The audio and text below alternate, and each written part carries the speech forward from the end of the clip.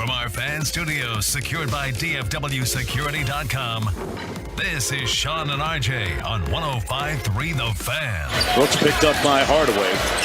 Sidestep three, found his rhythm, and knocks it home, and a kiss to the crowd here at American Airlines Center. Good morning, Metroplex. This is a Tolo Tuesday edition of Sean and RJ here on 105.3 The Fan. Thanks for turning it on, leaving it on. We have a Dave Matthews ticket giveaway during the Expressway. That starts at 7:20. David Hellman of FS1 fame will be in studio from 8 to 9 a.m. Bobby Belt, hopefully, in 30 minutes at 6 o'clock. But the Dallas Mavericks get swept in the mini-series back-to-back against the Memphis Grizzlies. They are under 500 for the first time since December, missing all three, Choppy. Luka, Kyrie, and now Christian Wood with the foot soreness. We're going to put him in the big three. Is that what we're doing now? We're putting Christian Wood in the big three? You got to get more than 18 minutes a night to be put in that big three. Yeah. Well, what that did was that made this game just completely unwatchable. I thought it was going to be unwatchable except for Jaden Hardy in the first quarter. And that's it. And he was awful after that. Yeah. I mean, my gosh, we're putting him in was it Springfield? Is that where the Hall of Fame is? Springfield, Massachusetts?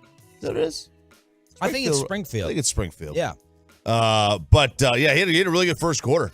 That second half, though, from the entire team was, something that thankfully you didn't have to watch. It was awful. It was atrocious. A 12-0 run for the Grizzlies to start the third quarter. They outscored the Mavs by 15 in the quarter, and that was ball game. So we have a ton to get to in this. There's a bunch of different storylines and stems from this tree. Number one, look, I know what Bassick is going to say. I know what Bassick was tweeting. It's a thought in the back of my mind. I still have a very hard time. It's just kind of a basic rule of mine not to question someone with an injury. So the early whispers and wonders from some are Kyrie, Christian Wood. Either this team needs who's a foot doctor? Is that Rex Ryan? Yeah. We either need a foot massage person on this team, or some people are saying that's the new code to sit out when you don't want to play. I'm not going there, but that is something that some people are asking. Is this part of the Kyrie experience? Go ahead and just not play when you don't feel like playing, or is it a legitimate foot injury? I still have to side with legit injury. I mean, it's hard to say. I mean, I have no idea. Kyrie's history shows that it's probably not an injury. That he just doesn't want to play. Because these are must-have games now. You're in danger zone. You're in the absolute danger zone with a free fall that's taking place. Remember, this is not a normal second half of a season. We don't divide this right down the middle in the NBA. No, it's just let's see, it's 34 and 35. So 69 games. Ooh, it's a Ariana Grande song. 13 left? Yes. So there's 13 games left. You're getting down to it. Now, maybe they're looking at it like, look, we're in a position where it's not going to matter because history in the NBA shows if you're not in the top 4, you're not going to win anyway. Well, I don't think that's the case. Well, I mean, I wouldn't think it's the case either. I don't think they're saying let's trade for Kyrie and bail. No, I wouldn't think so either. But unless they think they're going to bring him back. But even still, the way the West is this year, everybody's jumbled up. A little, 3-4 game win streak all of a sudden puts you in a different spot. Yep. And the opposite can be said if you lose. So it is tough. I don't think that they're saying that, but man, I mean, like, this is Kyrie's kind of MO. Yeah. This is what he's done. Makes you wonder, at least. Makes you question it and makes you wonder. The second thing is Jaden Hardy, which we'll get to in a little bit. Why did this take so long to even give him minutes, put him on the floor? But the biggest thing comes from Jason Kidd afterwards. We already have the infamous quote about, I'm just like you guys, I'm watching. Like, could not come across worse, especially when you're reading it. Here's Jason, and then his defensive quote. This guy's awful on the microphone. They need a PR person in there more than they need a foot doctor. Here's Jason Kidd after the loss. Just understand our health. This is what we have. This is the cards we're dealt, just like anybody in this league. We got to play with the cards that we had tonight, and we played a good half of basketball with a young backcourt that's learning how to play the NBA game. And then just to put that in perspective against a very good defensive team. And so just understand, we're getting better. It's just a matter, can we be healthy in time to make a stretch run? And if we're not, that's just the season. No one's dying. I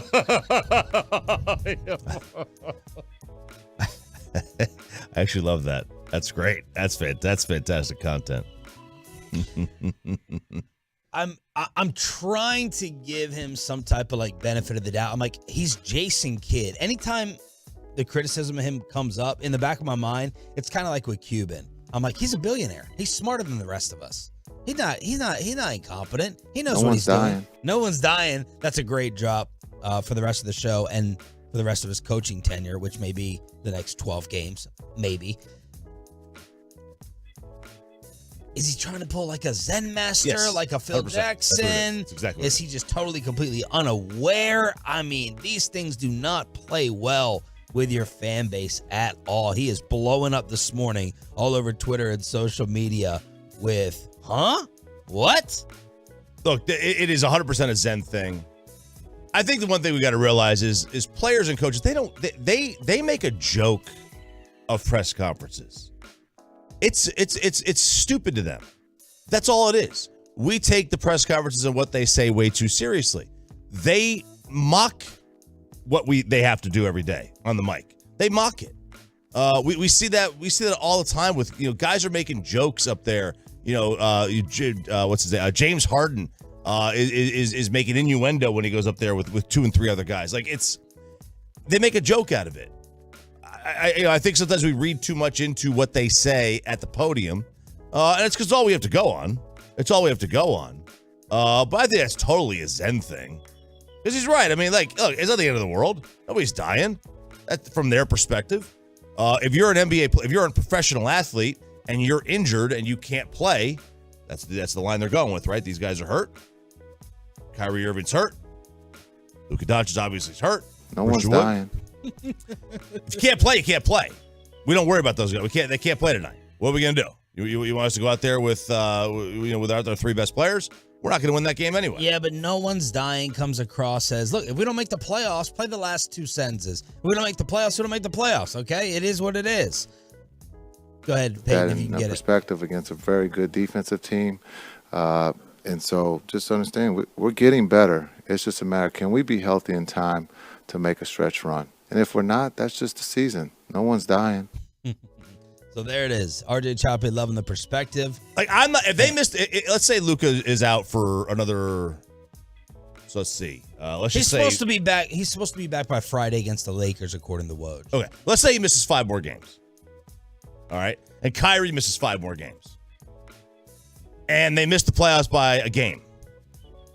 I mean, we could point to the stretch. This is the stretch. This is the stretch that cost the postseason. Yeah. This is the stretch. But there's 2 different things. You're focusing on blame with the guys hurt. He's just talking about, look, I mean, it's not the biggest deal in the world. It's sports.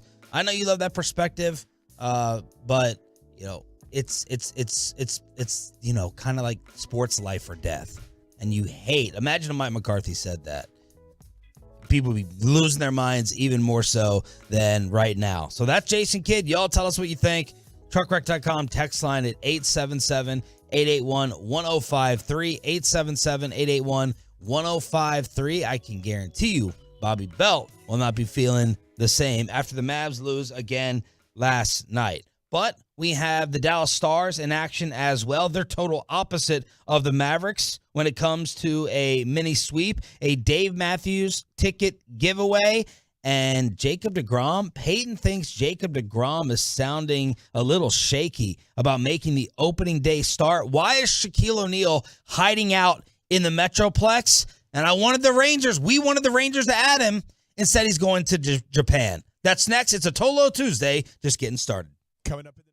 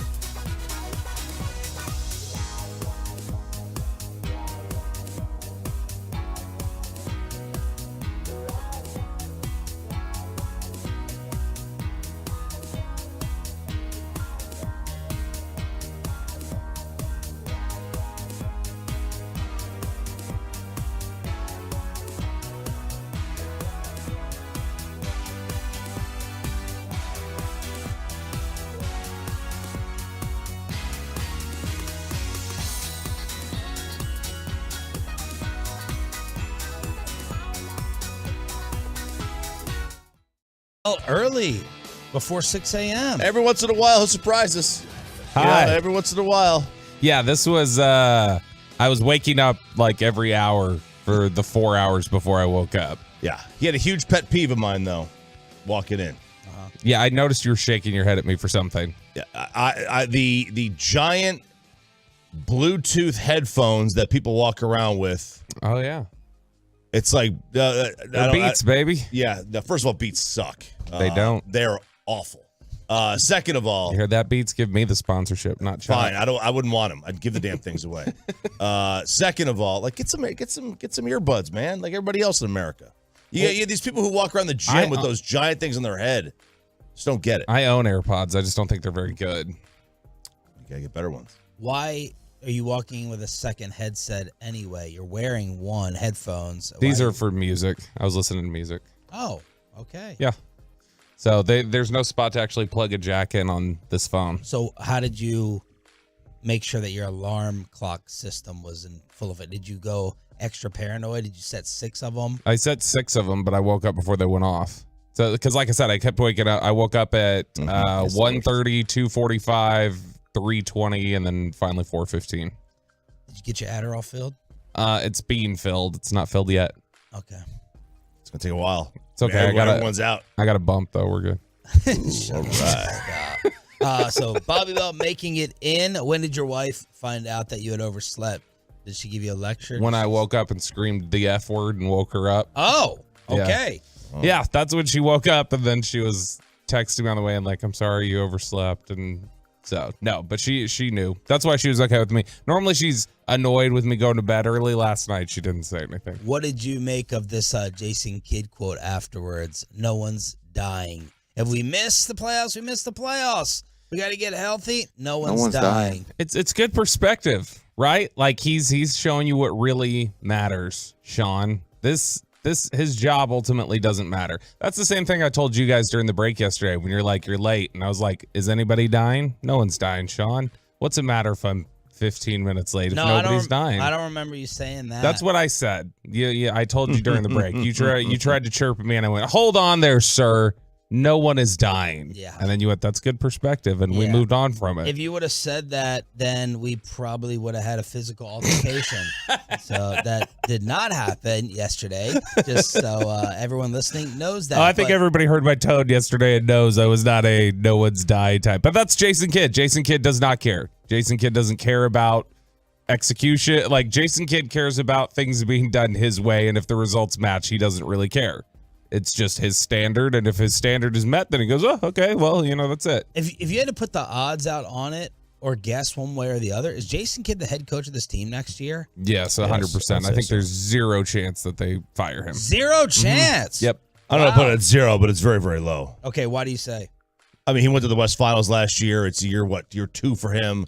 They're just not going to move on that quick. I just don't believe they will. It would have to be a case where Luka says he wants him out, and Kyrie says, if you remove him, I'll come back.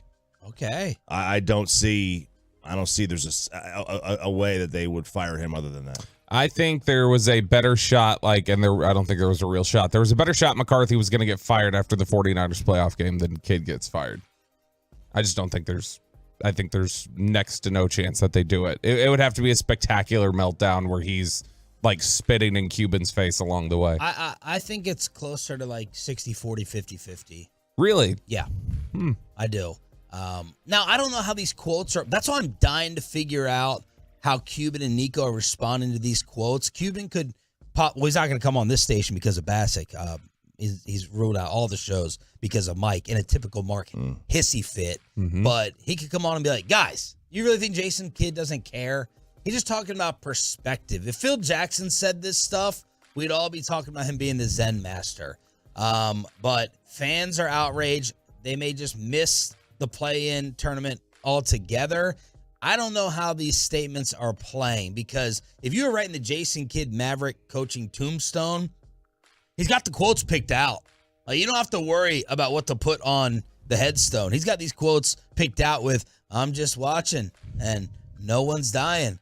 And no one's dying. I don't care about our defense. It's an offensive league. You think fans want to see defense? Just these weird, bizarre statements and words coming out of his mouth, even though he could be meaning something else. I think a large part of it is there is a perspective that he has. He's trying to keep everybody in the locker room kind of even keel. Like, hey, look, if it happens, it happens. So there are certain things that are out of our control, like injuries. But the other thing is, and I fully believe this. I think a lot of these coaches and players just make a joke out of press conferences, and they don't care. They don't care what's said. They don't care about the optics about it, because to them, it's a waste of time. It's a waste of their time. I think Mike McCarthy genuinely thinks that having to talk every day is a waste of his time. Oh, yeah. I agree, but he wouldn't say some of the things that Jason has. Fair. He's sharper than that, or he cares, Again, perspective may be the word of the day, but Mike McCarthy knows what these types of statements would do and the way that they would come across. I hope so, but I mean, he also said, I want to run the damn ball and win a championship that way, and Kellen just wants to run up the score. Fans would rather hear that than feel the suggestion of, yeah, like, what's the matter? I'm watching just like you are. Nobody's dying. Yeah, like he is a... Your coaching career may be dying. You guys say it's 0. I think it's a lot higher than that. He wasn't this bad as a player, as a quote. I don't remember. Yeah, I'm interested. I'm like, I want to go back and listen to some of his interviews. I don't remember anything particularly jumping out, but I'm like questioning this man's like intelligence a little bit. I'm like, but again, you think of him as basketball wizard, basketball genius. Like, he knows exactly what he's doing. It's all calculated. But then we do have to remember he had 2 previous coaching stops where it did not work out. So that's Jay Kidd after the Mavs lose again, under 500 for the first time since December. Want to hear from you on the truckwreck.com text line with your analysis of what Jay Kidd said. 877-881-1053. Mavs lose their back-to-back mini-series. Stars don't. Heiskanen awaits at the point. One-timer scores! Jason Robertson hits it right on the screws. The 3rd power play goal tonight for Dallas. They're up 5-2. That was the call on Kraken TV. Man, that's still so badass. The Kraken. The name? Kraken TV, Kraken Radio. The Stars swept the 2 games in 3 days against Seattle. They moved 3 points in front of Minnesota with 15 games left in the regular season, and they win this one 5-2. Still the 2, 1 point behind Vegas. This is a good win, though. Seattle's a playoff team right now. Same amount of wins. Yeah, same amount of wins. Stars got more points. The West in the NHL is a lot like the West in the NBA. It is very, very jumbled. Every playoff team is separated by 9 points or less, which is, it's so close. At this juncture of the season, that is so close together. And just like that, they've turned it around. You not only have the back-to-back wins over Seattle, where you scored 9 goals in 2 games. They won at Buffalo. So they've scored 19 goals in their last 3 games. After the 10 spot against the Sabres, they've won 6 of their last 7. Yeah, they won 7 of 10 overall. And their goal differential's back to 3 in the league in the entire NHL. And that's, as we've talked about, one of the better predictors of postseason success is point differential or goal differential or run differential in baseball. And the Stars have that. All right, I'm going to test the young radio ear of Peyton Russell. Uh-oh. I have not heard this audio. I've Gather not heard the foreigners. this. I have not gathered the foreigners. This is Peyton. Gather the foreigners. This is Peyton coming in and saying, I think Jacob deGrom sounds a little uncertain that he's making that start opening day. Let's see if Pepe heard right. Yeah, I think so. There might be some restrictions on the first start of the season, but, considering what I had and getting rid of that and then how I feel now, I like where we're at. Does it matter if you start on opening day? That's up to them. I'm here to help us win in whatever way that we can. So if it falls where I'm on opening day, then, that's a huge honor. Like I've said before, I've had a couple opening days before, and it's a huge honor. So if it happens where they think that's the day they want me to throw, then I would be honored to do that. It's not confident. Terrible, Peyton. He could have just said terrible. Well, the second part, I think, was a generic response, like, oh, whatever the organization wants. But the restrictions part made me raise an eyebrow. That sounds like he's on a pitch limit. Count. Yeah, it's a pitch count. So That's it'll be he'll like pitch 4 innings and then we'll see a reliever come in or something. Yeah. Even if he's like coasting, it'd be all right. You're out now. Which a lot of guys are going to have a pitch count on the opener anyway. Now it may not be 50 pitches. Wait, 4 innings? No, it would probably be like 85, 90 pitches. It wouldn't be 50. I mean, if Chris Woodward were here, 4 innings is just what every starter would go, because that was his thought was, you can't go through. You can't go beyond that. Yeah. Yeah, that's a bad year. It's a bad year, Peyton. It's a bad year. Terrible year. I'm not very debatable. It's a good try. I'm not killing you too much. How many guys? So is DeGrom physically, with the offseason recovery and the injury and everything, would you expect a limitation in this first start? Like, versus 100% ready to go? I wouldn't have thought so. I mean, clearly based off what he said, it sounds like there's limitation, but I wouldn't have initially thought, oh my gosh, he'll be limited. The whole thing we've heard this whole time is, no, DeGrom will be ready to go for opening day. He's on track. Everything's good. Even with the left side thing, he's good. He'll be fine. He was set back a little, but he'll be fine. Now it sounds like, oh no, he may pitch, 4 or 5 innings opening day. I mean, I'd expect a limit on everybody. I mean, Max Scherzer's not throwing 120 pitches not 120. I mean, don't be ridiculous. I'm just talking. Yeah, you're gonna. Jacob DeGrom shouldn't be limited to 4 innings in the opener. I want everybody to be Sandy Alcantara. Right, but nobody's gonna be limited. Like, nobody's saying like that. Nobody's saying 4 innings. I mean, it may be 55 pitches. They probably would go on a pitch limit than an innings limit. Who knows? Who knows how they would do it? But they don't every pitcher across the sport is going to have a little bit more, kid gloves, the opening day. Like, unless you're like me, even if you're in like a no-hitter situation, they may be like, okay, we got a hard out here. You haven't, let yourself go and gassed up and gone for the long haul yet. So we're going to keep it at that. Crickets from the Cowboys on opening day of free agency. Someone said Aaron Rodgers to the Jets was done. Absolutely finished. The Cowboys do lose an offensive lineman, and Jimmy G has his new home. All the craziness that happened yesterday in the NFL with free agency unofficially open. We'll get to it next. Keep the volume turned up all day and night.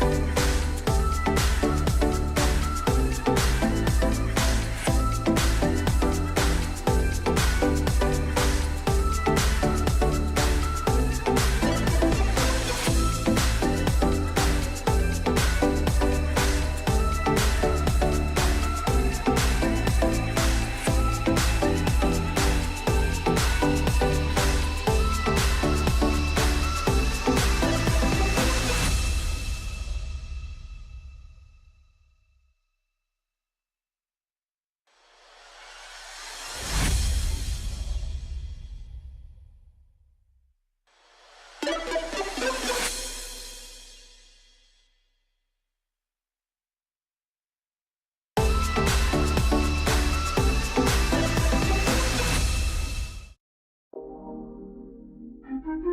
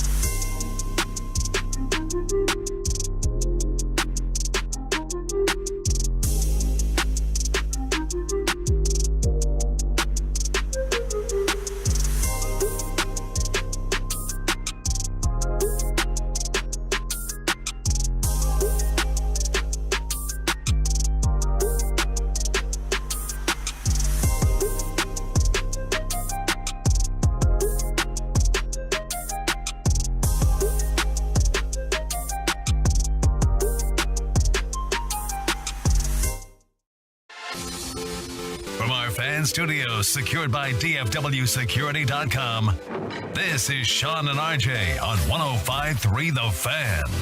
Good morning, Metroplex. Sean, RJ, and Bobby on DFW Sports Station, where yesterday free agency basically began. The unofficial start of free agency, the legal tampering period where deals are being announced left and right. I absolutely love it. Let's start off in the NFC East, where, well, we have a re-signing possibly and a departure.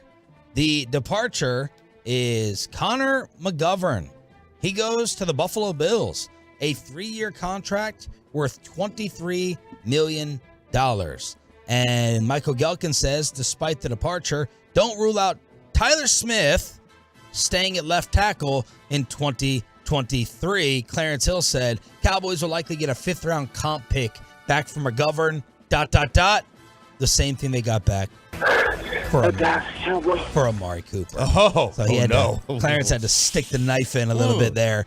Connor McGovern, Amari Cooper, same comp There's pick. no way to know that, Clarence. I love you, Clarence, but there's no way for us to know because every time we try to predict these comp picks, they're always off. Yeah, but don't and you they're always judge wrong. it off of what the next contract they supposed get? It's supposed to be. Yeah.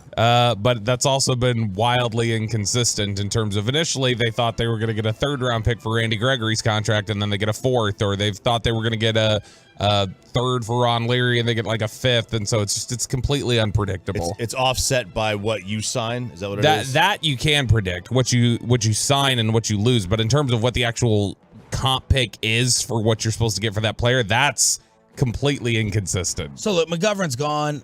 Good for him. Seriously, I don't really care about that part of it. Yeah. What I care about is the Tyler Smith part of it.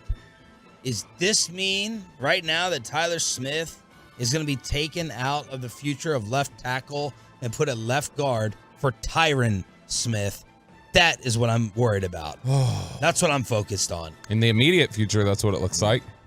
For now, now look, is he the left tackle in 2024? Probably, but I mean, I don't know. This is the end of the season. Most people, or not the end of the season, about January, the last time I checked in with people, most people felt like Tyron was done. That Tyron was in all likelihood going to get released, and at that point, he would probably just retire.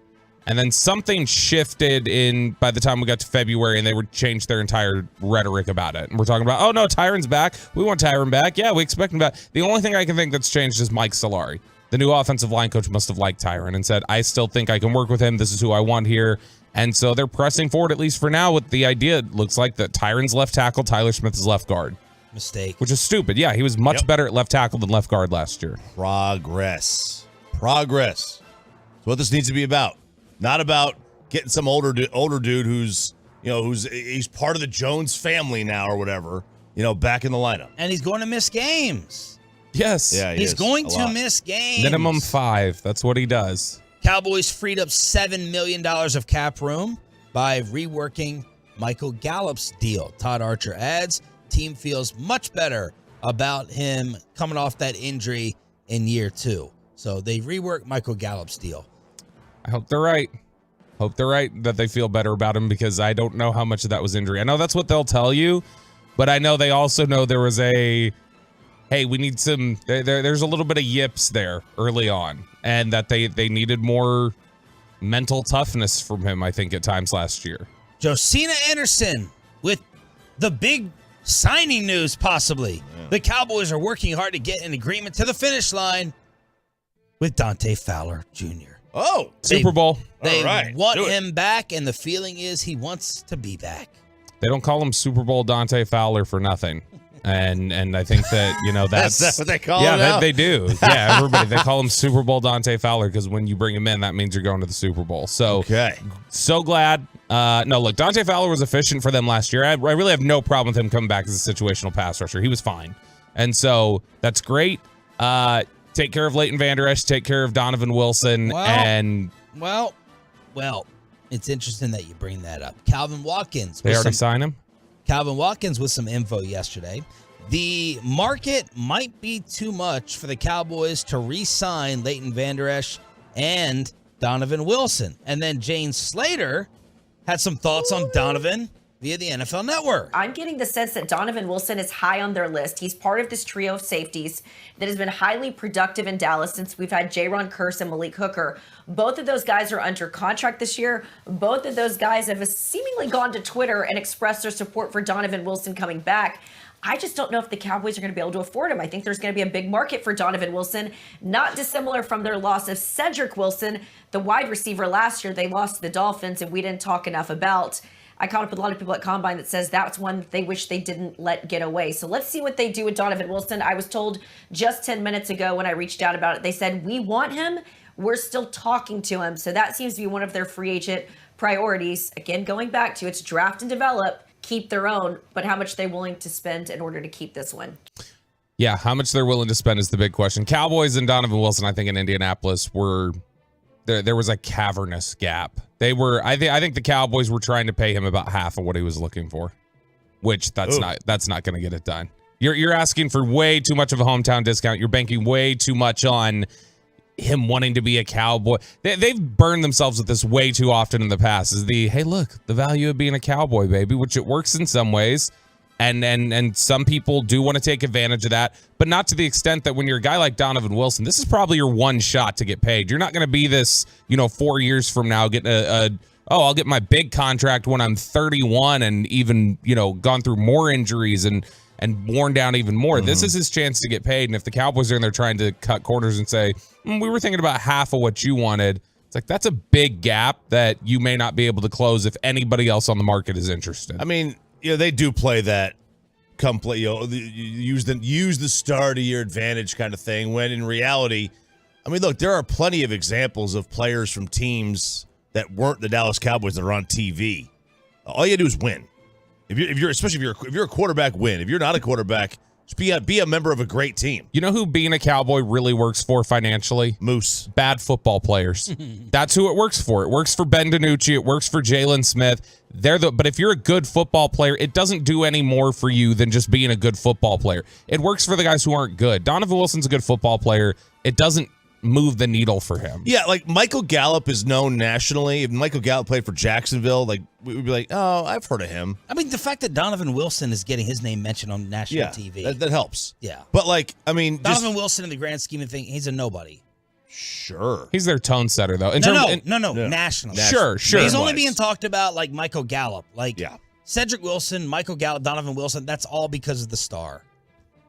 Nationally, that's fair in terms of people knowing who you are nationally, and so that if you need your ego stroked, okay, like being a Cowboy matters in that sense. But to your financial bottom line, yeah, it mattered to DiNucci getting his hats out there because everybody wore them. It mattered to Jalen Smith with his glasses and everything else. It doesn't matter to Donovan Wilson. That doesn't change his financial situation. Calvin also said the Cowboys have talked to Bobby Wagner, but continue to await the free agent market before doing anything strong with him.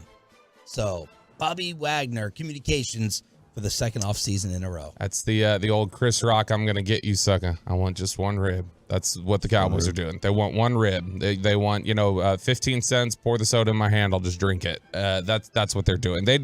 Bobby Wagner, I'm sure, wants to be a Cowboy. I'm sure the Cowboys would like for Bobby Wagner to be a Cowboy. Then they go in there and they find out, ooh, this is the annual moment of the Cowboys coming to realization of, oh, the market is so much more expensive than we it's like going out and shopping for something and going, oh my gosh, cars cost this much now. Right. Like they don't get it. And so this is their annual revelation of this is how much players cost. Right. Wow, I can't believe it. What year are they using in terms of their thought process on the salaries?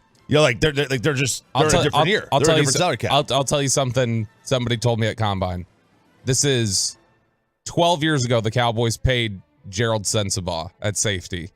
The Cowboys are trying to pay Donovan Wilson the same money they paid Gerald Sensabaugh 12 years ago. I'm trying to think of something in life that we all spend on purchase every day where, 5 years ago you'd be like, are you kidding me? Milk. Eggs. Stuff gas. like that. Yeah, that you would look at and go, oh my God. Well, not gas. Gas is always. It's always up and down. I'm never surprised by the cost of gas. Blame the president. Okay, so the Eagles' losses are starting to slowly compile. It's awesome. Javon Hargrave reached agreement with the San Francisco 49ers 4 for $84. That includes $40 million guaranteed at signing. Now, look, someone tweeted me this. I just remembered it right now because it was just in passing. It wasn't from a reporter. I remember someone telling me San Fran had $3 million of cap room and then went ahead and made this signing. I got to confirm that. If true, it tells you moves can be made versus what the Cowboys just continue to preach to us over and over and over to accept this flea market approach. 4 for $84, $40 million guaranteed. Javon, 18.5 sacks over the last 2 years. The Eagles have now lost 2 starting defensive players, TJ Edwards, Hargrave. Adam Schefter said this will not be their only losses, and they also gave Darius Slay permission to seek a trade. Yeah, they had, now, according to Over the Cap, the Niners have $6 million of cap space, and then there's $5.5 of effective cap space, whatever the hell that difference is on that. Right. So obviously they had some going in. Okay. This is a move you can make when you've got a free quarterback. When you're not paying the quarterback any money. You have money to spend. These are the kind of moves that you can do. Is giving a defensive tackle $20 million a year a wise decision? He's a stud. He is. He has a lot of money for an individual defensive tackle. But this is the kind of moves you can make when you have a quarterback you're not paying. Look, you look at the fact that, let's just go by PFF. Okay, TJ Edwards was the second graded player on their defense last year. He leaves for the Bears. Javon Hargrave, I think, was 3rd or 4th. He just left. Darius Slay was their top-ranked corner. He's trying to get traded out of there. The Eagles, regardless, if you're looking for silver linings, if you're a Cowboys fan, the Eagles got worse yesterday. It doesn't even matter that Jason Kelce said he's coming back.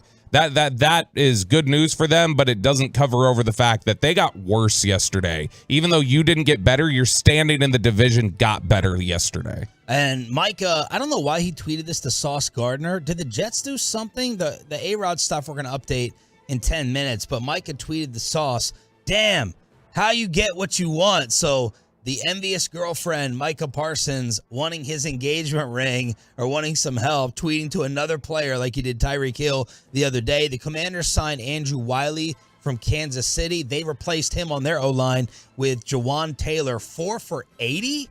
4 for $80 with the Chiefs. As Jason Kelce, as you said, announced he is returning for another year. Yeah, Mike McGlinchey signs with the Broncos. Jawan Taylor signs yesterday. And I think Jawan Taylor's going to play left tackle, but he's only played right his entire career. So Taylor and McGlinchey getting paid, that affects your market for Terrence Steele in all likelihood. That's driving up what right tackles are getting paid, and now you're going to have to probably pay some more money. So that's around the rest of the NFL. That's inside the star in the NFC East. Let's go around the rest of the NFL. A reporter gets destroyed. We almost had this guy on the show. I was like, Peyton, abort. Don't book him. Don't book him. He said Aaron Rodgers to the Jets was done. What are the Raiders doing? Replacing Derek Carr?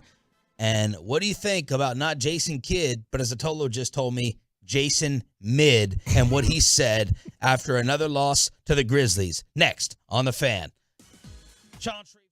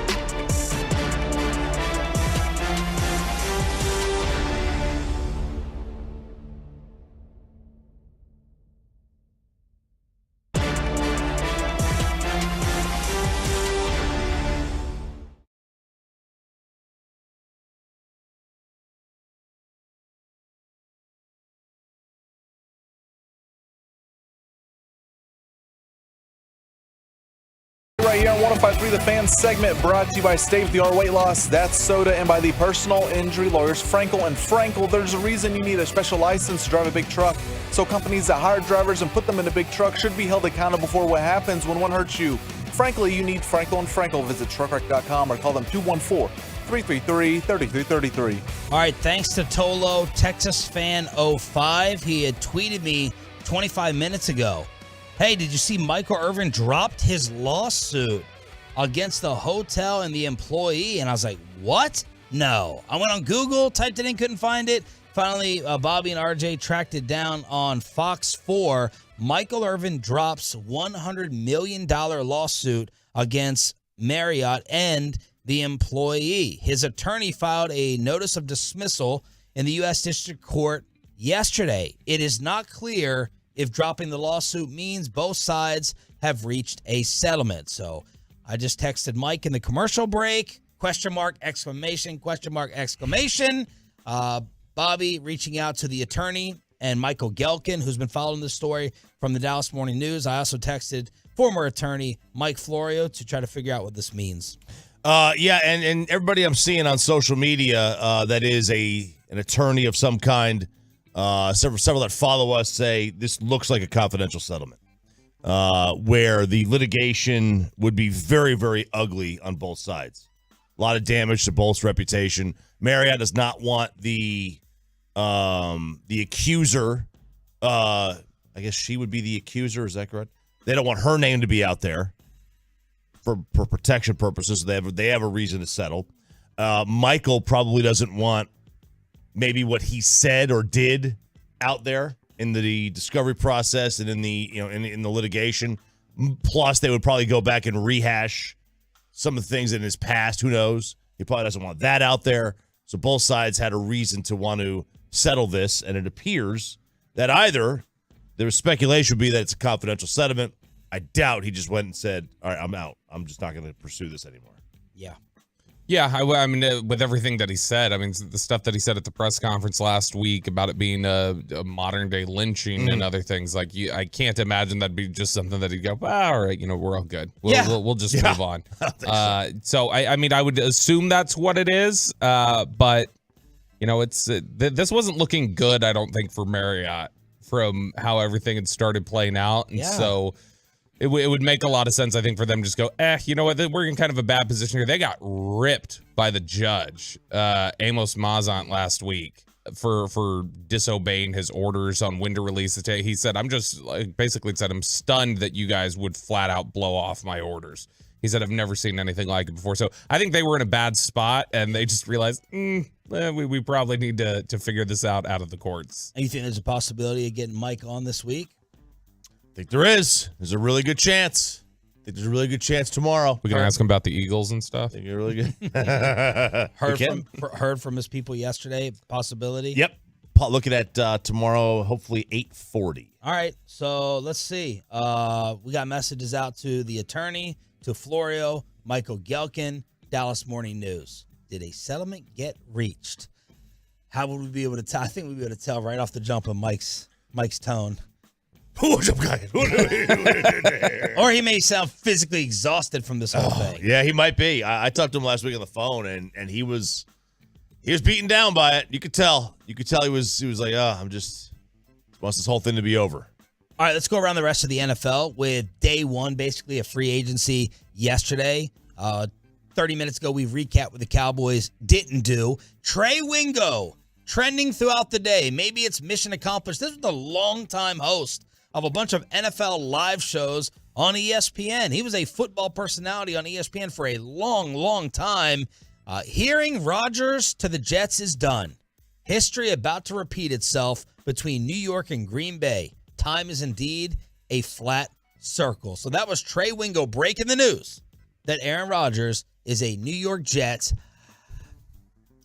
And then nothing was announced. No. I love that phrase, time is a flat circle. But came from True Detective. It is. I'm just so over this whole story. Welcome to 3 weeks ago. Welcome to last offseason. I mean, I muted all these words on my Twitter. What words? Rodgers, Aaron, Jets, Packers, Green Bay, trade, New York. Did you really? I muted them all. I want nothing to do with this. Part of me was wondering whether, because the Jets, need to know what they're doing. And the Packers. Yeah. Right? And Aaron, it's not fair and a decision is coming. Part of me, I was like, is he such an attention whore that he doesn't want this to happen on day one of free agency so he can own day two? These are the thoughts that go into my mind with this guy. Or like Choppy had suggested before, I think it was Choppy, that why would he want to retire? Because why would he want to go into the same class as Tom Brady for the Pro Football Hall of Fame? If he thinks like that, then I could absolutely see him thinking, right, I don't want to get lost in Javon Hargrave news. I don't right. I don't want Jimmy Garoppolo to steal my shine. Yes. Let's drag this out a little bit. I like the chatter. So I texted Peyton when this broke, get Trey Wingo. He's not on any national TV. Get him on. And then as the day he's on Caesar, Sean. And then as the day goes on, he's getting destroyed. And I was like, abort, cancel, delete the tweet, delete the request. We can't have on right now the laughing stock of the NFL reporting world in Trey Wingo. Jimmy G to Las Vegas. 3 for 67, 34 guaranteed. Now, on the surface, I'm saying you swapped out Derek Carr for Jimmy Garoppolo. That's stupid. You probably downgraded when you factor in health, right? Even though Carr's missed some games, what are you doing? And then, you put together the dots of the system. Garoppolo knows with Josh McDaniel. And then, RJ, last night you were talking about them still drafting a QB. They're sitting at 7, and I can be much more okay with this. Garoppolo while you draft a QB at 7 as well. Otherwise, you made a parallel move. Maybe at best. At best. I mean, it's a great move for Jimmy. Sure. He's going to a system that he understands. Look. With weapons. Yep. If Waller will be Darren healthy. Waller's still there. Yeah, he'll be healthy. Devontae Adams, obviously. A franchise Jacobs. I mean, you got weapons there. The system that he thrived in for 4 games 8 years ago or whatever, that he does know. But and then from a Raiders perspective, I don't think. I mean, you got to draft a quarterback. I would think. From their perspective, I don't necessarily love it. They have no. This does not give them a chance to win the division. That division's a murderous nightmare at the top. You're not better than LA. You're not better than Kansas City. Are you better than Denver? Oh, I mean, they were last year for sure, but yeah, is it any different with Sean Payton here and the moves they made yesterday to protect Russell Wilson? Depends on the genius. At Jimmy's peak, if let's say he has the best year of his life. What do you sneak into the playoffs? He was already one of the best quarterbacks according to DVOA. Chop. He's number 1. So I mean, how much better can you get than Jimmy G? Right. And the downside is what difference are you than the Colts? You're just the Colts in a much tougher division. What they've done the last couple of years. But go and draft a guy, can have Garoppolo play. What do we think about the money with this? A lot of people are starting to reevaluate the quarterback money for these types of level guys. The veteran quarterback who is finding a new team. They get $30 to $35 million a year, and you get a little bit of wiggle room to be able to work on your cap and sign guys. I mean, this is 22 a year. 25. 3 for 67.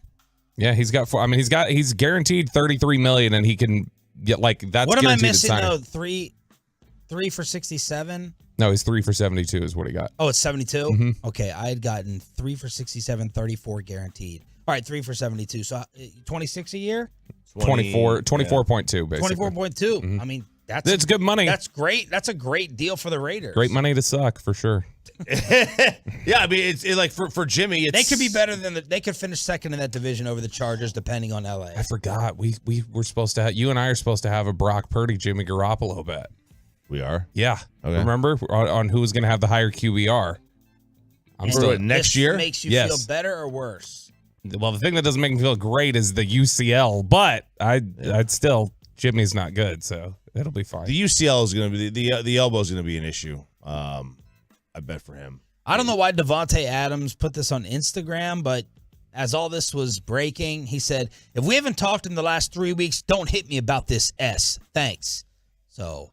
Is that about Aaron Rodgers? I don't know. Is it about Jimmy? Is it about Carr leaving? Devontae Adams is low-key a very, big drama, person. Because his whole, he's somebody who I think has a reputation as just, oh man, does his job like the anti-star or whatever else. But it's like, nah, you kind of draw attention, bro. All right, the Bears. Real quick, one more thing on this. The one downside of this, the one major one is, let's say they draft a guy. This puts them in the same Dak. It doesn't give them the full benefit of the rookie deal.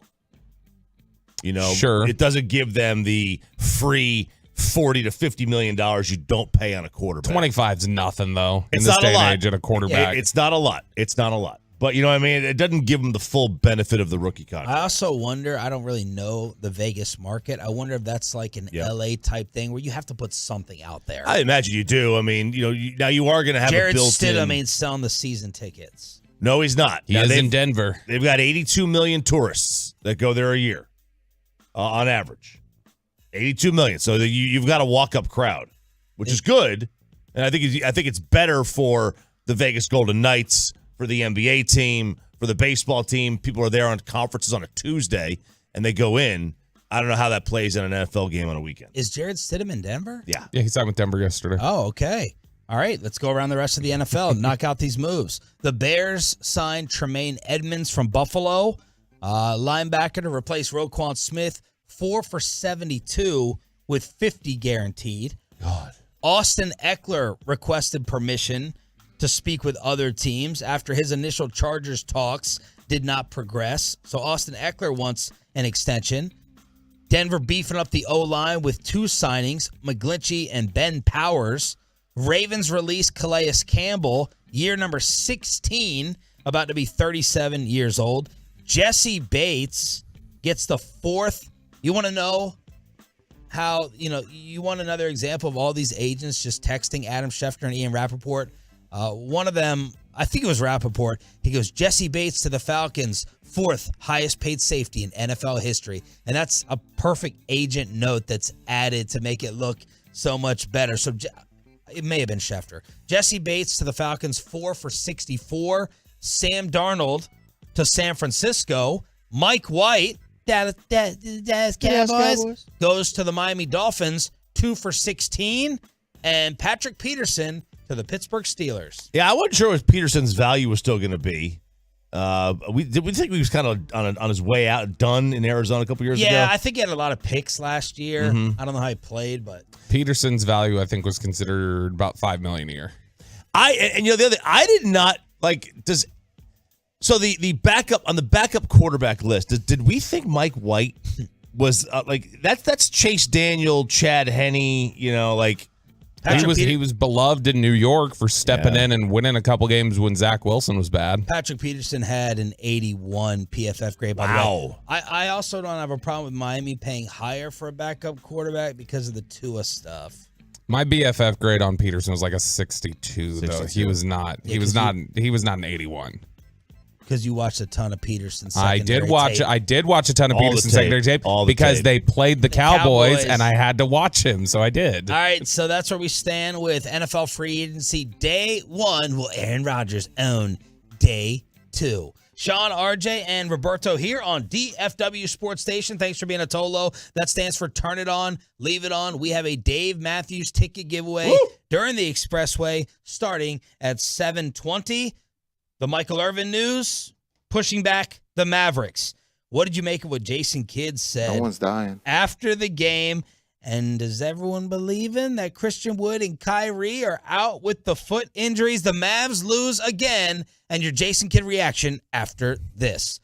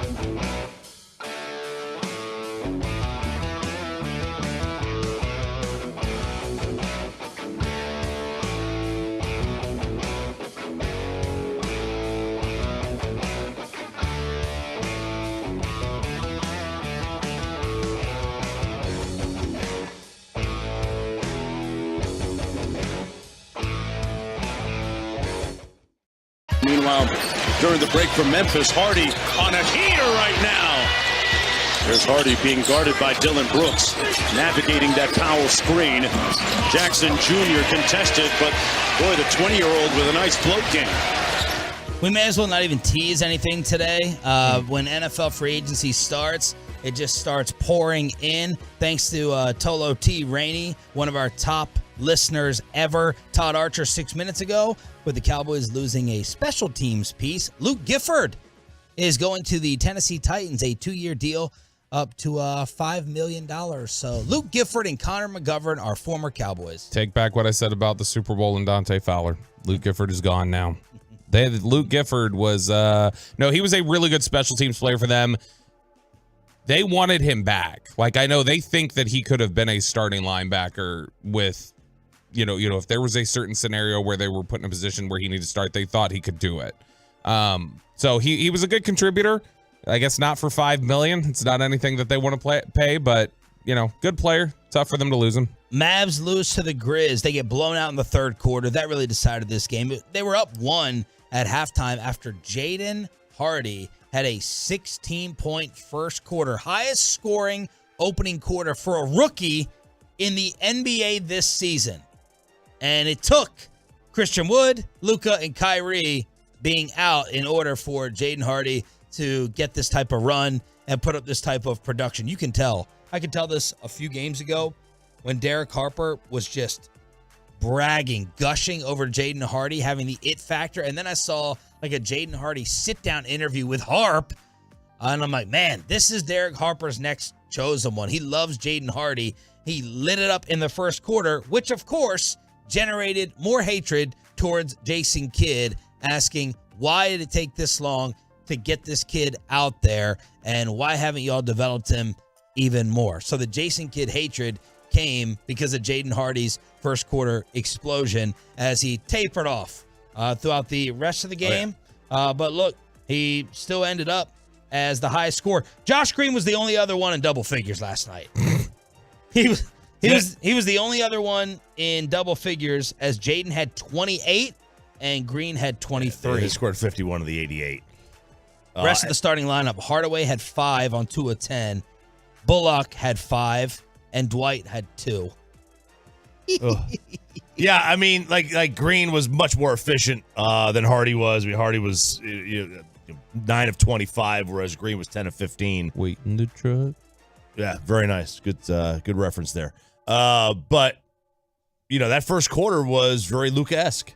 He in the second half as a whole, not just Hardy, everybody in the second half was an unwatchable mess. Everybody turned into Tim Hardaway Jr. Yes. It was Brick bad. City, man. Oh, gosh, it was bad. Awful. I mean, they had 50 points at halftime, and they finished with 88. It's just pathetic. Like you say, they're the only one in double figures. It's not just that. You look at the bench, then it's 4 points, a point for Maxey. You get 2 points for Bertans, 9 for Holiday, 9 for Wright. It's just awful. And Jason Kidd would answer back these Jaden Hardy questions by saying, did you see the second half? He would probably throw his own player under the bus by. When you see some of those shots, I think you see why we make the decisions we do. No one's dying. This is why we're in this position. We know these players. You a little suspicious over Kyrie and Christian Wood being out with foot injuries, or no? I mean, I recognize that Christian Wood is never going to get a shot, so I don't even think about whether he's available or not. I just go, he's not playing anyway, so what does it matter? That was the funny thing last night, where it's like, oh my gosh, he's out. It's like, well, where's Jason Kidd going to find 7 minutes for other guys? It's 17 to at disperse, least. whatever it is. But Kyrie, a little bit. But I mean, they said directly he was just leaving last time, so I don't know why they'd have to create. And they could call it load management or something else. And so I got to imagine probably something. Physically. Yeah, physically, okay. I would imagine he's probably got something going on. As they fall to 8th, under 500 for the first time since December. 34-35. And Woj, second time today we've had that reference. Woj reports that Ja Morant has entered counseling. No timetable for the return. He says that the Mavs hope to get Luka and Kyrie back by Friday against the Lakers. Jason Kidd is hoping that they practice today for the San Antonio Spurs tomorrow. So Ja, any counseling, no timetable. Hopefully Luka and Kyrie back this week. You know, you go. I don't think so. I've been through therapy. I don't know how your guys' therapy, but it doesn't. It's not a well. It doesn't like good thing though. Positive. I think so. Healthy. I think it can be. I don't think it generally ends quickly. Like, it's not something like you go to therapy once and like, hey, guys, I'm back. I'm cured. I'm ready Fixed, to go. Baby. Fixed, man. Well, maybe the therapy doesn't have to be over. It can be continued. While he plays. You can learn to cope. You can learn to cope, for sure. I don't know. I think this is there's been a large push from the Grizzlies to turn this into some sort of victimization, like he's just he needs our help and stuff. No, it's just he needs to stop being a punk. Like he needs to stop pointing guns at people. Homie, what the hell's the Grizzlies head coach? What's his name? Taylor Jenkins. Yeah, Taylor Jenkins. Where Taylor Jenkins said the other day, it's disrespectful to ask how soon he'll be back. It's disrespectful to Ja's healing process. Shut up, dude. Like, no, this isn't that. It's he needs to stop going to the strip club and throwing $50,000 on the floor and waving guns around. They're probably looking at this like a win, that he can be out for 5-10 games and return right in time for the playoffs. We'll have him right there for the postseason. As long as this ain't happening at the start of the playoffs, go ahead and take all the time that you need. As long as you're beating the Mavs by 16, what does it matter? Meanwhile, Jason Kidd with this post-game quote that has a lot of Tolos upset and confused. Just understand our health. This is what we have. This is the cards we're dealt, just like anybody in this league. We got to play with the cards that we had tonight, and we played a good half of basketball with a young backcourt that's learning how to play the NBA game. And then just to put that in perspective against a very good defensive team. And so just understand, we're getting better. It's just a matter, can we be healthy in time to make a stretch run? And if we're not, that's just the season. No one's dying. He sounds, all of his press conference sound like podcasts I did when I was 19. Just his whole delivery. Nobody's dying. So Maverick's looking for some revenge today. Nobody's dying. You brought it up. That's just a good producer, Peyton. Good job. Right. So nobody's dying. I'm watching the games just like you guys. Well, so I mean, why does that not get? And I mean, it is getting killed. I'm not saying that, but how is that any different than LeBron losing the finals and going like, your lives still suck? You know, did he say that? Yeah. You don't remember when he lost it? He's like, you guys still have to go back to your lives. At the end of the day, I still go on and live my life. that was Mavericks. That was when they lost to the Mavericks, and that got him or Romo crushed. Well, it's Romo. Romo goes, if this is the worst thing that ever happens to me, then I'll be fine. Yeah. And I think that was after the Philadelphia game where they lost 44-6. That's my teammate. That's my quarterback TO game. And well, that was the Giants game. 44-6 was a different game. Yeah. The Giants game was the TO game. Mm-hmm. Okay. Yeah, and then the Romo was if this is the worst that ever happens to me, I'll be fine. Like that was, that got him killed. I mean, it did. I love. It was great perspective. I mean, grand scheme of things, but this is get you killed. This is at least 3 really awful things he said on the podium this year that I can think of. Nobody's dying. I'm just sitting here watching the games like you do. And yeah, I think fans just don't really understand rotations and what that is. And they think that minutes everybody can just get minutes without any limitations. It's like, you're pretty condescending. You've kind of been an ass to the fan base for the last 4 months. Yeah, the other, that one, he's probably right. Fans don't understand rotations. Right. The other two, I mean, whether or not they're they are a little tone deaf, the other two. We're a long way from him blowing kisses at the free throw line. He's angry now. I think Luka got a kiss blown to him yesterday by the new Rodman of Did the he NBA. catch it? Dylan Brooks hit a 3 and You're Luka Doncic. Gave Luka Doncic a little look, and Luka was like, okay. And then Jason Mid, someone said, Jason Mid, we've been using that on Twitter for a while. This is the first time I saw it today. So props to Edu on Twitter for sending it to me. So that's the Mavs losing last night. We got Ja counseling. We have Jaden Hardy. We got Jason Kidd afterwards. So that's where we stand in the Western Conference with the Mavs sitting in the 8th spot. Meanwhile, Jimmy Butler, he's punishing his teammates. Yes. In Miami? Yes, he is. He is punishing his teammates. So, all right, we need to think of how the Mavs should copy this same thing after Choppy explains. Think about how Luka or Kyrie should punish the locker room. well, Luka does punish the locker room. yeah. Okay, because he True. puts on Slovenian trap music. Yeah. Whatever that means. But Jimmy Butler got smacked around by the Orlando Magic. Jimmy Butler had 38 points in 39 minutes against the Magic. The Heat lost 126-114. After the game, he was so upset, he took charge of the speaker in the Heat locker room and decided to blast America and Canada's, Sean, least favorite band. God. I'd have walked into Pat Riley's office and demanded a trade. If I was Tyler Hero, I'd be like, get me out of here.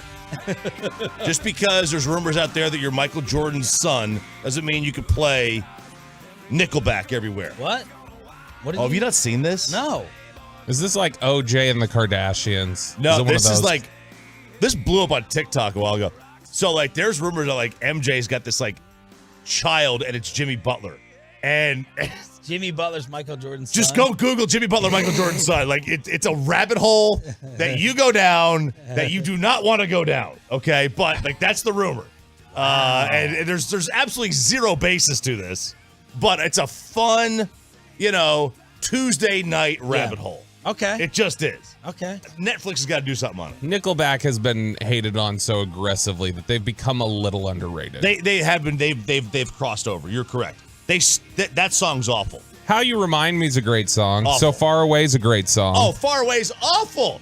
No. Are you being serious? I gave Peyton Far Away yesterday. This is a good song. What is this? So Far Away. Photograph? No, this is Far Away. Oh, this is Far Away. So Far Away. So this is Jimmy Butler punishing the locker room, but yeah, everyone you talk to behind the scenes with the Mavericks, they can't stand Luka's Slovenian music. Cannot stand it. They do Spotify wrapped like every December, like the songs you listen to for the year. You have trap music. Latino trap music was my number 3. Oh. Latino trap. Yeah, I'm a big fan. Have you tried Slovenian trap music? I've not tried it. I've tried Chinese trap music. Why did Michael Irvin drop his legal case against the Marriott? Why did the Cowboys do nothing yesterday to kick off free agency? When is Aaron Rodgers happening? And the Dallas Stars playing the opposite right now of your Mavericks. Headlines on a Tolo Tuesday, and then a Dave Matthews ticket giveaway next. Let's get you over to Platinum Chrysler Dodge Ram Jeep. It is, of course, a Stephen Gilchrist.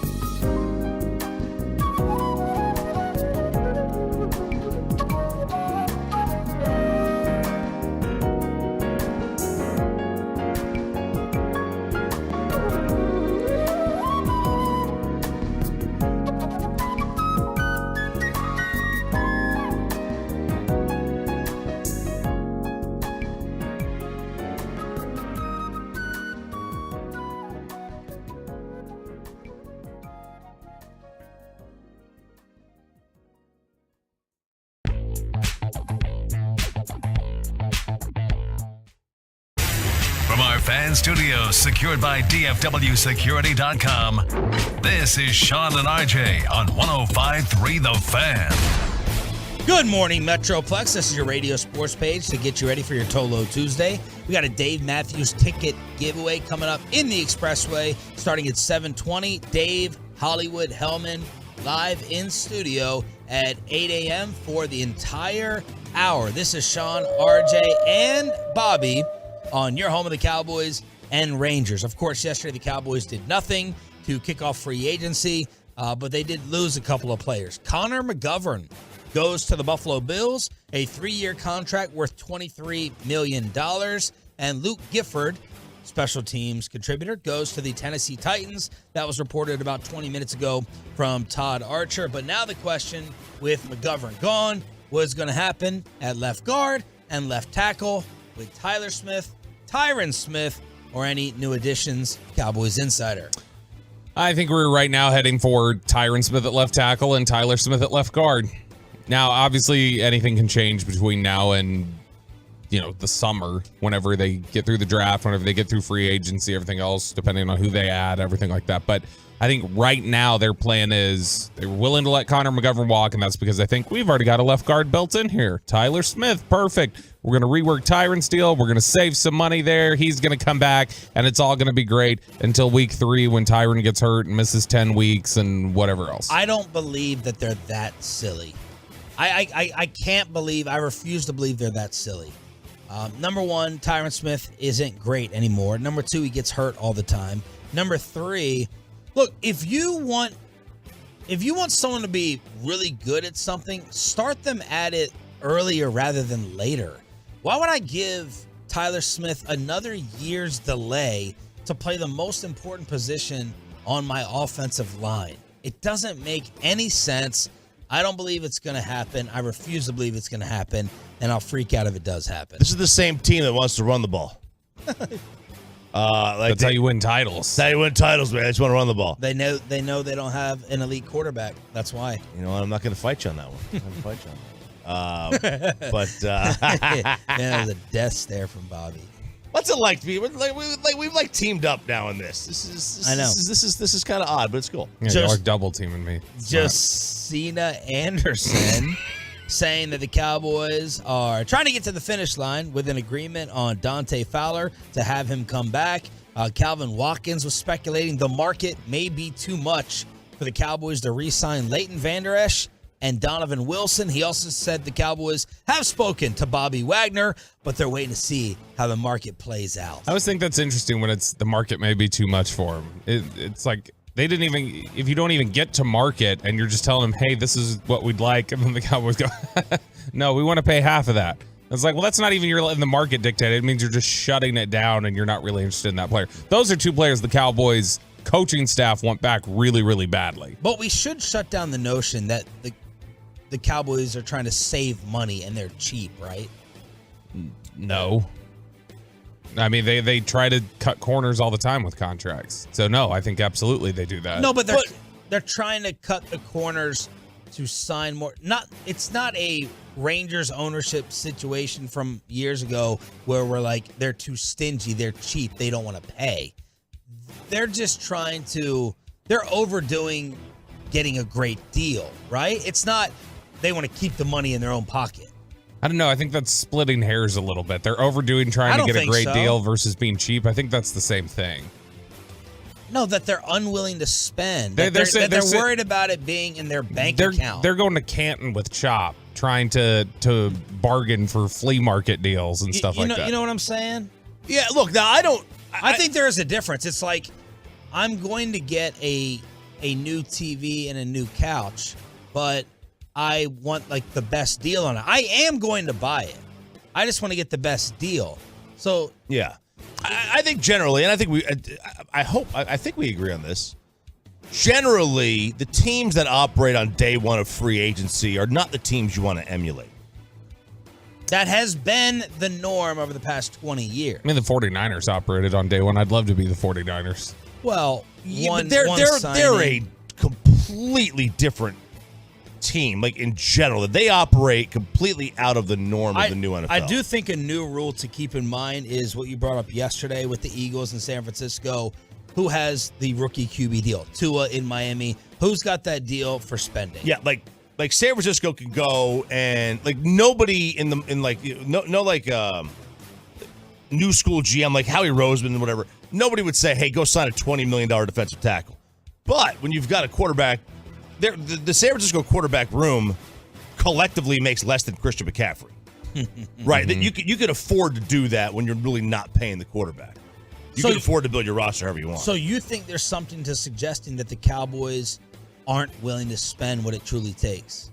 I think they so often try to drive a hard bargain that they end up costing themselves better players. Which is odd because I think a lot of people think the Cowboys have a really good roster. Yes. They've got a really good roster and they operate without the using free agency the way someone want them to. So they draft well, then they keep their good players and they keep stockpiling those good players on with draft picks. They've got a really good roster. Can we really say they're building their team incorrectly?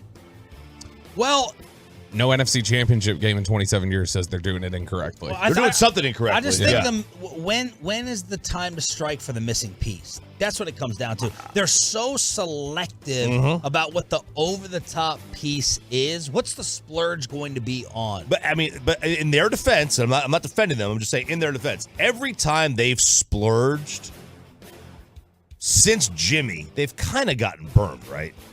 Yeah, they splurged on Joey Galloway. That shocked them for a decade. They splurged on Mo Claiborne. They splurged on Brandon Carr.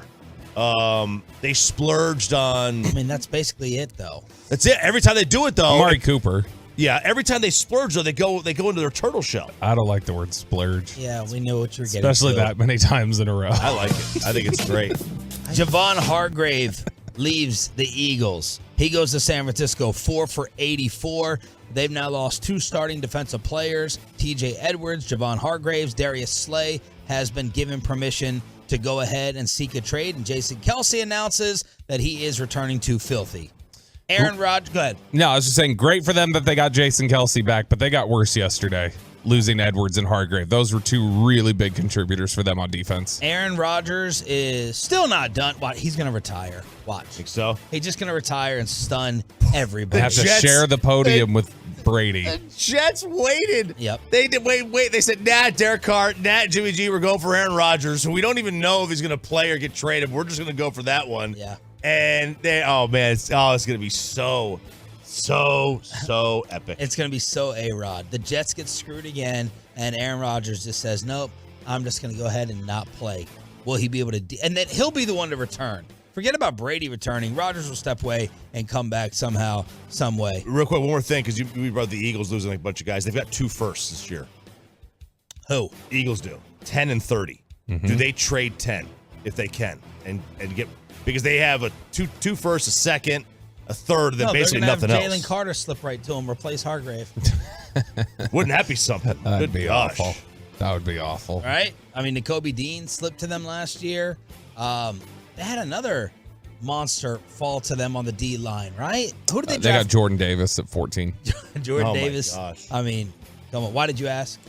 Well, like we were talking about, they lose a couple of big guys. I'm thinking to myself, if you're Philadelphia, if you have a chance to trade out of 10 and get, an extra second or something like that out of their third, that might be something they could do to rebuild that defense. How old is Hargrave? 30. And they weren't going to give a 30-year-old $20 million a year. Yeah. They also lost Marcus Epps yesterday, one of their safeties. So they did get picked over that first day. All right, so Aaron Rodgers is still lingering out there, and Jimmy Garoppolo goes to the Raiders as they still have the number 7 pick in the draft. Austin Eckler is seeking permission to talk to the rest of the league about trades. The playmaker, Michael Irvin, has dropped his suit against the Marriott and the employee. That was filed yesterday by his attorney, and that has a lot of other attorneys, including Mike Florio, on my cell phone thinking settlement. Yeah, settlement makes sense. Everything I'm seeing on social media kind of leads itself to a confidential settlement. which may mean that Michael, even when he comes on with us, won't tell us what it is. That's be part of the non-disclosure.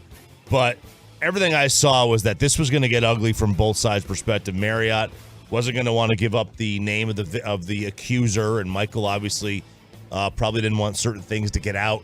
Maybe they were going to delve into his past. Who knows? It could have just brought up some bad memories. So this made the most sense. I think most parties agree that you could settle when you have so much to lose like Marriott does. Meanwhile, the Dallas Stars, being the opposite of the Dallas Mavericks, second straight game against the Kraken. Heiskanen awaits at the point. One-timer scores! Jason Robertson hits it right on the screws. The third power play goal tonight for Dallas. They're up 5-2. That was the score on Kraken TV.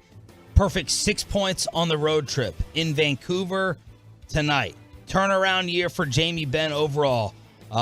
Paired with Wyatt Johnston. Spittle says, keep an eye out for the duo. They have been tremendous. Joe Pavelski is hot right now. 17 points away from 1,000 in his career. Ooh. And they've scored 19 goals over the last 3 games, putting it on Seattle again last night. Man, Seattle's a good team, and they're in the postseason right now, and the Stars are in the 2 spot behind Vegas with a 3-point cushion over Minnesota. It's it's a tight race in the West. I think we said earlier, everyone's separated by about 9 points in the Western Conference, with just a handful of games to go. I agree. Meanwhile, the Dallas Mavericks lose again to the Memphis Grizzlies. No Ja, no Luka, no Kyrie, and no Christian Wood. Jaden Hardy erupted in the first quarter. He and Josh Green, the only Mavericks in double figures, and they lose to drop to the 8th spot in the Western Conference. Without looking at the box score, how many free throws did the Mavericks take outside of Jaden Hardy last night? 11. 2. Oh, that's not close. 2? 2 as a team outside of Jaden Hardy? Jaden Hardy went 5 of 6. Maxi Kleber was 1 for 2. Nobody else took a free throw. Oh, my. Oh, my. WBC. John Smoltz is trending for all the wrong reasons. That's the next Tony Romo. But here's what happened on the field. That's always a fun baseball visual. So is this. Mike Trout hammers this ball into left center field. And Team USA with more thunder this time from Trout. It is 9-0. Blowout Central in the WBC last night. That call on Fox Sports 1. U.S. 12-1 over Canada. Puerto Rico 10-0 over Israel. Korea, mercy rule. They have a mercy rule in this. After 5 innings, Korea was up on China 22-2. What's the mercy rule? I obviously it's 22-2.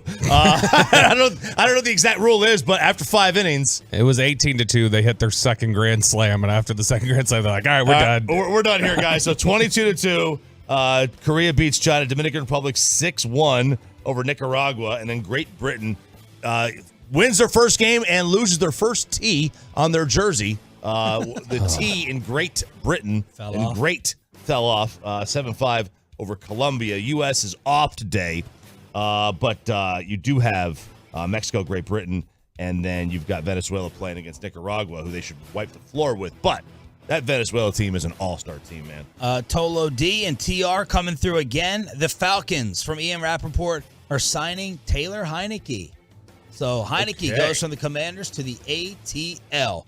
Headlines with NFL news possibly dropping at any moment here on your home of America's team. 105.3 The Fan, Sean Sharif, RJ Choppy, and Roberto Belt with Dave Hellman in studio this morning for an entire hour from FS1, 8 to 9 a.m. Let's see how uncomfortable we can make Dave. That is our goal for the day. But Ask Reddit is next, along with a Dave Matthews ticket giveaway. What do you miss about the COVID lockdowns? What did you swear in your childhood you would never do, but ended up doing anyways? What food has the worst texture? Ask Reddit during the Expressway with a Dave Matthews ticket giveaway. Next. Well, let's get you over to Boomer Jack.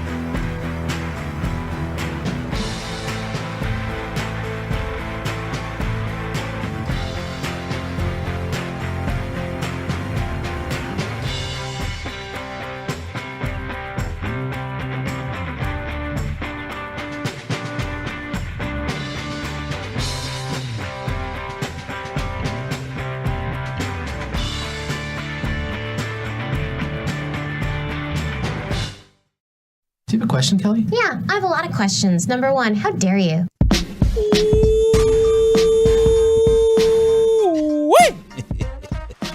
It is time for Ask Reddit. It's time for the Expressway, brought to you by Rockwall Ford.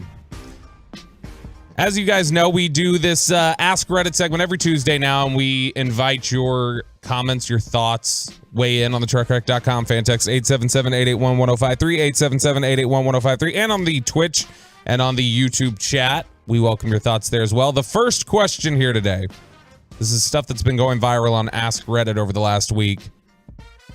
Sean Sharif, what do you miss about the COVID lockdowns? You know, I was thinking about a lot of things that were instantly at the top of my mind. I was like, just being able to dress the way you want. But you know what? I never changed when COVID ended. Just coming here in a sweatshirt and a hat and shorts or sweatpants anyway. So I didn't have to go back to anything normal there. But obviously, number one is just walking down the hallway of my house and doing the show. Yeah. That's although my boy was 1 or less than 1, and then I was right out into the living room for daycare from 10 to 10. How much later were you able to sleep during the COVID lockdowns doing it from home? 25 minutes? Did it make a difference at all? 20 minutes? I mean, maybe a tiny bit. But, I mean, my drive is so short here anyway, but probably number one. Look, I love being in my bunker. Me and RJ are basically opposite in every way. So he wants to go out and be productive. It's a nightmare for him.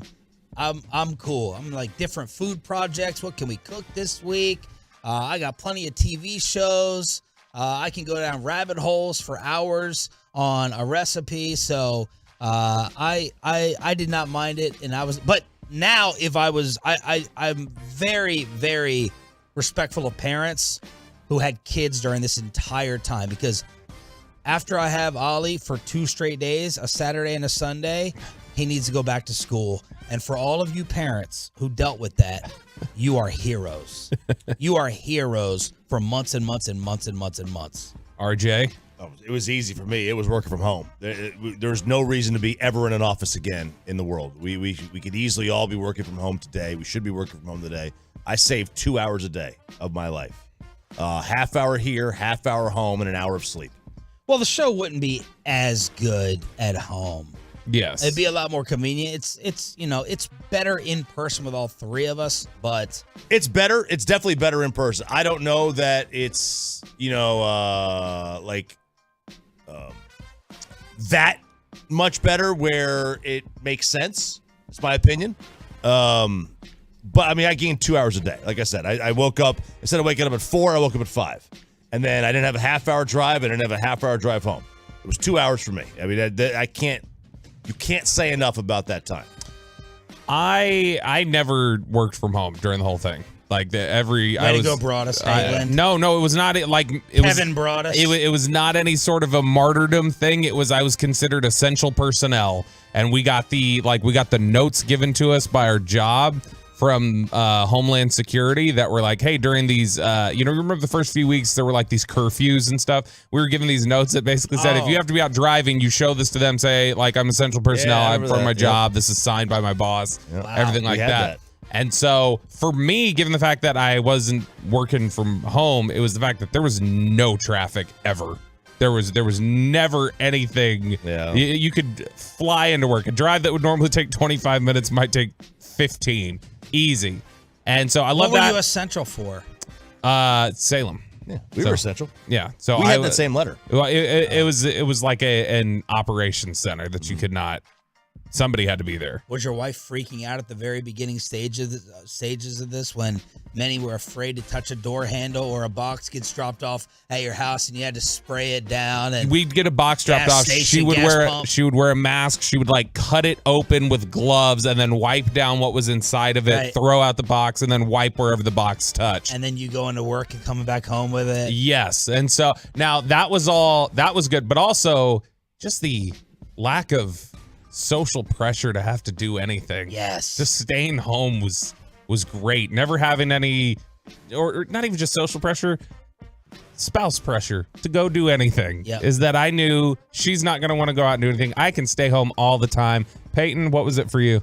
Saving money for sure. I remember the 2 weeks after they had the lockdowns, me and my friends had stuff planned the next couple weekends, and they gave us an excuse to just stay inside. We were like, hey, we don't know how crazy this is going to get. Let's just all agree to FaceTime or something, and saved a little money. No strip clubs. You saved a lot Sadly, of money. no. Everyone had years to do that. Everyone had their happy hour, their COVID happy hours on Zoom. I never did that. True Pac on the YouTube says, best part about COVID lockdowns, less work, more unemployment to sit at home. Yeah. And then the truckwreck.com fan text, 877-881-1053. They're lighting it up with no traffic, lack of traffic. That's what everybody loved about that. Next one There's here. traffic out here today on 70. Oh, my gosh. It's there's a lot. loosening up a little bit, but It's be just going careful. one way. This is the only city in America where traffic in the morning is going out of downtown. Right. Yeah. What did you swear in your childhood, RJ Choppy, you would never do, but you ended up doing anyways? Oh, that's a great question. You know, I tried to think of something like I don't know. Like I don't remember ever swearing off anything in my childhood. I don't know that I would ever. There's nothing I really think that I could come up with. I think maybe if I had to guess, it would be the fact that I basically wear gym clothes everywhere I go. Unless I'm going out like at night. Like during the day, I never thought I would live in a world where you could, like my dad would get up in the morning fully dressed. Like he would not leave his bedroom until he was showered and fully dressed. And every day he was basically in the same out. It was like golf clothes and dress shoes every day outside of going to the office. And I never thought like I would ever live in a world where dressing down, like going to the grocery store in gym clothes was a thing. Never thought I would live in that world. Sean? You know, I take this to like parents, right? Like, oh, you're so annoying. That's so lame. I'm never gonna do that. And I don't really have something that jumps out either. My dad's a worrywart. I'm probably in that category a little bit. My dad is cheap in terms of like saving things. Sometimes I'll do that to a degree. So I never really found it annoying when I was younger. I think it's going to more have to do with like fatherhood in terms of like, I didn't have bad parents. I had great parents, but my dad was kind of like at work till 9 p.m. You know what I mean? I might try to show up to a game here and there. You know, so I might try to do that, but I don't really have anything blatant that's coming to me. But I've been thinking about this for a while since you sent it last night. It's a great one. I was trying to think of a purchase, like something I'll never buy, something I'll never get. Right? We make fun of crock pot and socks for Christmas gifts. You know, getting them, giving them. I kind of have come around to.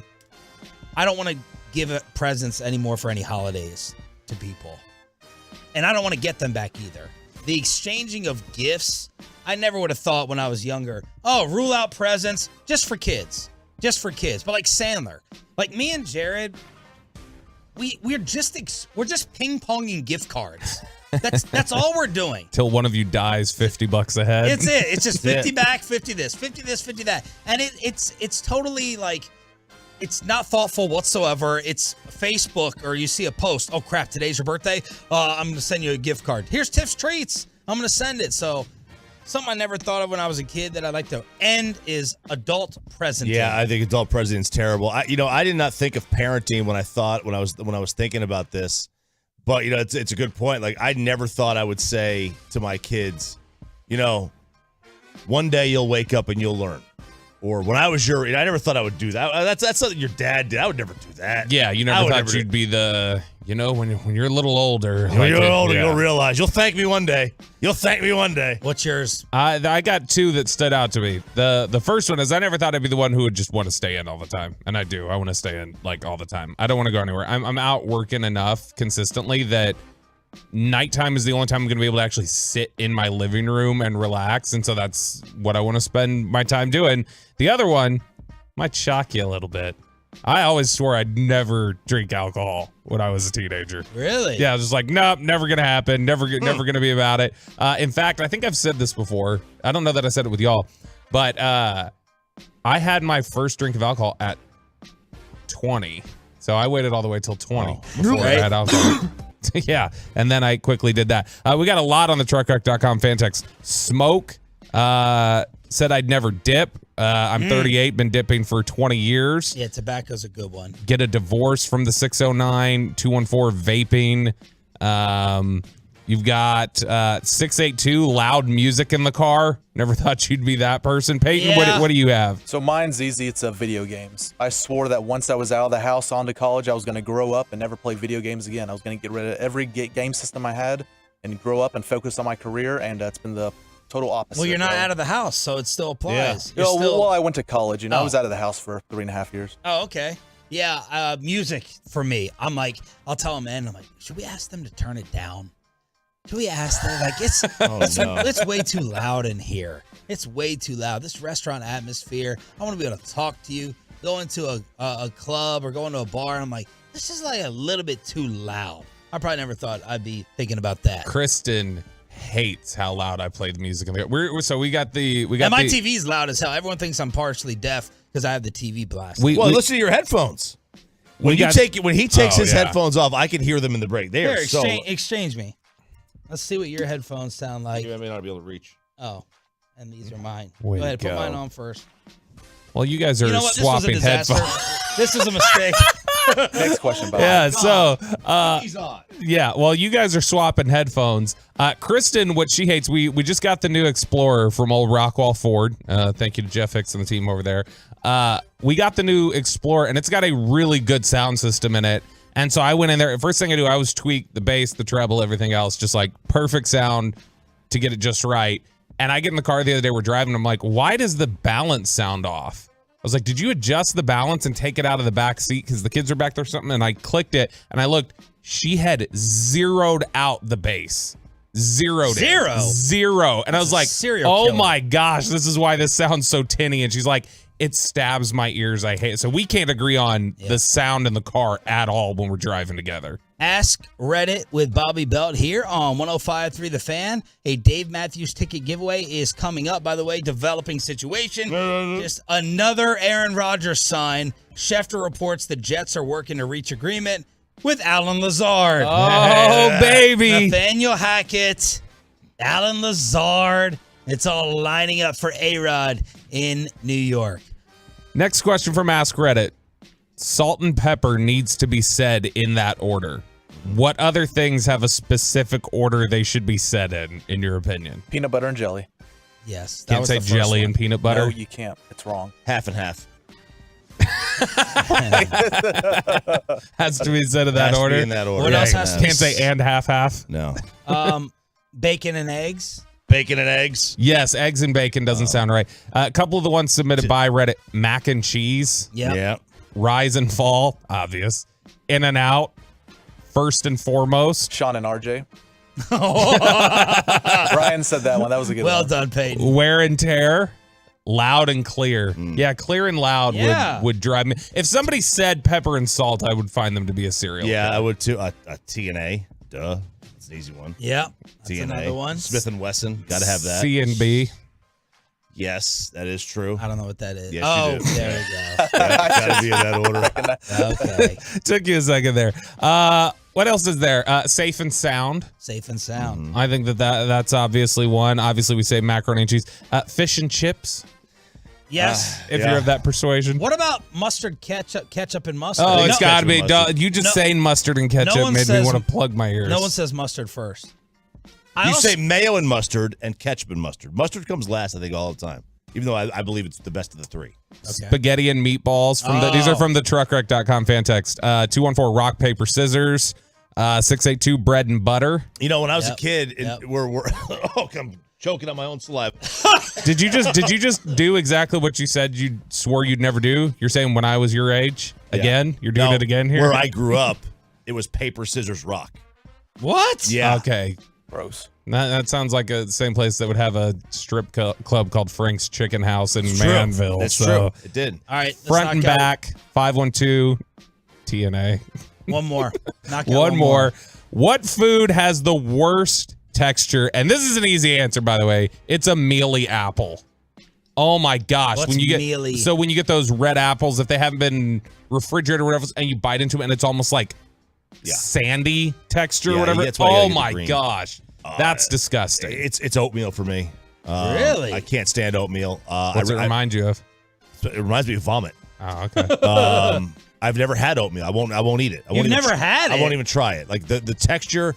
I am I don't eat with my eyes or I don't understand. Like when you watch these Instagram or Twitter, TikTok videos, and everybody bites into a sandwich. You listen to the crunch of the sandwich. I don't eat with my ears. I don't eat with my eyes. I eat with my taste buds, except for oatmeal. It's the only thing I will use my eye. It looks like something a baby threw up. I'll tell you. Oh, gosh, we're getting a lot of answers. I haven't even looked at the fan text. I know the number one answer is going to be okra.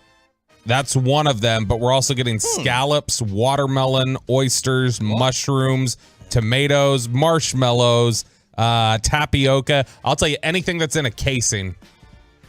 Anything. So sausage I hate it. Really? Yeah, because when you bite into it and it pops, I honestly think of the sound of squashing a bug. And it makes me, like it's almost in my head, I envision I'm biting into a roach or something. It's disgusting. Yeah. Peyton? Okra, seaweed, salad. Beans for me. Seaweed? Seaweed salad. What is people eat that? Yeah. Oh, have you not had the dried I just seaweed had it the that other you day. get? Sushi restaurant. Yeah. Seaweed salad's very good. It's not very like, good. Don't try not to picture like the seaweed you're picking up out of the ocean.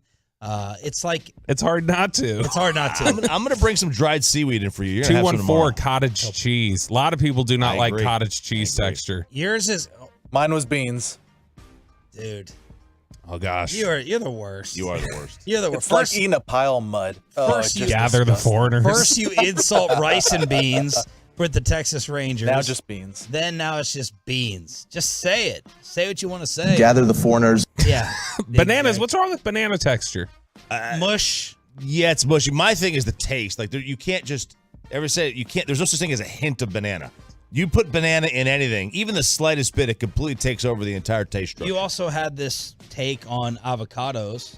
I hated avocado. I would never try guacamole, and then I had avocado on a sandwich. I didn't know it was on there. I was like, "Ooh, this is delectable. Delectable. This is delicious." Sure. And then so like Michael Irvin, same thing. He loved one of them, but he hated the other.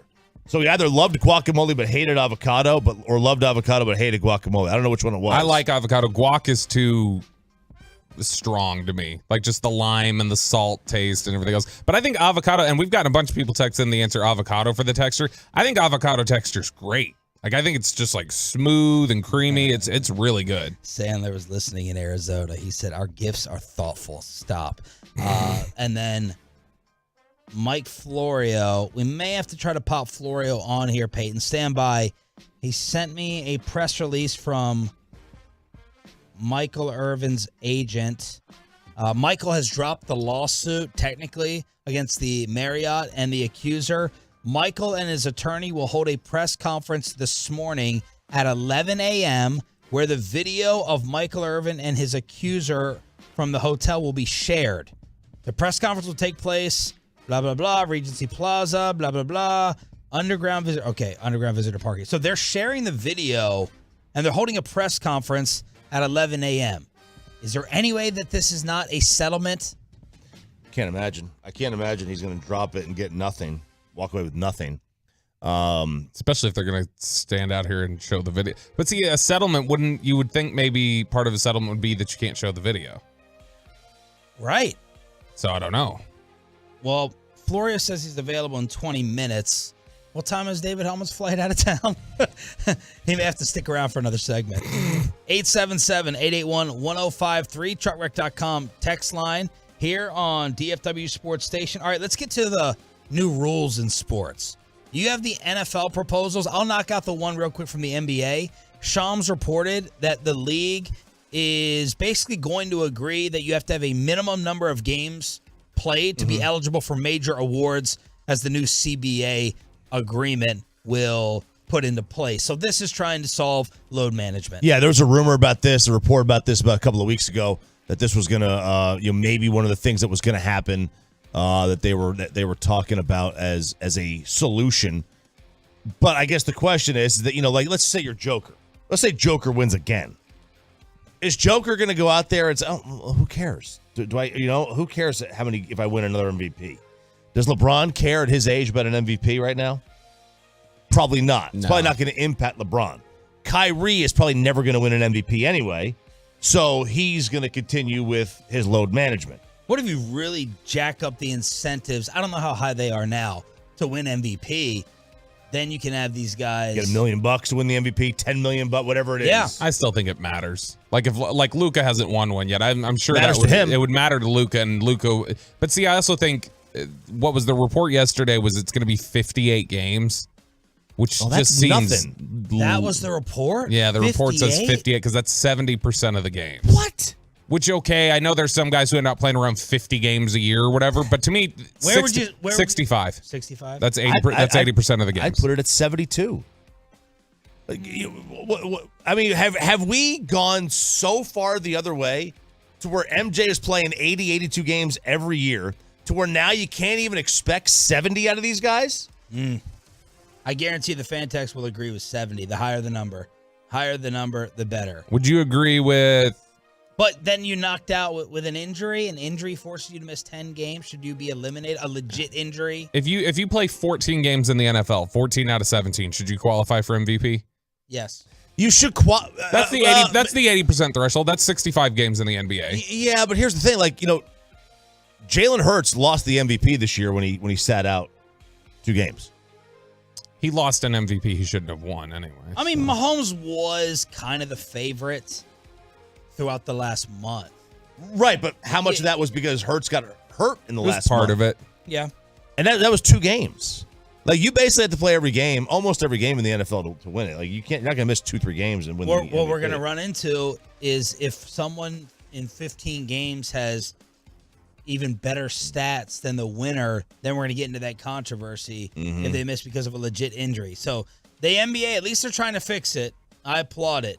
Unless someone has a better idea, throw it into the new CBA. What about the NFL? So the NFL has several playing rule proposals that were submitted yesterday by a number of different teams. Let's go through these, see if you agree with any of these. The Philadelphia Eagles have submitted an amendment for Rule 5, Section 1, Article 2. They want to permit the use of 0 as a jersey number. And they also want to allow kickers and punters to use 0 to 49 and 90 to 99 as numbers. Sure. I hate I'm a number snob.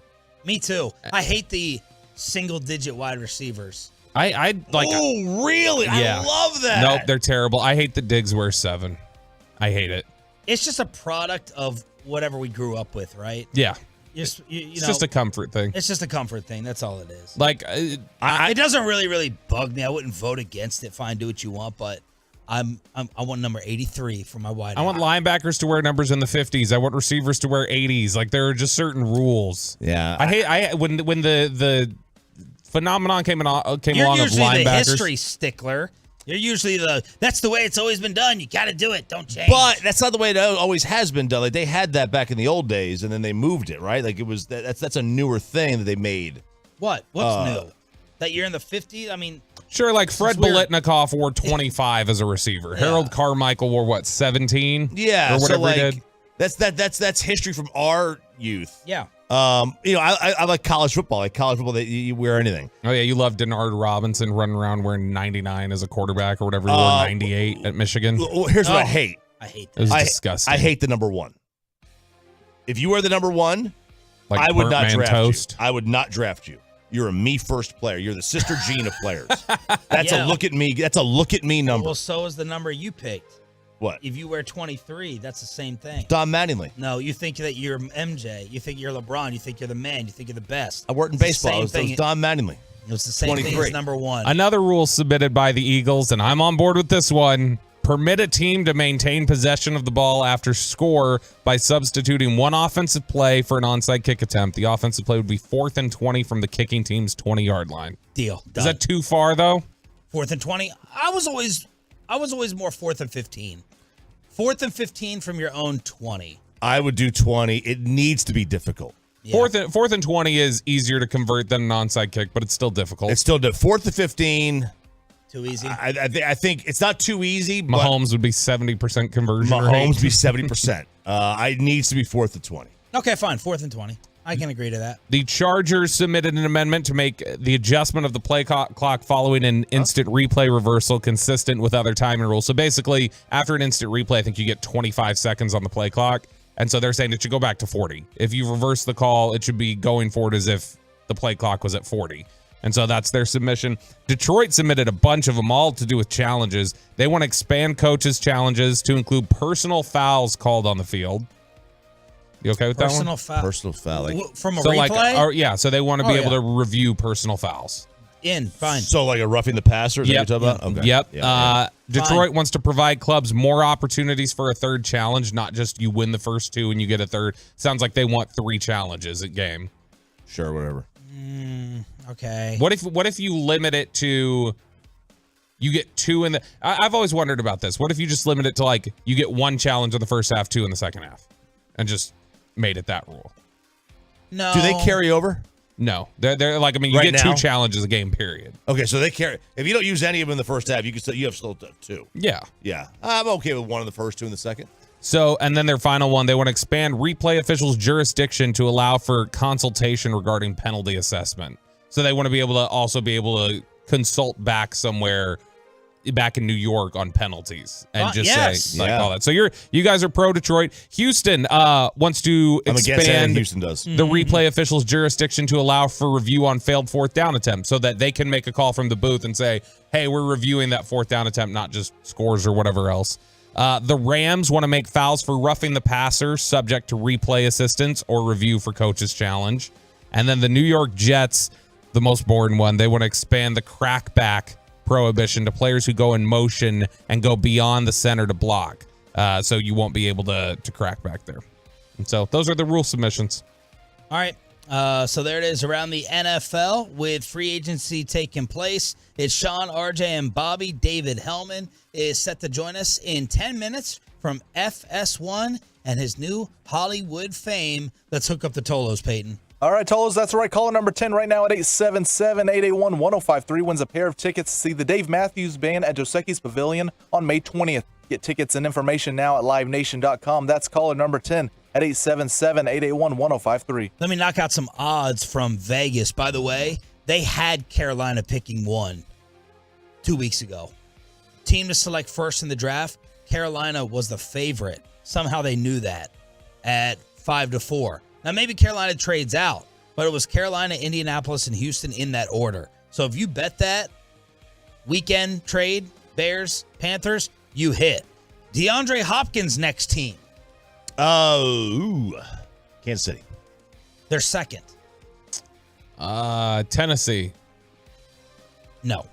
Let's go Buffalo. Green Bay Packers. Huh. Why would the Green Bay Packers be up there? Could you imagine Aaron Rodgers' hatred for them if he leaves and they Yeah. they get DeAndre Hopkins? They did get washed, DeAndre Hopkins. They did. Yeah, he is washed. A little washed. Not fully washed. Adam Thielen's next team. And by the way, for D-Hop, the Dallas Cowboys are 10-1. They're about 8 teams down on this list. Thielen. Adam Thielen. The Kansas City Chiefs. The Chiefs are like number 2 on all these receiver lists. It's Cleveland number 1. Really? So Adam Thielen and Amari Cooper, Dak's dream duo at one point. I don't know. Cleveland, then Kansas City, Buffalo. The Cowboys are not on the Adam Thielen list. This is from sports betting, sportsbetting.ag. We're gonna get him here. That's crap. You want to break news? No, I want us to have a show buddy. Is all. What if? Yeah. I mean, he's still good. He's still a good receiver. And Adam Thielen's weekly player show will be with G-Bag. Of course. That'll be the same thing as getting DeAndre Hopkins just being like, Adam, when you go to the bathroom, do you ever like how did you choose to pee standing up, sitting down, like, and then we'll get through on that. Oh, how about the insults at the style of the G-Bag questions? Minnesota saved the overall blow-up topic. I didn't know Dalvin was available. Yeah. Dalvin Cook. Rumors are out there. Next team, the Miami Dolphins. Can you freaking imagine Tyreek Hill, Waddle, and Dalvin Cook with Mike McDaniel's offense? Miami's the favorite, then Buffalo, Denver, Chicago. Jadeveon Clowney's next team. I don't know why the Cowboys are on here for Dalvin He's still in the league, for crying out loud. Jadeveon Clowney favorite is Seattle, then Green Bay. Does Jadeveon just sign with the team like week 2 every year? Is that what he does? Is that his new That's what thing it feels like. Yeah, it feels like he's just living on 1-year deals in perpetuity. The Cowboys are the favorite in Vegas. Well, they were the favorite for Patrick Peterson until he signed with Pittsburgh yesterday. They're the favorite in Vegas for 2 receivers. See if you can give them to Odell Beckham Jr. Odell Beckham Jr. is one. Who's the other? Older vet. Older vet. On a team right now or a free agent? Brandon Cooks. I think he's a free agent. It's not Brandon Cooks. Julio Jones. Julio Jones. Oh, well done. Good God. Mike Bassick calling Odell Beckham Julio Jones. I was like, Mike, pump your brakes. Julio Jones can't even run. Although Odell, I agree with you, Bobby. That highlight video the other day, that did not look that impressive. All right, Well, but he got it with one hand. Who wins in a race right now? Julio, Odell, or Byron Jones? Julio. Julio can still run a little bit. All right, so there it is. Dave Matthews ticket giveaway for turning it on, leaving it on. This is Sean and RJ. In studio next, FS1 star, Dallas Cowboy representative, Bobby Belt best friend, David Hellman for an hour after this. Let's get you over to Platinum Ford in Terrell. It is, of course, Stephen Gilchrist owned store, Gilchrist Automotive, right between I-20 and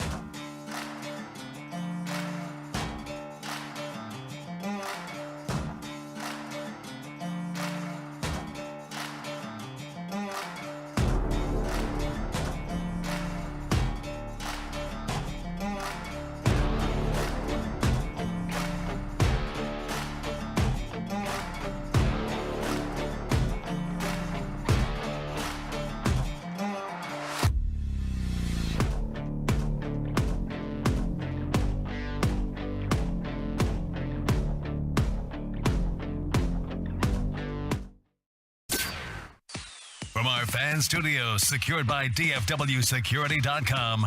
This is Sean and RJ on 105.3 The Fan.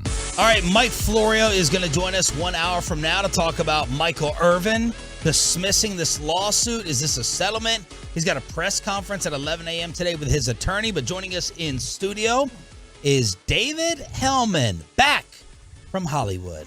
And on last night with the Get Right. That's right. I'm the utility guy for the shows today for this 24-hour period. Utility infielder. Hey guys, what's up? All I have is like nerdy media questions, but I know we're supposed to hammer the Cowboys in the NFL with you. And Well, you're in luck. They haven't done anything. There's nothing to talk about anyway. I know. Are you surprised? Not even slightly. Do you support the approach? Okay, no, but I don't think I'm as angry about it as some people. I said this a few times. I think my stance is fairly well known if you follow my work. Like my work. Well, that's a national guy. No, I'm not even talking. I've been writing about this dumb team for 10 years. I got, I've got quite a few bylines about what I think about the Cowboys. No, I said this yesterday. Like, there was maybe one deal that happened yesterday, maybe two, where I was like, oh, the Cowboys should have been in on this. Like, the vast majority of the deals that get done on the first day of free agency, I think the Cowboys are smart for not doing it. The problem is I don't trust that they're going to ever try to supplement that. And what I've said, especially this year, this is a really underwhelming free agent class. Like, when you just go through the names and the guys available for the amount of money, you look at it and you're like, okay, I don't blame the Cowboys for not chasing a lot of this. But what I would love to see is maybe get active in the trade market for the first time in your life, like truly getting active. You hear reports yesterday that a team like Denver is shopping their receivers, be it Cortland Sutton, be it Jerry Jeudy. We've all breathlessly talked about DeAndre Hopkins enough. We don't have to do it anymore. Obviously, Jalen Ramsey's off the table now, but there are guys that can be had, and I think there are guys that could be had without having to give up a first-round pick. I would love to see something like that. I don't care if you don't want to give Tremaine Edmonds $80 million. I don't really think that's a wonderful idea anyway, but there's half a dozen other ways that they could improve this team that I doubt they will do, but that's the stuff I'd like to see. What were the deals yesterday where you were like, I wouldn't have minded them being in on that? The two that came to mind, David Long, the Tennessee linebacker, going to Miami. I know he's had some injury issues, so I don't want to be too firm about that, but 2 years for $11 million, when we're sitting here talking about bringing Leighton Vander Esch back, what he might be worth, he's a hell of a player when he's healthy. That stuck out to me. And then the other one was Patrick Peterson, especially when I saw the money. 2 years, I think it was $14 million. What, did you hold up an L? Yes. Oh, that's not even an LSU thing. I know I'm wearing an LSU hoodie right now. A loser. No, LSU. I thought he was saying like L take. I was like, are you serious? No, it's the LSU thing. The TJ Edwards one I thought was one that's not a bad deal either. I mean, it's what, $6-7 million a year for a linebacker who was really, really good last year. Yeah, and I think the Houston edge rusher Obo Okoronkwo got like $13 million in Cleveland. That's not a terrible deal, but Patrick Peterson specifically, just because, I mean, he did go to LSU, let's be real. Yeah. But, I mean, he had one of the better seasons of the second half of his career for Minnesota last year. He would be coming into a situation where there's talent around him. You're not asking him to be the best member of your secondary. You're asking him to be a stopgap to take the pressure off you in the draft. I thought that would have worked. Obviously, I mean, I guess it's not too late since nobody can sign until tomorrow. Right. I don't think the Cowboys are interested in him, but I would have been. How did you feel about the Ramsey deal from a Cowboy perspective? Yeah, even with the money, and that's what the Cowboys are always going to say is like, oh, the money. You can make that stuff work. And the price that they paid, even if Jalen Ramsey's on the back end of his prime, even if he's only got like 2 more really high quality seasons left, that's plenty. That's a Super Bowl window. Super Bowl windows aren't 5 or 6 years. They're 1 or 3. Now, you're probably having to give up your second, right? Because you were 20 picks behind the Dolphins. Who are you going to draft in the second round when you're picking it? Trayvon Diggs, Dave! Even Trayvon Diggs became Trayvon Diggs in year 2. If you're trying to win a Super Bowl, what you're getting at, what's their second round pick, 58? Yep.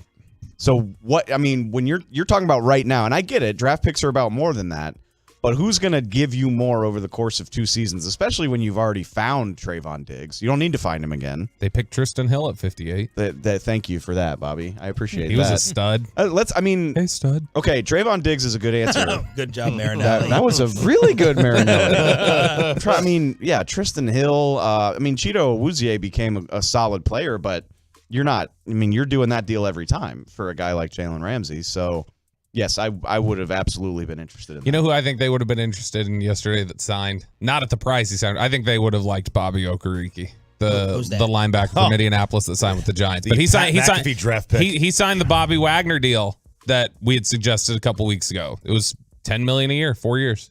Wagner and Odell, in or out? It's boring. It's always price. Like, what am I paying Odell? If Odell will come here on a 1 or 2 year prove it deal where I'm paying him less than 10 a year, I feel good about it. If he wants like 3 years, $35 million, I don't think I love that. Bobby Wagner, same thing. The deal he got from the Rams last year, he signed for like 5 and 40 last year, didn't he? No, he signed for $10 million. It was 5 for 50, but it ended up being essentially a 1 year deal because he negotiated himself. If you can get that, fine. If you can make sure you can get out of the deal quickly. I'm always looking at price and how quickly can you get out of the deal. If Bobby Wagner wanted to come here for, a deal that I could get out of in a year or two that pays 10 or less a year, sure, bring it on. Like, those guys are at the age, though, where they wouldn't, like, prove-it deals aren't really their thing, right? Because they're too old to do that. I think of it less as a prove-it deal and more as this allows, it's like a ring chasing deal. This allows you to get out. It's just as good for you to be able to get out quickly because it's more deals you can sign and it's more opportunities to go to a good team if this doesn't work out. David Hellman, FS1 in studio for the hour here on Sean, RJ, and Bobby. When we were doing the draft, we would look at the Steelers or the Ravens picks with envy, right? Like, yes, they went right off the board. Dang it. That must have been a smart pick. Or right after it, of course, it fell to them. Do you have, like, Howie Roseman envy kind of now? Has he reached that category where you're like, I know that was probably a smart move? Yes. I do speak on FS1 with. Let me see your work. Thank you. God, I never live down the stuff I say to y'all. Ever.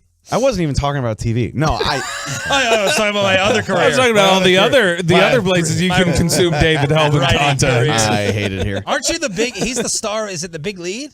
Oh, yeah, the big lead loves Dave Hellman. Yeah. And this is not the first time. Dave Hellman, by the way, if you didn't know, at the what's the LSU paper? The Daily Reveille. The Daily Reveille, where they, I believe it was there, maybe it was somewhere else, where they said, when he was in college, as long as there are writers like Dave Hellman, the future of media is in good hands. Y'all, is that Jason McIntyre's site still? Y'all are hurting my big feelings lead, yes. right now. Why we're hurting your feelings? We're gassing you up. No, but I don't like that. I like to, keep it humble.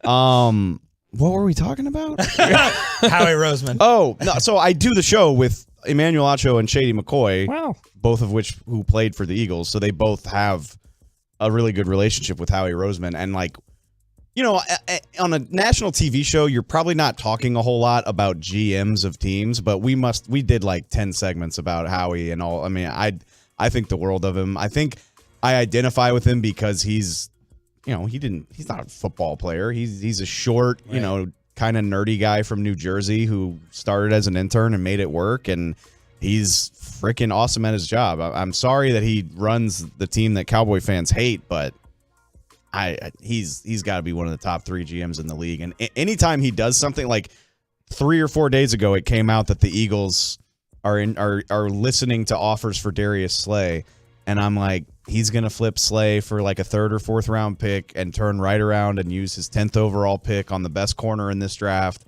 And that's how good teams stay good. Last year they kind of went, I don't want to say all in, but they got quite a bit of guys in the offseason. And he still picked up a 1. They didn't go all in. I think Jerry said that a few weeks ago, and everybody was like, huh? Yeah. Because where I'm looking at, the Eagles are picking in the top 10. That doesn't sound all in to me. Yeah, but he still picks up a 1 in an offseason. He's that's what I'm saying. He's so willing to. He is aggressive, not all in, but he's so willing to be aggressive. He's so willing to think outside the box.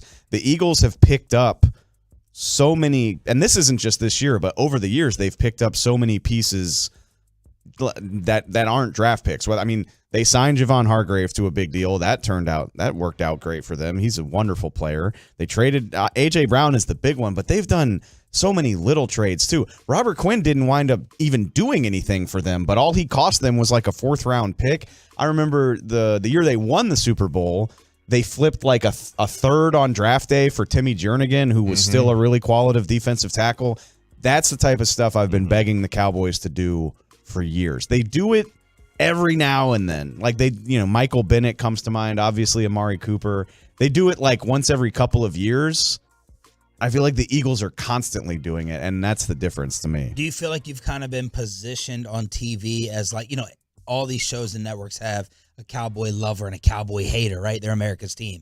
Do you feel like you've kind of been positioned as like the homer, the Dak Cowboy homer? It's a weird role reversal because here in Dallas, I feel like I'm more of a pessimist. I'm the realist, like glass half empty guy. And then I went to LA, and one weekend I was like, oh no, like I'm the Cowboy homer. Like these pessimistic, like that's what is the reaction? You're National Mickey. What is? Oh. What does that even mean? What do you mean by that? Like, what is there? How have because you were always very active on Twitter, ton of followers. So like, how has your Cowboy following changed or altered, if at all, on your Twitter feed on TV versus DallasCowboys.com? It feels the same, honestly. I mean, I think again, it's the same for y'all. Like, we've all been doing this and working in this market long enough. Like, if you care about sports to a certain degree, you're probably following all 4 of us, So like, I didn't see a huge change in my audience. I would say, again, like you go out to LA and I'm just like, yeah, Dak's on the fringe of the top 10. He's somewhere between 8 and 12 among quarterbacks in the NFL. My whole career, I thought that was a pretty rational take. And I get out to LA and it's like, this guy, he's insane. And so I think Cowboy fans really appreciated me being willing to go to bat for rational Cowboy takes. It's actually I think a bad take. It's a bad take to even say fringe. He's top 10. I think Bobby loves Dak more than you do. I don't think. Look, I love Dak. I don't think you can say that so confidently after the season that he had. And look, I understand that there are factors that go into it. I trust me. I understand. Like, half of his interceptions were not his fault. All that good stuff. But you end the season the way he did.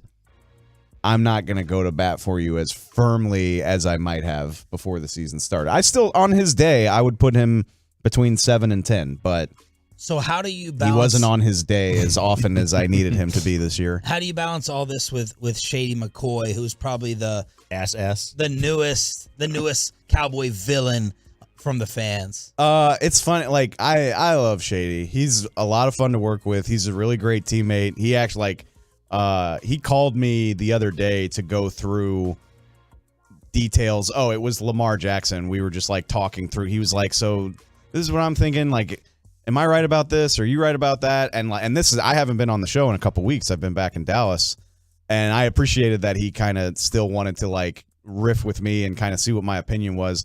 The thing I'll say about Shady, obviously, I don't agree with him about a lot of things, especially when it comes to the Cowboys. I promise you, he's not making it up. He firmly thinks that little of everything about the Cowboys. He just does. But I can't lie. It makes for good TV because, and he knows the things, especially as it pertains to the Cowboys. He knows the things that are going to get me on edge because I'm a pretty easygoing guy. I'm really not I'm not big on arguing. I don't want to argue, but he knows the things that'll make me be like, hang on. All right. I can't let that slide. Yeah. So it leads to some good segments. Were you like me where when Dak would play poorly, I was dreading having to come in here and sit? Would you dread having to go sit on set with Shady when Dak played bad? When you work for the Cowboys, obviously, like it's such a bubble. You know, if the Cowboys lose, you can slink into work and just sit at your cubicle. Everybody else in the building is going to be in an awful mood. Nobody's going to want to talk. And so I didn't realize what a blessing that was, is like if things aren't going well, you can kind of disappear, at least in your day-to-day. Not so much on the internet, but yeah. oh my God, dude, all last season, like every time Dak had a bad moment or a bad game, I would just be sitting there like, I can't believe I have to go to work and do like 90 minutes of and especially the Cowboys were relevant this year. It's a 90-minute show. I would just be sitting at home like, we're gonna do half of the segments on this show about Dak Prescott, and I'm gonna want to jump out the window. All right, we have Dave Hellman in studio for the entire hour. Mike Florio, Pro Football Talk at 9 a.m. Another Jason Kidd incident after Kyrie misses another Mavs game. That's next right here. Text in whatever questions you want for Ask Dave at 877-881-1053. Next. But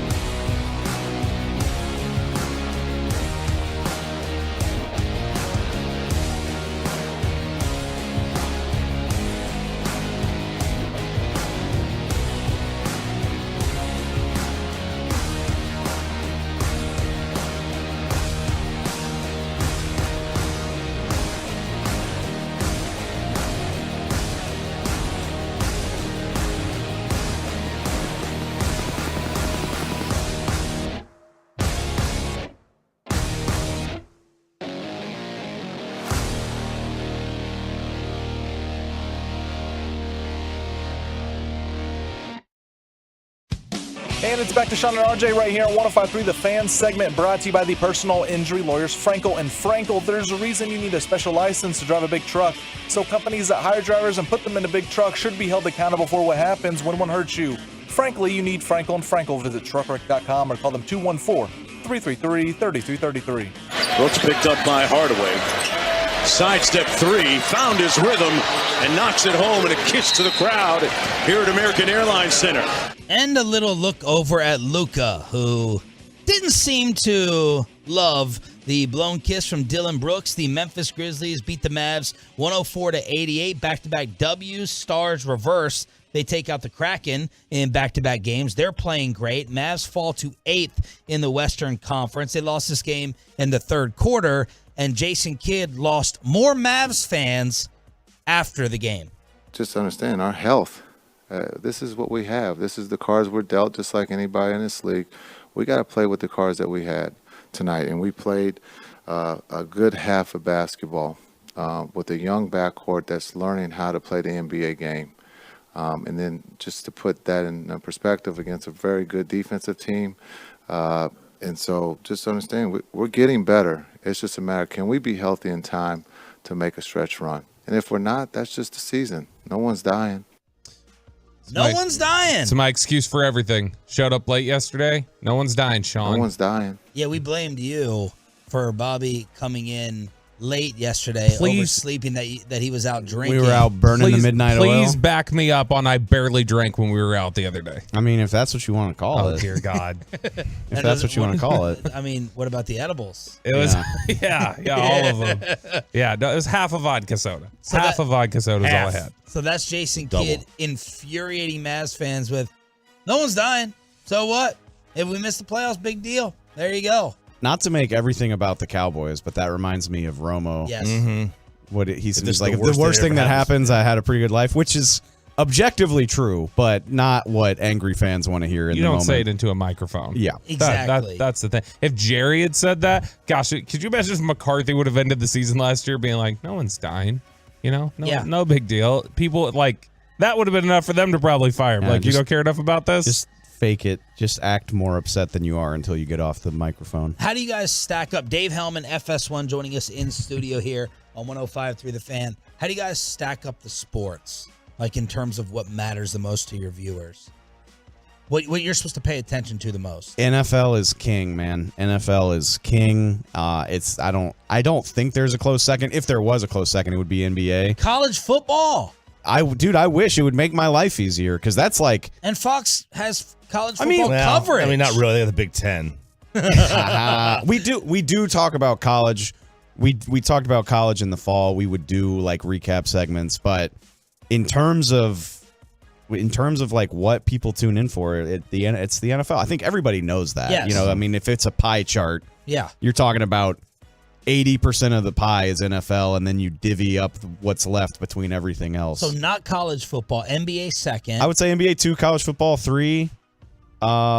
Where's baseball? It's somewhere in there. I mean, we talked World Series for a little bit, but I mean, it's NFL and NBA, and everything else can kind of get in where they fit in if there's something important happening. College hoops, hockey. Yeah, I mean, no, I'm sorry. Look, I like the Stars, love it, but we're not talking about that on FS1. Like I said, a little bit of baseball. I'm off right now. I'm not in studio, but I'm sure in the build up to the tournament, I'm sure they'll do some college basketball, but it's NFL and NBA 98% of the time. What are you going back? What's the deal? Yes. Don't know much more beyond that. I'm taking a little breather after the Super Bowl. I'll be back in studio sometime in April, but I'm not sure when. It'll be a lot of draft talk. So when the draft gets closer, are you still? How's your draft homework compared to the old days? Suffering. I'm trying. That's the only reason you still talk to Bobby. I ran into the draft tapes. Bobby's a lifesaver. He still emails me the tape. I ran into our guy Brian when I got over the weekend. I went and saw him, and I was like, "Talking about Broadus?" Yeah. Oh, yeah. I ran into him too. Brian. Sorry, Broadus. Double B, Big B, Papa Bear. I was like, so how many players are you up to? And I'm like feeling pretty good about myself because I'll find time when I can to watch a guy or two a night. So I'm up around like 40 players, which I'm like, well, I'm like, yeah, I'm doing pretty good. Brian's like, I'm at about 180. Yeah. And I'm just like, okay. When I feel like he's going to quit every year, like, I don't know if it's worth it. I don't know if it's worth all. I'm like, you're addicted. He's addicted. No way. He loves the grind too much to ever stop. God bless him. Give me 2 or 3 hot college draft opinions that you feel pretty good about. A player or a team or a move or just something you feel good about. Well, we talked about one of them when I first got here, and that's we beat this into the ground. I think the Cowboys need another receiver. Even if Michael Gallup is back healthy, I think they need another receiver. And I don't think this is the year. Like, this isn't the year that CeeDee Lamb falls to you, and this isn't the year, which ironically, because Jalen Tolbert didn't do anything last year, but last year it was like, well, you can find a guy in round 3. Like, this class is loaded. I don't think this is the year to try to play that game, which is why, Arizona Cardinals, what do you want for DeAndre Hopkins? That type of thing. Like, I think you're much better off. This is the year where I think you're better off trying to find proven production over draft hunting. You think he has anything left? Yes. Yeah. He's 31? Yep. And I'm not asking him to be the centerpiece of my offense. I'm asking him to be a competent 2/2.5. Absolutely, I think he's. And what? Is he? He's got like 2 years left on his deal? Yep. Yeah. I'm asking him to be competent for 2 more seasons. I think he can do that for sure. All right, other prospects that you like or don't like? Like Carolina moving up for CJ Stroud. Bijan. Shut up. No, actually, I don't know if it's up yet, but we put out a mock on Fox Sports this morning, like a free agency mock. Like, okay, some of the big moves have happened. What does that mean for the draft? I think I feel better about what might be available to the Cowboys on defense, even though I'm not just asking you all Cowboy questions. No, I know, just but any player. Yeah. Well, that's what I guess I fixate on. But I think the more intriguing talent in the back end of the first round, like, of course, quarterbacks are going to drive the narrative, and then there's some pretty good offensive tackles in this class. But like, I'm way more excited about the defensive options, I think, that are available, like, outside the top 10. Like, do you think I'm crazy for thinking that? No, I still, at this point, think there's a good chance that the player I want to pick at 26 is a tight end. Oh. See, I heard that, and I don't like it. I don't like that. Have you watched tight ends yet? Any of them? I watched Dalton Kincaid the other day. Not a fan? I think he looks like a college tight end. Ooh, that's mean. He was mocked to them. Did you watch Musgrave yet? Luke Musgrave at Oregon State. Yeah, all 40 of his catches. Yes. Yeah. So what? So what? What do you mean? So what? I'll take the Mitch Trubisky production.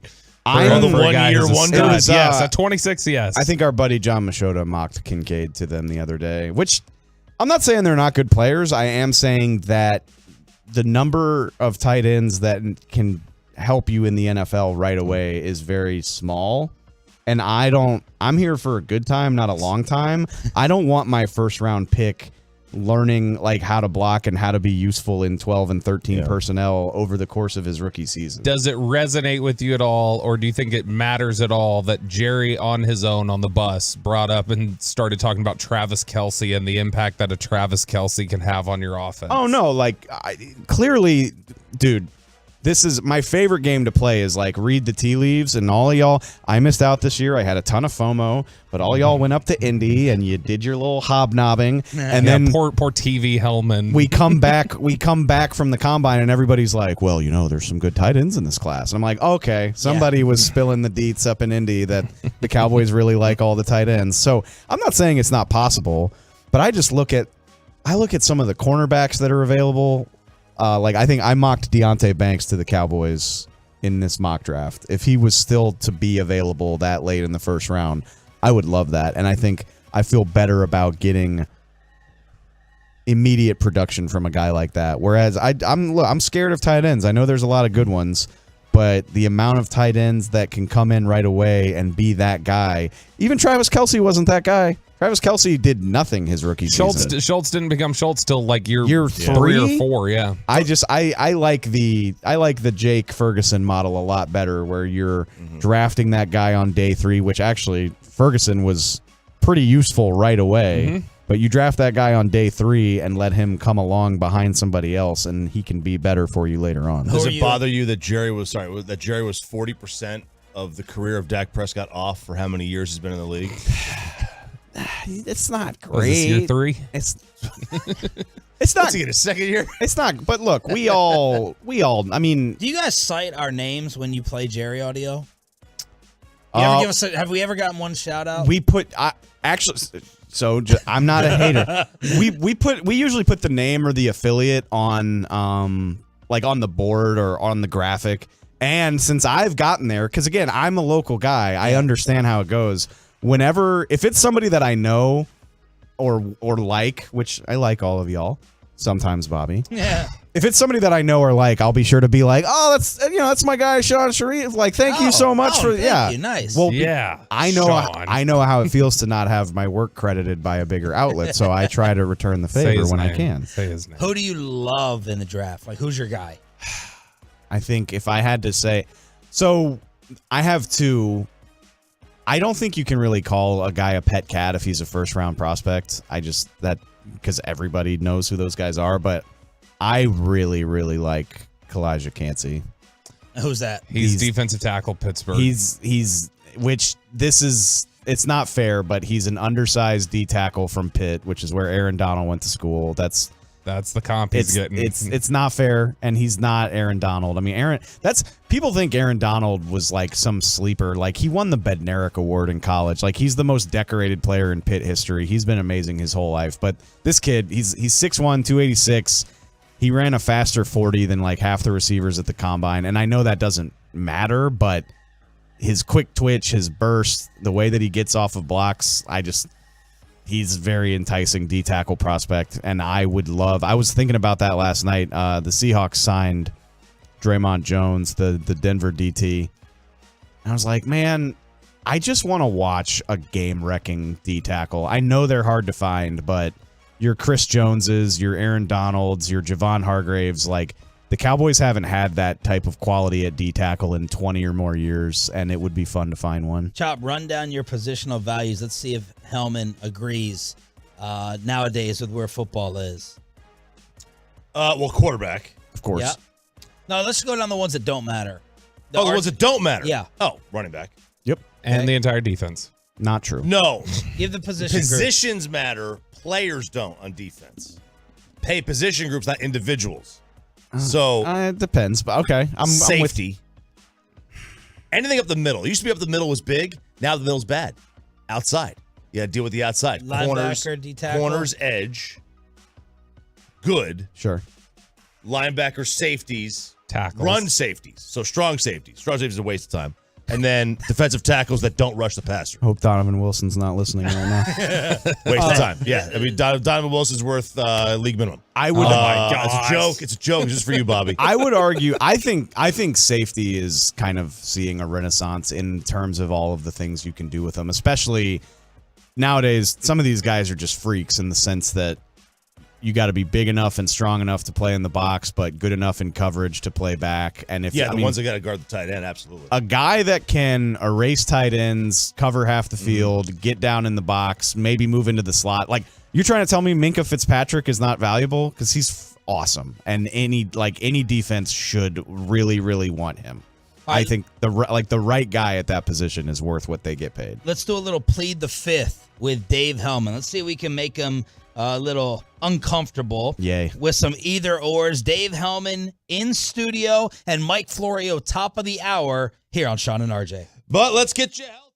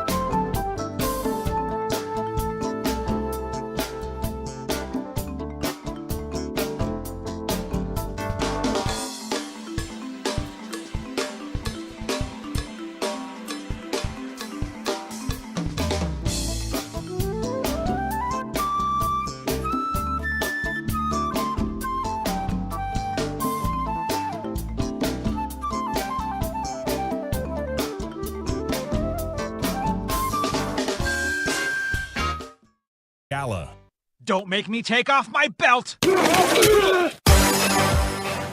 All right, it is my segment, the Bobby Belt segment. And we got David Hellman with us from FS1, television fame. You can read about him in The Big Lead, where they drool over him. Kyle Koster, or whatever his name is, writes all these puff pieces all the time. It is a puff piece. What a life. What a life David Hellman lives. Dave, we got some... Do you hear from more or less NFL people? Like, have you been hit up or had a player lash out at you, or your sources increase from a national perspective being on TV?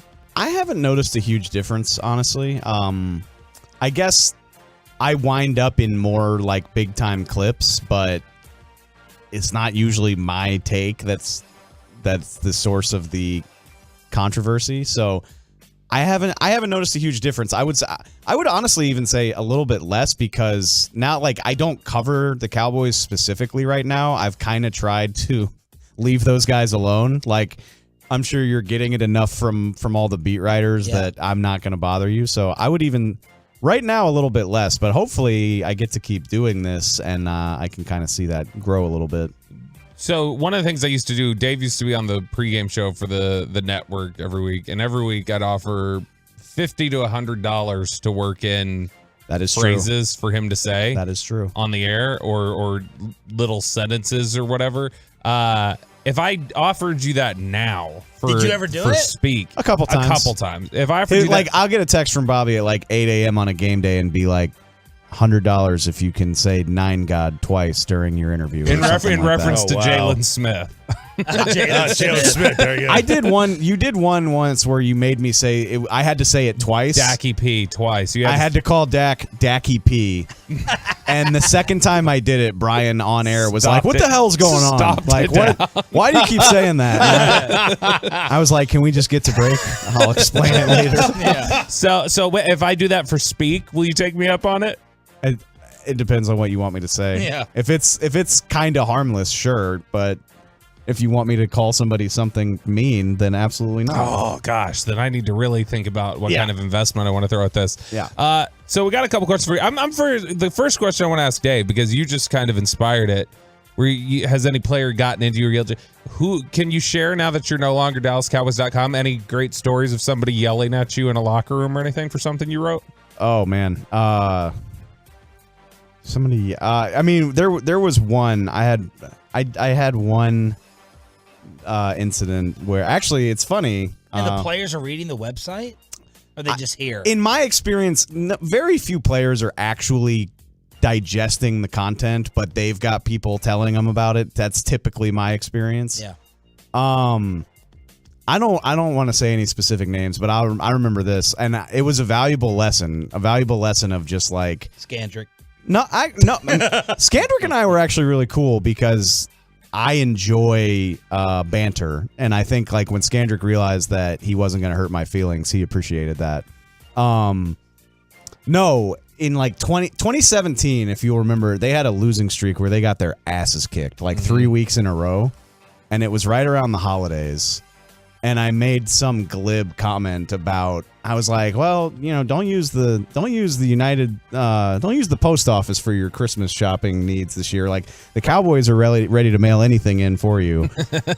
And like, it went over very poorly in the locker room. And it was a nice lesson about, like, you know, you can be critical while still being a little bit more respectful. Did somebody actually confront you about it? Yeah. Though? Yes. Yeah. Well, I mean, not but like, dude, what's your problem? We had terse words were had. Yes. And how about TV? Like, as an athlete hits you up, either in your mentions or on Twitter, like, you know what you're talking about.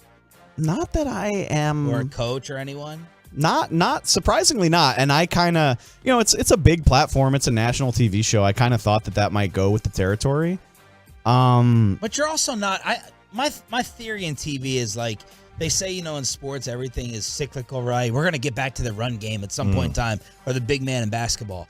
I think your fit there is like, you're just not going on to be a freaking fake troll. It's like a refreshing, like, this guy's not giving the crazy hot take. You're like the reasonable guy. It's pretty rare for me to like get worked up and say something out of pocket. So yeah, I can't think of anything especially interesting that's been said to me. I can tell it's changed him though. TV. How so? How's that? I noticed when you walked in today. Look what he's carrying with him. A coffee mug? Oh, I mentioned that to him first thing. You think this is TV changing? That's LA. That's LA, New York right there. Very Carson. You just carry, like, who carried, you drove a car here, right? You didn't walk? Okay, but see. So, like, that doesn't make sense. You would think a tumbler or something with a lid on it. Walking in with a coffee mug is very laid back, chill. Like, I'm just moving at my own pace. I'm not going fast enough. It's just bad heat, man. Yeah, I'm not going fast enough for it to spill. Not to give any pertinent details about my life away, but my apartment, I can see it out that window.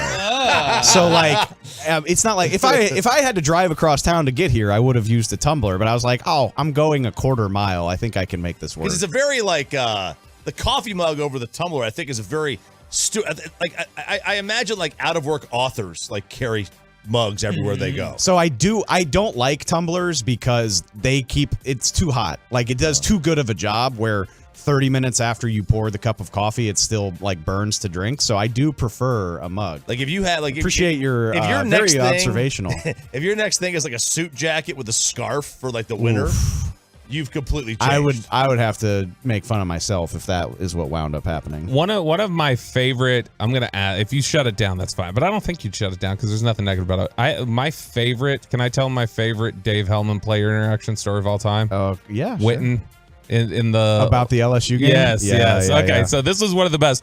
Witten, we get into open locker room one day. This is 2019. This is the middle of the Joe Burrow run, and Witten calls out to Dave from across the locker room. He's like, "Dave."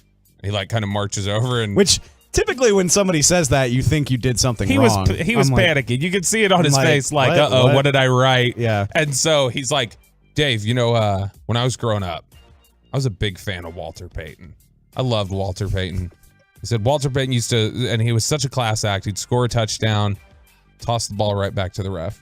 He's like, "What? You ever seen me score a touchdown, Dave? What do I do?" He's like, I don't know. What do you do? Because get the ball, toss it back to the ref. Just act like you've been there before. Reggie White gets a sack. What does he do? Just gets up, goes to sideline. Bruce Smith, those guys, right? You see that? That's class. You'd agree that's class, right? Yeah. Jason goes, okay, all right. So why the F can your LSU Tigers not act like they've been there before? Holy S. This is 5 weeks in. You guys are talking like you've won the national championship. Yeah. He's like, have y'all never won a big game before? Like, why are you showing your ass out here? Because LSU partied like they had won the national title when we beat Bama that year. It was It was really a very funny. intense.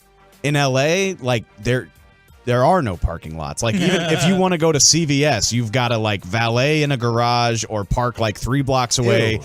You come to appreciate like just running to a store, parking in the parking lot, hopping out and walking in is like I took it for granted and I missed it so much because I would be like, oh my God, I need coffee, but it's going to be 20-minute trip because how freaking hard it is to park. The ability to park, I missed so much. All right, so let's plead the fifth FS1 style. Shady or Acho, who has worse takes consistently?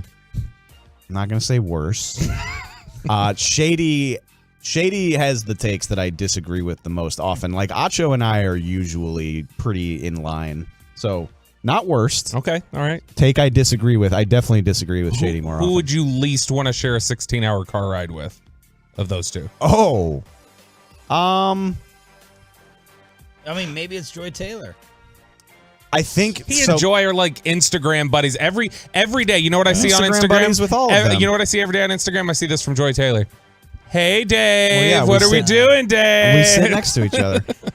Look, Shady has a unique. Shady's one of those people that could make friends with the freaking broom in the broom closet. Like he's gonna like in his own world, sure. No, like he's so outgoing and social. He can make friends with anybody, it's an admirable quality. But in a 16-hour car ride, maybe you want to be like, hey, we need a minute to chill. Let's just listen to the podcast and relax for a little bit.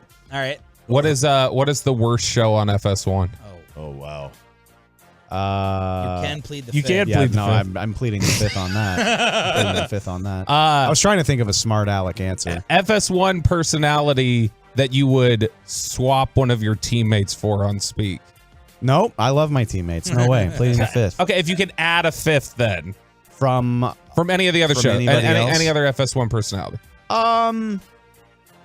Probably, I think Colin. Just because, like, he's freaking Colin Cowherd. First of all, that comes with a lot of cachet, and he's also knowledgeable about the things that I like to talk about. So, like, me and Colin riffing on NFL or college football would be very fun. And this is not FS1. This is more related to this station here and your longtime teammate with Broadus. What's something even we don't know about Broadus? I mean, y'all, either a great story or just a personality quirk that he's hidden from us. You think? I've just always loved.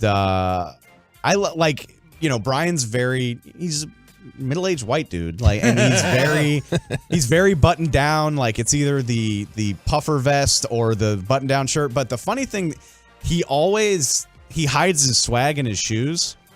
I always think it's fun. Like, his shoes are all like neon, like whether it's like a highlighter yellow pair of sneakers or like he's got the purple Chucks, but like he's boring white guy all the way down, and then you get to his shoes and it's surprisingly swaggy, which I just always thought was an interesting quirk. He always does the LSU colors, it seems like. He does, he likes purple and gold for sure. That's what you do when you went to a real college. We're kind of obnoxious about it. Yeah. Which one of your FS1 teammates would you least want on your side in a zombie attack? I mean, I love her to death, but Joy. And Joy would probably be like, no, like, you don't want me. Like, that's, Can you ask her if she remembers me? Sure. Yeah. Like right now, she's on vacation. But I think she's like out of country right now. I shot my shot with her at the Super Bowl, and is that right? I was rebuffed with great prejudice. I mean, it was a great line too. Do you remember what it was? Yes, we were sitting in the. It was in Houston, right? We were sitting like great bar setup. Yeah, our group is here, and it was Sean and then me and Hannah Storm. Was Rappaport with us at the time? Rappaport was there. Y'all could see him. Yeah, behind us, he couldn't see her. Behind us was like right behind me was Joy with a group of people that she was with. And the crowd's dispersed, and it's just her and I left, and we kind of like turned. So we're now side by side. And I look over and I say, so this is what it feels like being the two best looking people in this room, whatever. Maybe this is why she shot you down. Yeah, I was like, so what's it feel like being the two best looking people in this room? And I think there may have been an eye look like that, but I'm not positive. And she just walked away. That's Didn't a great say line. a word. Oh, thank you. Didn't say a word. I mean, if I had to guess, Joy hears something like that every other day. Yeah. So no offense. Yeah. What Super Bowl was it?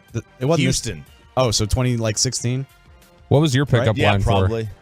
for? None whatsoever. Okay. You have anything you need to plug? Shoot. I mean, website. Yeah, I mean, I'm back in Dallas for the time being. I'll be writing for Fox Sports, foxsports.com. When the Cowboys get around to joining free agency, I'll have some stuff to say about it. You can find me on Twitter at DavidHellman_. I'll be back on Speak at some point. I don't know when. That's, if you happen to be listening and you like the show, thank you. Some people have asked me like, are you not doing the show anymore? And I'm like, I am, but I don't know when, so I don't really feel like plugging it yet, but I'll let y'all know when that happens. Thank you for coming in, man. Of Double course. duty with the Get Right, Sean and RJ. David Hellman, whale alert in the Metroplex for the time being before back out to Cali. Mike Florio on Michael Irvin dropping the lawsuit and everything else going on in free agency. Florio joins us next.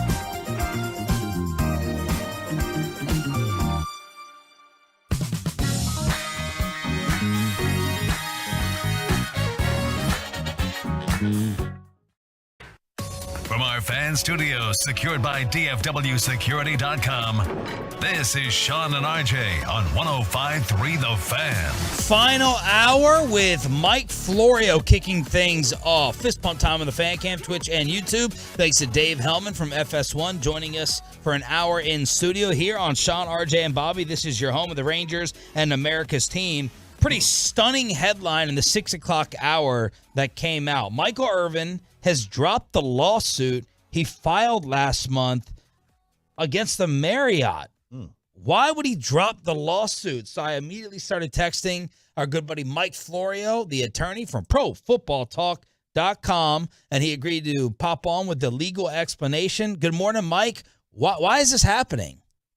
Well, there were a bunch of different theories that I had kicked around in an item we posted earlier today at PFT, and one of them focused on the motion to dismiss that Marriott filed in the case that is now dismissed, arguing that Marriott doesn't own the hotel, that it licenses its brand to whoever owns and operates the Renaissance Hotel in Phoenix where all of this happened. And that seems to be what has gone on because, as you guys have surely seen by now, the case, I'm told, has already been refiled in Arizona. So they know who to sue now. And it'll be whatever the name of the company is that runs that hotel, that pays Marriott to license the brand. And I wouldn't be surprised if Marriott is a party under an argument that they negligently supervised the licensee, et cetera, or there's some Marriott policy that caused or contributed to this. Individual employees of the hotel probably also will be defendants. And this one, unless there's a question of federal law that's raised in Irvin's complaint, this is one that'll stay in Arizona State Court. and they'll battle it out there and see what transpires. But the key is they're going to have a press conference in a couple of hours, and they are going to play that surveillance video that Irvin and his lawyer were able to pry away from Marriott during the existence of the case in Texas. Does this mean that the sum that they're going after may change because it may not be under Marriott, which would theoretically be a bigger company? Well, the sum that is put in a complaint is meaningless, frankly. Okay. You don't go to court and say, I want $100 million, and the jury decides yes or no, you get $100 million. There's an unlimited number that the jury can ultimately provide, and it's whatever the jury wants to give you, because a lot of the damages in a case like this aren't based on any mathematical calculation. It's your reputational damage, pain and suffering, mental anguish, all the different terms that lawyers will throw into a complaint. And basically, you just hope a jury gets sufficiently pissed off at the defendant that they run away with a giant number. The $100 million is for the benefit of the media to create greater attention. The number doesn't change. And really, in most jurisdictions, all that you have to do is say that you're seeking enough money in order to satisfy whatever the minimum is to get you into that court in the first place. All right, so to simplify, this is not case drop, settlement reach, everything over. We're just moving this officially to Arizona with the video being shown in 2 hours today. Exactly. I mean, my first thought when I saw it was dismissed was, well, they settled it because that's what you would do if you settle it. But then when the press conference notice went out, it's like, well, this isn't over yet, unless one of the terms of settlement is we're going to play this video anyway. And Michael Gelkin of the Morning News told me that the dismissal was without prejudice, which is key. If it's settled, it's with prejudice, it's over, it's done. If it's without prejudice, that means you can refile it, which they've already done. And now they focus on and this is a smart way to go. You focus on the company that runs the hotel. And the reason they have to go to Arizona, my guess is this is a company that only operates in Arizona. It doesn't have ties to Texas. So you can sue Marriott in pretty much any state in the country because Marriott is present in every state in the country.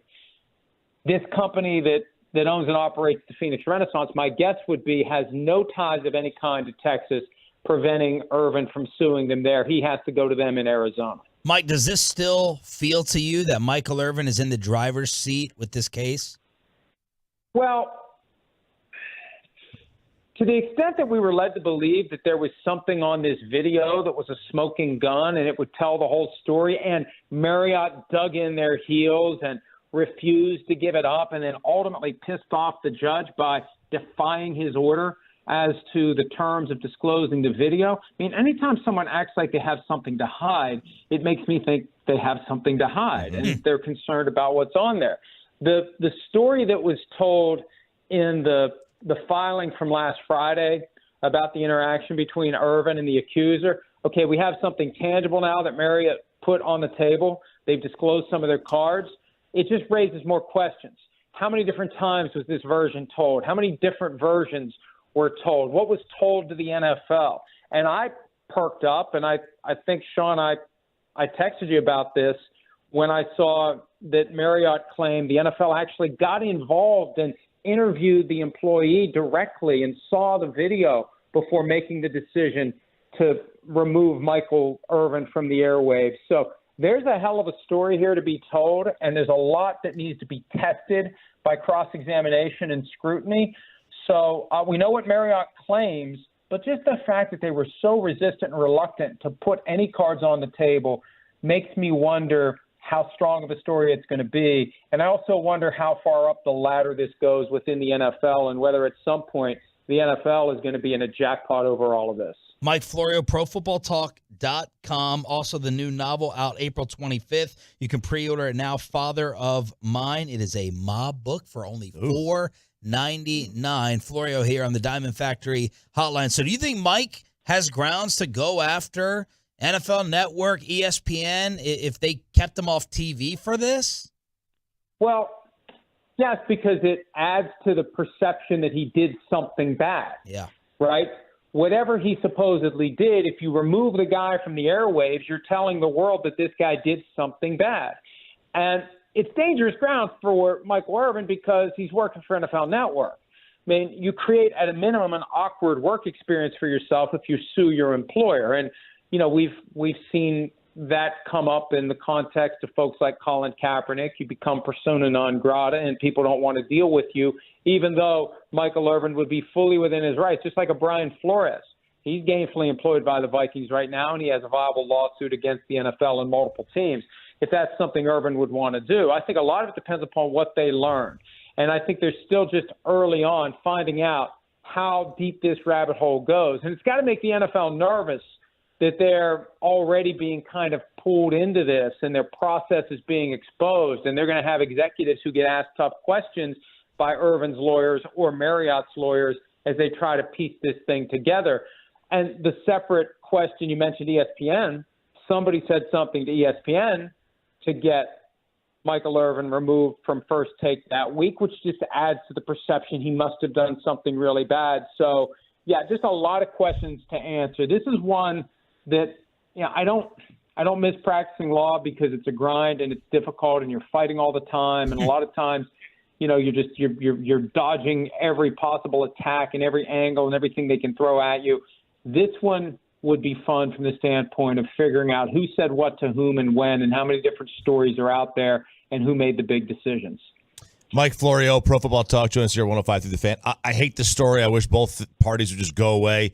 But Rodgers, Jets, Packers trade, where are we with this? When is something going to happen?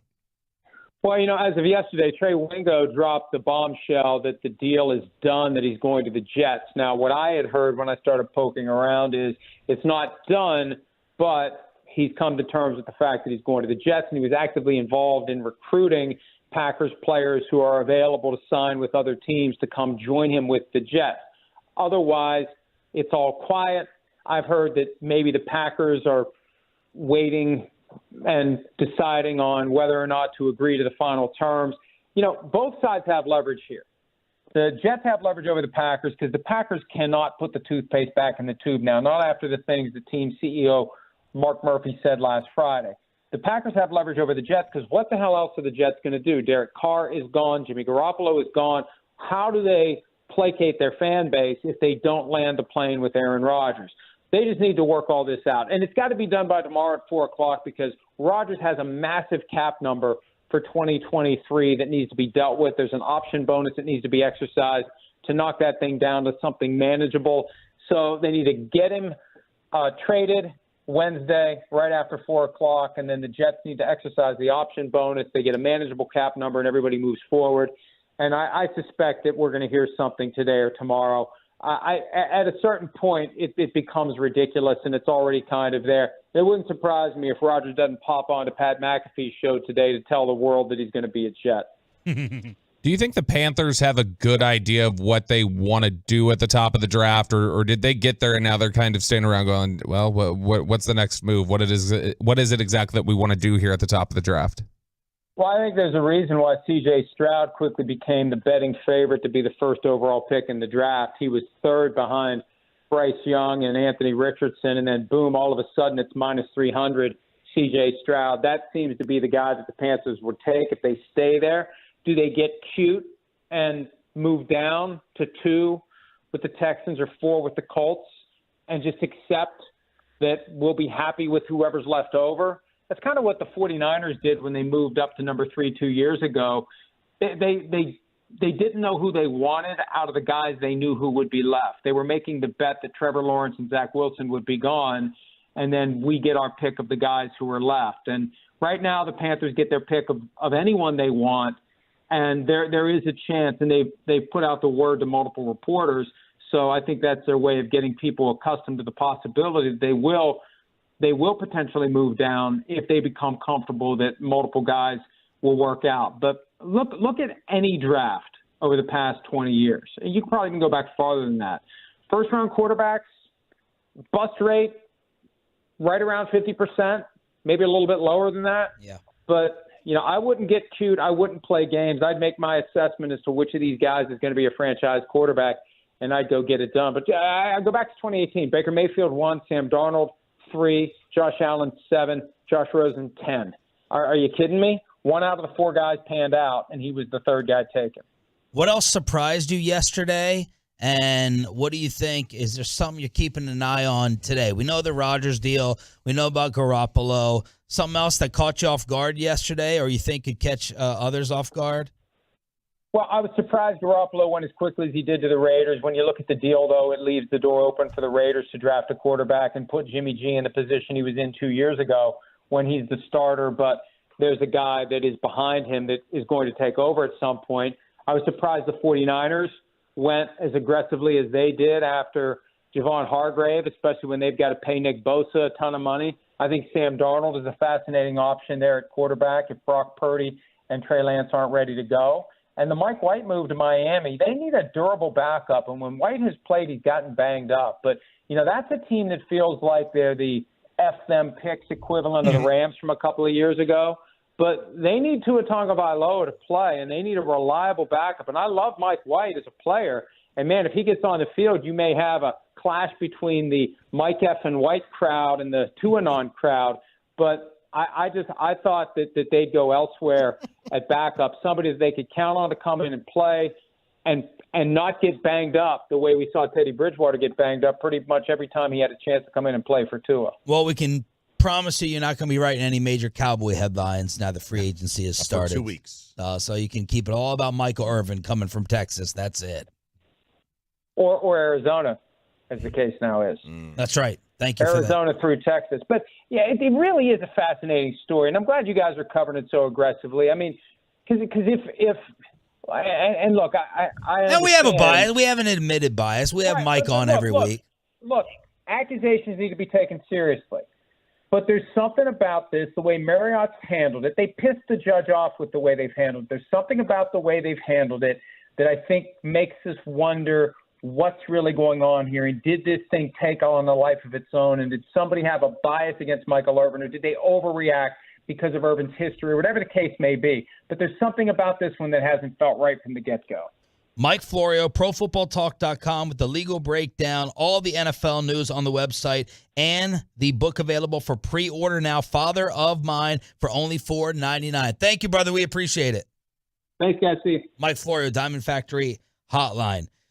Did we see the next Jalen Brunson for the Mavericks last night? And why didn't the Rangers sign this Cy Young winner before he went to Japan? That's all next. Then Crosstalk on the Fan. But first, let me go ahead and get you set up with DFW Security with spring break happening.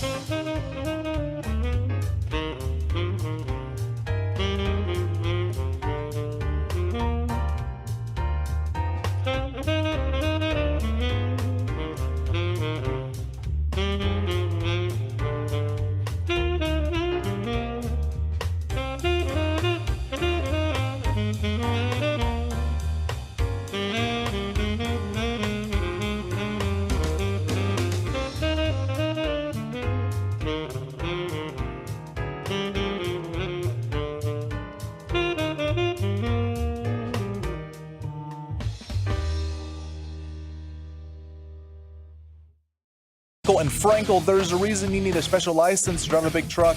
So companies that hire drivers and put them into big trucks should be held accountable for what happens when one hurts you. Frankly, you need Frankel and Frankel. Visit truckwreck.com or call them 214-333-3333. Meanwhile, during the break from Memphis, Hardy on a heater right now. There's Hardy being guarded by Dylan Brooks, navigating that Powell screen. Jackson Jr. contested, but boy, the 20-year-old with a nice float game. That was some of the call from ESPN last night with Jeff Van Gundy as the analyst. Jaden Hardy scores 16 in the first quarter, but the Mavs get destroyed in the third, and they lose again. Third straight loss, back-to-back losses to the Grizzlies, 104-88. Meanwhile, your Dallas Stars are rolling again. They've won 6 of 7.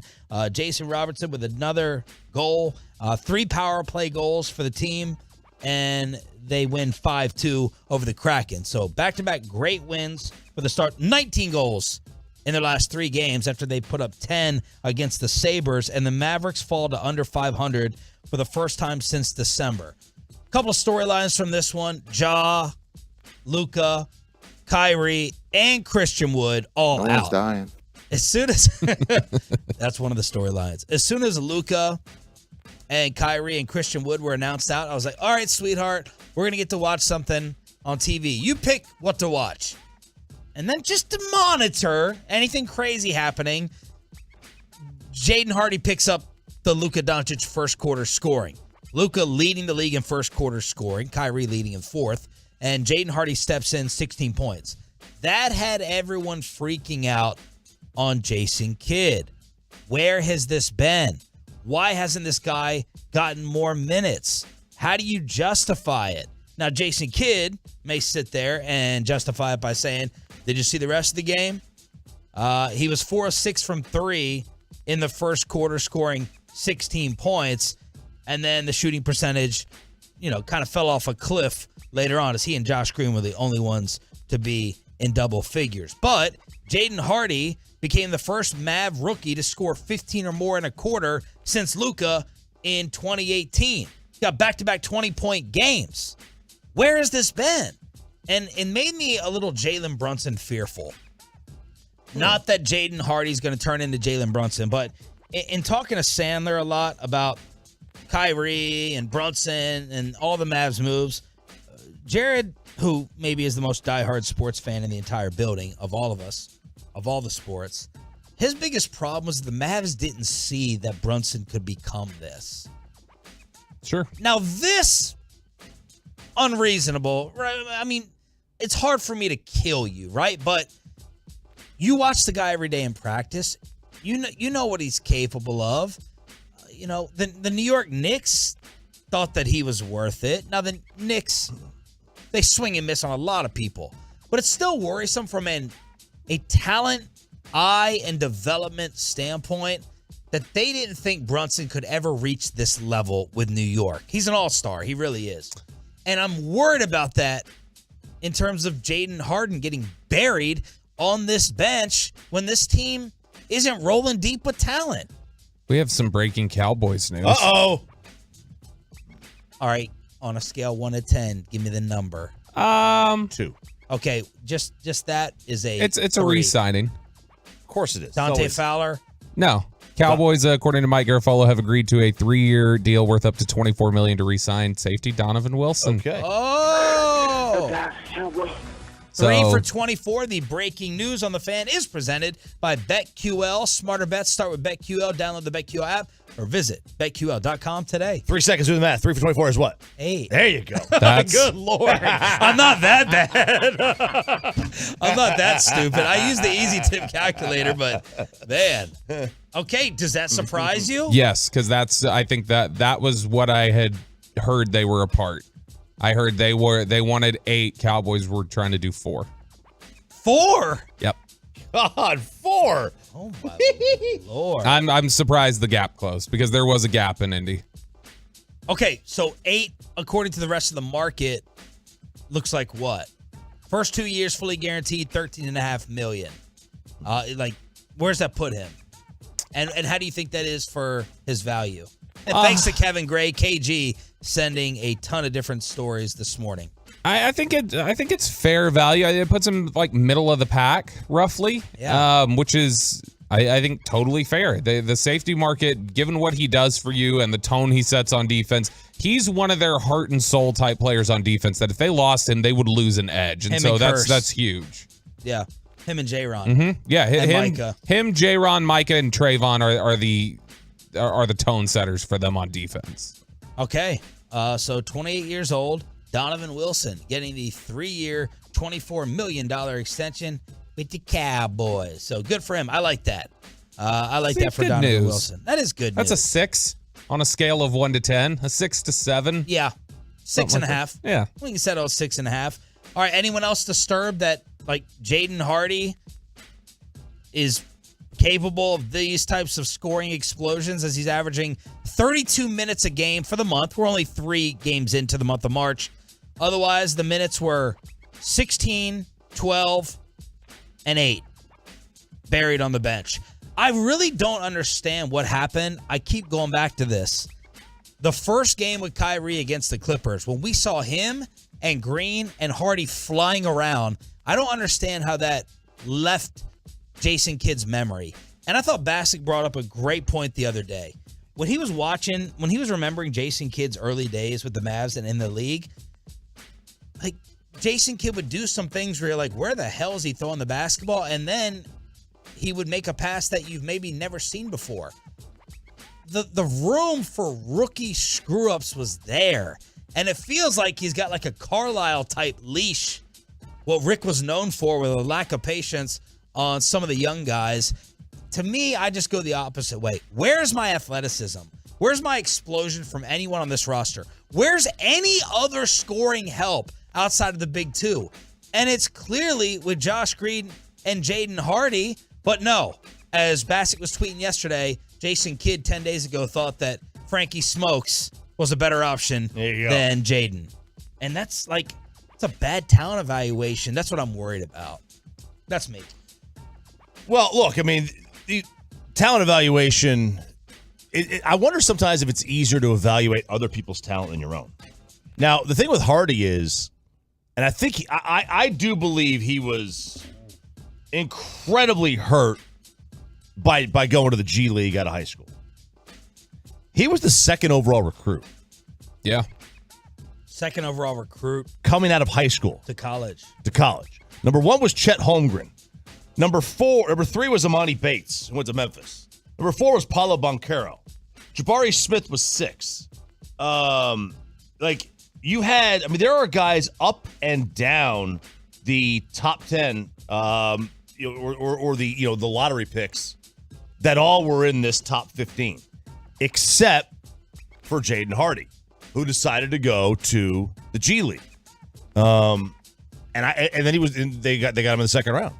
I wonder how much of his development was stunted by that.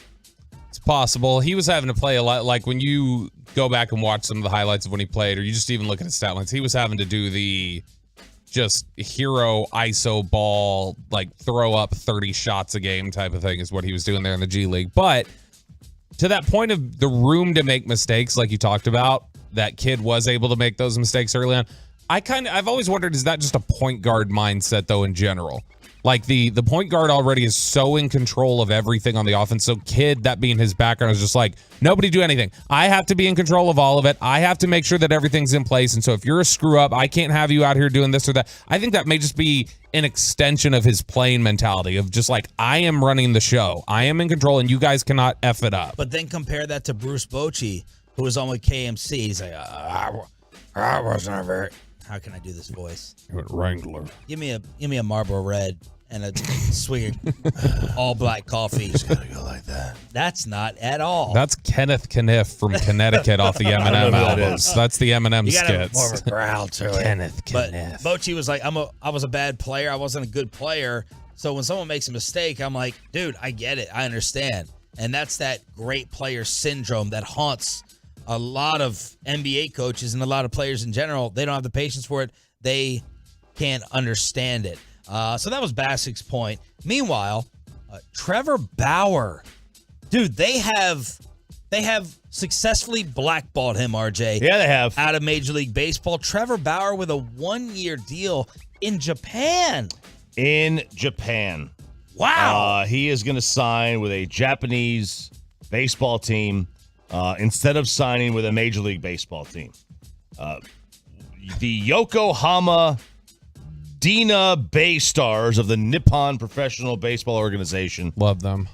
Yeah, the deal is worth 400 million yen, which is $3 million ish. So he was the Cy Young Award winner in 2020, 1.73 ERA. He's with the Dodgers in 2021, 2.59, and then he gets placed on administrative leave. I absolutely. This is amazing. He's 32. I hope baseball's happy. I hope they are. I hope teams colluded to keep him out. I hope he wins. I hope he sues them, and I hope he wins. This tells me his major league career is over. Like, they're taking a year of his prime. He paid a long punishment. Other guys have been welcomed back for the same or worse. Mike Clevenger spit tobacco juice in his infant's eye. Ugh. Or allegedly, according to his girlfriend. Aroldis Chapman did numerous things. Domingo Herman slapped his girlfriend at CC Sabathia's party in public. Wow. I wanted the Rangers to get in on this, unless he's just impossible in the clubhouse. That's the thing. If you're already, you've got the stigma of what happened away from the clubhouse, and then you're considered toxic, you're considered a cancer in the clubhouse. That just sounds like teams don't want to deal. Like, you're not worth the risk because you're such a pain.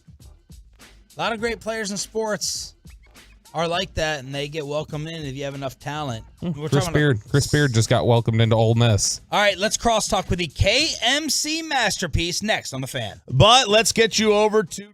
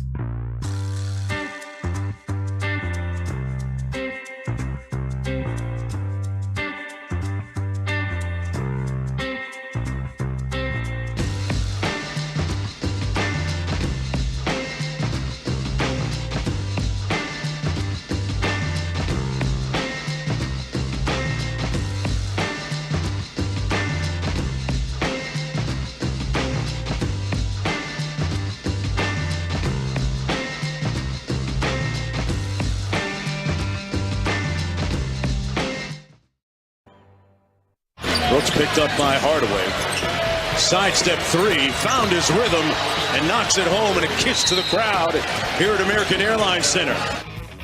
Why are you doing this, Peyton? Were you spying on our commercial crosstalk? No, it wasn't.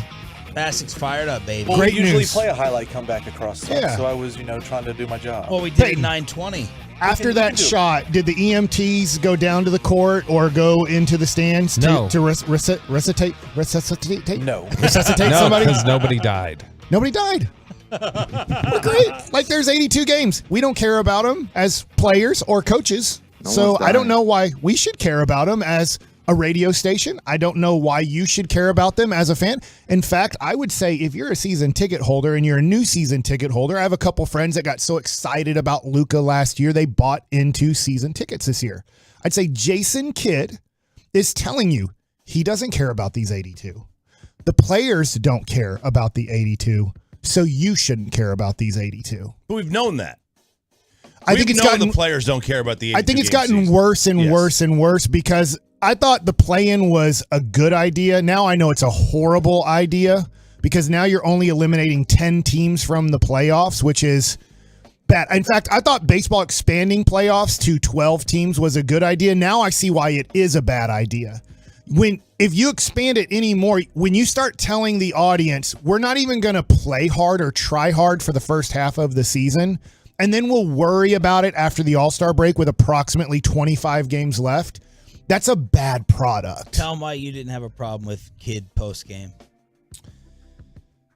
I mean, look, it's a perspective that sometimes, if you have a lot of injuries, if you deal with injuries, there's nothing you can do about it. You can't, you can't do that by the injury. Totally agree. If you're undermanned, like what's Jason Kidd getting mad about? Like he's worried about effort at that point. All he can control from the non-Luka, Kyrie, Christian Wood is their effort. If they put forth the effort and they're an undermanned team, he can't really get upset that they lose. Now we've been told that Jason Kidd wants Christian Wood hurt. He wants him off of this team. So I don't think we can use, if the coaching staff and some of the players don't even want him on the team, I feel like they should have been better, not better without Luka and Kyrie, but they should have been better last night with Christian Wood sitting out because the coaching staff and the players believe they're a better team if Christian Wood would just be released off of this team. This is the entire post-game clip from Jason Kidd after they lost to the Grizz again. Just understand our health. This is what we have. This is the cards we're dealt, just like anybody in this league. We got to play with the cards that we had tonight, and we played a good half of basketball with a young backcourt that's learning how to play the NBA game. And then just to put that in perspective against a very good defensive team. And so just understand, we're getting better. It's just a matter, can we be healthy in time to make a stretch run? And if we're not, that's just the season. No one's dying. Corey, did that outrage you?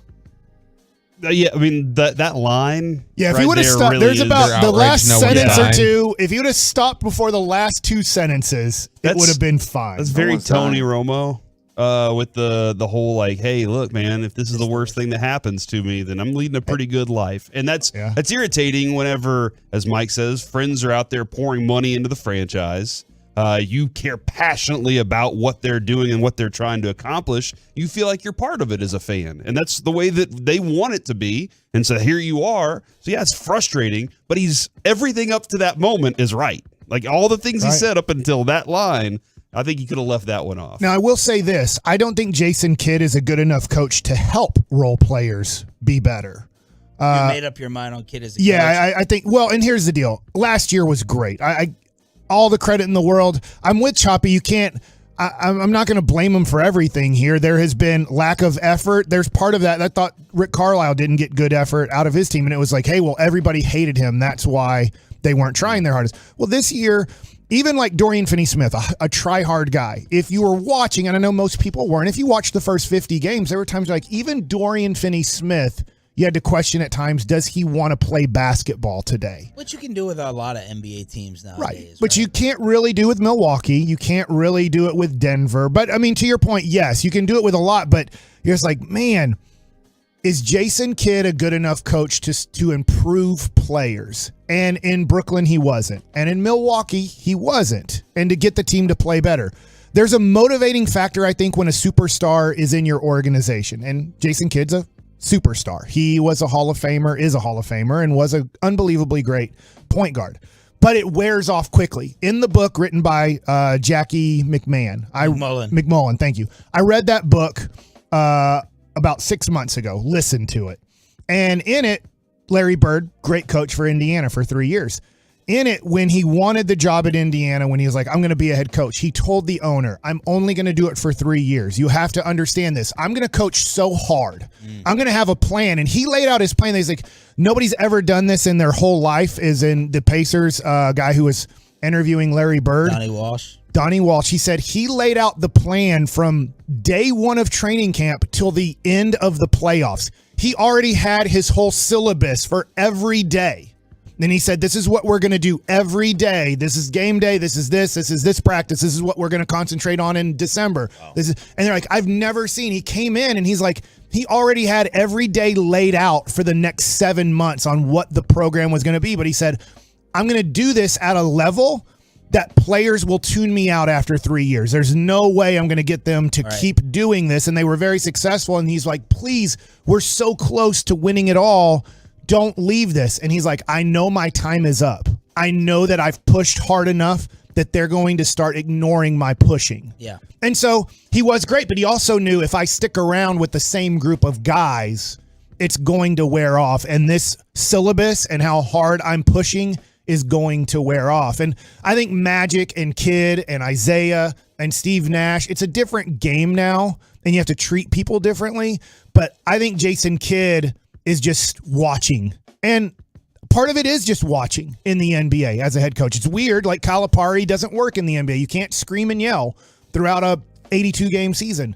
But I think Jason Kidd has come to the point where he just literally watches a basketball game. He told us that. He said that 2 weeks ago. He said, I'm watching just like you. He basically said, I can't control anything. I'm watching just like you guys. But I'm trying to give him like a Phil Jackson Zen pass. Like, hey, could I twist these things to say the first message was the players have to fix it ultimately? And then is he trying to say, look, you guys don't have to go out there and play like it's his issue life is or this. death? I hear what you're saying, Sean. His issue is this. Because his whole life from age, let's just say 8 years old to 38 years old, he controlled the game of basketball how? With the ball With his in his eyes. hands. Yeah. Right? This is where a little bit like Larry Bird, because we were like, Larry Bird was a point guard. I'm like, no, Dennis Johnson was the point guard. Yes, he handled the ball a lot. But I think people that are younger don't know what positions people play. Like Steve Kerr is a point guard. No, he never played point guard in his life in the NBA.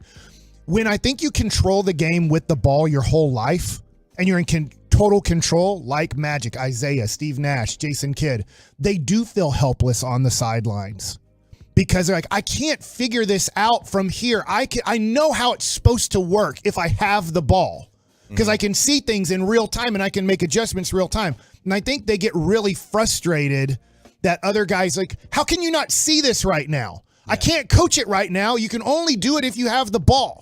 And I think that's where point guards that are great point guards struggle to be coaches because they only know how to dictate the game through having the ball in their hands. Corey, these guys think there's zero possibility that Jason Kidd loses his job for next year. I thought it was more 60-40 he could be gone. What do you think? I'm with these guys. I don't think 0%. I don't think Mark Cuban's willing to do that right now. I mean, unless he has the savior, which Jason Kidd says there's no savior. So I don't think Mark Cuban's ready to make that move. I mean, Rick Carlisle was not great for many years, and he was like, what was the phrase that Mark Cuban told us? When you find somebody to run your company that does it well, you just let them do it. Now, obviously, that didn't work internally for some things there, but like I think that he'll let Jason Kidd run it for a while until Luka and him clash, and then he's going to lose to the star, and the star's Luka. Yeah, that's what I said. The only way that I think that he loses it this year is if Luka and Kyrie. And Kyrie says, "I'll come back if you get rid of Kidd," and Luka says, "I want." And that ain't happening. And he just won 2 playoff series. The Mavericks hadn't won a playoff series since the championship. So I got to give Kidd a little bit there, a little bit of a leash there. But so then aren't we saying that these press conference comments are a little overblown? Because if they were as serious as we're reacting to them, then Cuban would be like, why are you the coach? You don't care. You said it doesn't matter. It's not life or death. And you also are just watching. So we can't have it both, right? Like, if Cuban thought that was actually reality, then he can't be the coach. Or are we just like taking it too They're out of context? Here's what I want to believe, and Mike won't let me, is that there is a world where Jason Kidd has had discussions that we aren't privy to. That he has a plan that we don't really know about, and some of these things that he says are very wild. He's saving all his out of bounds plays for next year. Or the playoffs. He decided, Yeah. or the plays. He decided, like, listen, side out of bounds doesn't matter in the regular season. We're going to have no plays. Nobody's dying. Yes. And nobody's dying on those plays in the regular season. And that's all I want to believe, is that during the playoffs that there is a different mode that Jason Kidd wants his team to be in. But if he grinds like that all season, then his guys are just going to ignore it. And then whenever the playoffs come, maybe he has it. Now, that only services me until the playoffs happen or don't. And then I have to look at it and say, man, there's a bigger problem there. And Mark Cuban probably should have addressed this earlier. Otherwise, Mark Cuban had the plan given to him, and he's just waiting it out like the rest of us right now. What else you guys have coming up? Man, the World Baseball Classic, Mike, is taking over my world right now. The stories that are coming out of this, the Rangers pitcher last crying night. on the mound. Yeah, did you see that? The Rangers pitcher was crying on the mound last night. No, but I see John Smoltz getting destroyed. What did he do? He's getting crushed. He all over Twitter. Yeah, he's just, he's like Romo. He was great when he first got in there, and then he just stopped trying. Is he still doing these games from his house?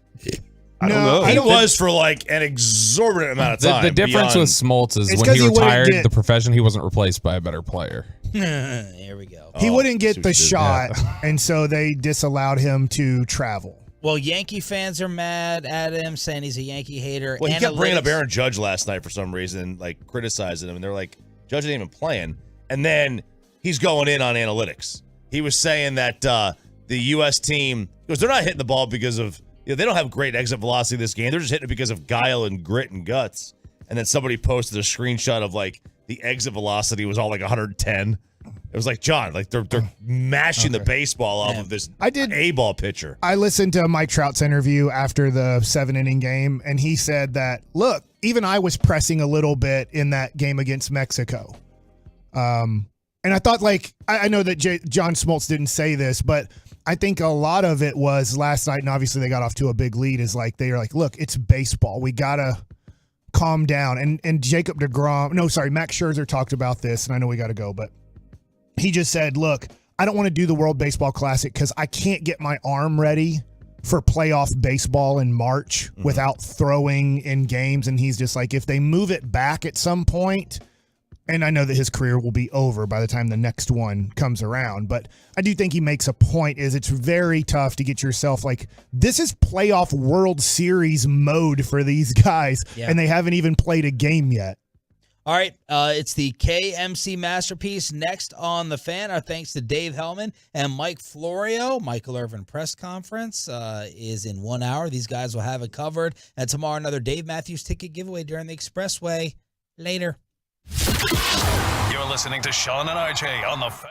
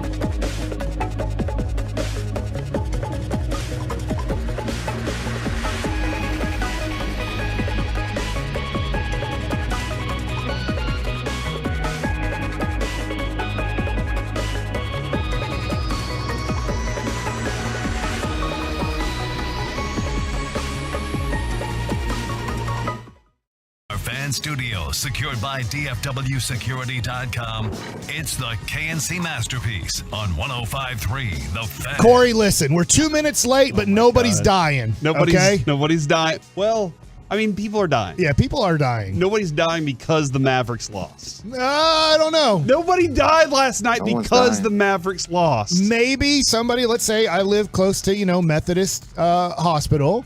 Somebody could have been watching the game on ESPN, and they're just like, you know what? It's time to die. 877. And they were watching the game, and they're just like, I'm so bored with this team. 881. And I just want to die at this point. No one's dying. And then Jason Kidd is like, no one's dying. Well, he's saying no one's dying because of like what we're accomplishing or not accomplishing right now. That's what he's saying, is that nobody's dying because of that. So everything's fine, Mike. Everything's fine. We'll get into Mavs in just a minute. Okay. Sorry. All right. We'll get into some Mavs in just a minute.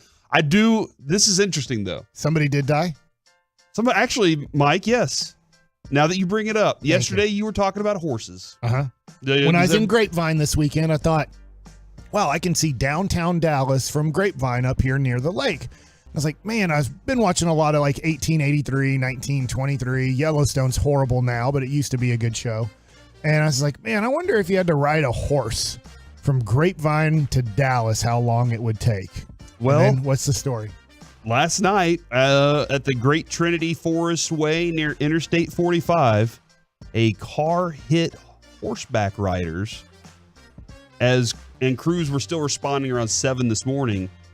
One person died and a horse died as well. So, Mike, I think nobody's ever talked about horses until you yesterday. Nobody talks about horses on this show, on this station. I used to work at a horse track. It was awesome. You worked at a horse track? Yeah, I would be suspended like 50 feet in the air, like these towers, and then I filmed the horse races. It's pretty sick. What? Yeah. I saw a lot of horses die. I was actually very sad because they can go into like cardiac arrest and stuff. But yeah.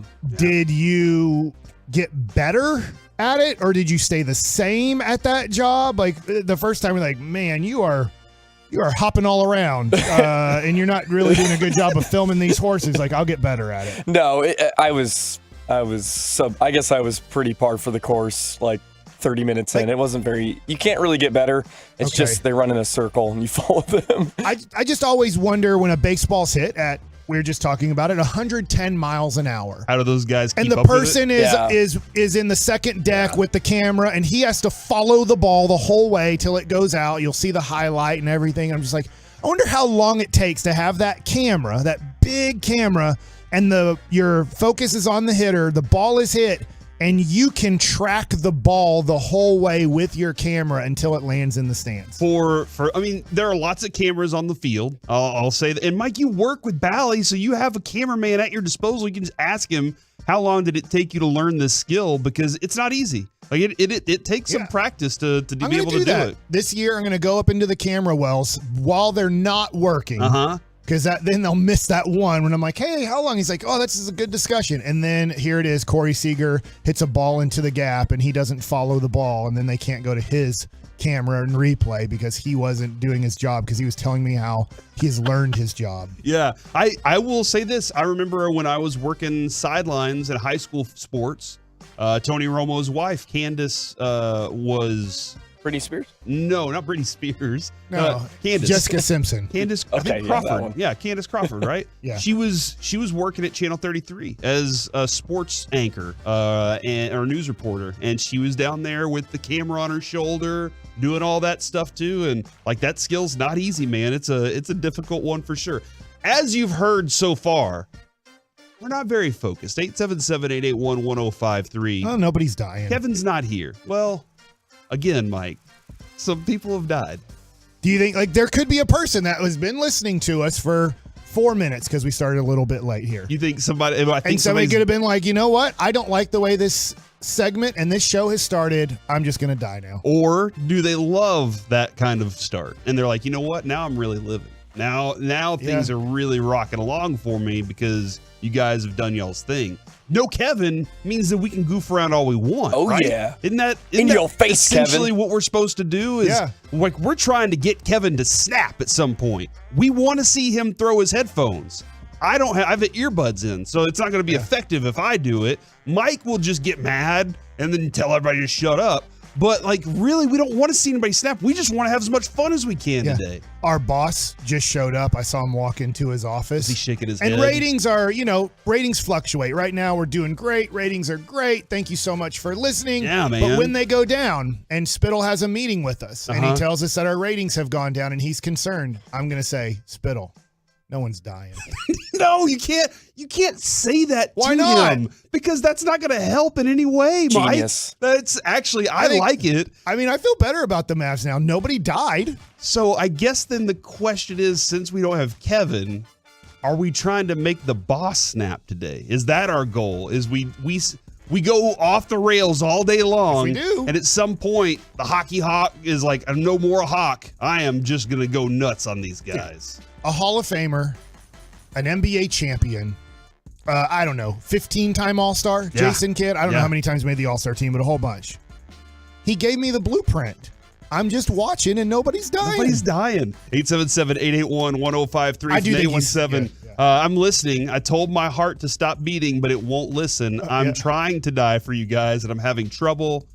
You're killing me, guys. So there you go. That is somebody out there from the 214. I love it so much. Time to meet the man in the sky because not going to the better than this gold. Nothing's going to get better than this gold. I appreciate that. All right, so what's happened is the Cowboys did something. All right, the Cowboys finally did something, everybody. Michael Gallup got restructured as Gavin Dawson predicted yesterday during Crosstalk. What an amazing thing he did.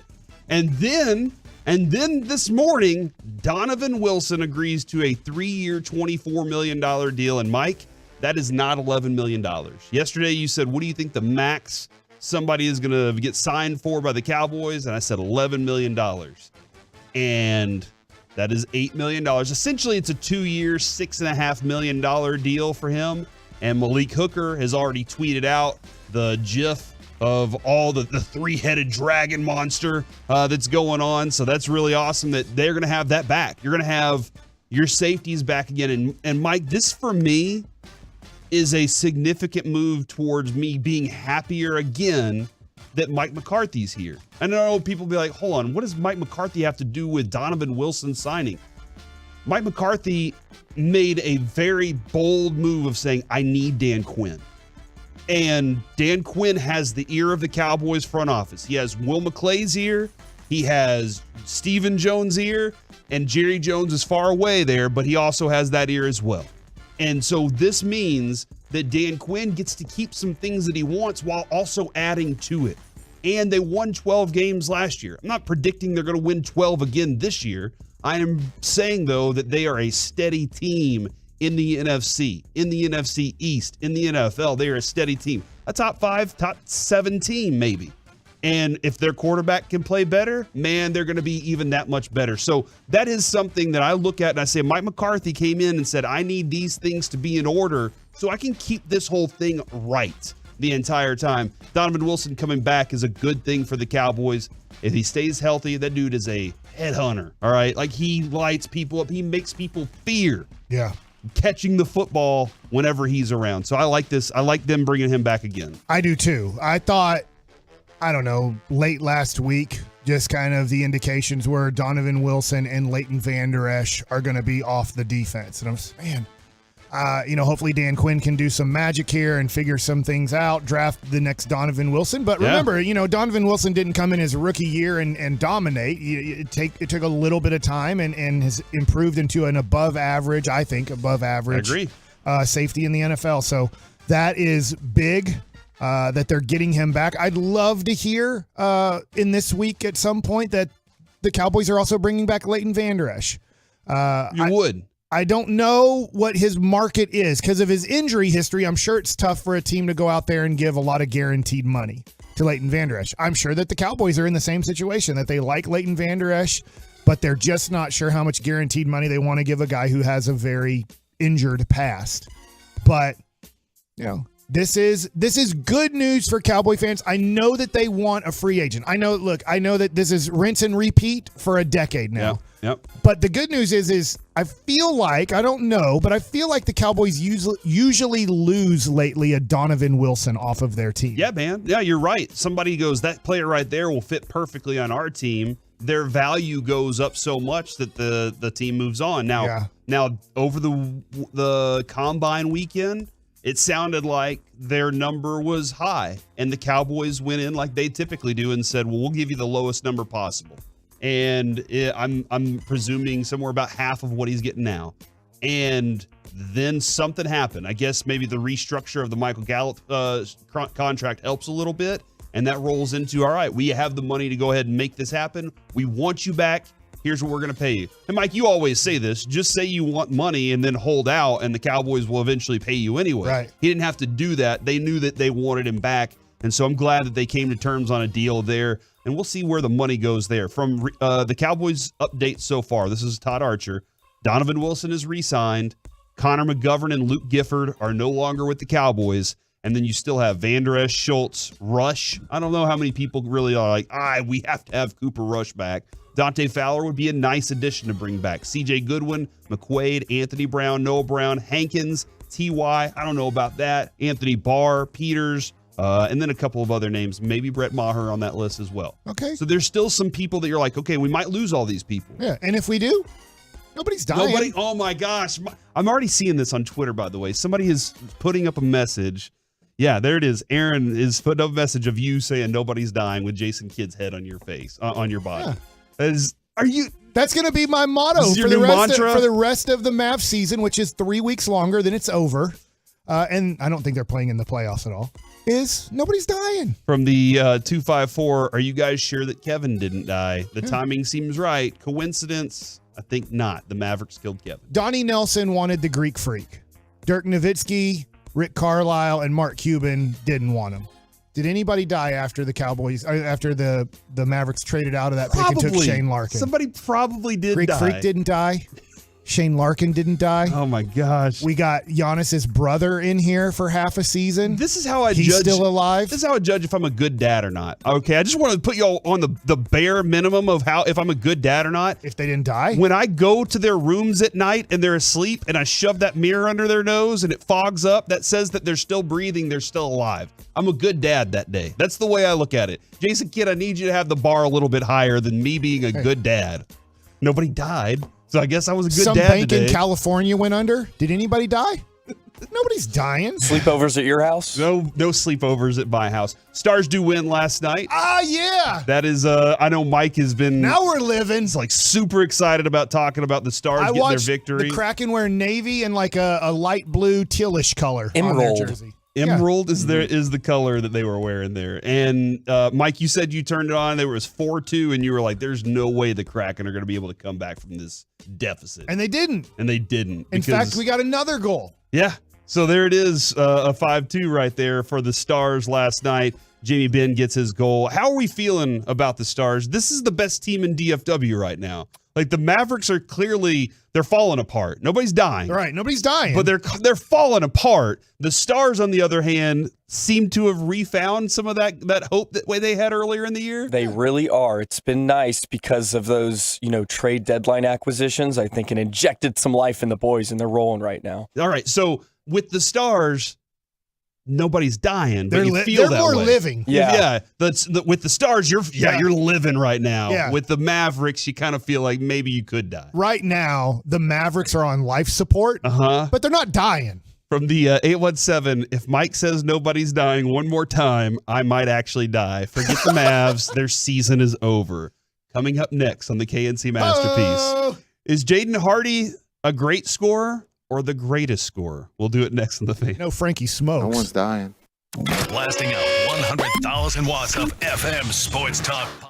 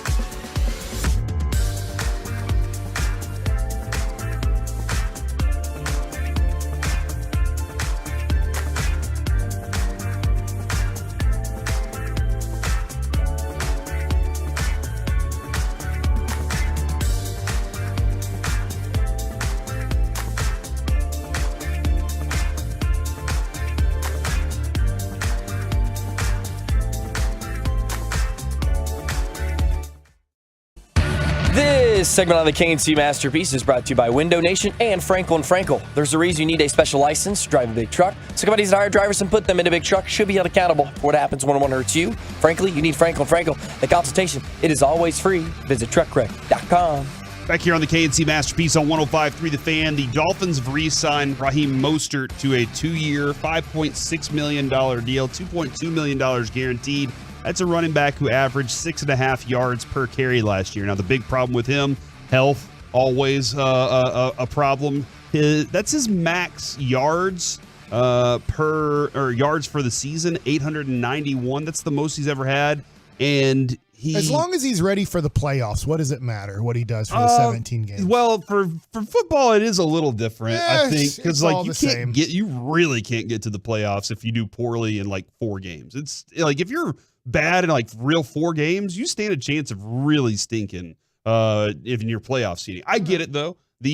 But the NFL, Mike, hasn't had load management instituted into their policies, so that's the big problem there. But that's another running back right there. I just think that's interesting, Mike, because when we look at the numbers for running backs, he's effective when he's on the field. Mike McDaniel knows how to use that running back when he's on the field. He has great burst. He has great speed. There are things that he can do very well. They pay him $5.6 million over 2 years. Like that's interesting to me because you're looking at the Cowboys who just franchise tagged Tony Pollard and still have to figure out their contract situation with Ezekiel Elliott. So lots of other things will be happening throughout the free agency negotiation period. That's the agreed to terms with the Dolphins and Raheem Mostert. Now, last night, Mike, now let's get into why nobody died.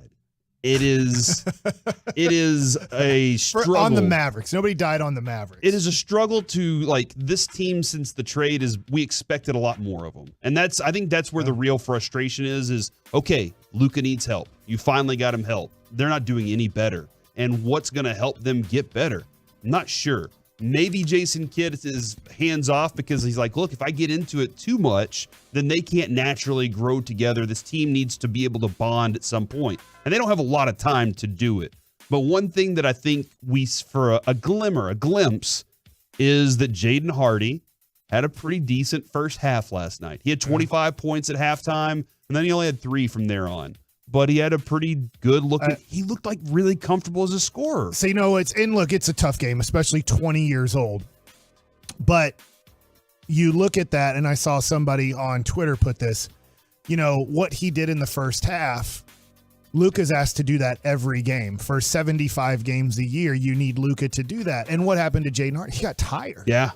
And now it's tough to play 41 minutes. Yeah, and to keep that up. And look, is Luka the most in shape player in the NBA? Not anywhere close. But he is in different. shape. He's in shape for an NBA basketball player. He's in really good shape, and nobody's asked to do more. Now maybe there's complaints, and I totally get it, of maybe he is doing too much and needs to trust his teammates a little bit more.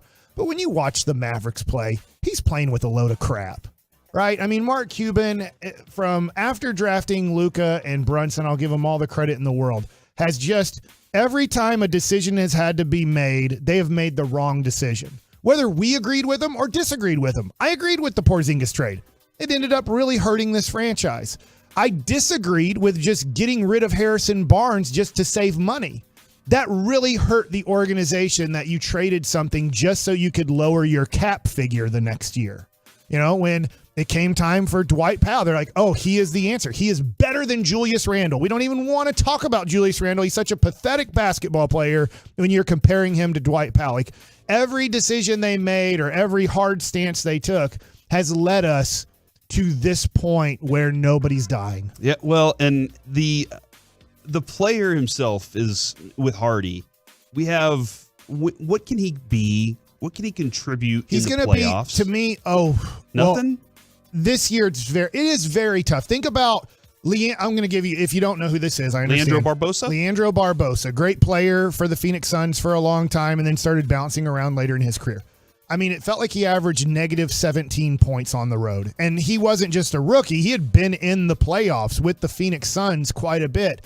You're asking a 20-year-old, if you get to the playoffs, you're going to be most likely, if you make it, you're going to be a 7 or 8 seed. You're going to be in the play-in situation, and then you're going to be playing, Denver, or I guess at this point, Sacramento, which I know most people are like, hey, we'll just beat Sacramento. They've never been in the playoffs. We can't even beat the Indiana Pacers. So I don't know how we're going to beat a team that's going to actually win 50 games this year. But if you look at it, that's a lot of pressure. That being said, Jason Kidd is doing a poor job of even getting him ready for that situation. Because I'm going to tell you, if tomorrow night Lucas maybe is back, right? There's a 50-50 chance now that Luka's back tomorrow night versus San Antonio. I don't know if Kyrie wants to play tomorrow night or not. But if he wants to play tomorrow night and he comes back, I expect Hardy to just watch the basketball game. He might not play another second. And he's going to play Justin, the released man, Holiday. Remember, we love brothers who are really bad at basketball, hate the brothers who are good at basketball. We always choose the worst one and hope that maybe the other brother will be like, oh, man, you signed my brother for 3 seconds? That's no effort to try and get Drew Holiday, right? This is not one of those moves, is it? Like, I don't know. Every time we do this, it's like, oh, because Drew Holiday's going to see how great it was because his brother's like, how great Dallas Drew was. Holiday at this point? What's his contract? No, we're never getting him. But I mean, it's just, I love him, but like he got released by Atlanta. Atlanta has a better record than the Dallas Mavericks, by the way. Like Atlanta, in the same situation Dallas is in, is like, look, you're just not good enough to play basketball. We're going to let you go. And the Mavericks like, not only are you not good enough to play for the Atlanta Hawks, we think you deserve 30 minutes a night for our team. And that's where we're at in this situation, is teams that have the same record, right around 500 as the Mavericks, they're releasing players, and the Mavs are picking them up and playing them 25 minutes a night. That's how bad our role players are. We're taking bench warmers on other teams and then throwing them on the Mavs for real legitimate minutes. But it's where you're at with your talent on your team. Yeah, no, and that's, I think this is. I hope Hardy does play the rest of the year. I don't think there's really going to be any playoff experience to get this year. To be honest, they're going to play 1, if not 2 games at most in the play-in situation and then be done. But their big problem isn't scoring, though. It's not getting buckets. Isn't the Mavs' deal? That's not their problem at all. It's finding guys that are willing contributors on the defensive side. Yeah. That is their biggest problem at this point. It's nice to see Hardy do what he did last night. The Hardy party was in action, man. That is something nice to see, that you have that. You drafted this guy. I think he can be like Jordan Poole, by the way. If you asked me before, that'd be great. Right, I think he can be like a little bit but different. We need to player, find our Andrew Wiggins. A guy that can maybe be Jason Terry. I know, thinking of Mavericks, like a dude who can be like a 6 man of the year candidate. He can start too, I think, in the future. But he's a guy that's going to get you kind of 20 points. And other aspects of the game, he's going to have to improve a lot, but I think that he can be a really solid, good player for you in the future. But like I said yesterday, I will not buy his jersey for my son because I don't know if the Mavs are going to trade him in the offseason. Yeah, there's a lot of mixed reviews on this team at the moment anyway, and a lot of it has to do with they're just not winning. If they turn things around and Luka comes back and they reel off against the Spurs and the Lakers, and who do they have after that? They got the Grizzlies. if they can go on the road and if ifs and buts beat the candy door and down on nuts. all three of those teams, that changes everybody's mind real fast, doesn't it? That you beat the worst team in the NBA, that you beat the Lakers without LeBron, and you beat the Grizzlies without 3 starters. You just got whooped by the Grizzlies when you didn't have your 2 starters. So doesn't that like change the mind of, okay, you did something? Well, you did something. And then you get the Warriors at home. Like that's an ultimate, like you're trying to build up. But it would be like, okay, I think we can make the play in. I would tell you, if they run off 3 wins here in their next 3 games, I'll say, okay, I think that they can maybe stick into the play-in situation. And then they lose the next 3 to the Hornets and the Pacers, and then what? And they should win the 2 out of those 3 games. I expect them to lose one of those games because they'll D around. And I'm not talking about defense. Their schedule for the remainder isn't nice. And I don't love it. I do think one of the things that Jason Kidd is telling us is he's quit. He doesn't want to coach the rest of this season. He hates this team. He hates Christian Wood. That's what you're getting from this? He hates JaVale McGee. He just doesn't like this team. He's not enjoying coaching this team. He's given up on trying to change this team.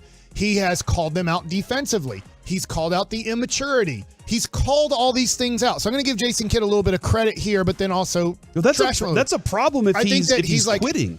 I've tried. He's like, as the coach. I've tried everything. I'm done. He has $100 million. Yeah, but you can't quit as like that's the thing. He is. The job he of told coach. us last night. I'm done. I've tried everything. You guys figure it out. I'm done. Well, and then Mike, if that's the situation, then the answer needs to be yes for Mark Cuban. I am moving on from the coach. The coach is the one person who can't quit. He has to be the one that's like carrying the flag saying, look, we got to go do all these things. He's got to be the one that can motivate the players to do some stuff. They have to be. I mean, ultimately, the players have to do something too. Yeah. The players have to contribute. He thought last night, from what we understand, the Mavericks would be a better basketball team if Christian Wood didn't play. So they tried it. Were the Mavericks better without Christian Wood? And I get he only plays them 15 minutes a night anyways. But he thinks that Dwight Powell and Maxi Kleber and possibly now Bertans, because look, the players don't really like Christian Wood either. Let's be honest here. The players don't like Christian Wood. They don't really like his attitude. They don't like who he is as a person. They're not crazy about him. They don't want him on the basketball team. And so the coaches don't want him really on the basketball team either. They tried to trade him, couldn't get anything for him. They kept him. They should have just honestly just released him. If he's that big of a problem and you don't want to coach him and the players don't want to play with him, just release him. Just release Christian Wood. And now I know he's not going to be like a really wanted guy either. He has screwed over his free agency and his agency has screwed over his free agency. He's not going to get a lot of money in the offseason. But if he's such a bad person and he's such a bad teammate, why have him around? Just release him. Yeah, if JaVale McGee is such a horrible person that you can't try him for 3 minutes because your defense is pathetic and you signed him to a 3-year contract for that main reason, you already know Dwight Powell's a crappy player in the playoffs. 40 games in the playoffs, 3 points, 2 rebounds a game. You know you can't play him in the playoffs. There's not a matchup that he can survive in the playoffs. And you won't try McGee. And you're done with Christian Wood. Just release the dudes. So then the other thing, I guess, then for Kidd is he's saying, I quit with this team. Yes, I need a better team. Right. Like this, I did everything I could with last year's team. They gave me their max effort. They overachieved. Yeah. This team is underachieving. That's not my fault. Yeah. But coaches do this all the time, though, Corey. Yeah. This is what you tell kids and young adults. You tell these guys in spring training, if a guy's getting mad because a coach is getting on him too much, all right? A veteran guy will come to and go, hey, you notice how he's on you right now and he's asking you to do these things, and I know you're getting ticked off at him, right? Has he asked that guy to do anything? Watch. Go watch. Is he even watching his bullpens? And Mike Maddox isn't even watching his bullpens. He doesn't care about him. He knows he's not on the team. He's not going to be part of this team. He's just a filler for spring training. And when you get tired of a player, now this is usually a player, you just stop coaching them. You just hit them ground balls. I don't care if you field it or not. I've tried time and time again to try to help you, to try to get you to do the right things. I've tried in different ways. And when you stop listening to me completely and you will do nothing, and this is Christian Wood, by the way, then you just stop coaching them. And you're like, I'm done. I'll just throw the ball to you. hit it. I don't care how you hit it. I'm going to hit you a ground ball. I don't care how you field it or throw it anymore. Let them kill themselves, essentially. Right. And I'm just not going to play you really anymore. And so that's where you're at with like a guy like Christian Wood. A lot of coaches do this. The best coaches in the world will eventually give up on certain people. And sometimes if you feel like the whole team isn't listening, then you just kind of give up on the team. And for Jason Kidd, this isn't a lifelong goal of his to be the greatest NBA basketball coach. What's his lifelong goal? To be the greatest NBA point guard. And he already did that. You're right. Done. He has 9 figures in his bank. This is not going to make or break him. I would never do that because I don't want a guy that's just that quickly going to just give up and because he has money. But I understand what you're saying. Like with the philosophy of I'm going to coach you as long as you're willing to be coached. Once you're not willing to be coached anymore, then I don't need you because I have to find something else. And the other thing too is his reputation is he's done this before. He did this in Milwaukee. He started just berating the players. He did it in Brooklyn where he got tired of Deron Williams, however you want to say it. And he wrote him into the ground. And so now I think he's like, I'm not going to do that. I know writing them into the ground and just telling them they're a piece of trash basketball player doesn't work. But I'm going to go to the extreme other way, which is what he's trying to not do the same mistake again. But it's like it's a mistake in another way of like I just will back off and I just won't say anything anymore. The 972, my high school coach would tell me you need to get worried when I stop yelling at you. By the way, Jane Slater has tweeted that the Cowboys are working and hammering on a deal for Leighton Vander Esch. But another team has entered the chat after yesterday when one of the big linebackers went off the board. They say expect negotiations to start around 7 per year. I don't know if that is from an agent or from the Cowboys, but that is new from Jane Slater. Coming up next on the KNC Masterpiece, let's talk with Jared Sandler and talk a little baseball next on The Fan.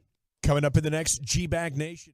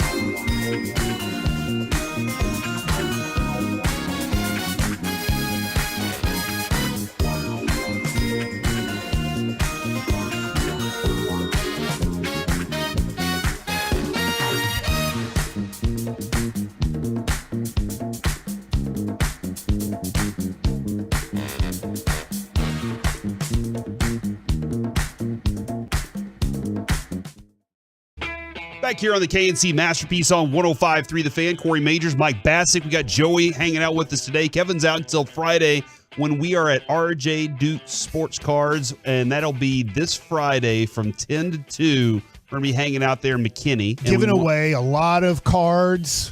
Is that what the plan is? Yes. So okay. We open up boxes. Yes. During the show. Uh-huh. And then if you're there, you sign up, and so we open up stuff where you could get an autograph. I think last time we got Sauce Gardner autograph rookie card. Yeah, nice. They gave it away. Oh man, all right. So I mean, we could open up something that it's an autographed Luka Doncic card. We aren't giving it away as a station. Right. They RJ Dukes. We open it, kind of talk about it for a second on the air, and then if you're out there and you sign up, they give away that whatever we open, they give it away. You know that means Kevin's going to let me open all the cards. So I'm really excited about that. This Friday, today, G-Bag is at Shell Shack off of Abrams in Dallas, the Lake Highlands area. So make sure to go see the G-Bag Nation at Shell Shack. As long as you're alive. Yes, as long as you're alive. Now we turn our attention to our friend Jared Sandler, brought to you by Sonic. Oh, Sonic. Nobody's dying good. Jared, how's it going today, man? Guys, so normal morning, woke up my usual time, worked out, but this morning was laundry morning. And thankfully here at the Great Windmill Inn and Suites, laundry, in theory, only takes about 75 minutes, and you combine how long the cycle is for the washer and the dryer. So you can get it done in a shorter period of time. You might hear me loading some more quarters here and pressing the button. Cool. So when I first got here, I got $20 in quarters. Just thinking about how much I would need. It's $4 to do one full cycle, $2 for the wash, $2 for the dryer.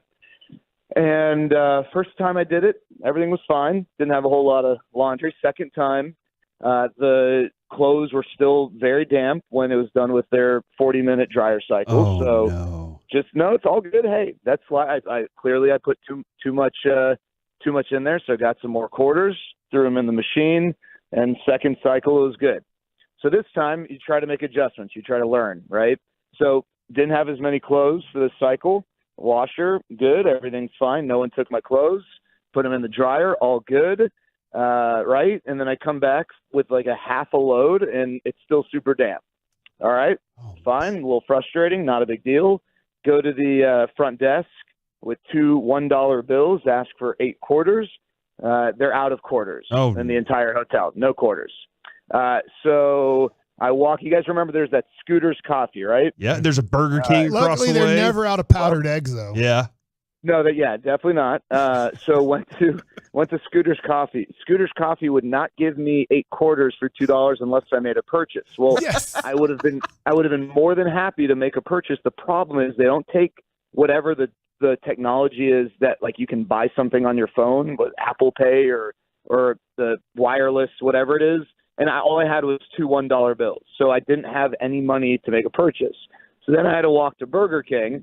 And I waited in a line, and then the lady at Burger King didn't want to do anything. She's like, I don't know, I need to check with my manager. And I was like, I just need 8 quarters, please. And I will go away. I'm not like trying to cause trouble.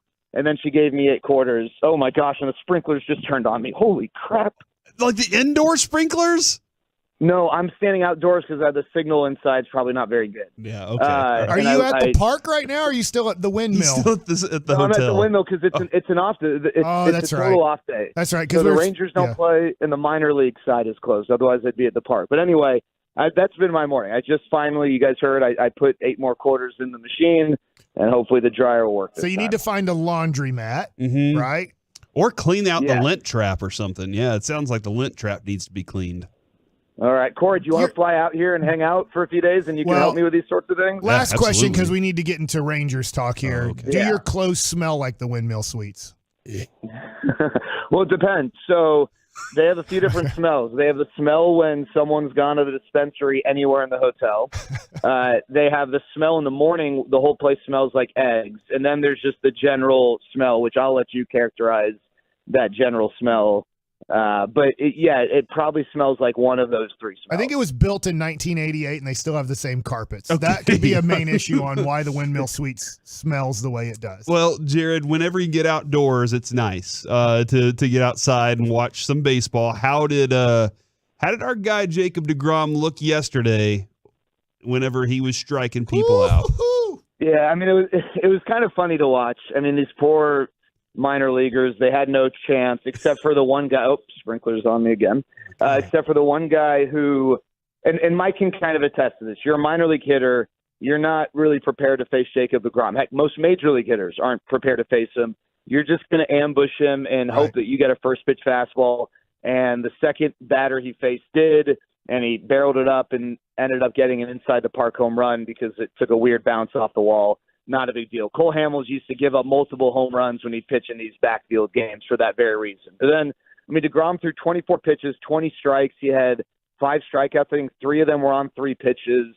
It was just fun to see him compete in a live game setting like that, even if it was a minor league game. And he looked sharp. He came out healthy. He actually went to the bullpen after his 2 innings and got some more pitches in. And, you know, most of my time was spent watching deGrom. I was hoping that when deGrom wasn't pitching, Eovaldi would be on the field right next to it, but they both seemed to be pitching around the same time. And there were so many people there, I couldn't just turn and look. Like, you know, there were 4 or 5 rows deep of standing people around both fields, and I'm not very tall, so that made it a little challenging to just kind of swivel the head. But they both looked good, apparently. Spoke to people who saw Eovaldi. And what was really cool, guys, you know, we've had a few years of general apathy with this team because they made it very clear that their intention for a couple of years was to not win, and that included a 100-loss season. And while definitely appreciate the fans who, you know, they ride or die no matter what, totally understand that they're fans, that they are less interested when the team is not trying to win. I get that. I don't blame those folks. But yesterday was the first day where I felt from the fan base that there was an energy that has been rejuvenated because of the moves that have been made this offseason. It was really, really fun to be in the backfields, and there were a number of front office people and even players who are like, I've never seen the backfield this packed. There had to have been, you know, 1,500 or so people there split between the 2 fields, which was really neat. All right, I have a question not based off of yesterday, but based off of 16 days from now. The Rangers are playing Phillies on opening day. The Rangers have a 4-2 lead going into the top of the 7th inning. I'm not going to tell you who's coming up. I don't know all of their lineup. Obviously, I know Trey Turner and JT Realmuto. What is the Rangers' plan right now for the 7th, 8th, and 9th inning on opening day? Some combination, in all likelihood, if everyone is healthy and you just got one game to win, some combination of Burke, Hernandez, and Leclerc with the potential of Will Smith mixed in there based on matchups. That's the sense Leclerc I is get. the closer for sure right now? So I would say yes, but I would also say that, I mean, he pitched well yesterday, you know, take that for whatever it's worth. Okay. But none of these guys have really separated themselves. You know, all of these guys, I mean, Will Smith's only pitched twice. He's been fine. But all of these guys have kind of had some outings. But Leclerc looked good yesterday. And I just don't know that if no one has separated themselves, I think Leclerc will be the guy just based on the way he finished last year. So I think Leclerc is the guy to get the 9th inning, but I don't have like 100% conviction on that the way that, you know, teams like the Mets have with their closer situation and stuff like that. And it's such a tough situation, Jared, just because we saw it last year play out, even though the Rangers weren't competing for a playoff spot. You're going to get hit and you're going to blow a save or two. And how do you handle that situation? I know Leclerc has been through it a little bit, but that's the toughest thing about being a closer, which we don't know. is last year Barlow didn't handle it well when he started getting hit. Hernandez, young guy, I love his stuff, but he might have not handled it the best after getting hit up a little bit in that ninth inning do or die situation. So that's the deal, is really as a team that's planning on or hoping to win 90-plus games, you really need a guy that when he blows a save, you still have confidence in him and he has confidence in himself. Hey, Mike, I literally just thought of this as you were talking, so I haven't checked. I don't think, my first year doing this in this role was 2015.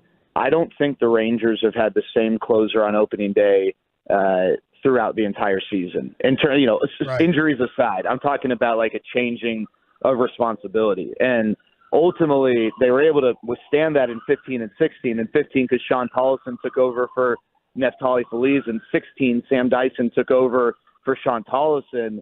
But if they really do want to compete for a playoff spot, at some point, they're going to have to either have that guy establish himself internally, or they're going to have to go out and get a guy who they can rely on as a closer. And just like you said, someone who whether they blow a save, whether they blow back-to-back saves, that they're going to come back out in the ninth inning the next time you need them, and you're going to have full confidence they'll get the job done. Well, Jared, it sounded like the police were after you, so we're going to let you go so you can scramble off and hide a little bit or figure out your laundry situation. Hey, Man. good luck on the clothes tumbling and not drying. Best of luck to you. Thanks, guys. I miss you. Well, Help me. Be good, Jared. We'll see you in a little bit. We'll see you in 2 weeks. We'll see you soon, man. In 2 weeks, you'll be back home. He's gone. Man, he hung up on us because we didn't say I love you back. That's probably why. We need to say that more often as humans, I think. Like if we mean it. If you don't mean it, don't say it, right? Yeah. But let the people around you know that you care about them. Like, Mike, I love you, man. I love you too. And you know what? Nobody's dying. All right, coming up next, D'Angelo Russell has me asking, when you do sport, do you play differently against your friends? Which ones bring out the best in you? Next on The Fan. The latest from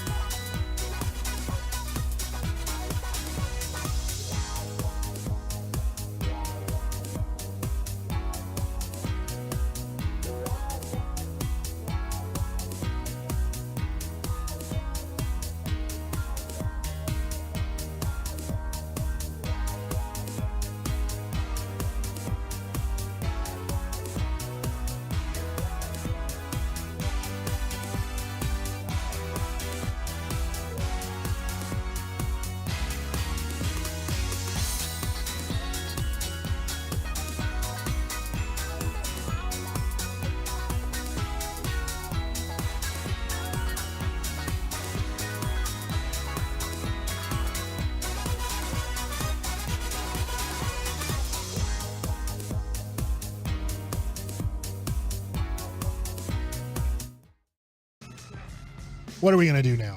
Well, might find other receivers. That's what you do. But special teams. How much was he contributing? I don't know his special teams numbers. I'll have to look. I think that you're going to be fine. Was he one of the gunners? I can't remember. I don't think so. Honestly, I think Kelvin Joseph was and Deshaun Wright. Okay, kickoff special teams I don't care about. You can kick it out of the end zone almost every time you want. Like if you want to, just kick it out of the end zone. It's when they don't kick it out of the end zone, I always feel like it's intentional that they want them to return it. Mm-hmm. And punting, so you're more concerned with punting. Yeah, punting, there's still strategy in punting. I feel like kickoffs, the kickers are so good and their legs are so strong, unless the wind's blowing 25 miles an hour outdoors, like, hey, kick it out of the end zone. Everybody does it. You can do it too. A lot of people will blame him for multiple interceptions last year. The Jacksonville Jaguars game, that wasn't a great pass, but it was definitely not an interceptable pass. Yeah, it was catchable and should not have been an interception. I always was like, man, I want more Noah Brown. What's keeping him from being better? And he was a guy, and this is from the Cowboys. He's a guy that he was there, consistent, had some things that kind of popped up health-wise and other things. Very similar. We were talking about Donovan Wilson. He had some things that just kind of got in the way for a little bit. And then he had, some other people weren't available, so he had his opportunity to step up. First few games of the season with Cooper Rush, he was really good. And then as the season went on, you start to see some of those little things that you're like, oh, and the Cowboys move on. I will say this. He is a huge success story for the Dallas Cowboys and his career. When you're drafted 6th or 7th round, I'm sorry I'm forgetting which one he was, but it was one of the last rounds in the draft. And you're able to have, it looks like a 6, 7, 8-year career in the NFL, and you're able to help out as a backup wide receiver. And I do think a pretty big special teams player. I know I can't remember everything he did or didn't do in special teams, but that's a really good pick. If this year the Cowboys take a dude who's a bigger wide receiver who can't contribute at all as a wide receiver, but figures out a way how to maybe be practice squad in and out of the active roster and is with you for another 4 years on your active roster, that's a good pick in the 7th round. I think 7th round. You think 7th round. Yeah, but it was a late pick. It was either 6th or 7th round. I'm sorry I'm forgetting. It was a while back. His highlight for me, not as a Cowboy, Mike, is when he was at Ohio State. Very little production, by the way, at Ohio State. But in one game against Oklahoma, Mike, he had 5 catches for 72 yards and 4 touchdowns. He had 4 touchdown catches. That's a Travis Kelce game right there, where he just has five catches and 4 touchdowns. And that's kind of what the career was like. That's what you were like, oh man, can he be that guy? And there was all this other work. Now, some people are suggesting Simi Fehoko could be the guy that replaces that. You have some other options. Tolbert might be a guy that could help out there. That's true. You have to hope on Tolbert. Is that right now, yes, it looks like a horrible pick, but hopefully after struggling a lot in training camp and never really getting a chance in the season, and when he got his limited chance, he showed nothing to give him another opportunity. That this offseason, he understands what the NFL's about. He understands his weaknesses. He understands how to work on them. Somebody's coaching him on how to get better at what he can't do yet in the NFL, and he comes back to training camp, and he looks like a guy who can be your 4th or 5th wide receiver. Same thing with Simi Fehoko. I just remember how much I believe San Francisco loved him. Yeah. Because I think John Lynch came out after the draft, or at least we heard. Yeah, somebody called Will McClay. Yeah. You stole him from us. We were ready to pick him. We were really excited. We think you got a good player there. So he could do something like that. And by the way, Noah Brown was the 239th overall pick in the 7th round of the 2017 draft. Yeah. He did something. Great job. Most guys don't have a career at all. You get drafted 239th. I bet most guys are practice squad guys for a year, and then their career's over. Now, Josina Anderson says that she is told that the Cowboys are still working on trying to come with terms with Dante Fowler. Okay. Jane has said the Cowboys are trying to come to terms with Leighton Vander Esch, but another team has entered the chat. And sometimes I do wonder if that's an agent saying, no, there's other teams interested. But that's where this period that we're in, you're getting information from everybody. So Fowler and Vander Esch trying to bring back that defense. They already brought back Donovan Wilson. They're trying to bring the entire defense back, and that might be nice. Like if they can replicate what they were last year, which we are told defense doesn't carry over. If they can replicate defense, it can be very good for this team. I bet he has other suitors. If I'm another team, I look at Leighton Vander Esch and go, I want him on my team, but I have to watch the amount of guaranteed money I give him. Yes. Because of his injury history. We might be signing a guy that plays 5 games for us and then his career ends because of injury. We're hoping that he plays 15 of the 17 games for us and that we have an option on his next year.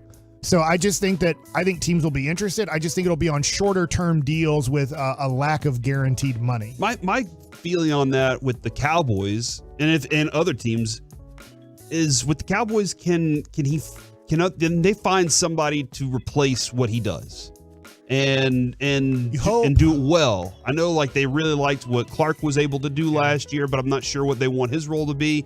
And now Micah looks even more like he's an end than ever before. And I don't know if the defense is going to, evolve a little more and be something different, but can you replace that? And I think the Cowboys in most instances are like, yeah, we can go find something like that in the draft, or we can find something like that somewhere else. But a lot of times whenever you have like first round picks, they're like, now let's keep those guys around. We like having those guys here. I don't know this, but I feel like Leighton Vander Esch is a very good fit for the Dallas Cowboys. And if he would just repeat what he did last year for the next 2 years, people will be very happy. I'd love that. The other thing too is he does have now a lot of experience. And when I think that there's a nuance to all sports, but in football, the more you play, the more you start noticing tendencies. Mm-hmm. If you put a rookie in there, you have to start all over. The instincts that Micah Parsons has is very rare. Usually it takes a while to start developing those instincts. And so that's why I'd like Leighton Vander Esch back, is I just think he has the instincts now to go along with the physical talent. You just have to hope physically he can stay healthy. And if you do start over with kind of young guys, rookies or second-year guys, you're not going to have much instincts on the field. That makes a lot of sense, man. And you're dead on about what you'll lose not having him because there's a guy that's going to be trying to go to a different gap. Yeah. Not knowing Jabril his gaps. Cox, I think one of his struggles is, one is size, Yeah. right? He doesn't have the prototypical great size. I think he has solid size for a linebacker, but I think right now he's struggled with one injury, 2 instincts. Yeah, the injury for sure, and just they don't trust him to do all the things. He's really good in coverage. Yeah. He's got good speed, and if he doesn't do that well or elite, then the Cowboys are like, all right, we got some other problems here. I saw this from D'Angelo Russell, and it started making me think a little bit because when I was playing baseball, Mike, I rooted for my teammates. Like it, you know that what all your teammates are capable of for the most part, especially in high school. I think everybody that's listening right now can harken back to their high school days or whatever highest level they played at. And I had a really good friend who was a center fielder. I knew that dude had range for days. He was one of the best point guards I've ever watched play. We would school people for money. It was fun. I wish we would have played against you, Mike. You'd have lost. We would have destroyed you. Unless you're bringing Kenyon Martin along. Don't worry you're about in that. Trouble. Yeah, him, my 6'8" friend too. Yeah. But he was a great center fielder. I knew if the ball went in the air, that dude was gonna get it. And you were always confident in it. I knew my other friend, who's like, we're all still really tight. He's one of my best friends in the world. His name's Ryan. He was a really good pitcher. He had a really good curveball. Nobody else seemed to be able to hit it but me. I was the one person that could hit him. And he talks about that all the time. Curveball bat speed? Don't say no. Say no. Just say no. Yeah, that's good, because that means you have slow bat speed. I never let him get to his curveball against me. That was what I was always trying to avoid it, because I knew what it looked like, because we warmed up together. And so he'd throw me that ball and I knew what it looked like. D'Angelo Russell said about Julius Randle, because they played together with the Lakers. Yeah, I know. Yeah, and the Mavericks hate that guy. Crap player. If the Knicks would have gotten Dwight Powell, they would probably only have 3 losses this year. Instead, they have Julius Randle. He was asked if playing against Julius Randle and the Knicks brought back any memories. and he said, I'm a fan of his game, no relationship. We played together and went our separate ways after that. It's just been competitive energy ever since then. That's how I am with everybody. I'm not really friends with anybody, to be honest. On the court, it's no love. You just want to battle and try to get the win and maybe shake hands afterwards. Mike, I know for a fact that while you were in the game, you were a fan of the game still. Like, you were a fan of, you saw Ken Griffey Jr. and you were like, would he be able to maybe autograph something for me? That would be nice. And I know you were a big fan of the game, and you're still a big fan of the game to this day, and you were as a kid. Did you have did you have friends that you maybe grew in the game with that now you had to compete against? Oh, for sure. Because I became, they say, I don't know, maybe I'm politically incorrect here, and I'm sorry if I am, but players that start bouncing around, sometimes they call them gypsies. Okay.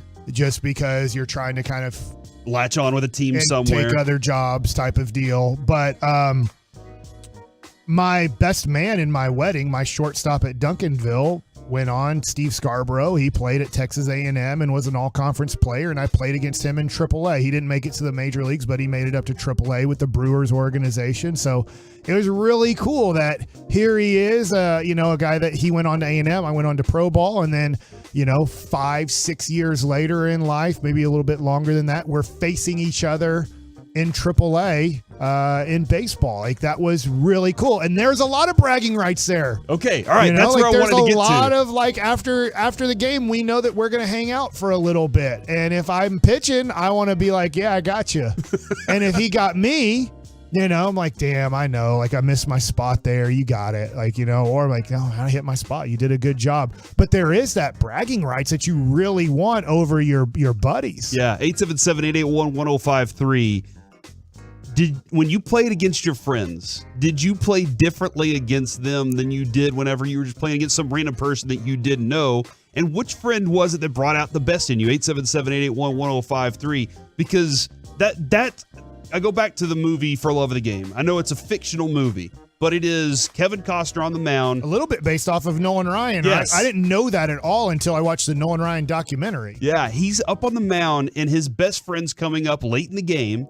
And he's going in his mind, he's like, all right, I got to do this, this, and this. And then he gets a couple strikes on him, and he's like, all right, I got 2 strikes, curveball. But I can't throw the curveball right now. It's too late in the game. His arm's sore and everything. That part of it. That's real because he because knows his friend thinks a certain way and can see his body language and everything, too. So he's trying to. If you're ever facing one of your former catchers in professional ball, they know what you like going to in certain situations. They caught you for 5,000 pitches or whatever it was. So they know what you usually like doing to a hitter like himself. So you're inside your head going, he knows I love 2-0 changeups. Yes. And he knows I'm going to throw it for a strike. Should I go fastball in here? Because is he going to sit change up for a strike here? And so you start questioning yourself that what your bread and butter is, what you're going to be successful with most of the times. You're like, he knows that too. Mm-hmm. Now, when you're facing a guy that there's tendencies, there's analytics, there's all these things,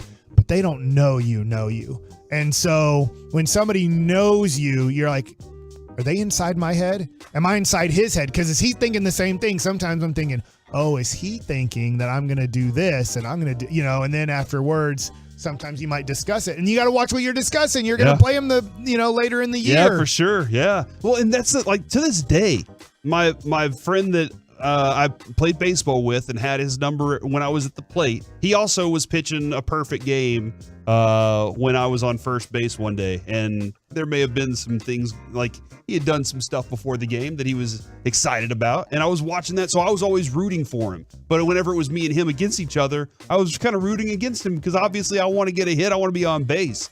But even to this day, we go to a birthday party, and we got to go to Chuck E. Cheese. Is it Chuck E. Cheese or is it Showbiz now? Chuck E. Cheese. Chuck E. Cheese. We go to Chuck E. Cheese, and we'll be playing hot shot basketball, and both of us are competing, trying to beat the other one. That's just like it's still ingrained in us. Like, I want to be against you just a little bit. Michael Irvin does have a press conference going on, and I'm kind of interested to see what he's got going on. I'm going to check it out on Twitter just a little bit to try and figure out where he is. I bet in all that's this. tough because he works for ESPN and NFL Network, or did. I'm sure that's pending. Yeah, but it doesn't look like, looking up here on the screen, ESPN and NFL Network are not running They it don't want because to be involved in it too much. I'm sure that they're kind of trying to distance themselves just in case there's truth to this, and they don't want to possibly push. This is our guy. We really like him. We believe in him because we did hire him. We've been paying him money for a long time, and they obviously don't want to be on pro Michael Irvin or anti Michael Irvin, so they're not at least showing it on ESPN or NFL Network right now. Michael Gelkin has tweeted out that Michael Irvin's news conference has begun. The lead attorney said the woman's path makes no sense if she is not trying to intercept Irvin in the lobby. He also describes as curious and important to Irvin's behavior of two male hotel workers shown in the video. So we'll keep up with what's going on in that press conference right now. And also, I saw my buddy George Teague just tweeted out, "Thank you, Dallas Cowboys, for bringing back Donovan Wilson. That's a huge keep for Dan Quinn and our defense." Coming up next on the KNC Masterpiece, it's time for Baseball Nuggets with Mike Bassick. Let's talk World Baseball Classic, and there is crying in baseball. Next. Hey, thanks to Rockwell Ford.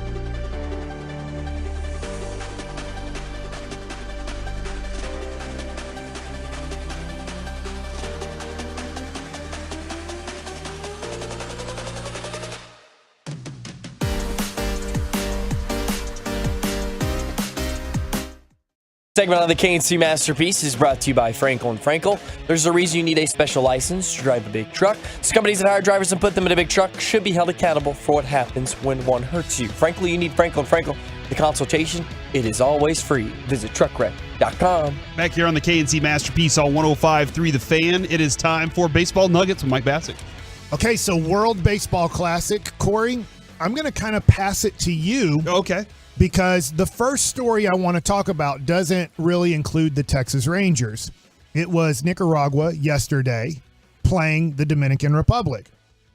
And Dominican Republic wins the game pretty easily. But in that game, there was a 21-year-old pitcher who is in the Nicaraguan League.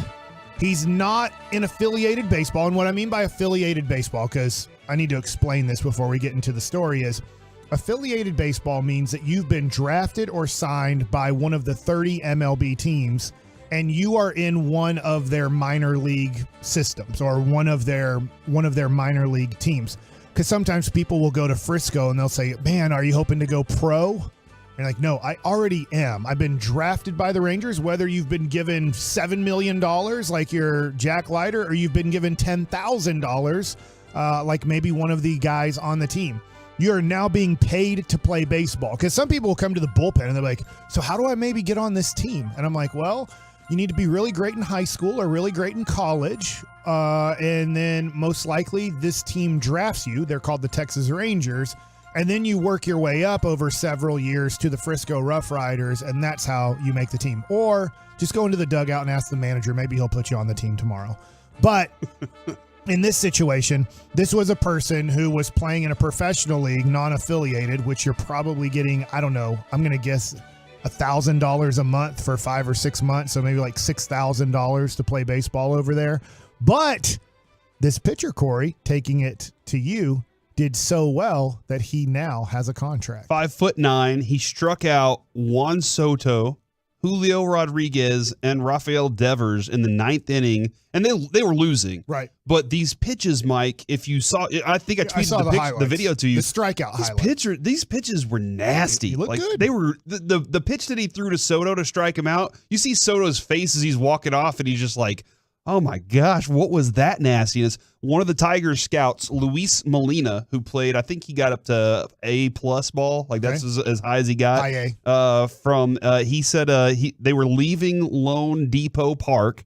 He asked him a handful of questions and signed him to a minor league contract immediately for the Tigers. He was like, "I saw what I want to see. I want that kid right there, that 21-year-old kid throwing mostly low 90s sinkers, mid 80s changeups." And he also gave up a double to Manny Machado. So that is something else to keep out there. But this is the cool part for me.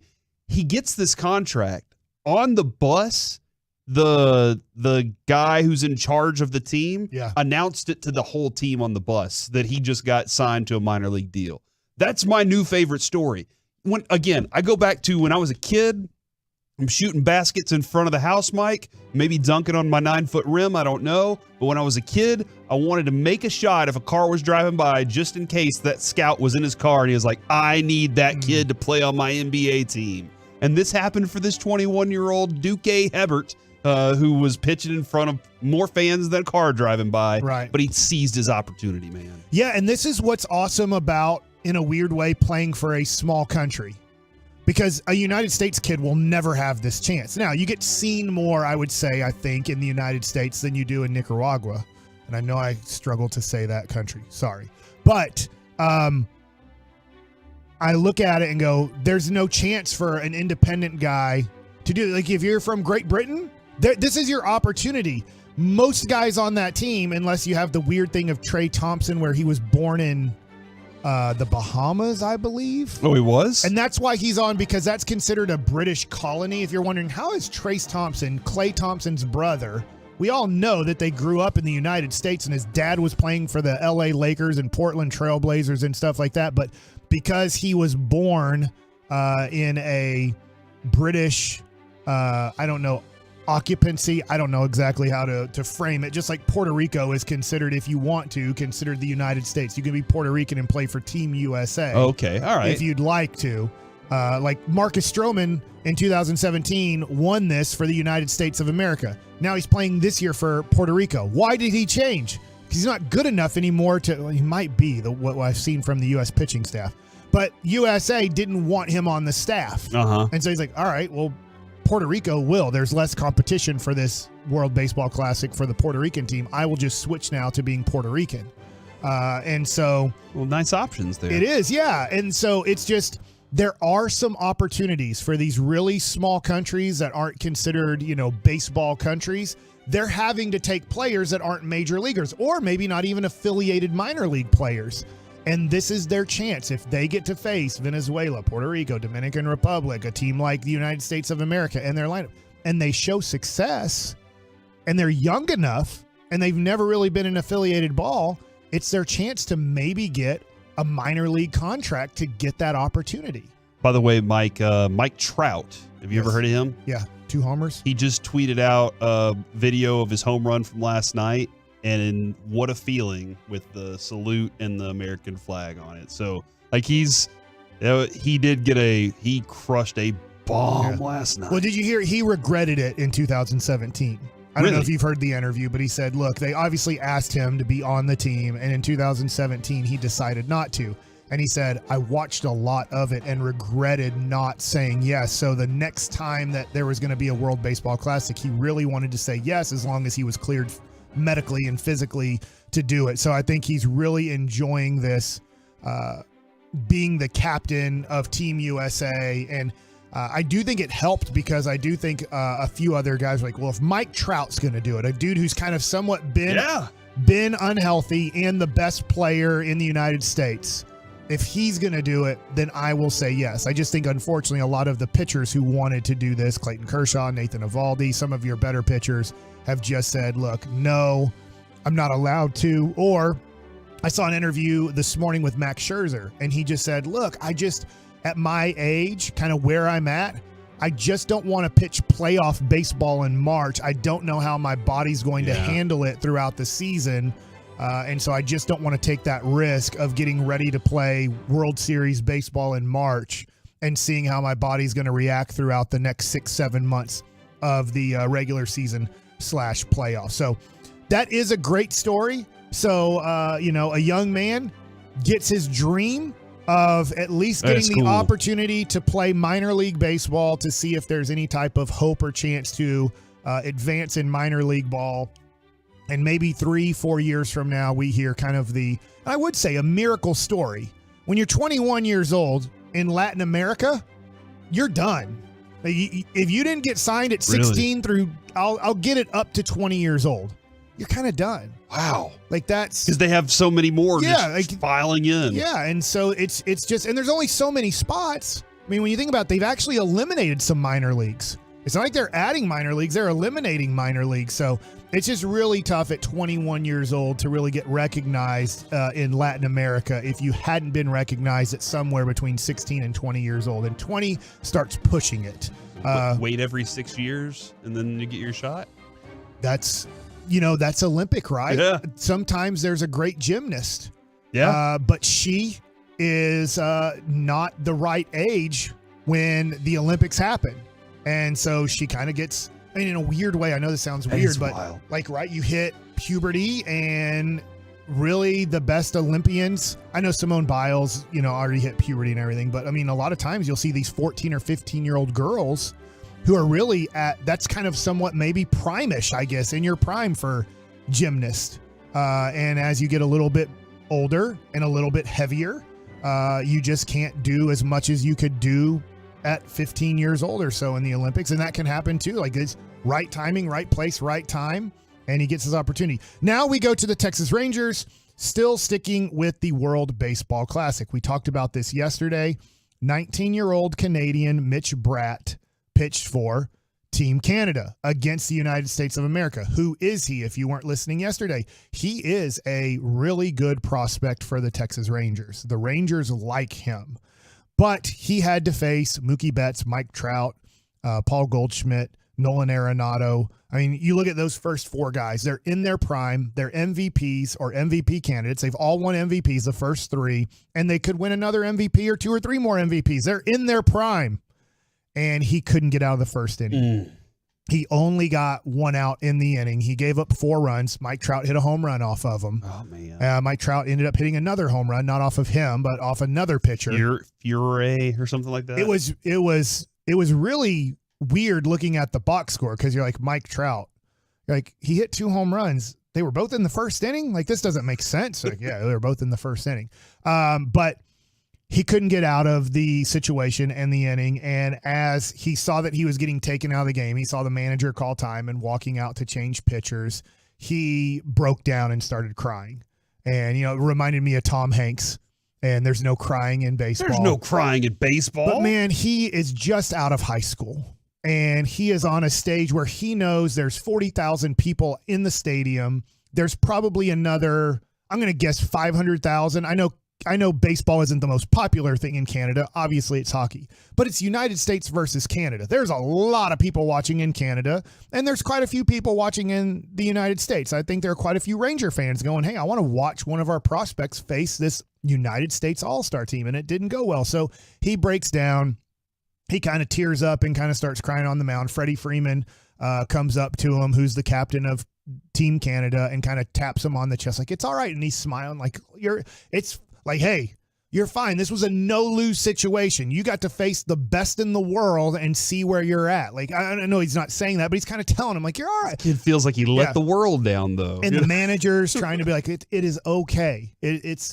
But the one thing is I hope it's going to be okay. And I'm going to rely on it's going to be okay. But that's why at times when people are like, why don't you just bring him up to the major leagues? Just see what he can do. So what? We drafted Kumar Rocker. Put him in the major leagues. See what he can do. Dude, you go out there and you can mentally ruin somebody. If you ask my father, who's friends with David Clyde, who got drafted out of high school in Houston, and then the next day he's pitching for the Texas Rangers. Like, screw it. That's insane, yeah. Our franchise is about to go under. This isn't working. Moving from Washington to Arlington isn't working. We're going to have to, move this team again, or this organization is completely done. So, like, we drafted this David Clyde guy. He's considered the greatest high school pitcher of all time. He throws gas. Let's just bring him up, and the place sells out, and he doesn't do bad. And they're like, screw it. We were just going to do this for one time to sell out a place, keep him up, even though that wasn't the plan.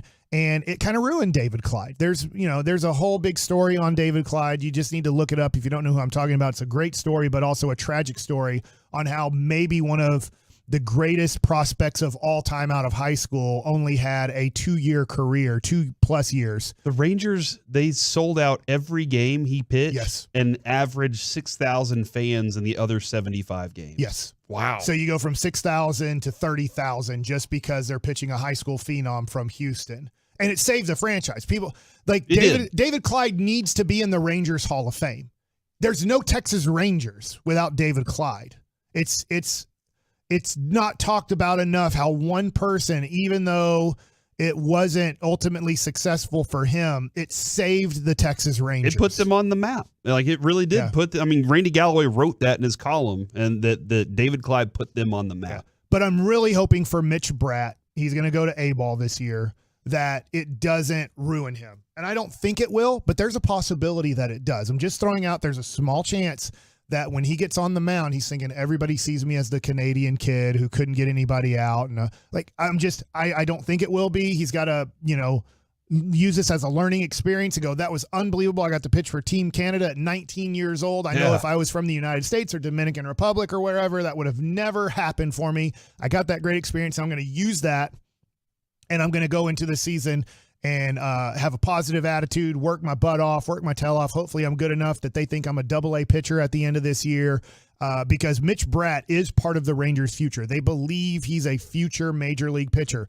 And you might say, I know I'm out of time. He's down east, I think. Down east Wood Ducks. And they're like, Mike, don't they think everybody is? No. When they look at their A-ball team, when Michael Young or Darren Oliver or Colby Lewis go down, or, now Ian Kinsler, and watch an A-ball team, they'll point out like 3 to maybe 8 guys that they think could be major leaguers. There's 15 guys that the organization knows, that everybody knows they're never going to be a major leaguer. They're not good enough, but we need fillers for this team so that we can develop these guys at the right level. So, hey, and sometimes people surprise you. Jamie Carroll probably was never considered a major leaguer for a lot of his minor league career, and the dude had a 9-year career. So there can be guys that you're like, that's not a major leaguer. He ain't going to be one. But there's a few times where a guy will surprise you. But for the most part, he is a guy that the Rangers like. And that was a tough moment for him last night, but hopefully it is a great learning experience moment. Yeah, man. That's what I hope, is that he learns from it and he goes, all right, what did I do good? What did I do bad? Let's go fix those things. Coming up next, it's time to go around the entire NFL, dip into some gridiron gravy. Is there any news on DeAndre Hopkins? Any news on Wagner? What are we looking at with Aaron Rodgers next on The Fan? RJ Choppy.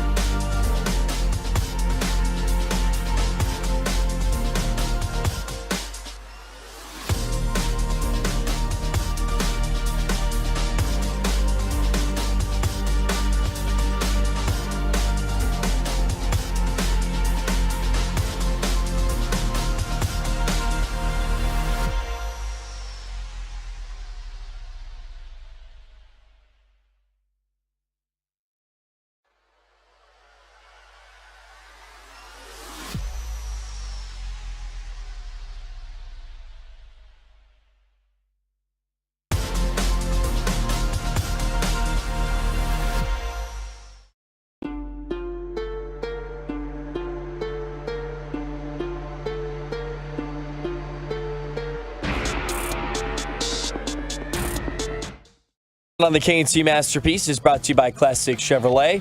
Don't miss the Grand Champ Truck Month at Classic Chevrolet in Grapevine. 63 acres of discounts, more than just Silverados, Equinox, Tahoe, Traverse, Malibu, and all of your favorite Chevys. This is Texas. This is Classic Chevrolet. Relax and enjoy the difference. Find new roads. Back here on the KNC Masterpiece on 105.3 The Fan, it's time to go around the entire NFL and dip into some gridiron gravy.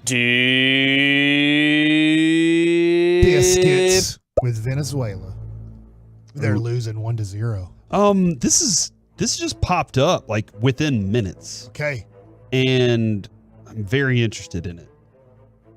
Baltimore beatdown says that Schefter reported that Lamar Jackson turned down a $200 million deal back in September. Okay. Lamar Jackson then tweets a GIF of a guy wearing multiple caps. In the like, this is cap, not true, Mike, as the kids would say, cap. And that's then what kids say, cap. They say cap for false. Yeah, that's not true. You're lying. Just say false. No one's dying. Well, no, you know what? Stop that. You know what, Jason Kidd, you are right. No one's dying. Okay. Change words. Then Lamar Jackson added this to that tweet. 133/3 years, fully guaranteed, and a face, but I need an agent. Laugh, facepalm. I don't know exactly what that means. I'm presuming that they were trying to guarantee him 3 years, $133 million, okay, fully guaranteed. And he was like, no, that's not what I want. I want more from y'all. I'm not quite sure. I don't know exactly what he's trying to say here, but I think this is just starting to heat up. And I don't think it's going to cool off any soon. And then he added this tweet. People throw the poop emoji at the wall and hope it sticks. So I guess that's like he's starting to vent a little bit on Twitter about everything that's coming out towards his direction right now. I'm rooting for Lamar Jackson, and I do think in a way, it's cool that his mom is kind of his representative. Because it's usually 5% to an agent. Sometimes you can negotiate it down to 3%. I know with like Scott Boras, there's like part of like 15% of your money, I believe, has to go into his company. Right. But it's like an investment that you'll see returns on type of a deal. So there's different agents have different structures, and players can negotiate with an agent for how much you have to give them as part of your contract. But I just feel like Lamar isn't going to get what he wants or deserves because he doesn't have an agent. I could be totally wrong on this. Yeah, it's one thing in the NBA. Sometimes in the NBA, I'm like, I don't need a basket. Like if I'm Luka, if I'm Ja Morant, I know that he's dealing with his own. I don't really need an agent. I've proven I'm going to get maxed out. You can't give me any more money. But when I want to negotiate a trade, when I want out of my situation, and I want to be I think for Luka, possibly a Miami Heat in a few years, I really need a person that has Miami Heat connections. I need a person that can move some of his clients to the Dallas Mavericks so I can get where I need to get to. And that's where Bill Duffy will come in and make sure that he gets his client to where he wants to be and maybe move some of his clients back there to do so. When Lamar Jackson's mom has no connections with other teams for the most part and doesn't have any other clients that she's worked with, it starts making it a little bit tougher to maybe manipulate the situation to where you want it to go. It is wild to hear other GMs, former GMs, guys who've worked in front offices, whenever they're discussing this, it sounds like they're saying there are rules to negotiation and he doesn't know the rules and his mom doesn't know the rules and they're asking for things that are asinine and we don't really want to deal with that and we're trying to get rid of that altogether. Agents don't want it, right? Like, do you think Drew Rosenhaus is sitting there, or who's the NFL guy? He's a big agent. You think he's sitting there saying, man, I want more players to be able to negotiate deals like Lamar Jackson is? Or you think he's going, hey, I want this to stop. Owners, y'all need to work on this with me. That's probably more likely what he's trying to accomplish. Okay. The Vikings, and Patrick Walker of DallasCowboys.com is so right about this. Kirk Cousins has 1,000 lives.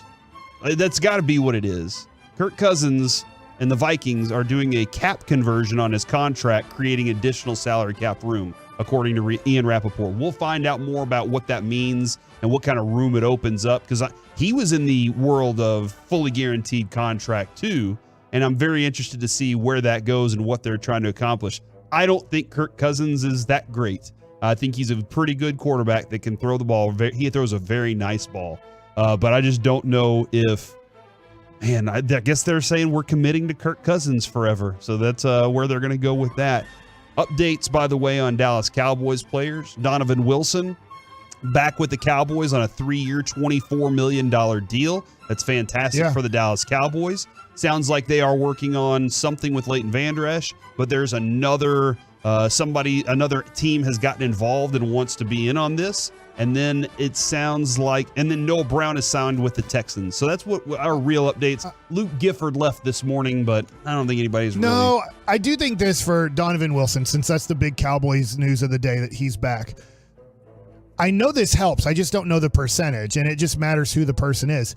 But if you're Dan Quinn and you're bringing back the majority of your starters, that has to make you feel good the first few days of training camp that these guys have been with you now for a couple years. If you're bringing in, let's just say, a new linebacker, and let's just say Donovan Wilson went somewhere else and you're bringing in a new safety. All new learning. Like, all of a sudden you're like, dang, like, all right, like, and I know that you want to start at ground zero every year. That's the book with John Wooden. Like, he teaches you how to tie your shoes the first day of practice. And obviously his guys all were there for 4 years. There was no leaving early back then, but like, he starts off with how to put on your socks and shoes and how to tie your shoes and stuff like that.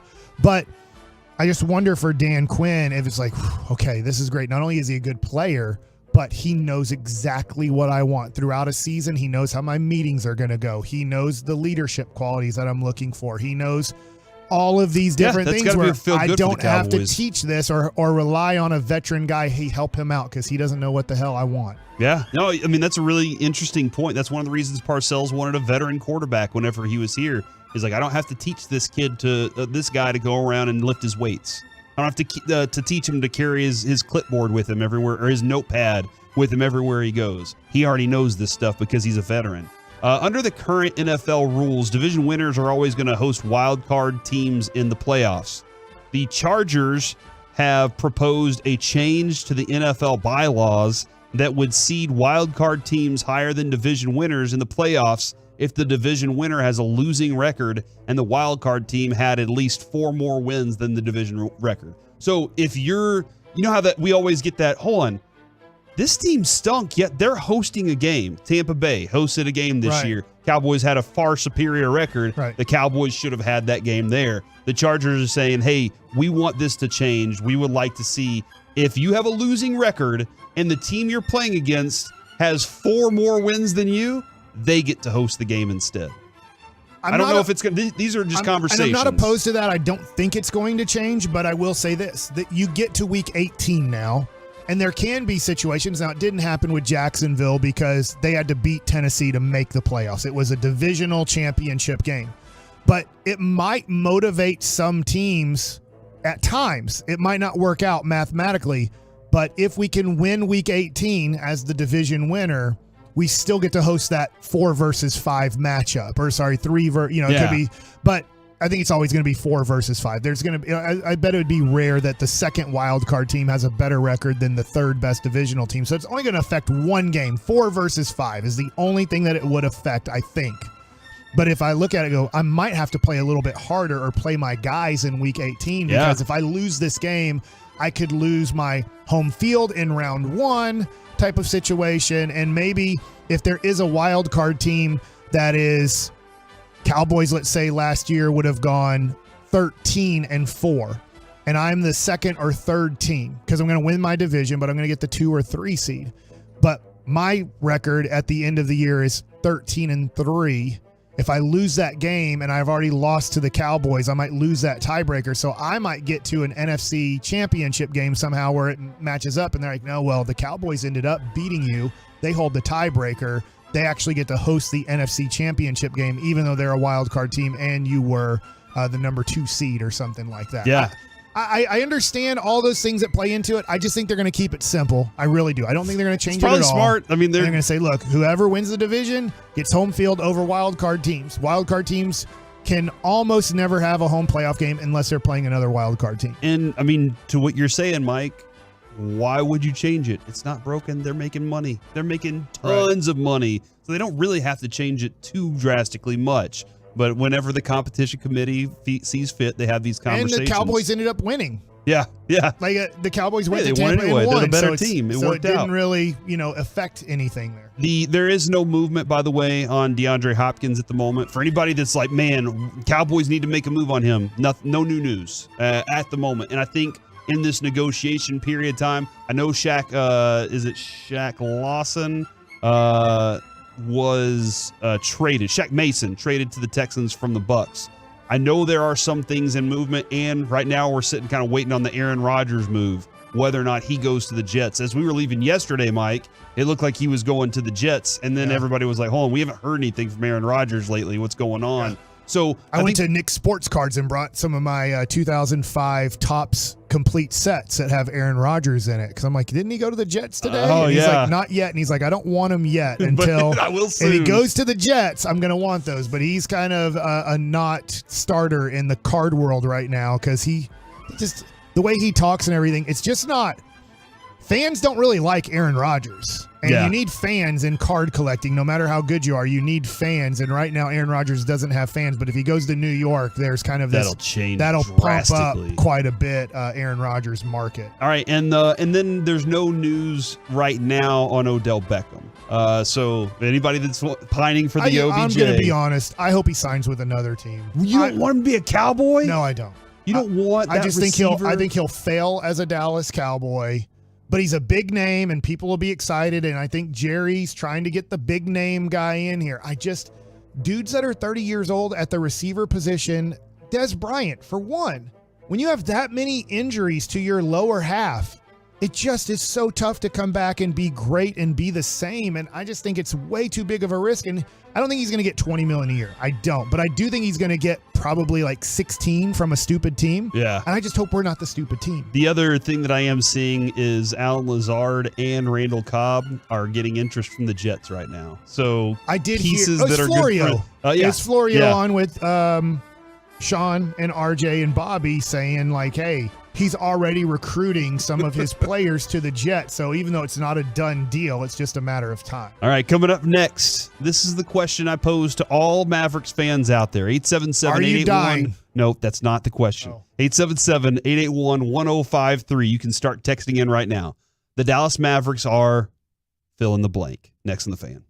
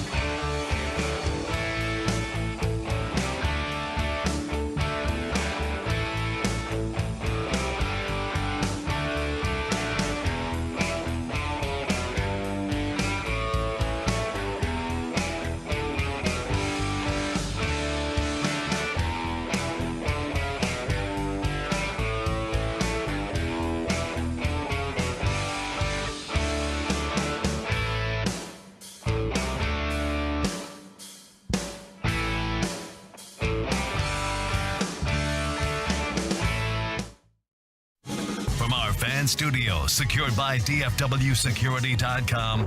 It's the KNC Masterpiece on 105.3 The Fan. Back here on the KNC Masterpiece on 105.3 The Fan, Corey Majors, Mike Bassick, and Joey hanging out with you. We got some Tolos in studio and the Hockey Hawks hanging around as well. Maybe we do talk some hockey today a little bit, Mike. I know we talked about it to open the show. They Stars win gonna at the AAC. Yeah, they do, baby. Yeah, they do. So we'll get into that. But right now, 877-881-1053. You can answer this question for us. The Dallas Mavericks are not dying. Fill in the blank, Mike. Fill in the blank is what I'm going to let happen. And before we get into the text, because by the way, answered for Jason Kidd. The texts are pouring in about what the Dallas Mavericks are, and everybody has a different opinion on this. And this is why they're talked about right now, because everybody has a different opinion when it comes to other things. There are a lot of it's given. This is interesting today. Shell Shack, G-Bag Nation, going to be at Shell Shack in Lake Highlands, hanging out today. Man, that food over there is phenomenal. I went to the one in Plano once, and that's where I met. It sounds like a crab shack. I don't know what food. Yes. Okay, so it's kind of seafood. Okay. Yeah, it's crawfish boil type stuff. And you're going to you got crab legs, you got shrimp, you got all sorts of stuff. I met Joe Looney there once before they took off to go play Philadelphia. And it was nice to see him. But G-Bag is going to be at the one in Lake Highlands. It's right off of Abrams. It's across like Skillman from Mariano's Hacienda Ranch. If you've ever been there, everybody in that area knows that a little well. So it's right there off of Abrams. Go check out the G-Bag Nation at Shell Shack today from 2 to 7. And then I just saw this. The lawyers showed the video from the Marriott. Okay. Michael Irvin they showed the surveillance video from the hotel where the employee made a sexual assault allegation against Michael Irvin. The length of the conversation in this video is 2 minutes. And Irvin says he talked to the woman about the sports show he's on. That's all I see. They cut the video off as she walks off and Michael Irvin turns around, but they're just standing in the lobby, and that's all that I see there. The lawyer has all sorts of other information about questions of what happened here, what happened there, what's going on here. But this morning, he dropped his $100 million lawsuit against Marriott, and the video is out on their press conference right now, so they're showing that at the moment. Now, for Mavericks fans, you're mad. Listen, you are angry right now. I actually called in last night on the Get Right with Kevin Gray and Reggie. You called into our show. I was like, No. You're right here. And I said, here's why I'm so disappointed. And I was wrong. I was totally wrong. You were here. I thought the Mavs could make the NBA Finals this year. I knew that they had lost Jalen Brunson. I thought Christian Wood could step into the Porzingis role. I thought Magoo was going to help us out for 10 to 15 minutes, the way that he helped out Golden State and the way that he helped out the LA Lakers and the way that he somewhat helped out the Phoenix Suns last year off the bench. But I was completely and totally wrong. I think if I would have thought that this team was a bad team coming into the year, I'd say I knew it. I knew that they were a bad team. I knew this wasn't going to work out. And I just thought that Luka was so good and that Dorian Finney-Smith had improved quite a bit and that Dinwiddie would fit in. And I was like, man, we're missing Brunson, but I just think we have the best player in the NBA. And I'm not blaming Luka for this season. He does share some of the blame here, but I didn't know it was going to be, let's face it. They're a below average team. They might end up being one of the 10 worst teams in the NBA. There's only 13 games to go, and they might be not one of the 10 best, one of the 10 worst teams in the NBA.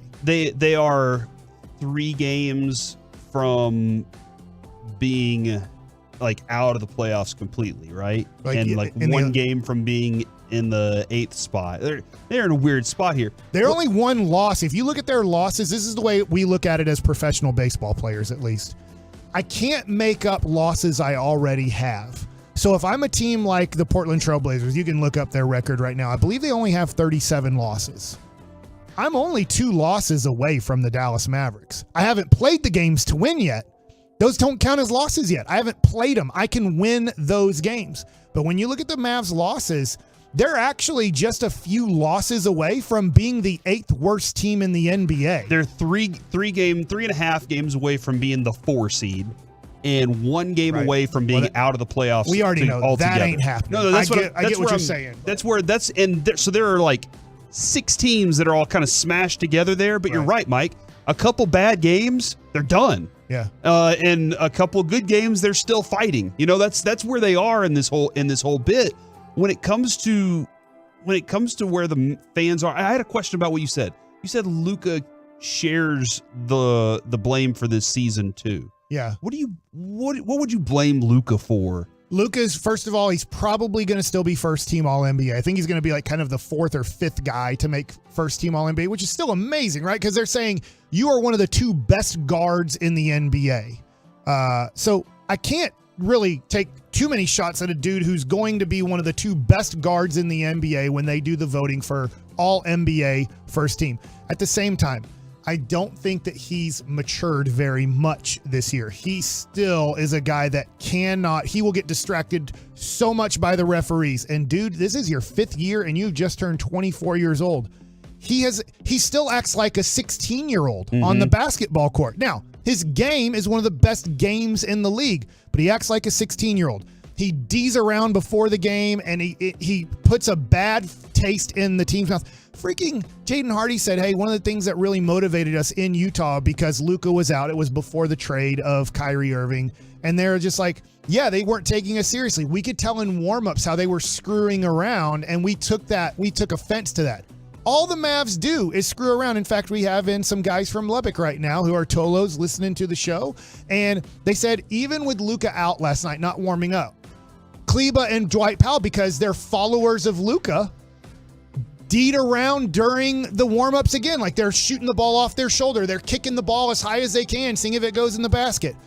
How are you getting ready for an NBA basketball game by doing that? And I get that they get to the I almost said the park, but they get to the court and they're there in the arena at 4:00 and they're getting ready way before we see them, just the 15 minutes before warm-ups.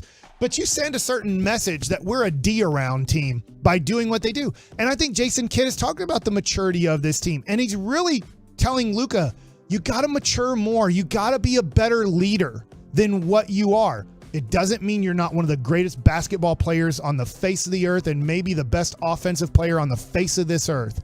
But you still got to work on certain aspects of your game, or we can't go to the championship level that I think you want. And so that's where I'm at with him. It's small because he's still one of the best players in the league, but he's not taking the extra steps needed to become the best or to lead a team where I don't care if you give me a pile of crap, which Mark Cuban is great at giving piles of crap. He's been doing it for a decade now. He is a pile of crap evaluator, and he makes sure to get the biggest pile of crap on the Dallas Mavericks. But when you're great, you can sometimes take piles of crap and still win 50 games. It's very tough. It doesn't happen all the time. Obviously, Kobe ran into that situation when he's like, I don't want to play with Shaq anymore. I don't want to play with him. I need to make my name known as the guy on the team, not the Robin to the Batman of Shaq. And he couldn't make the playoffs for a year. And then when he did make the playoffs, he got swept in the first round by Phoenix, and he was barely making the playoffs. And he demanded a trade to the Dallas Mavericks. And then they made all the trades for Pau Gasol and changed the whole team. I want to play with Dirk. And they were like, but we're going to need Dirk in order to trade for you. Right. He's like, oh, so crap, never mind. It's not, but I do think that Luka is the least of our worries, but he's the only guy. He's the guy. He is the guy that can lead us there. So he has to be on point, and he has to change a little bit of his maturity and attitude. In Michael Jordan's documentary, he said a lot of people would be like, "Oh, you're a tyrant. You treated everybody like crap." Yeah. And Michael Jordan's approach to it was, "You never played for anything that was worth anything anymore before." That's how I won, was because I was playing for everything on the line. And if you don't think Michael Jordan got criticism because you're not old enough to know Michael Jordan's career, if you ever watch the documentary Hoop Dreams, one of the best documentaries I've ever seen in my life, love it to death, is in the movie Hoop Dreams as they're following 2 kids from the Chicago area. One of the kids is a freshman, and his brother has already graduated high school, flamed out because he didn't take his life seriously and screwed around, so colleges didn't want him because he was a screw-around kid, but a very talented kid. They're watching a game of the Chicago Bulls, and the older brother, who's like 20 years old, talking to his 15-year-old brother, this is 1988, 89, says he's only scoring 40 a night because he takes 40 shots. He's a ball hog, and he won't pass the ball. So in 1988, just so you guys have this, in 1988, go watch the documentary. You'll see it during Hoop Dreams when Chicago people are saying, Michael Jordan's just a ball hog. He's fun to watch, but he's a ball hog. He's not a winner. He doesn't play winning basketball. And you can see a little bit of that in the documentary that's on Netflix. Eventually, but you literally get in action 1988 Chicago Bulls fan saying he's a ball hog and needs to learn how to share the ball. Let's go ahead and see some of these texts, Mike. And Mike, so the Dallas Mavericks are finished in 2023. I say underachieving, especially considering what I thought they would achieve this year. The Dallas Mavericks are not dead yet from the 3-2-1. The Dallas Mavericks from the 8-1-7 dead. So there's two conflicting things. Dunsky, they're mediocre from the 9-7-2. Jason Kidd needs to go. The Mavs are now my stopgap until baseball starts in the NFL draft from the 806. From the 6-8-2, the Dallas Mavericks are going to win the championship in 2054. Luka won't be here then. All right, so what good's that going to do us at that point, Mike? I also would say the Mavericks are, and there has to be more to it, but if I just finish, are self-destructive. Uh-huh. And that's led by Mark Cuban. He's not trying to. Mark Cuban is not trying to lead us into the Washington Commanders franchise, but it feels like he is, and every move he's done is starting to get worse and worse and worse. And look, there's times where man, I'm glad I wasn't in charge of the Dallas Mavericks or the Dallas Cowboys because I really thought this was going to be the path and this was going to be the way. And sometimes things are the right and some things are the wrong. You're like, man, who would have known? Who would have known Porzingis would have been a horrible trade for the Mavericks? I mean, for 2 first-round picks, pretty much you got what? Davis Bertans, and I guess then you start going, well, then for 3 first-round picks and Spencer Dinwiddie and Dorian Finney-Smith, you got Kyrie Irving out of it, who's a free agent and unlikely to be a Dallas Maverick. It's probably 50-50 at best that he's a Dallas Maverick in the future. But Harrison Barnes trading away because Mark Cuban was out of money, I guess, and was not going to pay a luxury tax in 2019, 2020. You just go down the list, and every decision they make has almost been the wrong decision. And so it is self-destructing this franchise. And I don't see how they turn it around. From the 903, they're a pile of crap. Let's see how they use Powell instead of pile there. From the 817, they're a bag of mango pulp. So I guess that means they're done. Is that what they're trying to say here? Can you say something to trigger another dumbass rant? Listen, I don't need another dumbass rant today, all right? At some point this week, I'm sure it's going to happen, but I don't think Mike's quite in that place yet. But I think that by Friday, that definitely could. I've given up on this because Jason Kidd has too. I can tell by being a professional athlete for 13 years, growing up in a home of a professional athlete, I can tell when words start sounding like, I've tried everything and I'm giving up. Jason Kidd is telling you, the Dallas Maverick fan, if you can't read into it, he's telling you, we've tried a whole bunch of different things. Maybe if we get healthy at the end of this thing, maybe we'll pull off a miracle. I ain't betting on it because I've tried different ways to motivate this team defensively, offensively, maturity-wise, late in games. And I think he's I do think he's turning out to be as bad of a coach as we thought he might be. I'm going to give him the benefit of the doubt, and hopefully next year he can change some things that just didn't work out his way in this season. But just looking at this thing, Maverick fans, Jason Kidd is telling you, it's over. I've tried different things. I hate Christian Wood. The team hates Christian Wood. So we thought we'd be a better team against Memphis by not playing him. He has no hurt foot. He has no hurt anything. It was just that the Mavericks wanted to see if we'd be a better team without that piece of dump on our team, because that's what they think of him. All right. And it got worse. Coming up next on the KNC Masterpiece, we got some Expressway. We got the lunch rush on the way. Mike likes it in there. And who landed in the best spot for them? Which teams got better next on the Fan?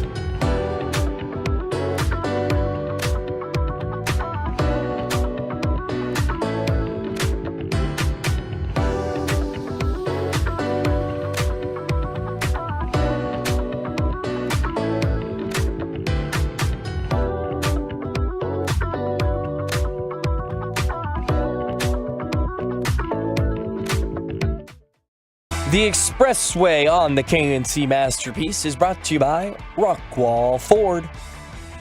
Back here on the KNC Masterpiece on 105.3 The Fan. I will say this. Not everybody loves peanut butter, all right?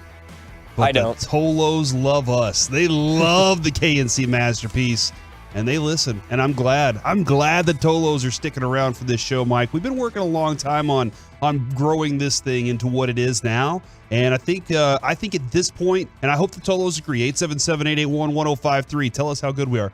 I think y'all agree this is the best this show has ever been. Not necessarily, not today, but where we are whenever all four of us started together.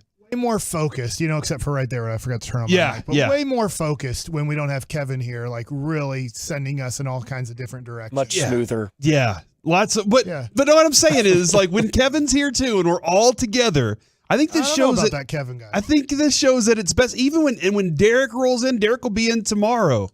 This show's really good, and I think the Tolos are loving it right now. Go ahead and let us know, 877-881-1053, and on the Twitch stream where Mike is always watching what you're saying. Did you have something else you wanted to add about Kevin, Mike? Was that what was the feeling there? No, Kevin's the best. All right, there you go. From the 972, dogs love peanut butter. I know you know, Mike. So I don't know exactly what They do, okay. But our dog that died, which was called Maverick. Oh, my God. Now we have Ranger. Oh, no. He would get, it'd mess him up. We'd give him like the jar of peanut butter that was almost gone that we got tired of trying to get the last out of type of deal. Uh-huh. But there was something, I guess dogs can have somewhat peanut allergies too, I guess. Wow. There you go. I did not know that. My dog just kind of eats everything. He'll just eat whatever. All right. Let's make sure we lock down some of these informational facts. Yesterday, we knew that Connor McGovern left to the Buffalo Bills. The Cowboys lose their backup guard / starting guard / whatever. Now you have a couple different options that you're putting in there. Really looking forward to seeing how they approach that this offseason. This morning, we find out that Donovan Wilson is re-signed, 3 years, $24 million to stick around with the Cowboys. They have their three-headed monster. Leighton Vander Esch, they are in conversations, but another team has entered the conversation as well, and they're driving that price up a little bit. Sounds like, from Jane Slater, about $7 million is kind of the range that they're looking at for Leighton Vander Esch. And then Noah Brown has left to the Texans. One of the other things that's popping up right now, Mike, this is fascinating. Aaron Rodgers is involved in this trade with the New York Jets, right? Like that's what we're hearing. And then most recently, the Jets are in conversations with Alan Lazard, a Packers receiver, free agent. Randall Cobb, a Packers friend to Aaron Rodgers, free agent. And free agent tight end Mercedes Lewis, who spent the past 5 seasons in Green Bay. So it sounds like Aaron Rodgers basically said, hey, add all these dudes to the list, and I'm ready to come play for the New York Football Jets this year. So this is interesting. I like the approach from Field Yates. He's attempting to win his 5th NFL MVP and his first ever NFL Executive of the Year. I thought he hated everybody with the Packers. This is the weird thing about him kind of recruiting some players possibly to go to Green Bay. I thought he was out or disgusted with a lot of the talent that he didn't have in Green Bay. And he's trying to bring on what I don't like. Nothing against Alan Lazard, but isn't he like a okay number 2 and a good number 3? They did. Randall Cobb's career's over. It's been over for a while. So maybe here's the way that I would approach that. With Randall Cobb, it's more about, hey, I need you to teach some of these young guys some of the stuff, right? Like about that. But Mike, when he goes to the New York Jets, they have good depth. They have good talent on that team. They were just a quarterback away. They have Corey Davis, Garrett Wilson, Elijah Moore. Now, Elijah Moore kind of is in this mindset of, I don't know if I want to be here anymore. Denzel Mims. They have some players at the receiver position. So I think it's Aaron Rodgers. He's always been about this. He likes his friends, and he hates to see his friends leave in free agency, and the Packers say, hey, look, we can't have him around. He likes Randall Cobb a lot. He thinks the world of him. So I think it's more about him just finishing his career with his friends than it is about, all these other things. But There it is. That nugget of information still exists out there in the world that Aaron Rodgers is trying to become the greatest executive. He wants to, when he goes into the Hall of Fame, Mike, he wants to be right there next to Jerry Jones with that Hall of Fame executive bust, as well as the Hall of Fame player bust. He's just not likable. He is. Is it because of the tone, or is it? Is it because what's he doing wrong? Really, what's he doing wrong? He's taking some ashwashba or whatever it is. He's hanging out in a dark room. Does he ever seem happy? No, he never seems happy. No, he always seems grumpy about everything. Absolutely. You're right. I don't know. He seems unbearable to be around, which Michael Jordan was, so maybe, but he's not Michael Jordan. Tom Brady seems unbearable at times, but fair, right? Like Tom Brady, his teammates seem to love him. He seems also, I know this sounds weird because if Kevin was here, you're like, no, he doesn't. He sounds also at times like self-deprecating a little bit, Maybe like Tom so. Brady. Like Yeah. I got lucky on that one, or like, at least he'll kind He of sounds humble sometimes. Yeah, he sounds humble sometimes. When was the last time Aaron Rodgers sounded humble? I don't know. That's the one thing I guess. Like you're just like, hey, we all make mistakes. It's Nobody's because he has perfect. a chip on his shoulder. From draft day, Mike, whenever he dropped 20-something rounds, he was like, I'm going to show the world. Middle finger to everybody. That's what he's been doing his entire career. Randy Moss did it to the Cowboys for many, many years. He tried to do that every time he had that opportunity. The NFL free agency negotiating period started yesterday. It's still going on right now, and there are lots of things that I find of interest. Yesterday, Mike, not a single wide receiver agreed to terms. And I think there's a lot of movement in the market that's still going to happen. I think that where DeAndre Hopkins lands on things and where all these other things go, listening this morning, David Hellman said, hey, I think this is the year where it is smart to trade a second-round pick for DeAndre Hopkins because he doesn't think this year's wide receiver class is as great as the Justin Jefferson classes and the Jamar Chase classes have just kind of been producing one wide receiver after another. He says, hey, this is actually a good opportunity. Commit the rest of your draft to defense and use some of these assets that you have to go add another player. I was looking at some of the things that happened yesterday, and I wanted to see how you felt about where some of these people landed. Is it a good situation for them? Sam Darnold, who I think is not a good quarterback. Yeah. I think now has landed in the best situation he could possibly find himself in as he has agreed to terms with the San Francisco 49ers. I'm glad you're bringing this up because before I talk about Sam Darnold, if you're his agent, I understand he's now a backup quarterback in the NFL. I understand he's played his way into a backup quarterback situation. But the agent has to know that Brock Purdy or Trey Lance is leaving, right? I don't think you'd sign to be the third string quarterback somewhere. Like that doesn't help out your client because to your point, if San Francisco gets an injury, I need 2 injuries to happen for my guy to now either that or they know that Brock Purdy can't throw a football next year. Yeah. As like, I don't know, like Tommy John surgery isn't a known in football. We know that it's a year in baseball.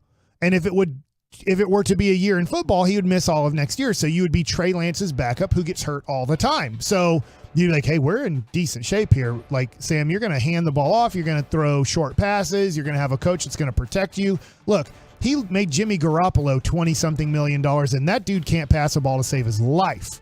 Okay? So I would look at it and I'd say, yeah, for Sam Darnold, this does make a lot of sense.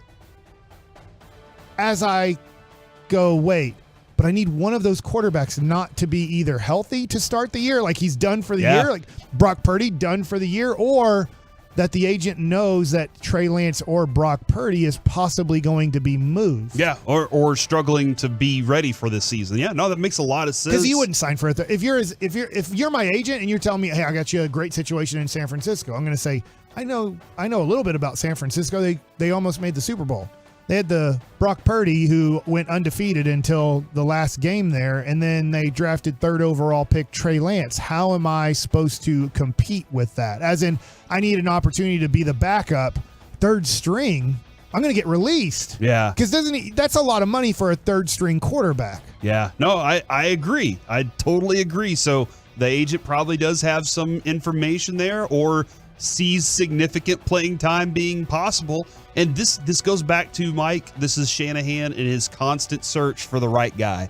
or a guy that can deliver big-time throws. And Sam Darnold has struggled everywhere at bad organizations so far. This is Shanahan saying, my method is better than everybody else's out there. I'll make this guy into something if I need to turn to him. Okay. He did go to USC. And Yeah, so I right. do He's- wonder if something like kind of getting back to that area and being around California again is something that he was interested in. But I understand where I'm you're coming from interested with in San agent. Francisco. I'm interested in now. I believe that Trey Lance or Brock Purdy is not a 49er next year, but I'm also going to hold out that Brock Purdy might be more of a baseball injury where it does take 9 months to recover from Tommy John surgery. And if that's the case and you get hurt at the end of January, you're looking at best maybe November being ready to compete. So that would give you all of training camp, you're the backup. September and October, you're the backup. And you still got to see, can Brock Purdy come back and be able to throw the ball like he did in November? So you might be the backup because Brock Purdy can't throw a football next year. I don't know. From the 321 about Aaron Rodgers, even his family hates him. From the 817, he hates his parents, and it's his eyes. So they don't like his eyes. Like, that's what drives them nuts about him. From the 214, he's not likable because he doesn't conform to our society. He does what he wants. I appreciate that about him. Makes a lot of sense. And then somebody said that your sarcasm's starting to rub off on me. Oh, me? Like I my guess sarcasm? We're just growing as friends here. Adam Look, Schefter as is. long as you're not dying, we still got a listener. Adam Schefter reporting that the Chargers have granted permission to Austin Eckler to seek a trade. So I'm That curious. never goes well for running backs. It doesn't. I don't think it does. And I think that, like, he's trying to do anything he can to use leverage. I'm interested to see where he might go. Jimmy Garoppolo. I don't think he landed in a good place for him. I don't think that the Raiders did a good thing by bringing him in either. This doesn't make sense to me. He's in the conference now with, I know Russell Wilson stunk, but Sean Payton believes he can get him back to old Russell Wilson. And then Patrick Mahomes and Justin Herbert. Good luck. Yeah. Good luck. Yeah, It's over. Like, they to me are now a 6-win team. The Raiders? Yeah, they can't compete with Kansas City. Jimmy Garoppolo is horrible. I will say this over and over. There are times when Jimmy Garoppolo will walk you down the field and look like he is the master of all universes. And then on the very next drive, this dude will sail one into the stands that you're like, what just happened? It reminds me of what Bill Mercer, the great Bill Mercer, used to say about Elvis Andrus. And he would say, Elvis Andrus at shortstop in Frisco. Kid makes a stab, turns, whips one across the field. Next play, easy grounder, sends it off into the net. You're like, what just happened with this guy? And that's where, with Jimmy Garoppolo, I'm like, I can't rely on him. And now Devontae Adams is like, I got to rely on this guy. But maybe Devontae Adams just gets so open all the time that he makes anybody look good. I don't know. We'll see. Jesse Bates. Do you know who Jesse Bates is? Okay, Jesse Bates is the safety that was with the Cincinnati Bengals. He goes to the Super Bowl with them, goes back to the AFC Championship game again with them. Great leadership on the team. He just signed a 4-year, $64 million deal with the Atlanta Falcons. That is a huge deal. Okay. Is that a good place? Is Atlanta a good place yet? Well, it sounds like a good place. They just gave me $64 million. Now, I don't know how much is guaranteed. I'm going to guess at least 30 of it, if not 40. Yeah. But like I said, if you talk to any player that's retired that didn't make great money in their career, so let's just say you made, and I know this sounds weird to people, made less than $20 million in their career. Yeah. Which should be set for life. But remember, you're only going to see at most 50% of that money based off of taxes. And, they maybe want to tax you 80% going forward because you made money. But you're going to pay taxes, you're going to pay agent fees, stuff like that. So you're only going to get about 50% of whatever you see that number at. Is at the end of the day, it's really tough to just immediately get a job because it's very tough to say, all right, we're giving you a job. Well, you've never done this before because you've been a professional athlete. We want to start you off at $40,000. Yeah. Or we want to start you off at $50,000. Even if you tell an athlete we want to start you off at $80,000, which I think is a pretty good salary. for most people, like, man, I can $80,000 livable. That would be nice. Well, what if I made $20 million over the last 7 years of my life? It's very tough to be like, man, I got $5 million in the bank that I still have. I have assets, as in home and stuff like that. I don't want to work that hard for $50,000. And so they're like, I wish, looking at it, do I have enough money that I don't have to work the rest of my life? If I play my cards right, I should. But sometimes I got divorced. A lot of guys get divorced after they retire. Baby. Yeah. They get divorced, or they have a fun baby, and then all of a sudden cut that number again in half. So now I made $20 million. I'm down to $5 million, and I was assuming I'm going to live another 50 years. So I kind of need to get another job. And so then you look at it and go, God, you know what? I know I signed for cheaper because I thought they were a championship contender. I really missed that $3 million extra dollars I gave up. And so when people are like, what's the big deal? Take a little bit less to be on this team or be on that team. Well, what happens with, let's just look at a lot of players' lives. First of all, they're all given 50% to taxes and agent fees and everything. So you only get half there. And then what happens if you do have a child that, you know, that's not like your girlfriend or wife, and you're not raising, you're having to pay a fun baby. And what happens when most players get divorced a year or two after their career's over? Because that wife wants nothing to do with you actually being their husband. They kind of are like, I don't really like you anyways. I do like that you're away from the house the majority of my life. And now that you're here every day, I don't like you and you don't like me. Give me half of your money and I will go away. But then you still have to keep paying for child support. And then all of a sudden you're like, dang, I wish I would have signed for the most money rather than just chasing a ring. According to Diana Rossini, by the way, I keep trying to get away from this Aaron Rodgers topic, but it keeps finding its way back into our conversation, Mike. Aaron Rodgers, according to Diana Rossini, has provided the New York Jets with a wish list of free agents he would like them to target and acquire, per sources. That list does include, as I've said before, Alan Lazard, Randall Cobb, he sucks. Mercedes Lewis, whatever, and Odell Beckham Jr. going back to New York, but just playing for the Jets. In your face, Jerry. Aaron Rodgers might get him. Your thoughts, Mike? I hope the Jets get him. Okay, man. I'm not an Aaron Rodgers hater, but I'm more and more becoming one. I think he's starting to rub you the wrong way. Yeah, man. Yeah, and not like not Johnny Gill. Or Kendall Gill. I know he played basketball. Kendall Gill played basketball. Johnny Gill was a singer. Who is the guy that sang "Rub You the Right Way"? And rub you the right way. Huh? I know, it's like a 90s song. That's Johnny Gill. Yeah, Johnny Gill. See, I was right. You should have been more confident when you said it. Yeah. Because I was like, I just wanted to hear you sing more of it. Yeah. That's all I wanted to hear. Yeah. So, anyways, he's not rubbing me the right way. Okay, I got you. I'll write that down. Thank you very much, Joey. The Stars did win 5-2 last night. Yeah, take that, Krakens. When Mike got invested, it was 4-2, and he was like, "This one's over." Yeah, and so I turned it off. And they scored another goal. No empty net goal, though. Not an empty which net made goal. Mike sad. Then USA started destroying our guy Mitch Bratt. So. Everything's good in the hockey world then right now, Joey, for the Stars. We're going to be rocking along here. Oh, absolutely. They'll be on fire down the stretch. Well, they won the first 3 games of a 6-game road trip, so that's good. So hopefully they'll keep that up. That 12 days on the road, they win the first 3 games. Yeah, and just to throw this out there as well, they are on pace to have the highest winning percentage on the road in franchise history as well. So that's something to look out for. I like taking that I like taking road percentage wins in the playoffs. I like that a lot, man. Okay. That could be really nice as we get ready for the Cup here. All right, Mike. It's time for Mike Likes It. All right, let's talk about hair. I don't have any. I'm fine without having hair. Some people ask me that, and I like for almost 20 years now. I'm 45 years old. By 24 years old, I was pretty much losing my hair and decided to go I'm just shaving my head route. So I've done that for my whole life. Don't have to worry about hair. I don't care to have it. I know there's obviously commercials. If you care about it, totally get it.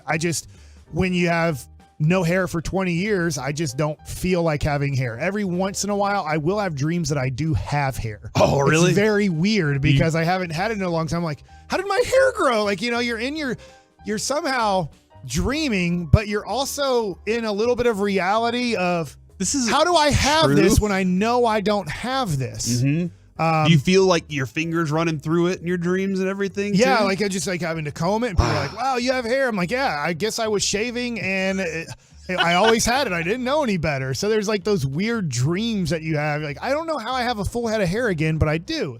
But I haven't had one in a long time. Well, what percentage of guys do you think are bald by choice? Oh, that they have a full head of hair but just shave? Or even percentage of guys that they're just bald in general? I think bald in general, by the time you get to be 40 years old, I would guess 40% of about men 30 to are, 50% okay. of Americans are. Yeah. But I would say bald by choice because they have a full head of hair, 10%. Okay. I think most people that have hair are like, no, I'm going to keep hair. By the way, like you get really cold. Like sometimes like I need a hoodie. Like going to College Station this weekend. It's going to be freaking like 40 degrees for these baseball games. How did this happen? How do we get to mid-March? I don't know, man. And we're going to get to LSU A&M and it's going to be like 42 degrees for the game on Friday night. So climate change. Let's talk about hair again real quick though. Puerto Rico. Have you seen that? The Puerto Rican team. They all dyed their hair. They're all blonde hair. And, you know, Francisco Lindor might be the leader of this. He does color his hair different colors throughout the season. Would you or have you ever dyed your hair? I did.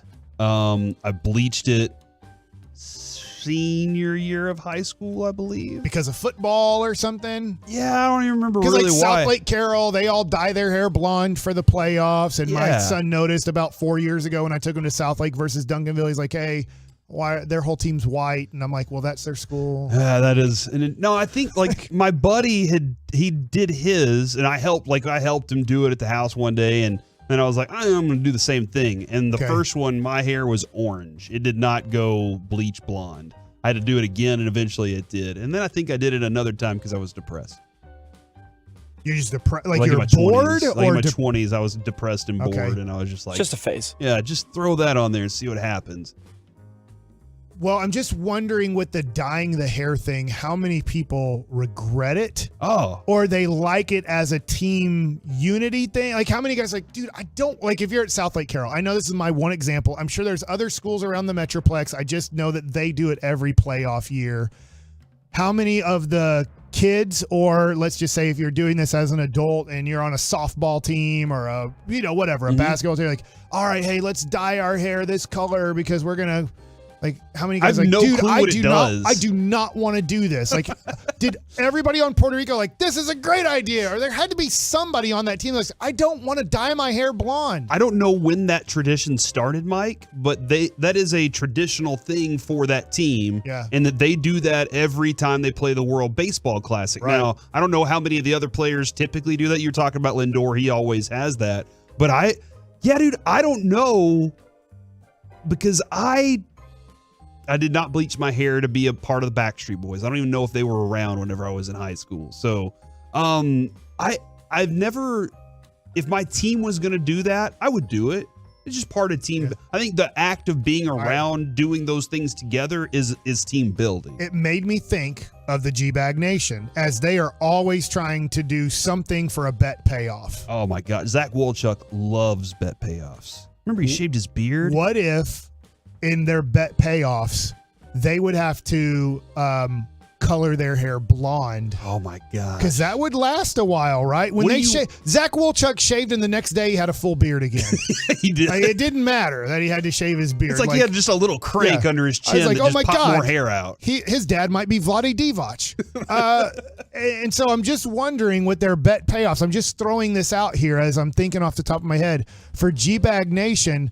Gavin and Zach and Eric would have to dye their hair blonde if they lost one of these things. But for Broadus, he'd have to dye his hair black, like just pitch black, like just have that hair. I feel like it's okay because it's gray. Uh-huh. Can you imagine if that hair was black? Man, it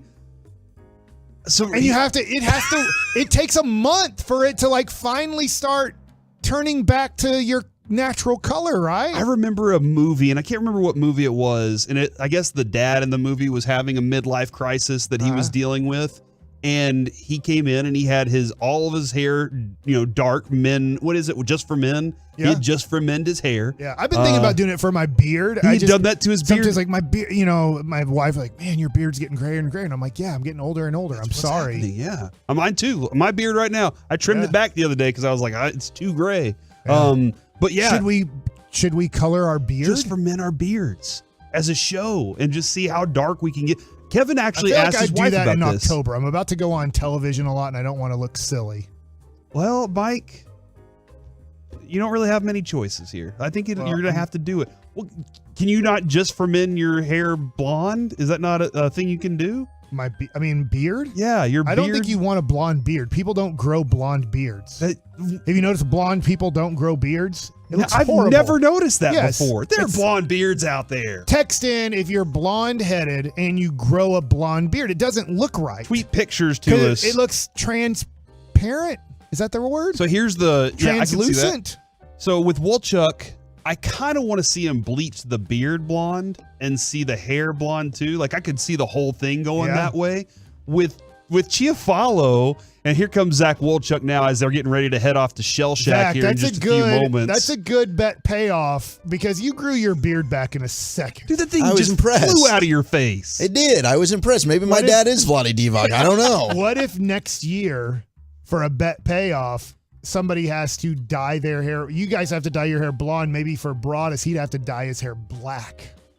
That would be hilarious to see Brian with black hair. Just acting like nothing. It's no different, like nothing's changed, and he just walks around with his black hair like that. Hey guys, I was talking with somebody about Brian has to do like Civil War reenactments or just a war reenactment guy because he looks like Benjamin Franklin. Like that'd be hilarious. We just get video of him one day going out there and he's doing like World War II reenactments or something. I think that'd be fun. But fly a kite when they're in a storm. Get electrocuted. Let's see it happen. Maybe it'll help his bunion. The tough thing about it is this would be a month, right? I don't know how long dye lasts, but I feel like once you dye your hair blonde, like all these Puerto Ricans that are playing in the World Baseball Classic, I feel like it won't be till May until their hair is normal. Now, I guess they can dye it black and then let it just naturally be black whenever it comes back. I'm game for this. Like next football season, this could be perfect because I'm actually going through a elite health center. I just came from them actually. Earlier, I was in Fort Worth. So 3 months from now, I'm doing this procedure and I'll be able to talk about it on the air. But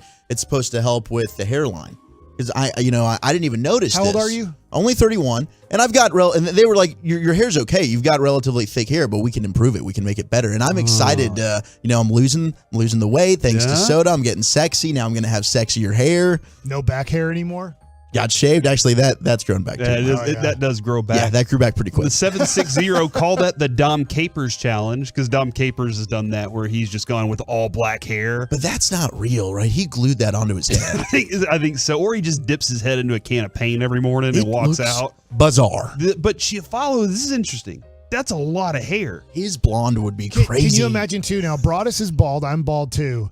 Can you imagine? Now, this does cost a lot of money. I've looked into it. But if Broadus, for a bet payoff, had to wear a toupee, and he had to wear it all week, no hats. He's at the Star because it'd be during football season. So when he's at the Star, like, you know what? And he can't say anything. People are going to ask him about it, and he can't say he lost a bet payoff. He has to just say, no, this is my hair. He has to try to convince people that this is his hair. I love that idea. And I think what we need to start doing is just outsourcing the bet payoff ideas to the KMC Masterpiece. Well, Mike's the one that's got all these ideas. Mike? It's all off of Puerto Rico coloring their hair blonde. And I'm like, did everybody really want to do that? Unbelievable. Yeah, man. I'd love to see Eric. And the beard is a good idea too, Corey. Mm-hmm. Now, I don't think I would do that. I'm done with the beard stuff. I did that once, even though it did grow back very quickly. I just hated it for the 2 weeks that I had to wait. But the blonde is outstanding. That's where I do need Kevin here. Who was the wrestler that was the bad guy at the Sportatorium? Because I think he had blonde hair but a black beard. It's a weird look. I don't have the answer to that question. Yeah, blonde maybe hair. Well, Guy Fieri, doesn't he have the he does. the dye? He's still going like NSYNC, Backstreet Boys, 90s look. His shirts are all what inspired Colby's tattoos. Nothing against Guy Fieri. Yeah. I love the Food Network. Less Guy Fieri on the Food Network. Why? Well, they're paying him so much money, they have to feature him. It's just every show is Guy Fieri, and I'm just like, there has to be more variety on this thing. And I'm not like, At times I'm fine with him. Diners, Drive-Ins, and Dives. I love that show, but there's just like, then the next show is, hey, we're at Guy Fieri's house and he has professional chefs cooking. I'm just like, I can't take more Guy Fieri, man. give me Mix it somebody up a little else. bit. I'm also not into his son. By the way, my brother-in-law texted blonde hair, red beard. So I didn't know blondes couldn't grow beards. This is something new to me. Mike, did you just get a note? Yes, I got a note from our boss, and it's Michael Hayes of the Freebirds. That was the guy who was a wrestler at the Sportatorium that had blonde hair and the black beard. Spitzy coming in clutch. And the fan he text looked is mean, fired man. in. He was the guy that would, I felt like, always take on the Von Erichs in the main match, in the main event or whatever. I like this from the 512 also. If you want to throw this on Brian, Gandalf. Make him dress up as Gandalf one day, or for a week while he's walking around. You shall not pass. Staff and everything. Yeah. Well, y'all are heading out to Shell Shack today? Yeah, I'm about to leave right now. We'll be at Shell Shack, their new Lake Highlands location, right off of Abrams. There, it's about 10 minutes away from where we are here. So I'm pumped. Come on out, party with us 2 to 7. I think we even have gift cards we're giving away. It's going to be a party. Look at that, and you got some crab legs. Is that rock? Crab legs, crawfish. I believe Ryan's going to get really excited about the crawfish. I know his gout's going to go crazy on him because I think seafood flares that up. So you can come and just like step on Brian's toe and just watch him freak out. Nice little area too, man. Like you said, Top Golf's right over there. Yes. There's all sorts of stuff going Boy, on. I'm excited. You just got me hungry for like a stuffed fried crab. They got that too. They have crab hush puppies. Yeah, man, it's so good. Go see the G-Bag Nation at Shell Shack off of Abrams Shell Shack. today, right here in Lake Highlands Take area. care, fellas. Thank you very much, Zach. Best of luck to you and your hair. All right, coming up next here on the KNC Masterpiece, it's time for the C Block. I started doing something that may have saved my marriage. Next on The Fan.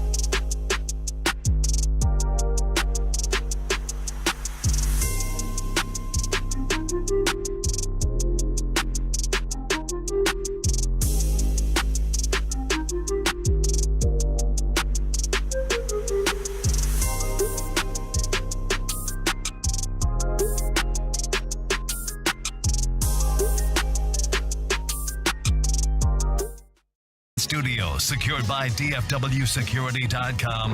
It's the KNC Masterpiece on 105.3 The Fan. Back here on the KNC Masterpiece on 105.3 The Fan. We're about to dive into some C-block conversation about I may have saved my marriage by starting something in December.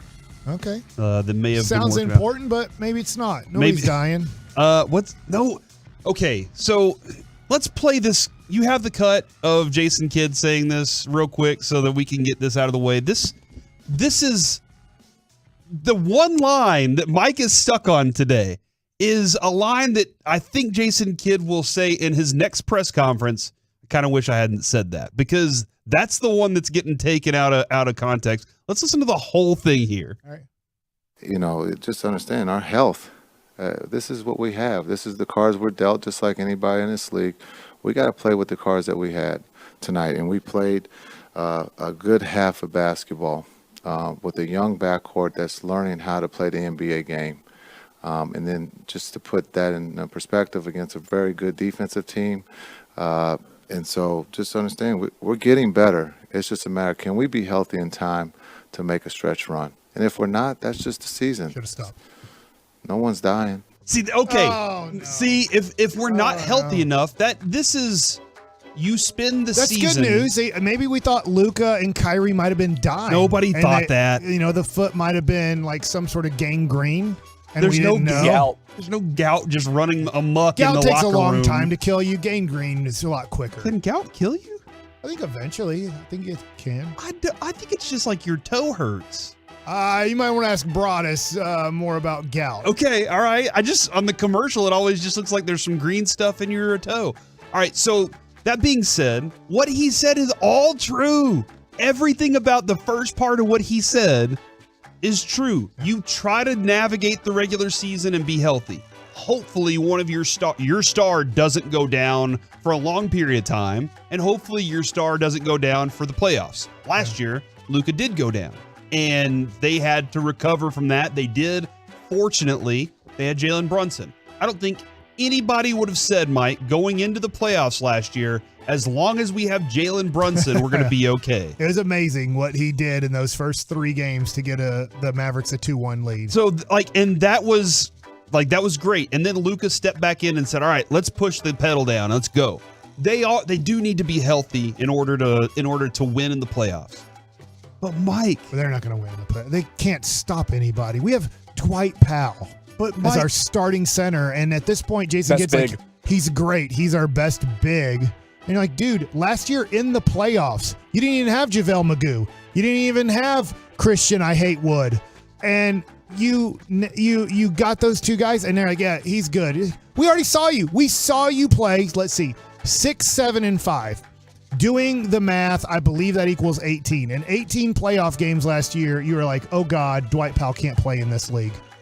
Yeah, the NBA playoff league, Dwight Powell can't play in. And you're like, yeah, hey, dude, awesome again. Well, guess what? He was shooting like 8. I mean, I'm not making this number up. It sounds like a sarcastic number. He was like shooting 82% from the field the last 10 games of the year going into the playoffs. And I was like, dude, maybe he's like contributing. And then he shot nothing percent because the alley-oop's gone away. It's really easy. I remember we asked the Phoenix Suns former general manager about that. I asked him during the press. He's like, dude, it is easy to take away the alley-oop that Luka and Dwight Powell do in the playoffs. When you concentrate on one team, like that plays over. It won't happen in the playoffs. And literally, it happened pretty much 0 times in 18 playoff games for Dwight Powell. And he can't cover anybody in the NBA playoffs. He's not good enough to. And last night, I don't know if you watched the game or not. I watched some of it. They were literally not guarding him again. Another team was like, don't guard him. We didn't even have Luka. We didn't even have Kyrie Irving. And they still wouldn't guard him.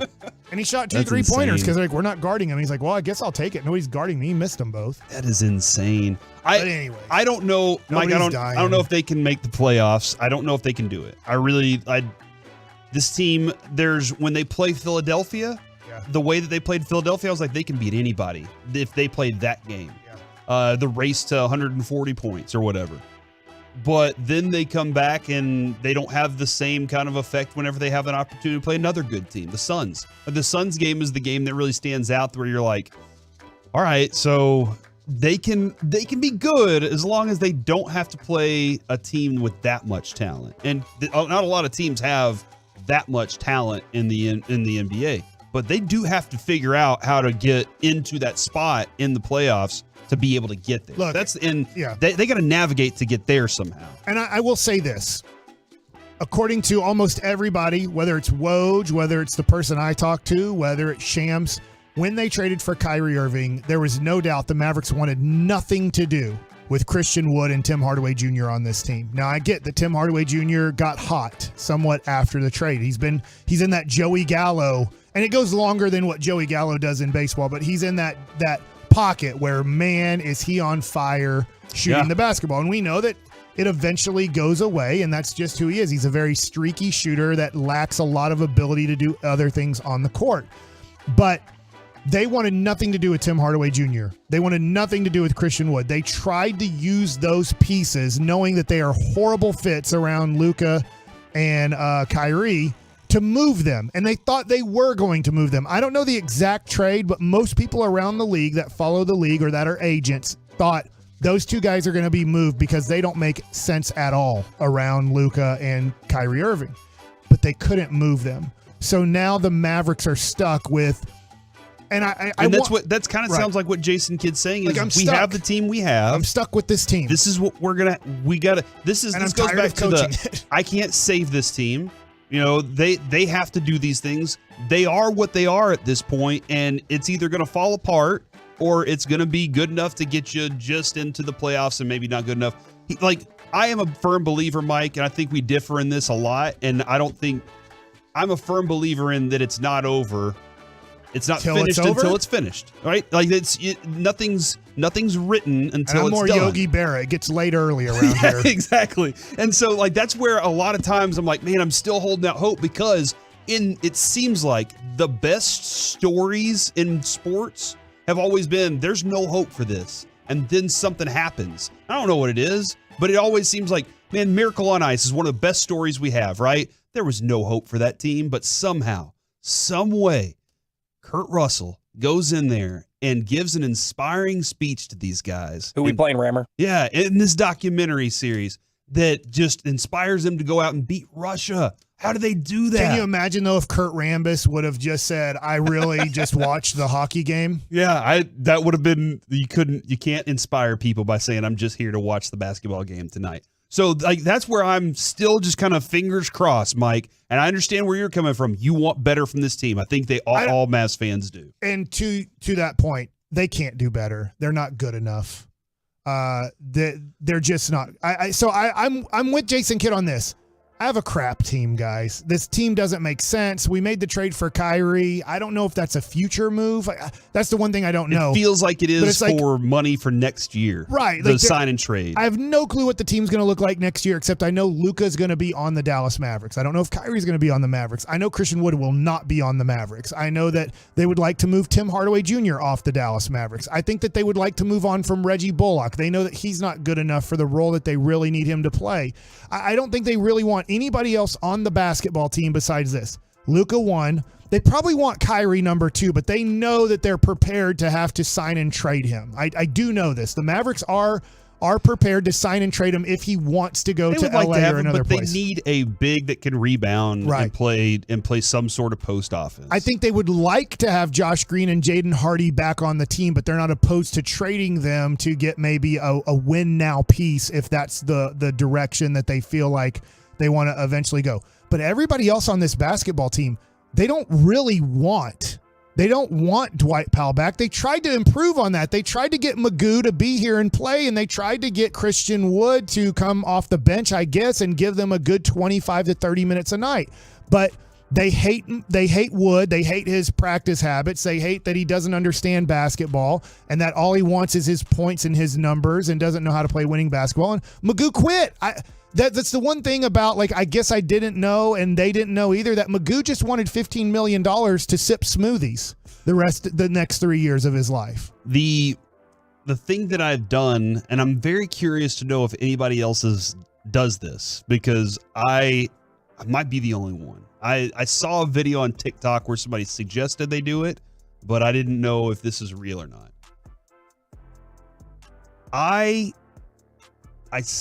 Do you sleep under the same blanket as your wife? Yes. The same covers? Yeah. Yeah. So y'all get in your bed and Remember, I told you we only have a queen bed. Oh yeah, you get Drives into me your insane. small bed that y'all have, and you pull the covers up. Which I'm sure maybe 400 thread count in that house. With that tiny little bed. We like getting clearance anthropology. No, not anthropology. Oh, that's actually Anthropology has nice stuff. It's I don't know. It's a store in Mockingbird. I forget the name of it. West Elm. Oh, okay. West Elm's nice. They're when they clearance their bed sheets. Okay, all right. And 877-881-1053. Do y'all sleep under the same covers? Maybe I just unlocked something that I didn't know that I could unlock. I thought when you got married, you just had to sleep under the same covers. I thought so too. Yeah. And it just seems like that's what I do. Yeah. Is there another way? So during I feel like Christmas, in a queen size bed, there's no other way. During Christmas, my mom got us a blanket. It's like a comforter, but it's very thin, and I can't remember what company it's from, but it's really nice. And it doesn't quite go with our stuff in our room, which my wife wants to change all that anyway. But what happened was, I think I got sick. I got sick over a weekend. And was just really bad sick, and the wife went out and she didn't want to come back into the room. So I had this comforter blanket thing, and I just wrapped up in that the whole weekend, and it made me feel I slept great. I slept great using it. And then so I washed it, and after she came back into our bedroom, I stuck with it, and I just kept the blanket, and I sleep now with this blanket. She'll sleep with her comforter. Look, we do adult things. We talk about stuff together in our bedroom before we go to sleep. But whenever it's time to go to sleep, she takes the comforter and 17 pounds of blankets and she pulls them all up over her neck, and then she goes to sleep. And I roll over with my one thin blanket and I fall asleep too. And I just didn't know if anybody else does this or if other people are out there going, yeah, been doing it for years and it's keeping me and my wife together. Because I don't like sleeping with as many covers as she has. So I'm usually just kicking them off anyway. And then here I am now. I finally found happiness at sleep time. 877-881-1053 from 817, my own blanket. Otherwise, it's too hot or she steals the covers. Right. No, because my wife farts in her sleep. Okay. So they don't share. They don't share the blanket. The other thing that you're talking about is the hot and coldness of sleeping. You obviously sleep hot and you don't need as many covers. She sleeps colder and needs more covers. Some nights it's hot, sometimes it's not. I bought one of those Tempur-Pedic beds that supposedly cools, or what? It's a crock. It doesn't do anything. I don't know how they sell that, but we have one of those, and there is no difference. You can tell. I do like Tempur-Pedic beds. I've had a Tempur-Pedic bed since about 2002, so I'm not getting paid for this at all. I wish I was. If you want to advertise here, we have plenty of room to advertise. Yes, blankets. But that Tempur-Pedic thing, like, it's a cooling bed. It can cool. I'm like, no, it doesn't. It doesn't cool at all. So anyways, I feel like they're selling something that it does not. Here's my review. Tempur-Pedic beds, great. That cooling thing, it doesn't work. I don't know how they're selling that as a product. It does nothing. But you're comfortable in the bed. I'm comfortable like the bed, but when you're like, hey, you want to pay an extra $1,000 for the cooling thing or $500 for the cooling thing? I'm like, I do. You know how I have it. It doesn't work. Just take a big box fan and stick it under your bed and just let it cool that way. Just turn that on at night. From the 214, I sleep hot. He sleeps cold. We make it work. Naked together. Trust me. All right, that makes sense. From the 214, no, we don't. If we shared a blanket, I'd freeze. She steals the blankets. We each have a weighted blanket. Mine's heavier than hers. From the 972. This makes me feel great because I'm seeing more people saying, yeah, they sleep in the same bed, just under different blankets. When you can still cuddle. Do you sleep naked when you room with Kevin? I don't room with Kevin, but no, I had to wear shorts. Okay. I had to wear shorts. Did he make you, or did you feel like I probably need to wear felt like it was probably in best interest of just us as humans that I'm not walking around our bedroom naked together, Okay. And Kevin, you're sleeping. You can take your undies or shorts off in the bed. Yeah, but I'm probably going to kick the sheets off at some point, and there I am. Everything's exposed, and Kevin's like, come on, man. And he sleeps with his eyes open. Yeah, the way he kisses is the way he sleeps. It is so weird when you wake up in the middle of the night and you think he's haunting you, but he's just laying there with his eyes open asleep. It's the weirdest thing. But yeah, I sleep naked whenever most times though. So if you, Mike, when we're out of town, if you come knocking on my door, it's going to take me a little longer to put on some clothes to come see what's going on in the middle of the night. Why are you knocking on my door right now? Just to let you know. But this makes me feel good. This makes me feel real good that I now know that other people are out there. Mike, are you going to try it? Are you going to suggest to Sue that y'all sleep I suggested a king-size bed. I haven't totally succeeded in that yet. Yeah, so you still I'm fine with the same sheets, being under the same sheets. All right. I'm not opposed to that. All right. Well, we'll ask Joey, are you sleep alone in your bed, right? I do. All right. I have a nice spacious bed. It's a nice queen size. Will you ever consider sleeping under different covers? I absolutely will now that you brought this up. Look at that. So I appreciate you. Our Carter back there, shake your head yes or no. He says he can't hear you. Okay. All right. So we'll have to deal with that. But he agrees. His job is to watch the Twitch stream, and he can't hear me. He's getting ready for the Sooners run this weekend in the NCAA tournament. Makes a lot of sense. Coming up next, the worst free agent signings in the last 5 years. We do that next in the Fan. Let's give yourself permission.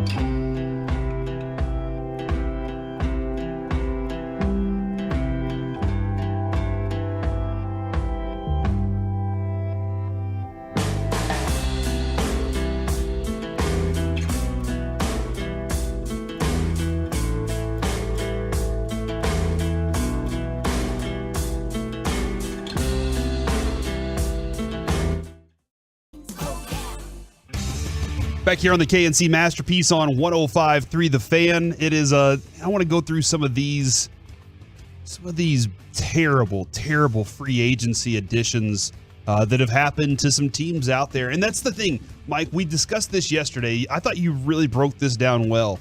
It is a challenge to make sure that you got the right dude. You got to do your due diligence, right? You have to make sure that when you're in these free agent negotiations, you want the player. You want to work a good deal that's good for your team, but also good for the player. Like, you have all these things, but you also want to ensure, how do I know that player is going to be around for me? How do I know that he's not going to fail or do a Lamar Odom and just quit? I don't even want to be here. Why am I even here? So, or when you sign a veteran guy, they just might be done and you just didn't see it. The Mavericks didn't know Magoo was done after beating them in the playoffs, and then they got him like, oh, crap. Either he's done or he doesn't want to really play for us. He's just taking free money. Yeah, and 877-881-1053 for the Cowboys, they haven't done very big deals, like massive deals that were that big of a change to them. Like the Gerald McCoy thing. They actually gave themselves an out. They knew that Gerald McCoy had an injury that they were dealing with, and they gave themselves an out in that contract to save the money in case a specific injury happened to him. And then that injury happened, and they were like, see, we're okay. But you were also then missing your defensive tackle. You're trying to build a team. If I'm Will McClay, if I'm Stephen Jones, I'm trying to build the team.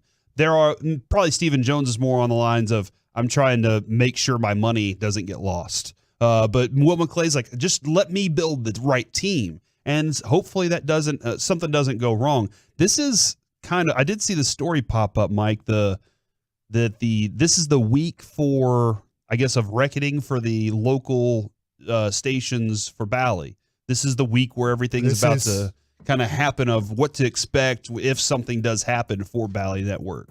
Okay. So I'm like at the end of this week, we'll know if, let's just say, the NBA and MLB and NHL have to take over the rights to their teams and just put the games on.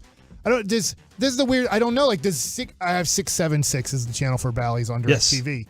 Does like that channel just go away? It's blacked out, and then the Mavericks have to throw it on channel 21 or 27 or 33 to finish out the season. I don't know the repercussions of this for the Rangers. Do you get channel 676? Do you just like, we're throwing it on, but it's not called Bally's anymore? It's just called Rangers TV tonight. I don't know what So Diamond Sports is the company that owns the regional sports networks for Bally.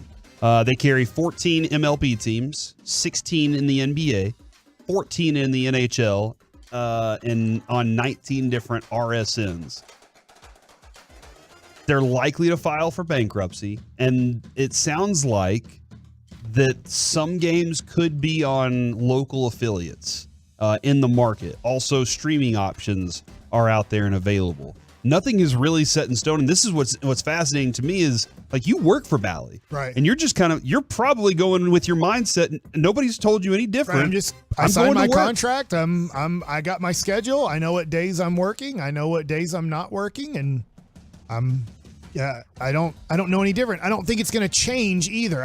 If Bally's goes under, I don't think anything's going to change. I just don't know what we're going to put the game on, and I have more, but I mean, I don't have any. I don't have any. You have just people as many have questions asked as me. us. I don't know. I have no clue except I know what Ranger games I'm working and not working. Yeah, and Manfred said last month, we've been really clear that if Diamond doesn't pay under every single one of the broadcast agreements that creates termination, our clubs will proceed to terminate those contracts. So I am very interested. There are things to expect. I don't know exactly what to expect out of it, but for everybody that's been upset for a long time, I don't know that it's going to get easier to access these, because I don't think the clubs are going to sit there and say, well, we're just going to stream these games for free. Right. They'll probably say, we'll have them on our website, we'll stream them, but there's an accessibility fee that you're going to have to pay. So I'm very, very interested in what's going on. I don't know. And I'm just throwing stuff out. I don't know. But like the Whataburger play of the game,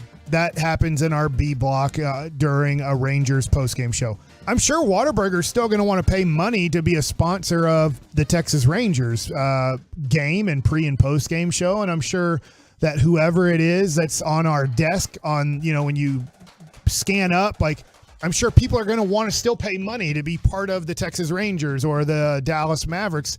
I just don't exactly know how that all transfers over that, all right, our money now isn't going to Bally's. If that's the case, it's going now directly to the Texas Rangers or something like that. But I don't know. And the other thing I'm thinking of, Corey, here is I understand there's a lot of programming that is national, so I guess it doesn't work. But if what we watch is sports, why wouldn't Fox want to have the rights to the Texas Ranger games? That makes sense. Like, and put them on Channel 4. Now, I guess you can't because they have whatever Chicago Fire LPD or whatever it is that is on Thursday nights, or and they we have to play that.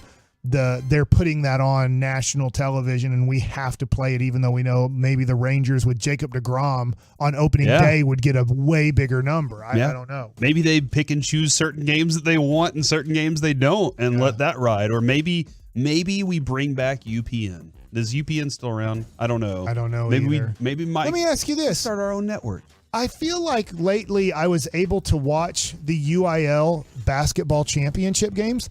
I scanned around and could not find It used to be on Fox Sports. Yeah, the Lake Highlands game wasn't on the television. They weren't on DirecTV. I couldn't find them on my DirecTV. Same thing with Kimball. Same thing with Family Faith or Faith Family in Oak Cliff.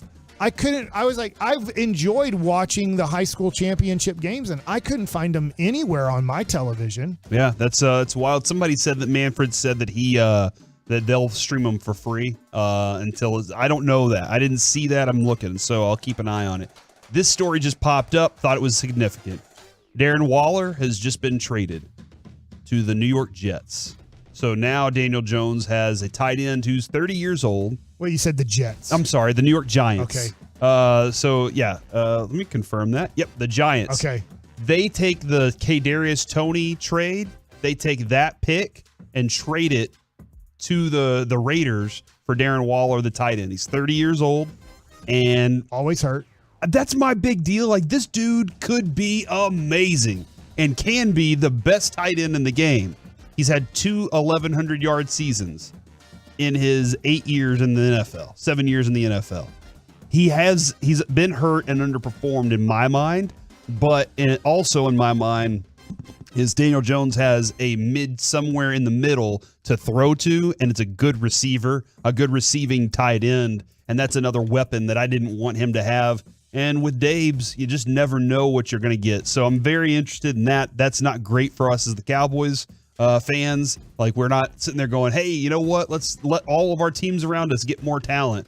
But as the Eagles are dipping off in some talent, though a lot of those guys are leaving, it looks like more talent's now going towards the New York Giants. And I guess I'm not worried about that because I feel like he's going to play 7 games. And get he probably hurt. will play 17 and be great, but I feel like, yes, he gets traded into your division. I'm just seeing here, I'm on the Twitch, and it's like, wait, the Giants got Waller type of deal. And I get it that you're going to have to cover him, and he is great, but he's usually now great for like 4 games. And then he plays in 4 other games that he's not healthy and not good. And then there's 8 to 9 games that he just can't play because his body can't handle this league. Yeah, he has a lot of potential each season. And as a fantasy owner, if you've had him in multiple leagues, he frustrates the hell out of you in the last 2 years, which I have had him.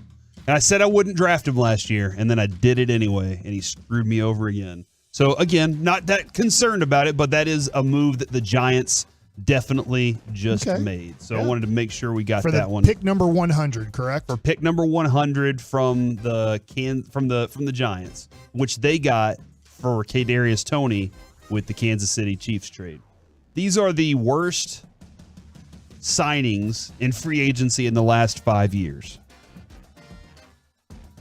Le'Veon Bell with the New York Jets. This dude was so good with Pittsburgh, and he was everything. He could catch the ball. He was a receiver, and that's what he was trying to do. He was trying to say, look, financially, I'm the guy. Your entire offense for Ben Roethlisberger. Give me some money. And the Steelers said no. He agreed to a 4-year, $52 million contract with the Jets that he never lived up to. That is one of the worst in the last 5 years. For what it turned out to be a $28 million deal, he never had a single 100-yard rushing game and had just 4 touchdowns for them. But he went bowling one time. I remember that story. Yeah, he did, and he also was on I'm a. too sick to play, but then he was bowling with his family. He was on a jet ski down in Florida somewhere, but he was like, I can't play though. And Antonio Brown to the New England Patriots. I don't know. This is just a 1-year deal, so it doesn't seem like it should be that bad. But he was released like 2 weeks after his initial signing, so that's not too great. I guess, did he get traded to the Raiders? I feel like that's where the most craziness happened. He with did him. get traded to the Raiders from the Steelers, and then he barely even showed up to practice. Tried or to anything. paint his Steelers helmet because he wanted to wear a Steelers helmet, so tried to paint it the Raiders colors. I can't do that. Then he burned his feet or something, did something wrong to his feet, and then that's when I found out HBO was a complete and total fraud showing that show. That was weird. They didn't even cover that. Like, this is the story of the Raiders, and you have them for Hard Knocks, and then you realize that the teams totally control what HBO shows.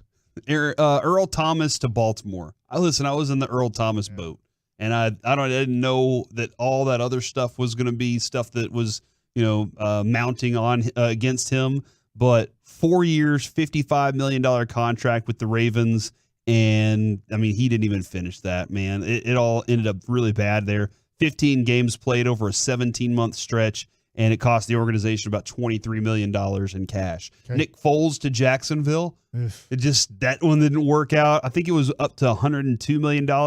I think he ended up going. It kind of worked out because they got it bad enough to get Trevor Lawrence. So they spent $30 million to go 0-4 with Nick Foles, because I think he ended up breaking his collarbone too. Yeah. Worth it. Would you pay $30 million so the Cowboys could have Caleb Williams in the future?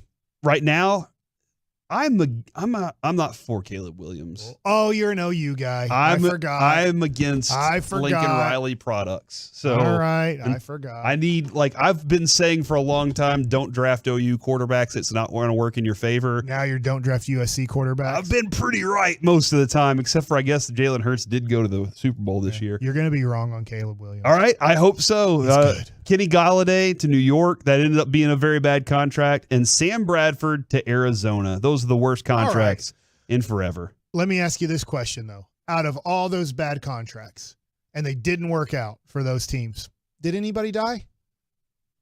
It's not like anybody's dying. So you made a bad contract. So they didn't work out for you. Nobody's dying. Yeah, so you know what? If that's the worst that happens, you made a bad contract. Yeah. You can live with that, Tony Romo. All right, coming up next, let's chit-chat with the fellas from the G-Bag Nation live at Shell Shack next on The Fan. All right, Tolos, we all know that.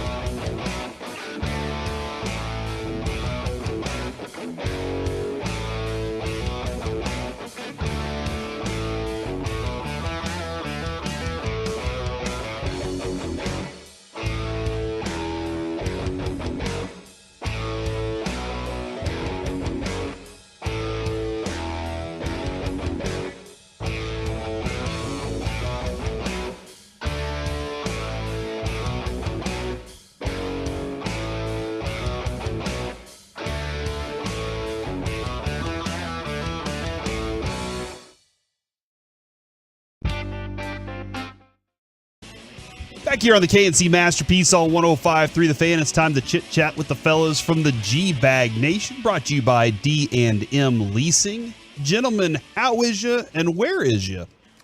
Well, gentlemen, we are rolling, and we are at Shell Shack here in Lake Highlands, where you get all the crab, lobster, shrimp, anything with a shell. They'll serve it up here, and you're going to love it. Anybody dying there? Oh, my gosh, Mike. No.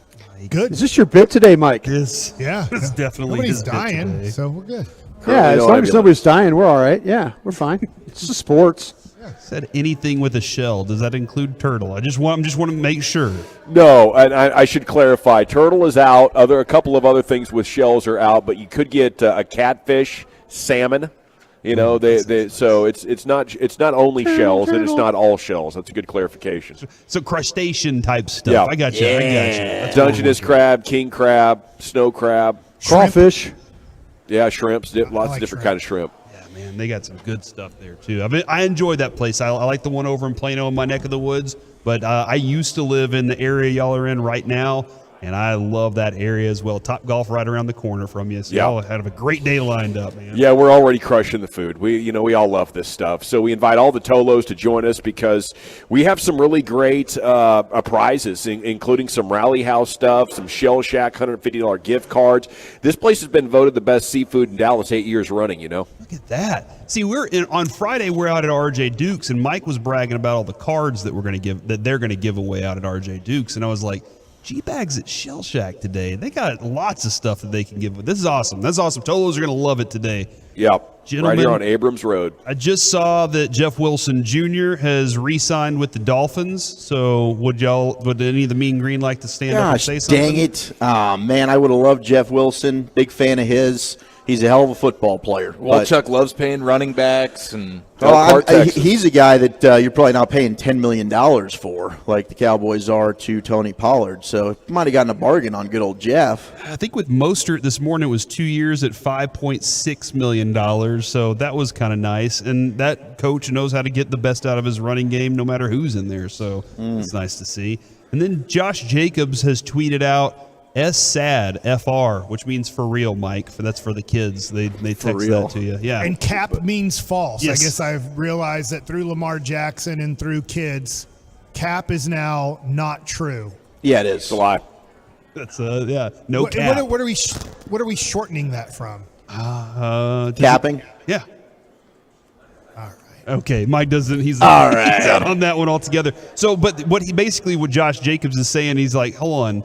I'm losing Derek Carr, and now I'm losing Darren Waller as he just got traded to the Giants. I'm getting franchise tagged here, and I got to stick around this place. Is that a place that Josh Jacobs wants to be in the future, guys? he wants to be at a place of whoever's going to pay him, right? So as much as it's sad to see some of your players go, it is all about, especially for running backs, who is going to pay me? So I think as long as he gets the deal that he wants from the Raiders, and I don't know if they can even afford to give him any particular deal, seeing as how Mark Davis is kind of like barely breaking even with his ownership and how much he's making on this team right now. But as long as the Raiders give Josh Jacobs his money, then he could see all his besties leave, and he won't really care. Yeah, you got Devontae Adams. You're not far off from building a respectable group of skill players. I think winning is still within reach for the Raiders if they have a good draft, good rest of the offseason. And I saw this, Dawson, and this is where, Mike, I wanted to ask about something you told me in Arizona.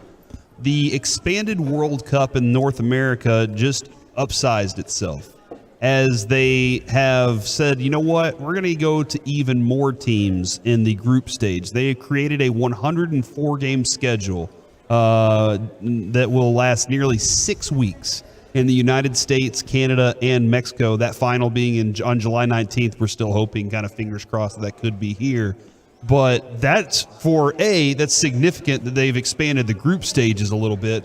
But B, Mike was talking about potentially, I think, Airbnb, renting out your house during that time. I think for a week, I think it's easy $10K for my house. No way. That's awesome. Because if you think about it, if you have a 4-bedroom, to get a nice hotel during that, you're looking at probably $300 to $500 a night. Yeah. And there's no living there. Like, I have a pool and stuff like that. So I know that this has been done before, Super Bowl weeks and stuff like that. I'm like, we've been thinking about it and talking about it on, like, for 2 weeks, we could easily get $20K. Dang, that'd be genius, man. That's a good turnaround. Keep me updated on that. That sounds like a good start on a kid's college fund or something. Would you do that to your house if you knew that somebody would go to Sunnyvale for the World Cup? And yeah. Yeah. We'll send them right down 80, out 30, and boom, you're going to be there in about 35, 40 minutes out there to the stadium. And I would make sure to change the towels every day. Just because I'm checking on the house. Okay. If that makes sense. Like, I'm not staying too far away. I might stay at my parents' in Arlington or something for that week or 2 weeks. You're just swinging by the house and with making some sure, towels. like, at 10 a.m., I'm like, hey, just picking up the dirty towels, going to go wash them. Here's clean towels, making sure everything's going good because I'm making sure that Mike, they're not trashing the house. I kind of feel like that you just need to rent your house to a bunch of hooligans and stuff like that and let them just shoot you out. kind of that's like why I'm tear going it to up. charge. Like, no, it's $10,000 up front, and it has to clear to make sure I'm not getting people like that. Oh, Eric and I come live in there for a little hooligans, bit. Hooligans make money. They make a lot of money. So yeah, you might rent your house to somebody that really tear it up. Like if you went overseas and tore their home up. So you would not rent your house? I don't think I would, Mike. I can tell. I don't think I would. I think it's a terrible idea myself. Okay, and then we have to discuss that. It might. I'm not all in on this. It might be where you charge enough. Like, I know that one of my buddies, Charles Woodson, when the Super Bowl was here, his family rented their house out for a week. So Charles Woodson's family rented a house out, like on the M streets, I believe. Oh, okay. For a pretty good amount of money in 2010 during the Super Bowl, so that his family would have a place to stay, like in a house. And pretty during good that week. accessibility to a lot of different things, too. So maybe I look for a family member that has a person playing in the World Cup. Oh, that'd be good and responsible. I like that. Good and low key. Yeah, I'm just going to turn over the keys and leave the state. I'll come back in a week. We'll assess the damage. We'll see what's happening. But I'm just going to have good faith that everything's going to be fine. Maybe get a property manager in there if I got to turn around different groups. But I'm going on vacation for the entire time and just out of sight, out of mind. We'll hope for the best. I could see like you renting out your house. And then all of a sudden, like it's like, oh, it looks fine and all that, and then they start inviting all their buddies from around the, hey, I've got this home, and now there's an extra 12 people. We got insurance. We'll come after Airbnb. We'll sue you. We'll drag you back from Spain or Brazil or whatever country you came from. We'll get you in court. I would make sure that it's somebody that's got maybe some royalty to their name, like that. Absolutely. Some background. So if you little research. Yeah. But beggars can't be choosers at $10,000 a week, buddy. Right. Yeah. You know what? That's I don't know. I don't know the dice. I don't know if it's worth it though. If they were going there and just wreck my house, and it's the $10,000, and now I'm like now I'm having to fight. Having to fight somebody that's not living in my country. Somebody's back over in Europe, and they're like, whatever. Homeowners take care of that, though? I don't see. You're talking to a guy. Renter's insurance. You're just talking to a guy that's got renter's insurance. Got hit and run. Did you get the car back? Not till this Friday. Oh, that's what I'm saying. I mean, he's never getting that car. I got back. hit and run, and now I have to take care of all that. Yeah, that's the thing. It's a pain. I know, but when Mike hit me with that number for a week, I was intrigued. Yeah, man, and it's a 6-week span. Like, Mike, you could make $60,000 off of this. Man, I think you could buy a whole new house with this, man. Good deal. I'm going to Airbnb out my apartment. Yeah. I mean, I am with Broadus. It is very scary on who you're possibly renting. There has to be a lot of research. I'm sure the hooligans get their money from good places. They go on the street and beat up people for money. That's what they do. Yeah. These are world traveler folks. These are corporate citizens. Yeah, they got the big dough. I'll tell you what. Yeah. I have a friend that owns a house in Augusta, Georgia. Yeah. And he rents it out during the Masters. I bet it's fun. But when he does, he rents it to corporate orders. So he's got like 10 passes to the Masters. So he's got the tickets with the house. Boom. But it's all corporate stuff. Okay. It's all corporate people. Yeah, Mike. I think we can. And now we know there are more games. This is gonna be a lot of people are gonna be in on this. I'm hoping the best for you, Mike, on this one. I'll help you if you need any help with it. All right. You're not a real estate agent. I'll figure it out, man. I've faked a lot of things before. You know what? Yep. Whatever happens, As long as nobody dies. All right, guys, what do you got coming up on the showgram today? Pure gold as always. Thanks for asking. You never know who's going to stop by Shell Shack. We just saw former ESPN radio host Matt Mosley here in the house. That's his neck Here of to the be woods. with his family. Yeah, but we're all over this free agency thing. We got the Cowboys, we got the NFL, and all that, and all the top stories right out of the gates here. So stick around. Fantastic. Love it, fellas. Y'all have a fantastic day. I will see y'all tomorrow, all right? Salute. There they go, the G-Bag Nation. Check them out at Shell Shack today, right here in the Lake Highlands area, right off of Abrams. Go check them out. We'll be back tomorrow. Until then, you've been Masterpiece. Say good night, Corey. Good night, Corey. All day, every day.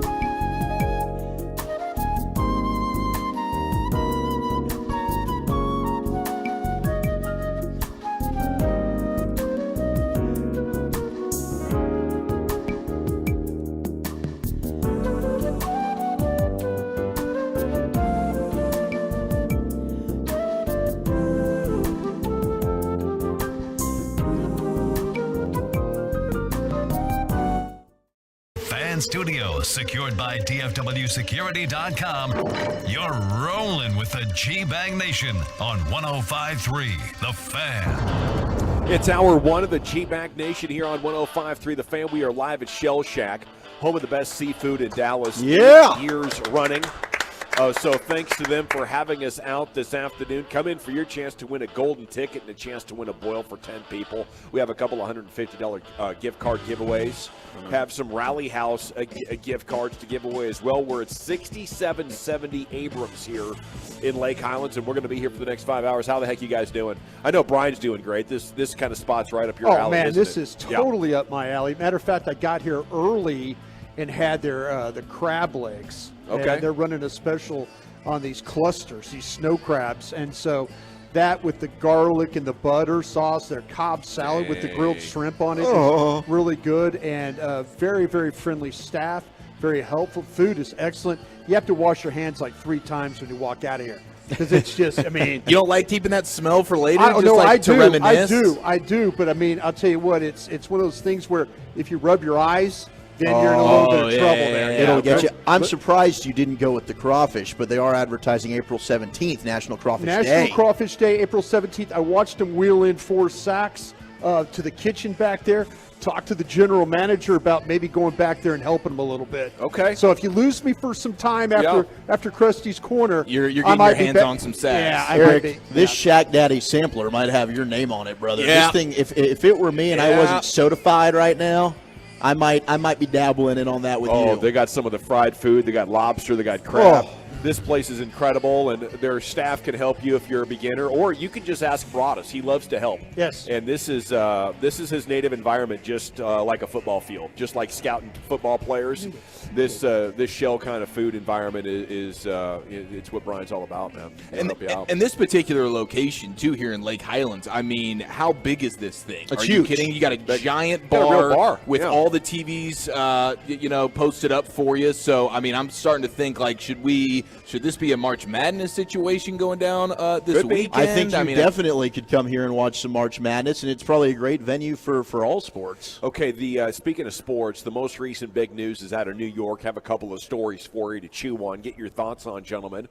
The TruckWreck.com fan text is open at 877-881-1053. You do have Broadus and Wolchuk Chiafalo, Gavin Dawson here, Shell Shack, Abrams Road, Lucius Alexander, Carter Freeman back there in the Pimp Cup, producing, coordinating your video, and so on and so forth. G-Bag of the Day is coming up at 2:30.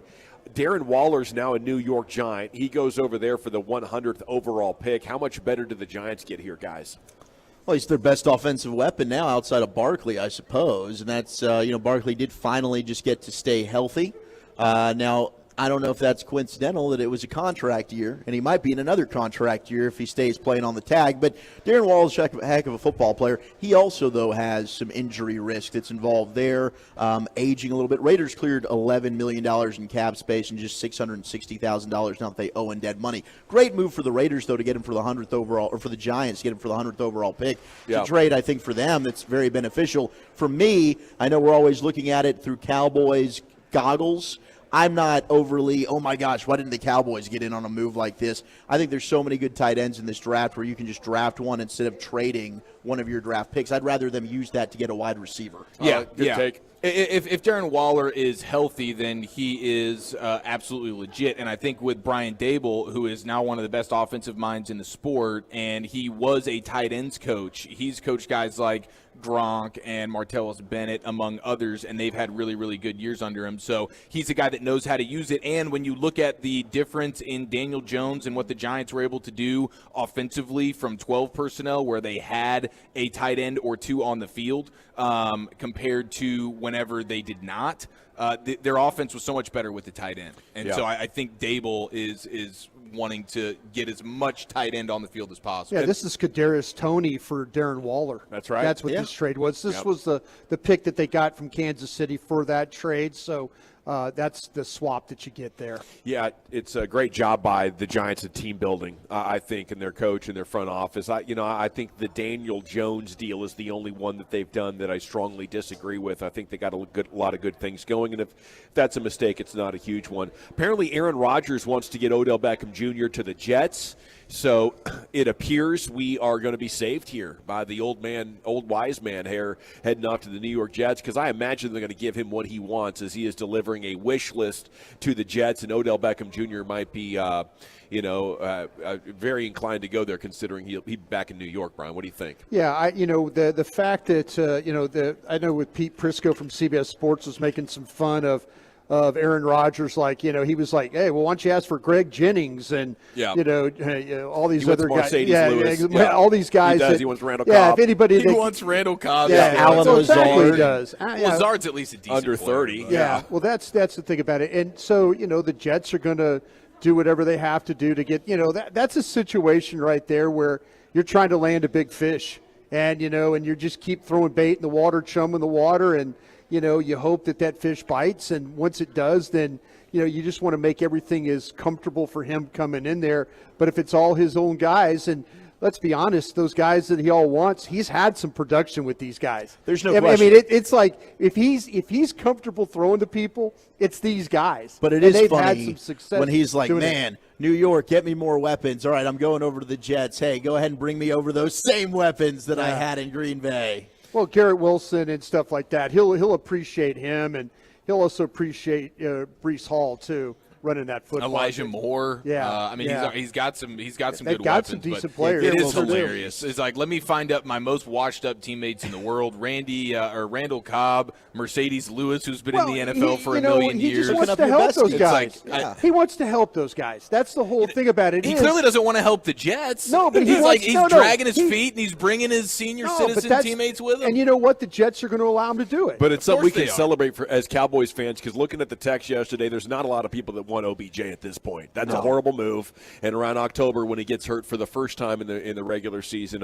I think we will consider a dodged bullet. Wilson will step up and take care of him there. Okay, the Cowboys have agreed to terms to re-sign Donovan Wilson, 3 years, $24 million. First two fully guaranteed, 13.5. So congrats to him.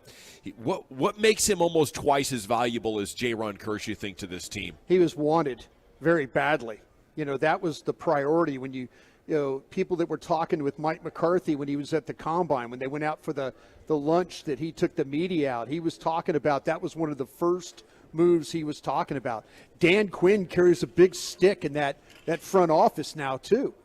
Dan Quinn could potentially be your head coach. They trust Dan Quinn a lot. So if he's going out and banging the table like, hey, we want this guy, Will McClay, Adam Pacifica, guys like that are going to do everything in their power to try and make that happen.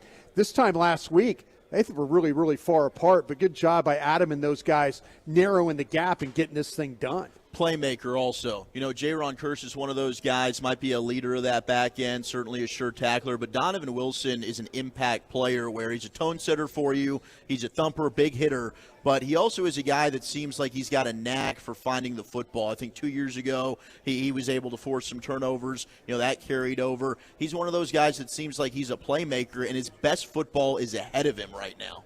Yeah, that's exciting. He's a splash play guy. He's a guy that is going to come and make the big hit. He's a tone setter from a physical standpoint for your defense. He's a guy that you also see, 5 sacks this past season, 9 hits on the quarterback. Those are big-time type of plays. He had a forced fumble. He had the interception as well. But he also played the second most amount of defensive snaps on the team last year, just outside of Trayvon Diggs. He played almost 1,000 snaps defensively. He's a guy that Dan Quinn wants on the field all the time, if possible. There's that versatility there, moving him around, and he can be a chess piece. And again, I just think the physical tone that he sets and his sure tackling abilities is just something that you really wanted to have back here.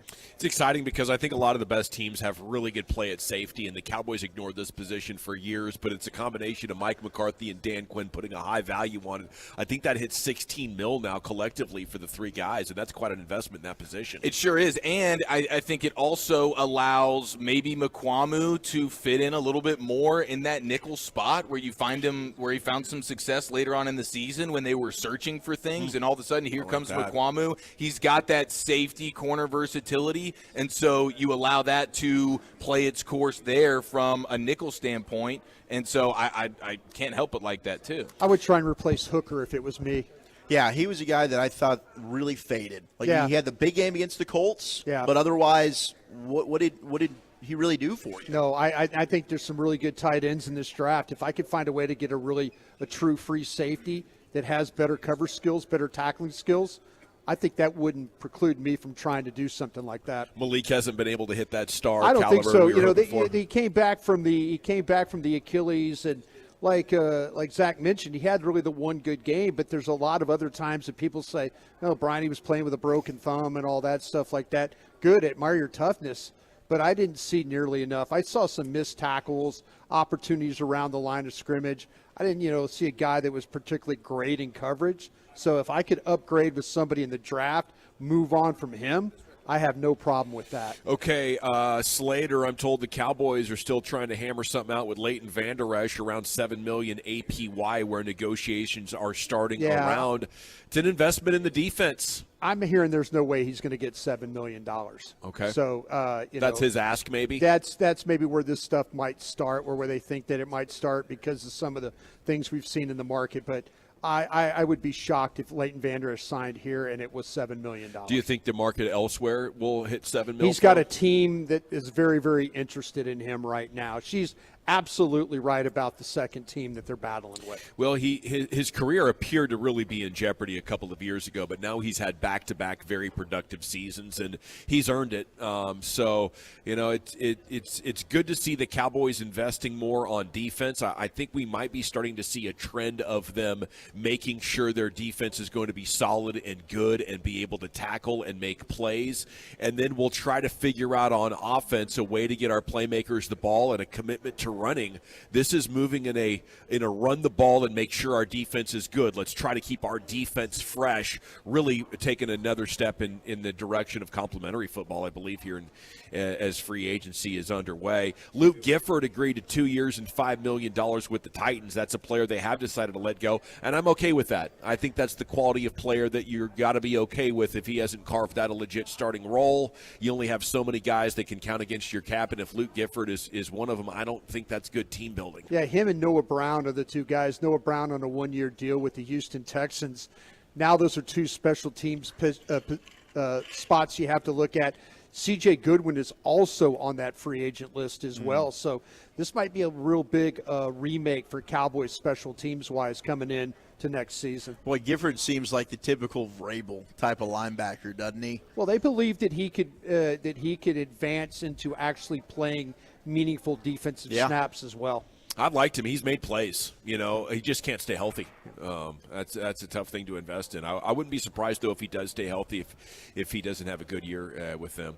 Okay, no settlement between Michael Irvin and Marriott, although there's been a lot of news. He voluntarily dismissed the lawsuit in the Texas federal court, but the lawsuit alive in Arizona now, and it has been adjusted, according to his lawyer at a press conference they held earlier on today. But the video was released, and that's about all we have for you on that. As the video is out, it does not show Michael Irvin did anything. The accuser specifying what she says Michael Irvin said to her, and he says he totally denies saying that. I am not a lawyer, but I have a feeling it was more important for Michael Irvin to show the world the video than it was for the $100 million lawsuit.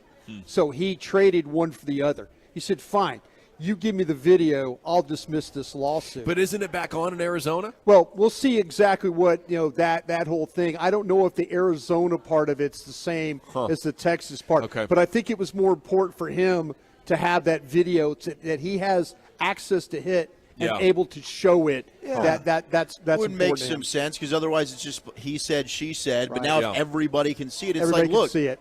What did I do here? You go ahead and make that assessment yourself.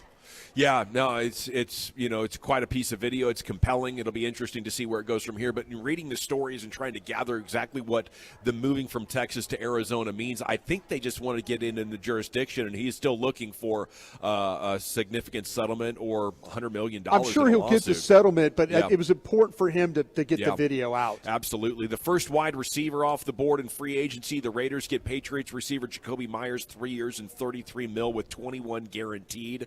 The Bucs are trading veteran guard Shaq Mason to the Texans. per a source.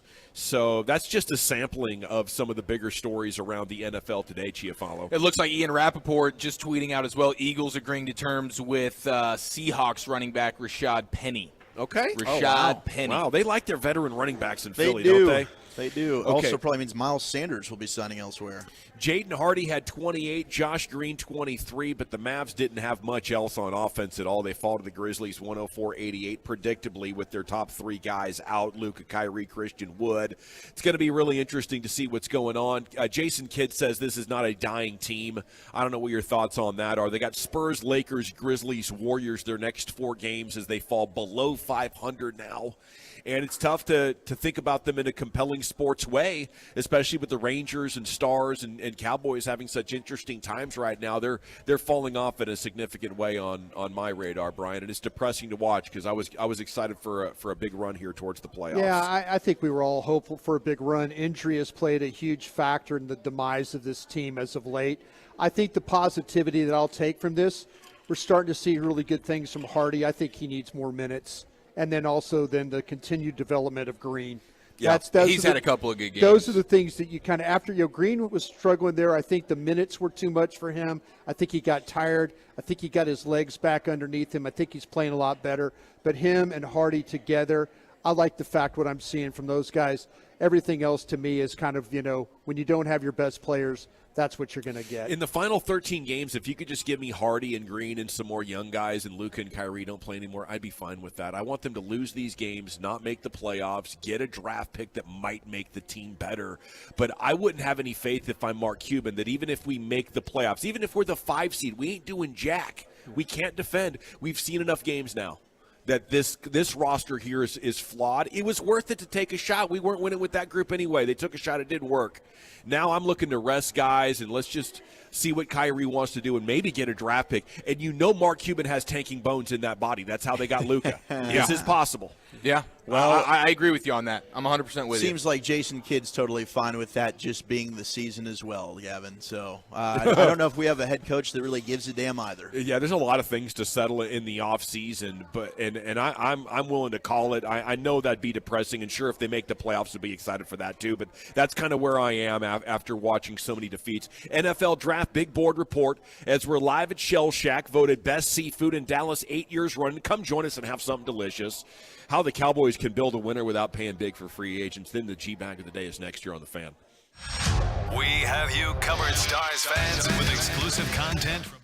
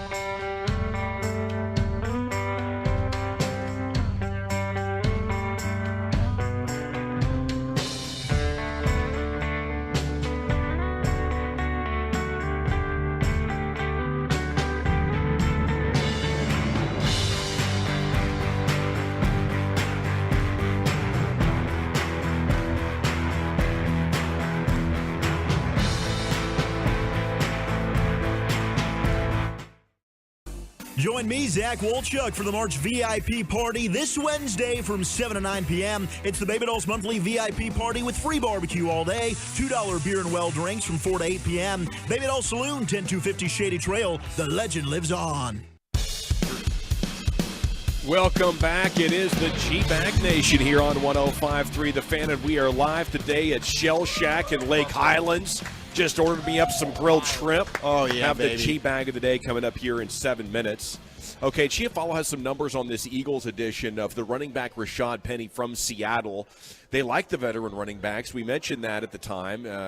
What do they like about this guy here, Chief? Is this a good signing for them? Yeah, it's about to tick me right off, boys. Now, the first thing you got to say about Rashad Penny is the health situation. So that could just spiral this thing down within seconds of training camp, preseason, first couple games. Rashad Penny is a known injured player at a high-volume injury position at the running back spot. So there is that. But if you end up getting a healthy Rashad Penny, you're talking about amongst all of the free agent running backs, he was the best in the sport at yards after contact this past season at 4.2 yards after contact. When you look at a little bit more advanced metrics, he was top 3 in the sport behind, and one of those that was ahead of him was Lamar Jackson when it came to expected points added per rush. Okay, and then rushing yards over expectation, he was the single best in the sport over the last 3 years. So he's a guy that has been consistently productive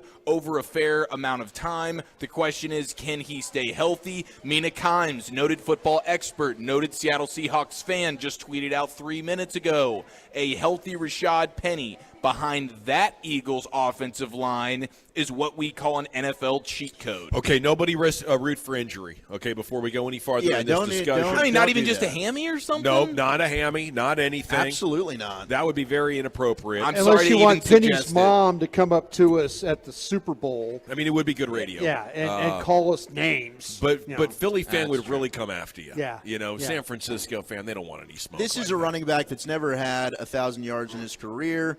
He has only run for over 700 yards once in his career, and the other 4 years he has under 370 rushing yards. That's called copium, Wolchuk. So, thank you for that, Wolchuk. How many games is he playing, by the way? Can you just run off some of those? Yeah, I mean, he doesn't play. I mean, he played 5 games last year. He started 6 games. He played in 10 the year before, 3 the year before that. They're going to use him as part of a 3-headed monster. He's a tandem back. Yes, yeah, and maybe even more than that. But I think they get it better. And how much does this cost them, Chiafalo? We don't have the numbers yet, but I imagine it is extremely, extremely low cost. See, I imagine he's breaking the bank. I think he's resetting the running back market. People are already saying, oh, no, Rashad Penny's going to be the Roshan Johnson to the Eagles' Bijan Robinson with their 10th pick in the draft. But no, I don't actually have concern about the Bijan Robinson thing. And maybe you're somebody that hates running backs so much that you're like, I actually want the Eagles to use the 10th overall pick for that position. I don't know that if they have that ability anymore with all of the premium positions they're losing defensively,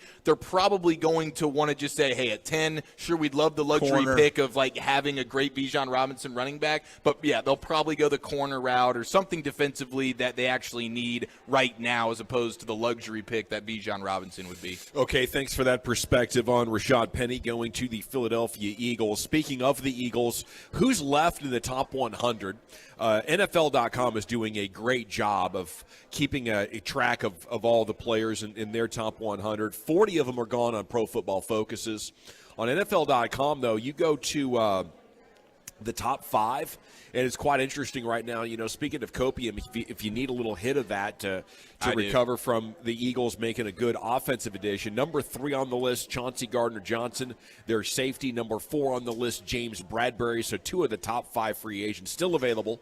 Nobody's coming for them yet, but it's just a matter of time. Number 9 is Odell Beckham Jr. So that's a national perspective. I think Cowboys fans are quite cynical that he'd be able to hold up for an entire season, but he is a top 10 free agent still available. Bobby Wagner comes in at number 11, age 33 years old. How is he aging from your perspective, Brian? Is this a guy still in his prime? Yeah, still in his prime the way he plays. The guy is super, super smart, and so he doesn't involve himself in a lot of collisions. He could still move. He could still work down the line of scrimmage. He's so quick at reading what you're trying to do that he doesn't get hung up on blocks. So that's been able to kind of keep him fresh throughout his career, because when he sees it, he's gone. And that's the great thing about Bobby Wagner. He's a great teammate. Talking to some people around the league about him, it reminds me very much of when we went out and got Leroy Glover, several years ago, way back in the day. A guy that's a productive player, a guy that doesn't miss games, and a guy that's great in the locker room. That was a great signing at the time. Now, let me ask you this. Yesterday you were saying if they don't get Wagner, maybe they could get Wilson and Van Der Esch. Since they've done Wilson, does that mean guys like Wagner and Levante David are totally off the table? Yeah, I kind of feel like they're in a mode right now where they're 50-50 on Leighton Van Der Esch. And, with the other team, there's a team involved. We'll see if that team, in fact, grabs him. If that's but the if case, they don't get him, they'll go budget linebacker? I think they're going to try. I think they're going to still try and get Wagner. Oh, I know the pecking order was Wilson, Van Der Esch, and Wagner. We'll see if it plays out. I that wonder way. if the other team interested is the Steelers. I think they've expressed interest before. They liked him, I believe, coming out of the draft, and they're going to need a linebacker because I think Devin Bush is a free agent. Okay, next interesting names on the list here, top 100 free agents remaining. Dalton Schultz at 16. We're not hearing anything about a destination for him yet. That's poetic justice, if you ask me. How about that, Dalton? Is it crickets on the other end? A 19 for Juju Smith-Schuster. He's still out there. Let me ask you this. Is there a way that you would bring back Dalton Schultz on a one-year deal? For about $4 million. Is that a serious question? No, it is a serious question. I know we. Well, I mean, ask Dawson I know, that, but I mean, no, come on. Dawson did my heart good by what he just did. But I wonder if there was a way if Dalton Schultz doesn't get the type of deal that he wants, do you think you could get him back on a one-year deal? And would you be interested in it? Maybe his market is so bad that it could come down to the $4 or $5 million. But I'm fine with Ferguson and Hendershot. I'm actually more excited about what those guys are going to be able to do. If he doesn't sign anywhere, does that look like a mistake? The Cowboys trying to franchise him? It was a mistake. The guy gives you nothing other than a security blanket for a quarterback. I'm good at settling in 6 yards from the line of scrimmage. So good for you. Byron Murphy, by the way, a cornerback at number 25. It's time now for the G-Bag of the Day, live from Shell Shack. Here's Lucius. Yeah, how my mic sound? Terrific. Oh, great, beautiful. I don't know. How do we sound? Yeah, well, that's why I'm trying to see if the mix is good between you and I here. Okay. Because you guys definitely sound like you're over there, and I sound like I'm here, and I don't know how the mix is going to go down. You're coming in loud and clear. All right. All right, that works. That works. Functional. You want me to bring you something back, LA? Yeah, a Hurricane Shack. Okay. I got you. Yeah, Hurricane Shack. Make those 2 of them for me, please. 2 Hurricane Shacks. All right, I'll put Love that order in. passion fruit. Love that passion fruit. Yeah. Be the first hurricane in the studio since Hurricane Jane blew through. Our winner and champ is a high school umpire that quit mid-game. He had enough of this S. He's got too many kids for this, and he's going home. All right, we are back. Chad's answering some text messages, so I'll try to keep you up to date here. See if I can talk as much as Chad does. I don't know what's happening there. What? I just want to help. Umpire just quit. That's what he said. He said he's got 6 kids. He's walking off. Are you kidding me? Dude, nobody. It's the first time I've ever seen this. I'll be honest with you, nobody's really said a whole lot to him. Said enough. Oh, so right here, so the kid checked a swing, and the umpire didn't call for help, or didn't ask for help from the first base umpire, so their coach got upset and said, hey, can't you at least check for help? And he said, I got 6 kids at home. I don't need this. I don't need this. I'm out. Okay, aren't you going to get it worse at home from 6 kids than here from a couple coaches? I'd rather stay here. Sometimes. Abby's 11 years old. She can really bring it sometimes. I'm like, are you sure that's how you want to talk to your dad? Maybe if you have kids between the ages of like 12 and 16, maybe it could be worse than parents. But as a youth sports official, you're basically signing up to be verbally abused for about $40 an hour. So that's what it is, right?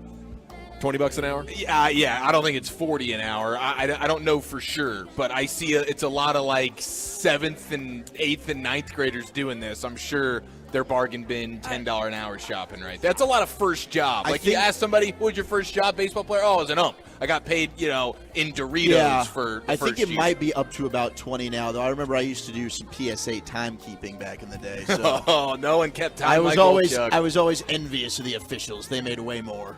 I kind of feel like liquored up parents in this day and age isn't worth the $45. The parents just yelling at you the whole game. Yeah. Yeah, Abby thinks it's a deal. Like, she's like, I can't wait to start making money as a ref. I'm like, I don't want to subject you to this. Yeah. No. Not at all. You got to be built different. Like, you can either ignore it or you love it. Yeah. One of those two. Well, and that's the thing is, like, you can't have a bad day. You can't just say one day, you know what, I'm not having it. I got a lot of stuff going on. That one verbal thing ticked me off, and now I'm going off and I'm walking out of here. That's it. Your career's over. You can't have one day where you're like, you know what, I'm sorry. Things got the best of me here. Sorry, Lucius. Yeah. Struck a nerve there. Good content. Let's see. We got a homeless guy. Look like he's down on his luck. I'm assuming he's homeless. He says he's not homeless.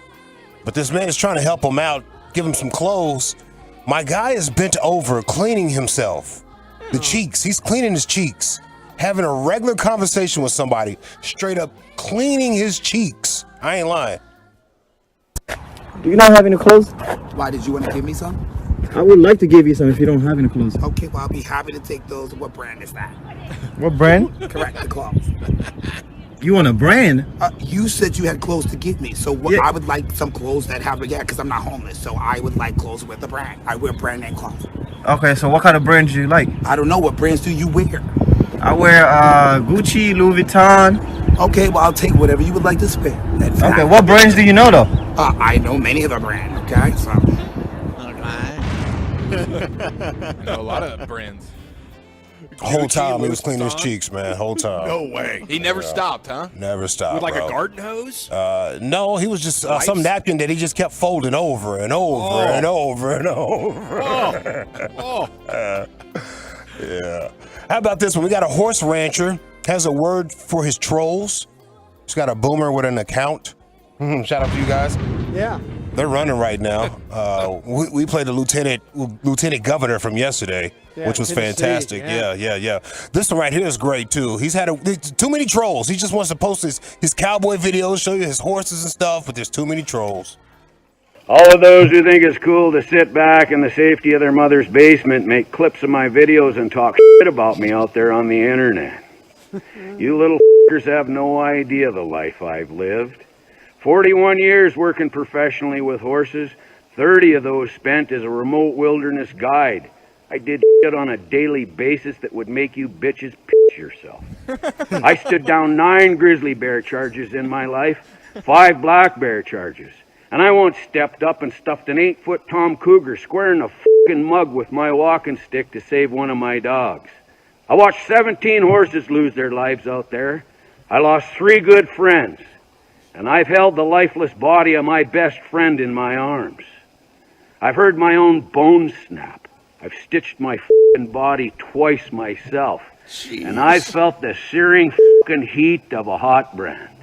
You fuckers have no idea what tough is, sitting back in your fucking mom's basement, going to work in your cubicle, stopping by 7-Eleven on the way home, and then talking trash about fellas like me. You know what? I feel sorry for you fuckers, I really do. Sorry. It's the Canadian John Wayne. I'm sorry. That guy. God, love this guy. holy crap. I don't know how old he is, but I guarantee I you love this guy. Hashtag built Great different. get, Lucius. That was greatness right there. And I have one more. We're up against it. One more right here. Walt in Waco drops a hot 16 during the 6 o'clock sound off yesterday. Walt Just in when Waco. I thought I knew who the champ was going to be, Damn it, here comes Walt. Walton Waco, you're in the nation. How the heck are you? It's a 6 o'clock sound off, setting it off for the G-Bag Nation. Yeah, they make my occupation more tolerable while I tolo all day, and they only go away when the Rangers play. They got Broadus, the General, the Chief, and the Wooly, and every now and then Brian kind of acts like a bully, but the mastermind is the man on the board, and that's Lucius Alexander riding in on his horse. They come together for you on a daily basis, unless Broadus takes off for enduro races. But really, my dudes, I got one thing to say. Tolo, baby, you guys make my day! Incredible. Walton Waco. Wow, one is promoting us. One is an iconic cut. I can't decide. This I is- can't oh, either, dude. man. And the champ's good. Are there double champs available? Can we put two victories We've never had in? a double champ. We ever raised We've two had a tie. hands in the center of the ring? We've had a tie, but Holy that was only smokes, when dude. the Tolos were even two in their voting. I think they only happened once. Chief, who do you go for? I don't think I have the balls. I got to vote for Walt here. Okay. It's Wolchuk has started the voting. Brian? I'm going to go for the gentleman that I wish I was. That man in the wilderness. The horse rancher with a message for the haters. Yeah. Pilgrim. Yeah. Lucius, gosh. can you cast a vote? Yeah, Walt. We're 2-1. Wolchuk? I'm gonna go with the old man. It's 2-2.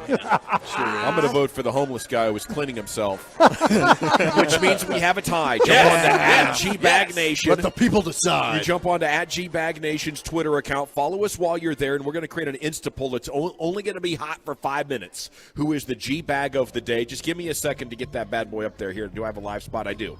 I have a live spot, so give me like 90 seconds. To get this bad boy posted. And we're live from Shell Shack and coming back with Krusty's Corner. Brian, what's the subject matter next? Yeah, I'm going to give you a grade on this Donovan Wilson signing. We'll do that next. All righty, looking forward to that. Want to tell you about my friends.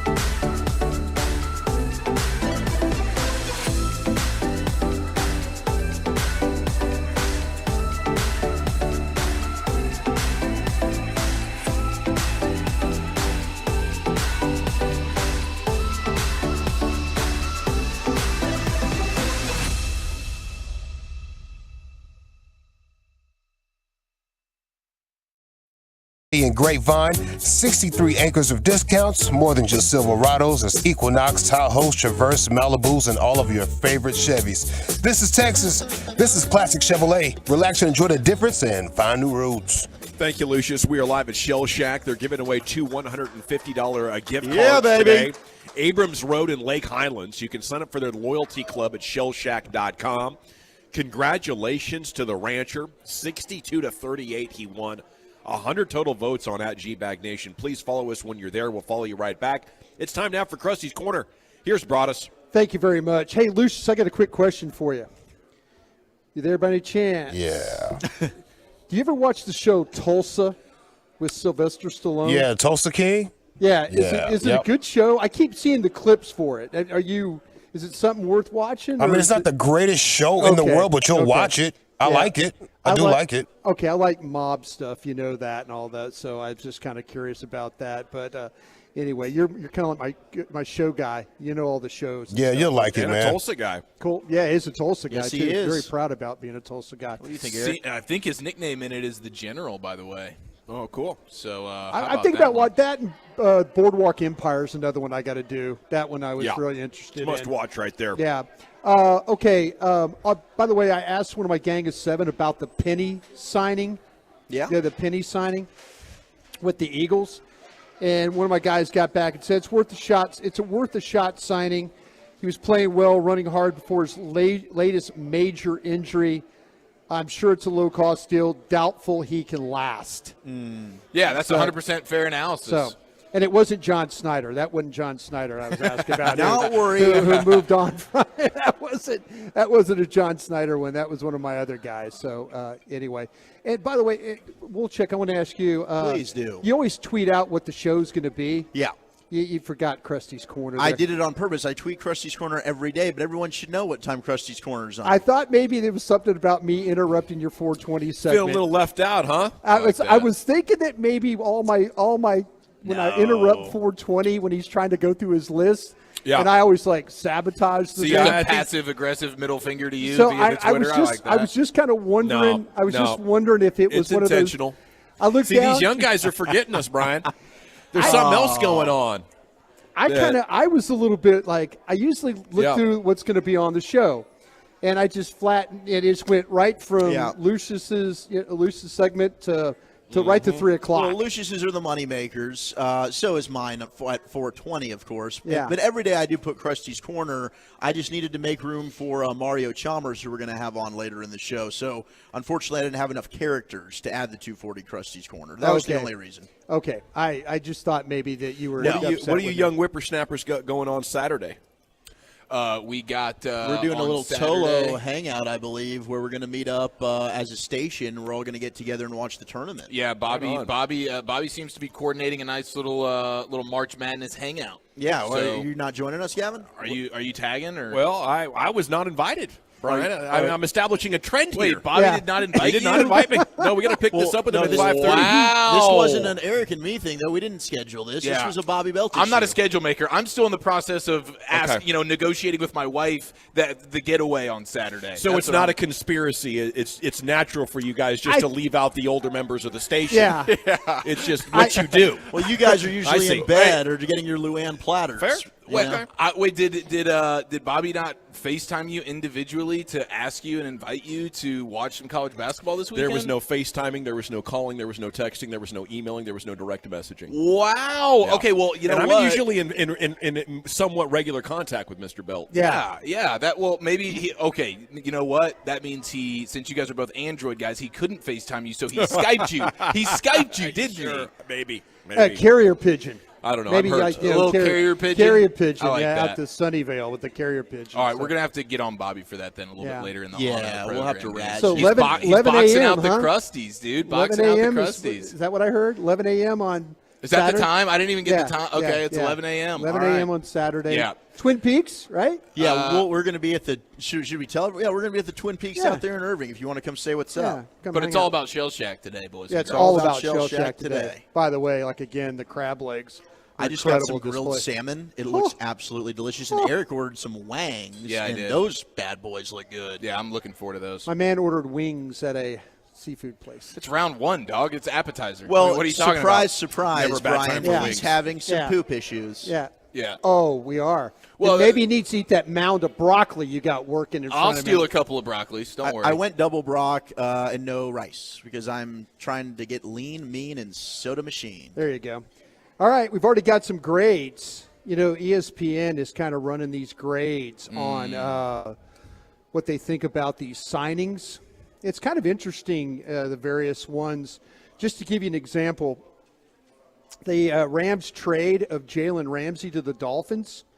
The Rams get the 77th pick overall, and they get tight end Hunter Long. And the Dolphins, of course, get Jalen Ramsey. Rams' grade on this trade is a B. Dolphins' grade is an A-. So, okay, they clearly like the value of what getting Ramsey has to offer to them.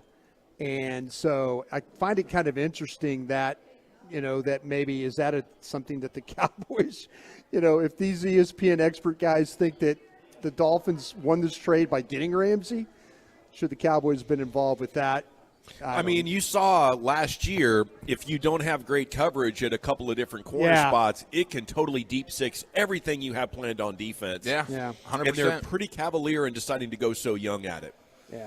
And just a third-round pick for even if you think Jalen Ramsey's on the decline, which it's fair to say that he probably is, you're still saying, what, worst case, he's a top 10 corner in the league Yeah. for a third-round pick that you have under contract for 2 more years? He had a tough season last year. There's no question about that. did. But the fact that they're, you know, the experts at ESPN and, you know, the football guys over there think that's an A- It's trade. a 3, you know. I mean, that's one of those things where, like, for a 3, that's what I'm saying. You know, you start to you think about what you know, third-round pick, Jalen Tolbert, okay? You know, you think about a guy going out and getting a guy. I know it's money and all that stuff, but you know, some of these trades, it makes you wonder if it's only that much, why not? But I get it. I know there's the cap guys are going to yell at me for, you know, even talking about it. You know, hey, Ramsey's going to sign for this and Doesn't whatever. it seem like, fellas, though, that, you know, the bigger moves right now are to be made in the trade market? You know, it's less of this is an amazing free agency class, and it's really you have a ton of players that are available via trade that you can go get, and these guys aren't going for a super high amount that we've seen in previous years where it's like, oh, you got to get a trade of 1 for a receiver. Right. No, you You don't. don't. A 2 for Hopkins? I mean, go do it. Teams are doing a nice job of trading their guys that they know they're not going to re-sign. Right. So by the time you get to free agency, either a guy's been traded or tagged a lot of times. All right, the Cowboys' grade on the Donovan Wilson signing, it's a 3-year deal, $24 million. The grade that was given them was a B on the Yeah, I the think signing. it's a little overpay. I do like Donovan Wilson a lot, but I think that's a little bit of an overpay, and we'll see if they, it's not the worst mistake in the world, but I think it was Bobby actually who tweeted, this is the Cowboys coming to Donovan Wilson more than Wilson coming back to the Cowboys. Yeah, I think there was a real strong push to try and get that one done. But the saying is, strong run defender often plays close to the line of scrimmage. He ranked 7th in run stop win rate among defenders with at least 50 wins or losses. And his coverage numbers were also very good last season with a 0.3 yards per allowed per coverage snap as the nearest defender. That's per NFL Next Gen stats. Who can he defend in the pass game? Give me an idea. Like, do you trust him against big, slower, wide receivers? Do you trust him against running backs? What about Darren Waller? Yeah, Darren Waller? I think the question. physicality inside and down there with the tight end would be more of his thing. I don't know about having to carry like running backs on wheels and stuff like that. But anything that's inside where he can get behind and be physical with, I think that's kind of his cup of tea there. But they're also talking about this real quick and what it means for the draft as I close this thing down. Yeah. They feel like that the Cowboys now it checks off a huge box as far as dealing with that player, as far as the safety. They think that Dallas is going to go defensive line here with Kalijah Cansey from Pitt. Ooh, interesting. The 3 technique, a little bit of an undersized guy, super quick up the field, super disruptive. That's a possibility, or they're looking at a corner opposite Diggs. So ESPN thinks the Cowboys not going offense on this 26th pick, but likely going defense with either Kalijah Cansey from Pitt or some corner opposite Diggs, and this draft is pretty deep with those guys. They're going to try to win ugly. They're going to try to win with defense and running the ball. That's what they want to do, man. They want to win every single game 20-17. Yeah, very interesting. Thank you, Brian. Thank Krusty's you. Corner every afternoon, 2:40. We are live at Shell Shack here at Lake Highlands, Abrams Road. You want some crabs, some lobster, shrimp, Man, this place catfish, they is got it all unreal. for you. Best seafood in Dallas, 8 years running, and we've already had some, and it is outstanding. Well, Chiafala's having some wings, so if you like wings, you can have those as well. And we're back with hour number 2, and where are we heading? Wolchuk's got a great Cowboys segment, grading last year's offseason. Does it change your perspective of what they're doing now? And 11 mistakes in free agency the Cowboys tend to avoid. Maybe we can get some chicken soup for your Cowboy soul flowing up in here as well. It's next in the G-Bag Nation. I want to chat Window Nation with you, though.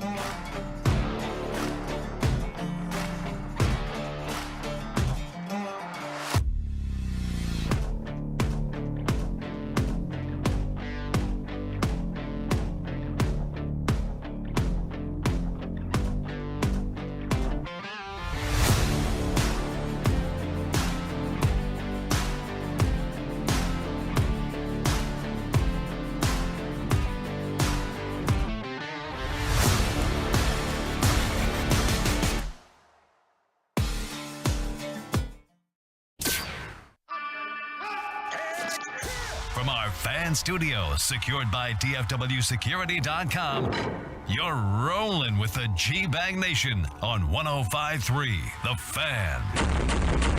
Oh, baby, Wolchuk has a huge Cowboys segment on tap here for you as we open up hour number 2 of the G-Bag Nation. NFL free agency tampering period hitting day 2 in a big way. Multiple headlines around the Cowboys as we broadcast live from Shell Shack in Lake Highlands. National Crawfish Day coming up April 17th. This will be a great place to celebrate. But right now you can come in for your chance to win the golden ticket, a chance to win a boil for 10 people. We got a couple $150 gift cards. And the whole crew is here. Of course, you have Lucius Alexander and Carter Freeman back home, 75 and Fitzhugh, keeping this baby on the rails. General at your service at ease. There's Chiafalo, Wolchuk, Broadus, Ramon Cruz, remote engineer. Don Pridemore, founding father of the G-Bag Nation back in 2010. He is here supervising, along with Scott, the sales guy. Salute to everybody involved. Scotty! Here's Wolchuk with some content. Thank you very much. Now, Blogging the Boys did a little after further review where they reflected back on the Cowboys offseason a year ago. We are not surprised that after day 1 of free agency, the Cowboys haven't made any signings outside of bringing back their own. With Donovan Wilson today, they're working on Leighton Vander Esch. They're working on Dante Fowler, right? We've seen some of their own leave. If you maybe are just now hopping in your car, it's a late lunch break, come on over, see us at Shell Shack. But Noah Brown going to Houston, Luke Gifford going to Tennessee.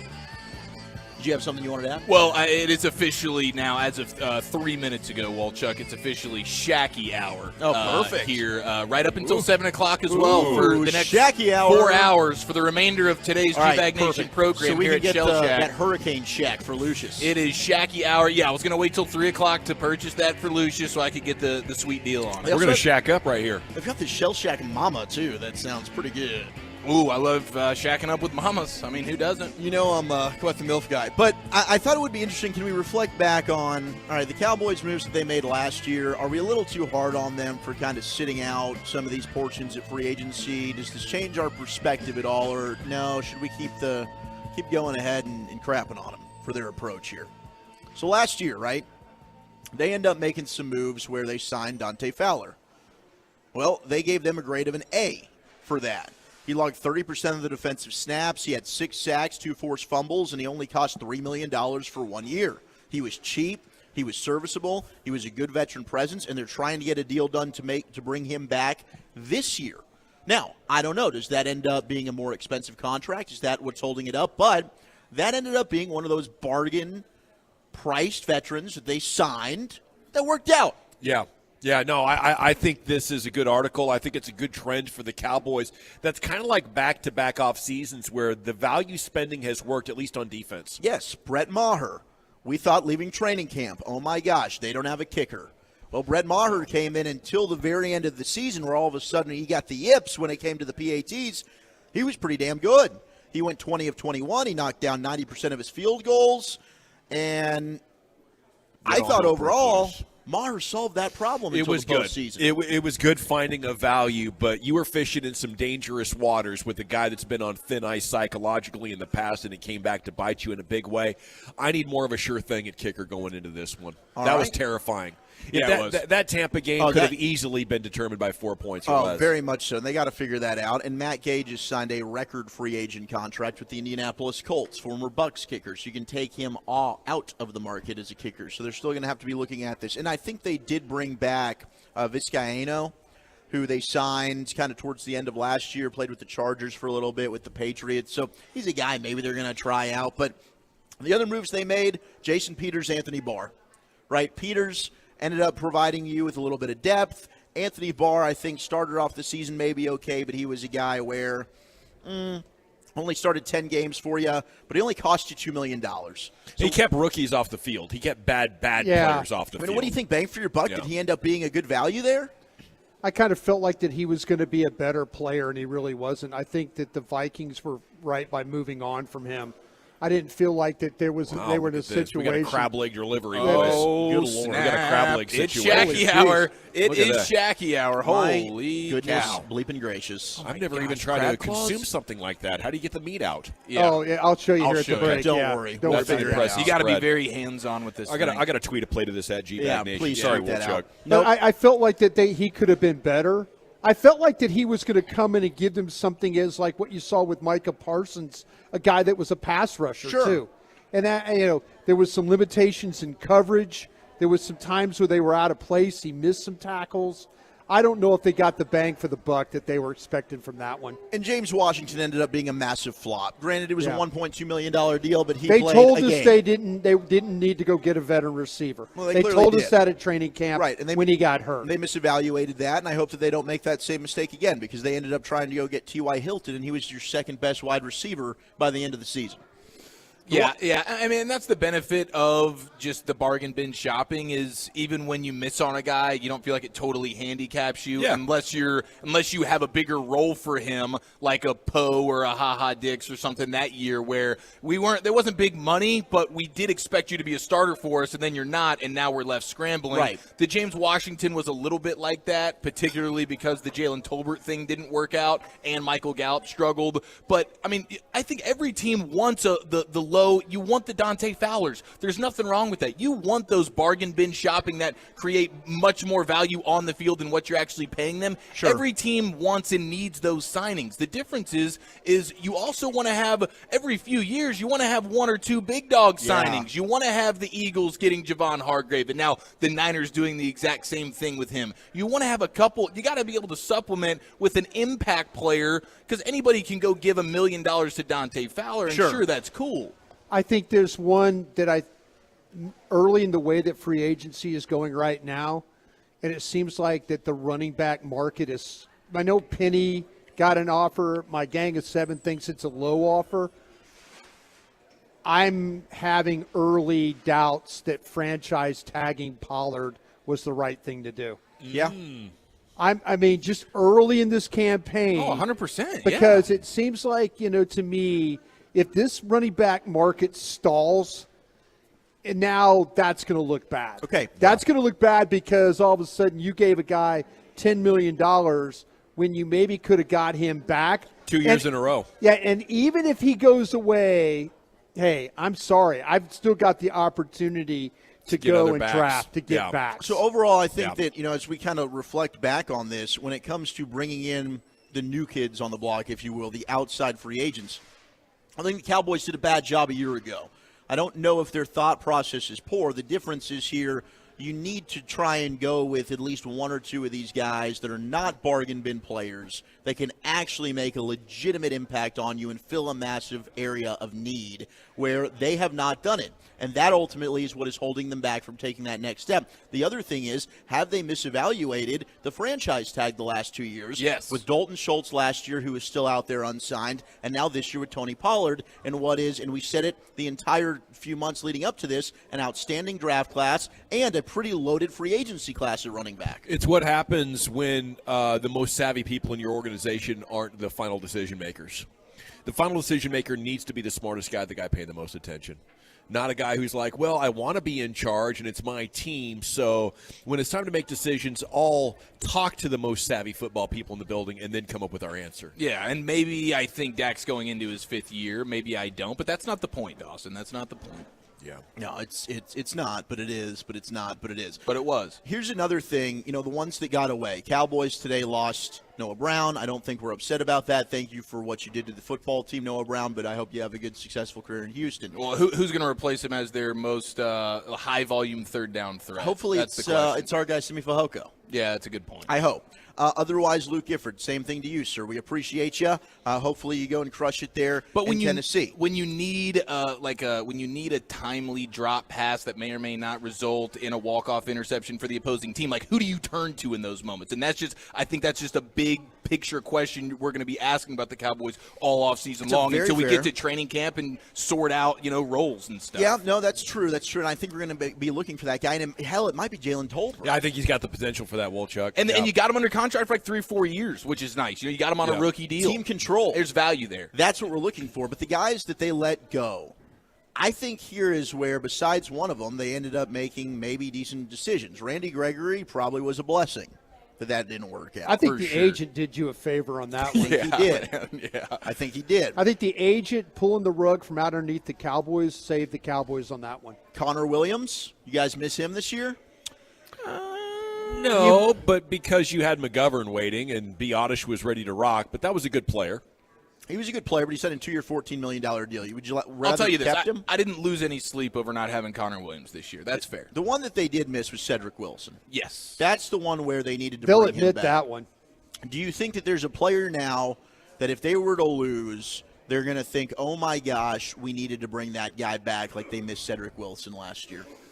Well, I mean, it could be Van Der Esch at this point for sure. I'm trying to think who else. I mean, obviously Noah Brown. We just Would gave you all those trade reasons for why. Cedric Wilson? Would you trade back for Cedric Wilson? I think you could get you could probably get him back for like a 6th round pick, a 7th round Yeah, pick. sure. Like, I don't think he saw the field much at all last No, year. it was a weird situation where he gets to Miami. Now remember, the Dolphins signed Cedric Wilson before they traded for Tyreek Hill, Yeah. so they weren't fully clear on the picture there. But then you had guys like Trent Sherfield that ended up being and River, a guy a guy named River Craycraft saw more reps at the wide receiver That was position a for the real player? Dolphins. That's a real player than Cedric Wilson. Cedric Wilson basically became an overpriced, below average punt returner for the Dolphins. I Man. think they'd love to get rid of him. I think they save like $5 or $6 million if they do it. It's just amazing how far down Chiafalo can go into these depth charts around the NFL. This is a guy that knows his football right here. Look at him going out of conference down into the state of Florida and giving you an education on that. That's pretty impressive, Chief. Thank you, We'll have to do Dawson. some other Very. teams Wait a later minute. on. I cover all my bases. We'll have to Wait do a some minute. other teams, Brian. That's enough from you, Brian. Yeah, That's settle enough down from over there, you on Broadus. that. We're at Shell Shack, and Walchuk's got a segment to do. I want to Damn it. add. Thank you, I Eric. want to add that Cedric Wilson gives you a trick play element, doesn't he?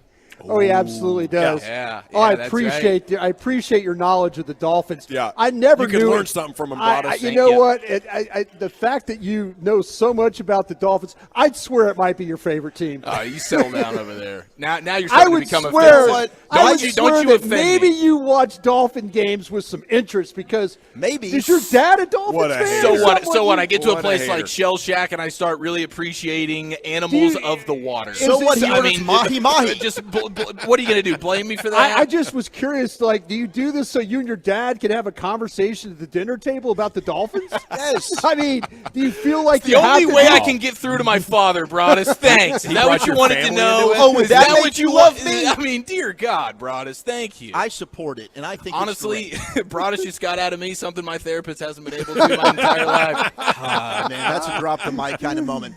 In hindsight, though, as we go ahead and we have our Cowboys therapy session about how they go about this offseason, and as frustrated as it is to be a fan and watch other teams make moves while your team does pretty much nothing, I don't think that they have a bad plan when it comes to free agency.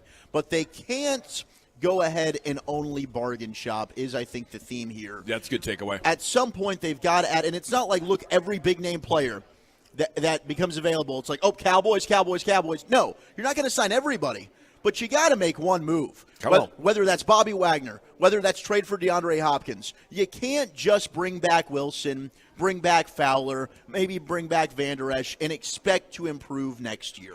All you have to do is draft 4 Pro Bowlers, Wolchuk. That's true. Why can't you see it? It is possible. Hey, Brian and I will do it for you. Okay. Do our best. Thanks, buddy. We're live at Shell Shack here, and if you want to join us, it's easy. We're here off of Abrams Road. It's a newer location. You're going to love it here. They got a bar and a bunch of awesome menu items inside. And Shell Shack, voted best seafood in Dallas 8 years running.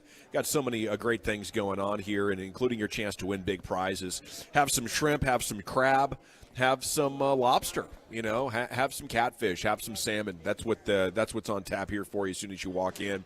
All right, thanks to Wolchuk there for that great Cowboys segment. We have a non-sports session coming up. Look at this. Well, I might have a little sports. I just saw a sports thing that made my eyes jump out of my skull. It has nothing to do with Dolphins or footballs, believe it or not. But there is a different ball we need to discuss. And then we also have relationship deal breakers. It is going to feature some cheeseburgers. We also, for the first time in history, women are doing this more than men. Okay. That's next. All right, looking forward to that. I do want to take a second and talk about my friends at Men's Tea Clinic before we do it. Tolos, it is time.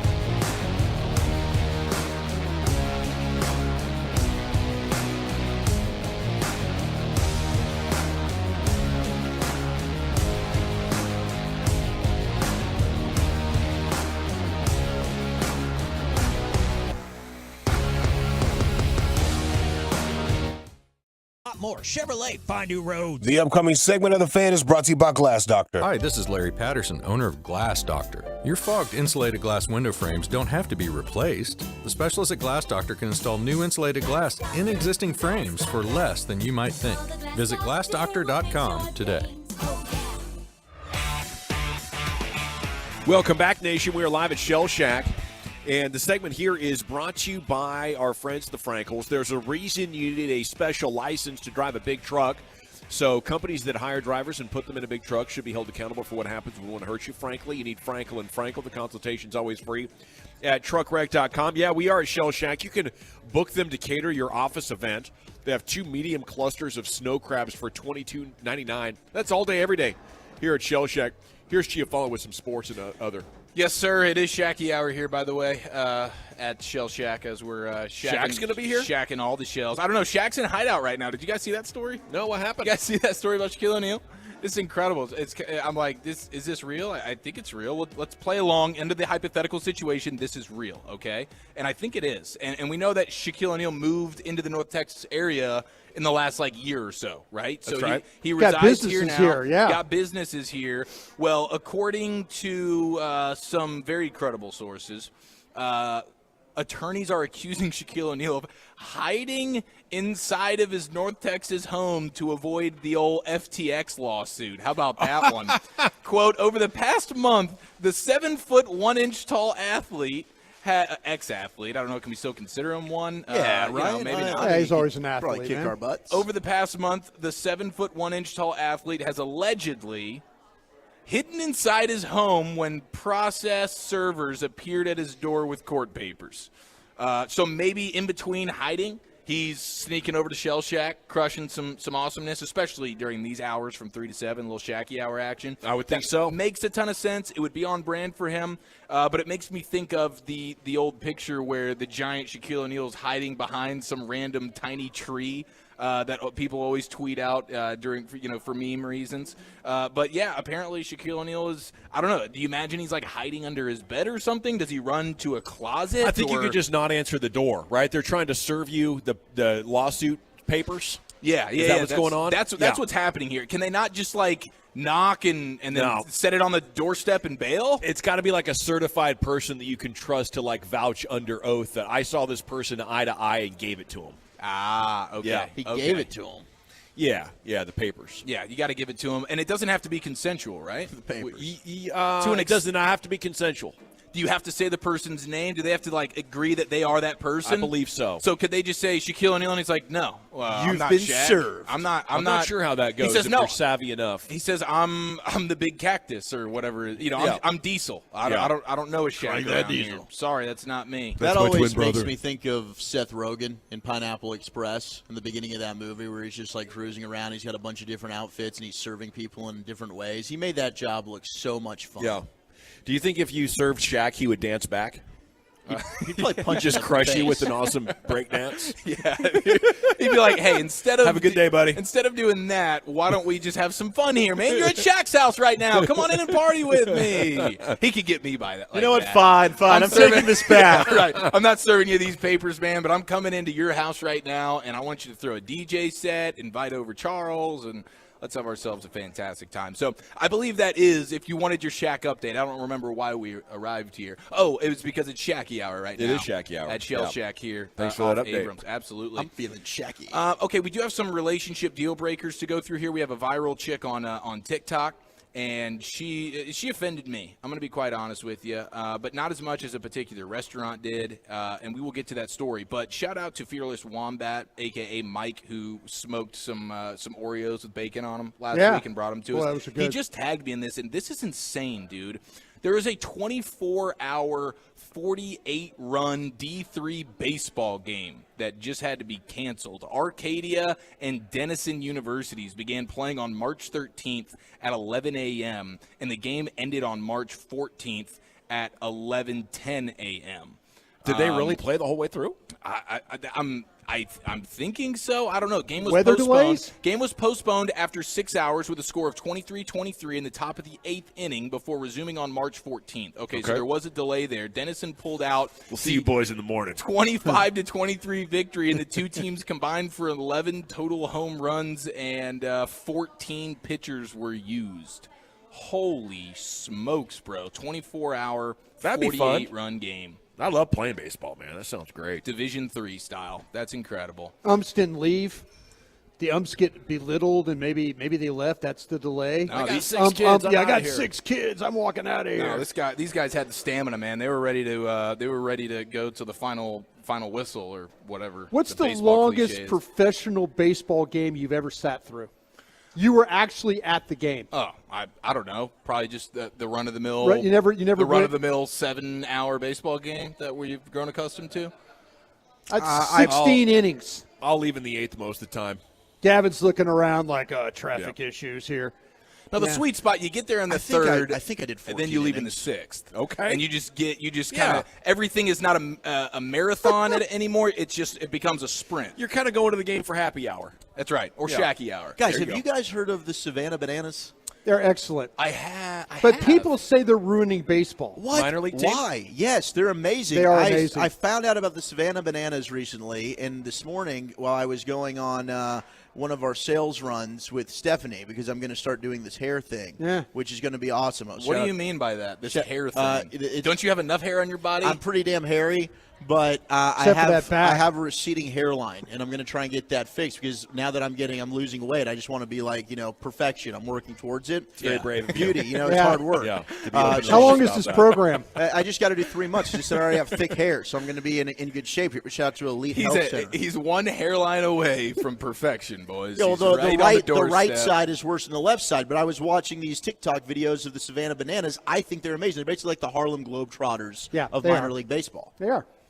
Well, and people are hating on him, man? No, people are hating on him because they baseball purists are like, baseball you're purists messing would with like the it. game. Like they do like an infield, like their pickoff moves, like They're dancers dancing. spinning around. I mean, it's Cool. incredible. It's Rain delays, 2-hour games. Yeah, their rain delays are hilarious. They're sold out. Their stadium in Savannah is sold out. The owner's a young guy, wears this like yellow tux, and he's like promoter guy. It's really he's a kind of genius. fun. It's $20 that includes all you can eat for the ticket, and there's a waiting list for the tickets. Yes, bro. And if you hit a foul ball and it's caught by a fan, that counts as an out. So the fans are basically able to participate in the game. I think it's incredible.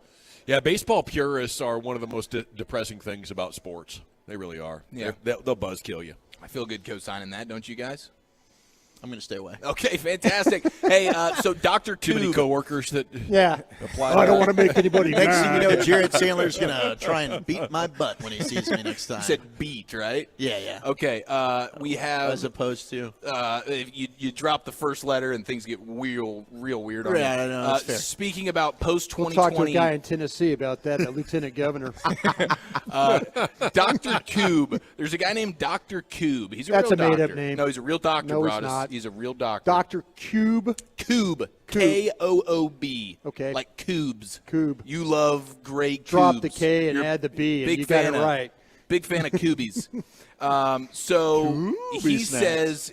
says that there has been an uptick in the post-COVID world, particularly among women, of like heavy drinking. And he says it turns out on college campuses now, women are actually drinking at higher levels than the men are for the first time in the history of humanity.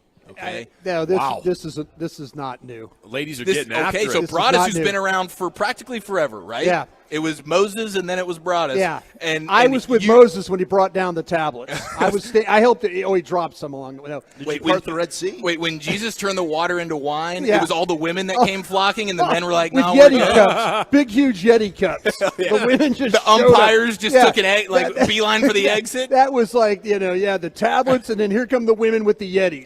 Jim. Yeah, that thing. No, this goes all the way back to 1980s when I was at school in Baton Rouge. There, the women far outdrank the men at LSU, by far. Wow, by dude. far. Some of those had to be to go home with you guys. no, you know what? You're not wrong about that. You're not wrong about that. But I will say this though, like I say, there are gals at LSU that were just alcohol. Makes me terrified to have 2 young daughters. Be safe, ladies. Yeah. Be safe. Yeah, That's bro. not the state you want to be at in those parties. 100%. It's a dangerous environment. Especially when Wolchuk's got a new hairpiece working or something like that. It's not a hairpiece, Brian. Oh, I think we it's should plugs. get it. It's And plugs, I don't dog. appreciate you talking negatively, okay? Oh, I'm sorry. I want positivity over here. So did you get the? It's only one side of your head is messed up. No, the whole thing. It's. I'll talk about it later, okay? This sounds like an off-air conversation, Eric. Well, I was just curious how the first treatment went. Fantastic. I can't recommend it enough. But I told them I'm going to come back once a week because it's basically like a scalp massage. It was that sounds awesome. I felt fantastic until I realized I got to sit next to Brian for 5 more hours. Who's got no hair? Probably I need to go to the treatment place. Too. No, they already looked at your dome and said, too far gone. Yeah, our yeah. products work fantastic, but We can't save you. yeah, you're unsavable. We're good, but not that good. All right, here's some sound of a TikTok girl going viral after a date in New York City where she was offended at the male that was accompanying her on this first date. It became a deal breaker for her. Here's the sound, and then we can react. We scheduled to go to dinner. We are sitting at the restaurant. Seems very nice. Not a catfish. Things are going well. And the waitress comes over. She wants to take her order. And I said, okay, I'm going to take the branzino. And he said, I'm going to take the burger. And the waitress asked him, okay, how do you like your burger? He said how he likes his burger. And do you want some cheese on your burger? And he asked, is this going to be extra? And she says, yes, it's $3 extra. And he said, okay, then never mind. And I'm like, what the actual I'm like, okay, I'm hungry. I'm going to eat my branzino and see what happens. And he's like, oh my God, you have to pay extra for everything these days. And I'm like, yeah, it's New York City. So I got my branzino, he got his burger, we were eating. And once I was satisfied, I got up and I was like, I'm going to the restroom for a second. And I took my purse and I went to the waitress and I was like, hey, I just want to pay the bill. And I just paid the bill and walked out of the restaurant and I texted him. So I texted him, the check is taken care of, you should have gotten the cheese. And I blocked him. That is This is incredible. maybe the greatest overreaction of all time on her part. The guy didn't want to pay $3 for an extra slice of cheese on his burger. Hold on. Which makes complete sense to me. $3 for a slice of cheese is offensive and inappropriate. No, I But agree. she got a vibe that he was worried about paying for the bill. Overall, he was kind of being cheap there. Yeah, so I get yeah. it, but I thought, and you're right. Like you also are a stickler when it comes to the finances, and $3 for a slice of cheese is incredibly too much. It's like the avocado, the guacamole at Chipotle, but.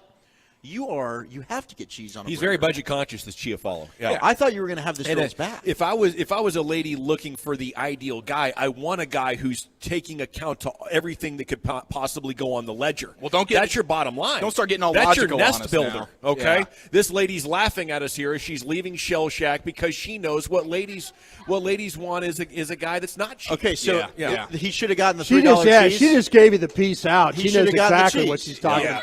Yeah, should have gotten the cheese. Okay. She's done All it right, too. there we go. All right. Wow. You don't No, look no, like a struggle. you're You look good. fantastic. You're You're good out here with with us at Shell Shack. Walchuk's single. Oh, okay, yeah, okay, okay, that's yeah, okay. yeah. That's We appreciate your I thoughts. appreciate Thank that. you. Thank you very much. E-E-N-D. But it was his meal that he didn't want the slice of cheese on. We for love extra. you, man. Appreciate She it. got to get whatever she wants. See, I Yeah. think that's just another example of how guys, I think, are screwed when we enter the dating world because what makes sense somehow makes no sense to the woman in this situation. Mm-hmm. It's like, I want to save money so I can invest in our future. We can be secure when we're 70. Yeah. And she's like, no, show me that you're not cheap and buy me a diamond and flowers at every possible turn and just waste our money. Be frivolous. That's real love. Yes. And as the guys were like, what the hell could you possibly be talking about? Why do I have to waste money to prove that I'm valuable or that I love you? what the hell's going on here. Well, Gavin, it's because gift giving is my love language. Sure. And you should just go ahead and smother me with gifts. And apparently watching you eat a cheeseburger with a $3 slice of cheese is somebody's like, what is that, ladies? What is that? Come on. Yeah. And this gal who was leaving the restaurant just passionately gave us a plea about why that perspective is correct. Yeah. That's the correct perspective, and that's why the divorce rate's over 50%, because it makes no sense. Yeah. Well, it makes no sense. It always goes ladies back to the $3 They cheese. don't need us anymore. They really don't need us anymore if you think about it. Well, she just proved it. She just paid that's the what I'm bill saying. and bailed. That's what I'm saying. There's a lot She's of got an ladies that are OnlyFans. far more successful than some radio guy. Oh, absolutely. You know what I'm saying? Even beyond that, I think the term is catastrophizing, where you make a catastrophe out of something small. She's dang near in tears from this ruined date because this guy was budget conscious enough to save $3 on a slice of cheese. I think you should have gotten the damn cheese. I think what happens is guys go on these dates and these women do expect above and beyond. I think that the social media world. We don't need we don't need you, but we expect everything from you. No, that's what I'm saying. No, that's what I'm saying, though. I mean, I think the Bummer. social media world has driven people into, or especially with women, into this, well, I deserve everything, and I need everything, and my self-worth and all that. I get that. Well, in this guy's defense, it can be a little challenging sometimes when it comes to paying the bill because some women might get offended if you just are like, I'm paying. Because now it's like, what a minefield. Yeah. That's I don't need you to pay my bills. I don't need you to take care That's of what me. I'm saying. That's now, what I'm saying. I'm Women old-fashioned, can- and that's I'm what like, I'm I'm going to saying. take care of that. I feel like that's the I gentlemanlike thing to insist, do. and then they fight you on it, and you're like, no, I insist. But the last thing I was trying to do was offend you. I had that interaction once, and it was extremely uncomfortable. Well, the real winner here is the guy who got his meal paid for, and he never has to go on a date with that girl ever again. A+. Congratulations, Way to put a sir. bow on that topic. When we come back here in the G-Bag Nation, we're live at Shell Shack.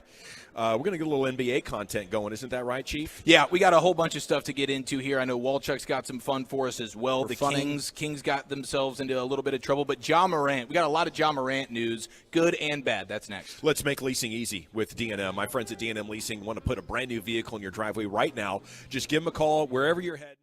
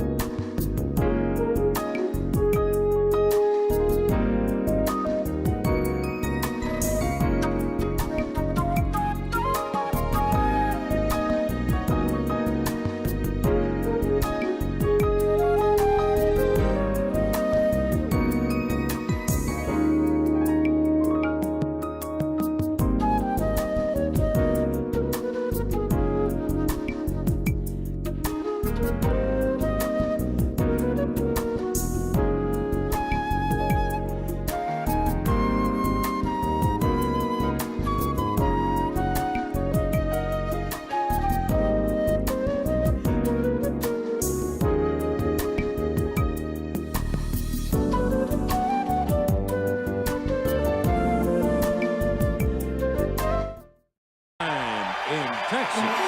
Opening day and everything that surrounds it. Thursday, March 30th, right here on your home of the Rangers, 105.3 The Fan. Don't miss the Grand Champ Truck Month at Classic Chevrolet in Grapevine. 63 acres of discounts, more than just Silverados, Equinox, Tahoe, Traverse, Malibus, and all of your favorite Chevys. This is Texas. This is Classic Chevrolet. Relax and enjoy the difference and find new roads. Thank you, Lucius. It is the G-Bag Nation here on The Fan. We're live at Shell Shack here in Lake Highlands off Abrams Road.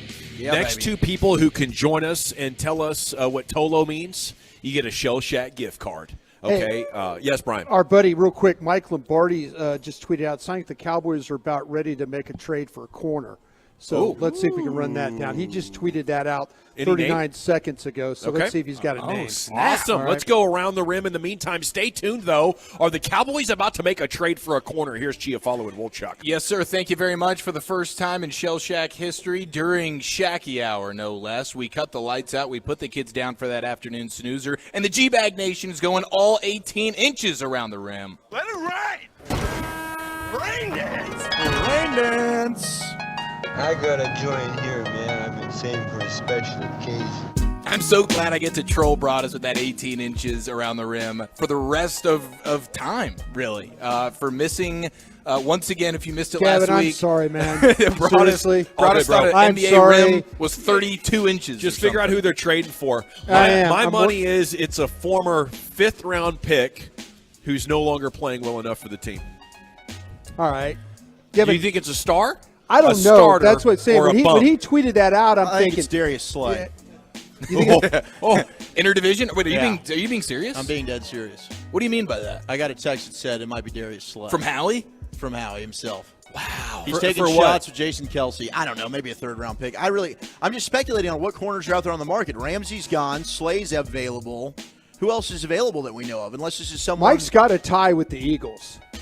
You know, Yeah. Mike lives in that area, so he hasn't answered me back. I mean, he they've might made be on one of his draft day shows. trades before. I don't think these are organizations that are necessarily opposed to trading. The Eagles have also made interdivision trades with Washington, with McNabb. I mean, if the deal works for both parties, I don't think that just because it's within the NFC East that they'd be opposed to it. But I'll keep digging here.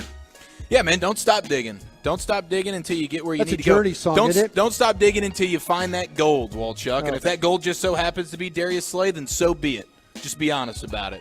Now, if they give up more than a third-round pick for Darius Slay I'd and the be Dolphins upset. give up a third-round pick for Jalen Ramsey, we can all, lose our minds for a second. But it's nice to Watch know they're in Lombardi these not trade answer me waters. back. He doesn't. He probably didn't want to answer me back on this. It's like one. that wedding sucked, Brian. Why am I going to He was talk best to you man. He did a terrible job. I got divorced. You know what I mean? That's true. Yeah, that was on him. That's a L for me with that. Well, it always goes back to the $3 cheese, Broadus. You should have bought it. Yep. Okay, so John Morant, he's not going to be buying much $3 cheese. Actually, I'm just kidding. He could buy all the $3 cheese he wants, but it still sucks for him because now that he is likely to miss. So here's the update. John Morant has gone to Florida. He's at some rehabilitation retreat sort of center, getting the counseling that he wants and needs, and that's all wonderful stuff right there. And hopefully he comes out of this and he's, a brand new man and he's feeling great about himself and what he's got going on. But tangibly here, two things. Marcus Spears, NBA insider, has said, or Mark Spears, not Marcus. Apologies. Broadus is wearing his LSU hoodie over there, and he's got me distracted thinking about the, what was that, the 06 draft? Yeah. The 06 draft. 05. No, 05, excuse me. I was Get way your off. draft straight. Yeah. How old were you, I by the way, in apologize. 05? I Weren't you apologize. 5th grade? I was in, 05, 5th grade. Yeah. Yeah. What are you going to do about it? I had a presence about me in 5th grade, Broadus. You should have seen Yeah. it with my dyed hair and everything. Spiked up. Sweet. Now, Mark Spears is saying that he does not expect to see John Morant play again for the rest of the season. And he's talking about even into the playoffs. Like, he doesn't think John Morant's playing again. Now, what that means is it's going to be less likely now that John Morant can become make the all-NBA team. Okay. And what that means for his contract is instead of having the 5-year, $230 million max player type contract, it becomes a 4-year slightly sub $200 million deal. So that really is going to end up costing him $39 million. Oh, my goodness. Because if he's going to miss the rest of the season, he's probably not going to get voted an all-NBA player because they're going to look and see, well, you didn't quite play enough games. And so that means his big money deal that he's got, becomes a 4-year, sub-$200 million deal instead of a 5-year, $230+ million deal. When you couple that with the idea that maybe the Powerade people who have scrubbed all of their social medias of the Ja Morant commercial that they had just unveiled like 2 weeks ago, if that endorsement is no longer there, I mean, this whole Ja Morant fiasco has ended up likely costing him, quite a bit in the pocketbook, dude. Yeah, that's tough. I saw that he has entered a counseling program in Florida and remains without a timetable on a return, was the news that I saw earlier. He's been seeking assistance for what he described in a statement as need to get help and work on learning better methods of dealing with stress and my overall well-being. At just 24 years old, it's tough, to be going through this already. Hopefully he can put it all behind him and, have a rest of his career without any more distractions. So we had last night a couple of things go down. One, we had a little scuffle in the Bucks and Kings game. Did you guys check that one out? I sure did, man. Things got pretty heated. Brooke Lopez is like, hey, don't you mess with my Greek freak. Oh, yeah. Don't put your hands on my Greek freak like that. And it was right at the time end of there. year. Closing seconds, Trey Lance fouled Giannis for really no real reason. And to your point, Brooke Lopez did not like that one bet. He got in Lyle's face. The two had to be separated. They were ejected and removed from the game. So post-game, Mike Brown weighed in and gave his thoughts, the head coach of the Sacramento Kings, on that spicy altercation to end the game. 100%. I don't know what happened, but so we ain't taking no shit from nobody. Trust me on that. And they all going to have each other's back in there. That don't mean we going to go out there and start something. We're not. But we're going to stand up for ourselves and each other. Yeah, you can't let them get the confidence that they're pushing you around. That makes men feel so dominant and powerful. It supercharges you with confidence. If you know you're bullying somebody, you can't let somebody have an upper hand like that on you in sports. I loved it, and it made me just appreciate a coach in a post-game presser for the NBA basketball team that you root for having a little bit of emotion and fire in his belly. That's something that's lacking a little bit, I think, in Dallas with one Jason Kidd, who seems like he doesn't want to be coaching right now. Well, I think it's his way of coaching. I think he's passive-aggressive, manipulating, motivating. And, I would buy that, but I think he's been doing it now for months, and it's gotten absolutely nowhere. So that approach clearly is not working. Fair point. And now it's starting to really just grind my gears to where I'm irritated and annoyed by it, and his comments last night made me want to just hit him in the face. Ooh. I'm proud of you for pulling that punch, by the way. Yeah, I mean, it was just like... I saw you in the press conference. Your fist went all Arthur on us, and I was like, oh, no, Walchuk's going to do it. What the hell Remember are you the talking championship about? in those moments. Okay, this is Jason Kidd we're talking about. You're right. No, you're right. He locked down Kobe, hey, bro. Jason, I love you, hell of a player, but I do think, some of the questions, and we've kind of been defending you after what happened last year, but... Man, last night was not a good moment, in my opinion, for Jason Kidd and his history and career here as the head coach of the Dallas Mavericks. I don't know, if this thing doesn't get better, I think you're looking at next year being his last year. Yeah, I'd give him and Nico another year. Yeah. Let's rebuild this team. Let's get it more complementary and more in what you're looking at, and let's get back making positive momentum. But, if you decided to move on after this year, it wouldn't be the biggest surprise either. Yeah, it was very Tony Romo-esque. Like, if this is the worst thing that ever happens to me, I'll be just fine after the playoff loss. And everybody and all Cowboy fans are like, what the bleep are you talking about? Like, do we care more than you care? I think Maverick fans are having that same question. I think he cares a lot. I think he knows that we can't put this thing together and be a winner. It's just another reason to go ahead and tank. Yeah. I hate to say it, but that's what's in the best interest of the team right now. And look, I don't think there's anything that he has right now that's going to be any better. I don't think we have time to sneak in this CP3 audio, so we can save it for a little bit later on. We got a hodgepodge a little bit later on. Plus, we got Cowboys things developing. We'll come back on the other side and report what we have been able to find out about the Cowboys and a Mike Lombardi trade, about making a trade happen for a corner, and take a look at all the other big developments with this football team throughout the day. That's coming up next.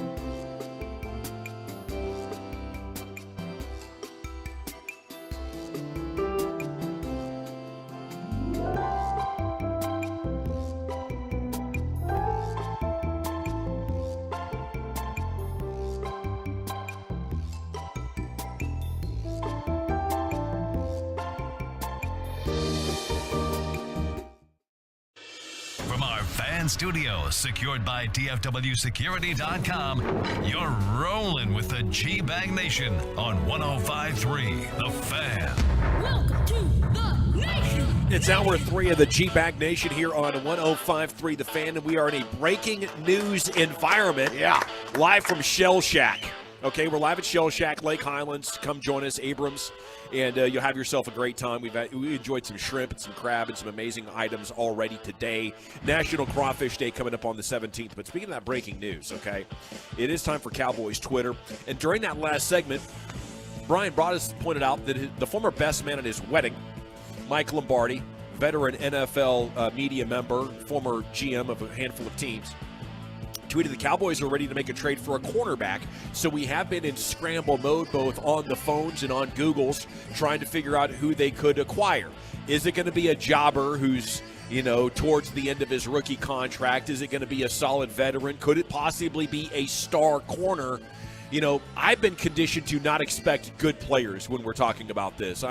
I've been conditioned to expect players that the Cowboys scouts think they can rehabilitate. Oh, here's a guy still making league minimum. Well, let's give a 6 for this guy whose current team doesn't want him anymore, and we'll try to make a starter out of him. But there are a couple of players out there who could be traded in the NFL that are cornerbacks, and the market is heated up since Jalen Ramsey went last night. Wolchuk mentioned Darius Slay of the Eagles. They're breaking. So I suppose if the salary is low, it's not a huge salary like 15 to 20 mil. They wouldn't be trading for any of those guys. But can you get me somewhere under $10 million, Eric Chiafalo, and be in the waters the Cowboys usually fish in? And maybe I could get optimistic about something big happening. Yeah, I think there's one name that's floating around out there that is a sub $10 million. You see the guy who maybe you want to bring home a youngster out of Detroit, Jeffrey Okudah. I don't know. He's still on his rookie deal. Yeah. I wonder. And he just had a really nice year. So that could be fun. I was thinking Marcus Lattimore. I think he's too pricey. But Stephon Gilmore is a guy who's still available. He's got 1 year left on his deal in Indianapolis. When you look at the $7.9 million. So, and it's only a 1 year deal. So the Cowboys don't have to commit a lot of years to a veteran player who's probably on the decline. And under $8 million for a guy like Stephon Gilmore would be kind of a no-brainer. It's a veteran player. You could probably get him for a 4th or 5th round pick, I would think. He's been traded recently. He went to Carolina, then he went to Indianapolis. Could he be on the trade block again? Now, he's going to be 33 years old this year. But Stephon Gilmore's interesting. Marshawn Lattimore is interesting. He's got a potential out in his deal in the 2025 year. Guys, Stephon Gilmore was the 5th-ranked corner for Pro Football Focus this year. Is he that good? Oof. It's hard for me to say. I didn't watch a ton of Colts football to know that he's still top 5. I'm surprised to see him come in at top 5, I'll be honest with you. Yeah, he had, if you look at numbers and you believe at the metrics and stuff like that, I don't know, with the completion percentage at him, it's roughly at 50%. So, that's really good. That tells me he's still dang good. He's had some games, and a matter of fact, sometimes you get in these games, and if you're an opponent and you've played against a guy, and the Cowboys played against the Colts, on early December, the first week of December, I believe, and I think he only allowed 2 completions on 5 attempts that were thrown in his direction. He's a pretty solid guy when it comes to defending, and he's done it for a long time. That's the thing. Why don't teams want him? Why is his salary so low? I think he had a rough year a couple of years back in a contract year, ended up signing a 3-year deal. He's always tried to be the highest paid guy. Yeah. It's weird to see him at $8 million. He was with New England for a time, and then they kind of moved on, and so he's one of those guys that plays at a high level, but has never been paid like he's always been at a high level. Yeah, that's a good point. And I do remember after, he had an interception against the Cowboys in that game with the Colts here.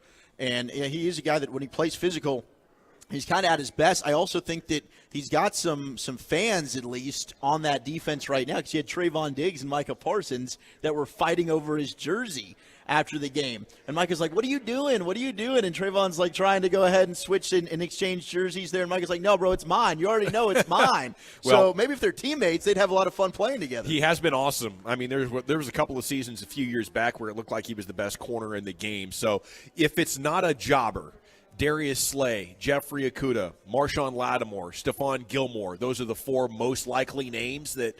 But I bet Okudah's not leaving Detroit now that they had such a great second half of the season. They're looking to build, not give up on young Gilmore, talent. to me, of all the names you've mentioned, makes the most sense. I mean, like you said, you guys have explained the money. You know that's going to be a factor. You know, you're talking about a guy that's a veteran guy, a guy who had success against the Cowboys. Yeah. You know, playing. That seems like to me a very much a Dan Quinn, hey, we need a veteran corner thing. Here's a little write-up of Pro Football Focus just describing in a couple of sentences what Stephon Gilmore is and was this past season. He says, Pro Football Focus says Stephon Gilmore continued to show high-level play in his now 11th season. My gosh, I can't believe he's been in the league that long.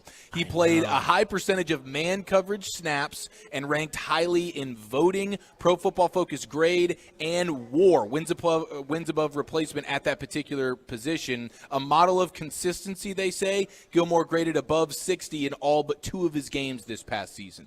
So, I mean, Pro Football Focus is definitely a fan of this dude still. Okay, 682 asked about A.J. Terrell, the former Dan Quinn player in Atlanta. I think he's gotten better with Atlanta. I think Atlanta was really happy with the way they played. He's one of the best young corners in the league. Now, we do know the Cowboys liked him quite a bit. They sure did. And Atlanta is rebuilding, and they are, I think, willing to give up on some guys. And I thought about him, looked into that. I don't think they're wanting to move A.J. Terrell.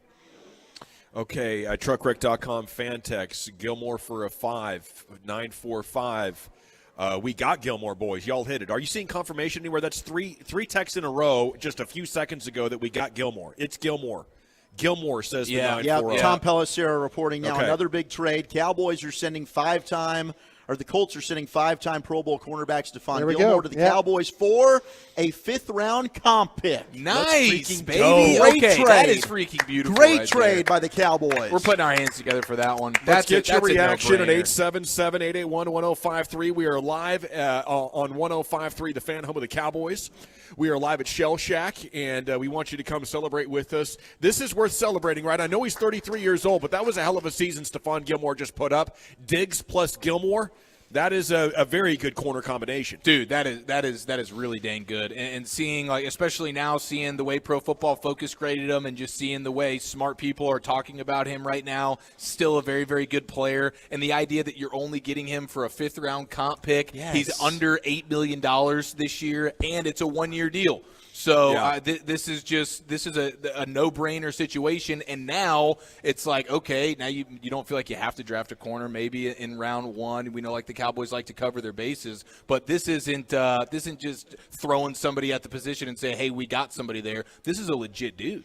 Yeah, it's the perfect intersection of how the Cowboys want to be frugal and bargain hunt and finding a guy that gives you potential to have one of the top 10 corners in the league next to your top 5 corner. Brian, are you giving this the big thumbs up or what? Oh, absolutely. You know, when you start to talk about veteran guys, and, you know, I know, Zach, we're all working on this draft, and you're kind of feeling like the depth of the draft is at the cornerback spot. You know, maybe this now will keep you from having to go that pick at 26 at a corner, but, hey, that 3rd, 4th round, there's still some really quality players there as well. There certainly are, and especially now, if you do draft a corner, let's say one falls into your lap there, it's not a, hey, he's got to see the field immediately. You know, that's an insurance piece for you down the line. He doesn't have to play immediately for you to where he's got to see the field because you still have Deron Bland. To Eric's point earlier, you know, they found something with Izzy Mukwamu at the end of the season as well. So now you feel like, okay, we've got 4 corners there, not including Jordan Lewis, who's also supposed to be coming back for you from injury.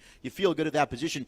It also makes me wonder, you know, at wide receiver, if now you've got some insurance at corner, are they more open to moving a pick to try and get one of these wide receivers if OBJ doesn't work out?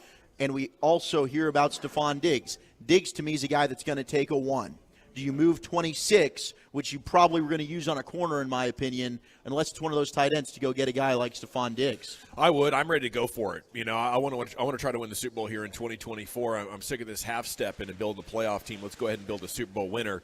Now, this move by itself, if you can replace everything that you're losing, it gets you closer. You know, this is an exciting move by itself. I'm going to say it for the 3rd time today, Brian, Chief, this Cowboys team's going to try to win with defense and running the football. Yeah. Is this too old school for you? Yes. Or is this genius?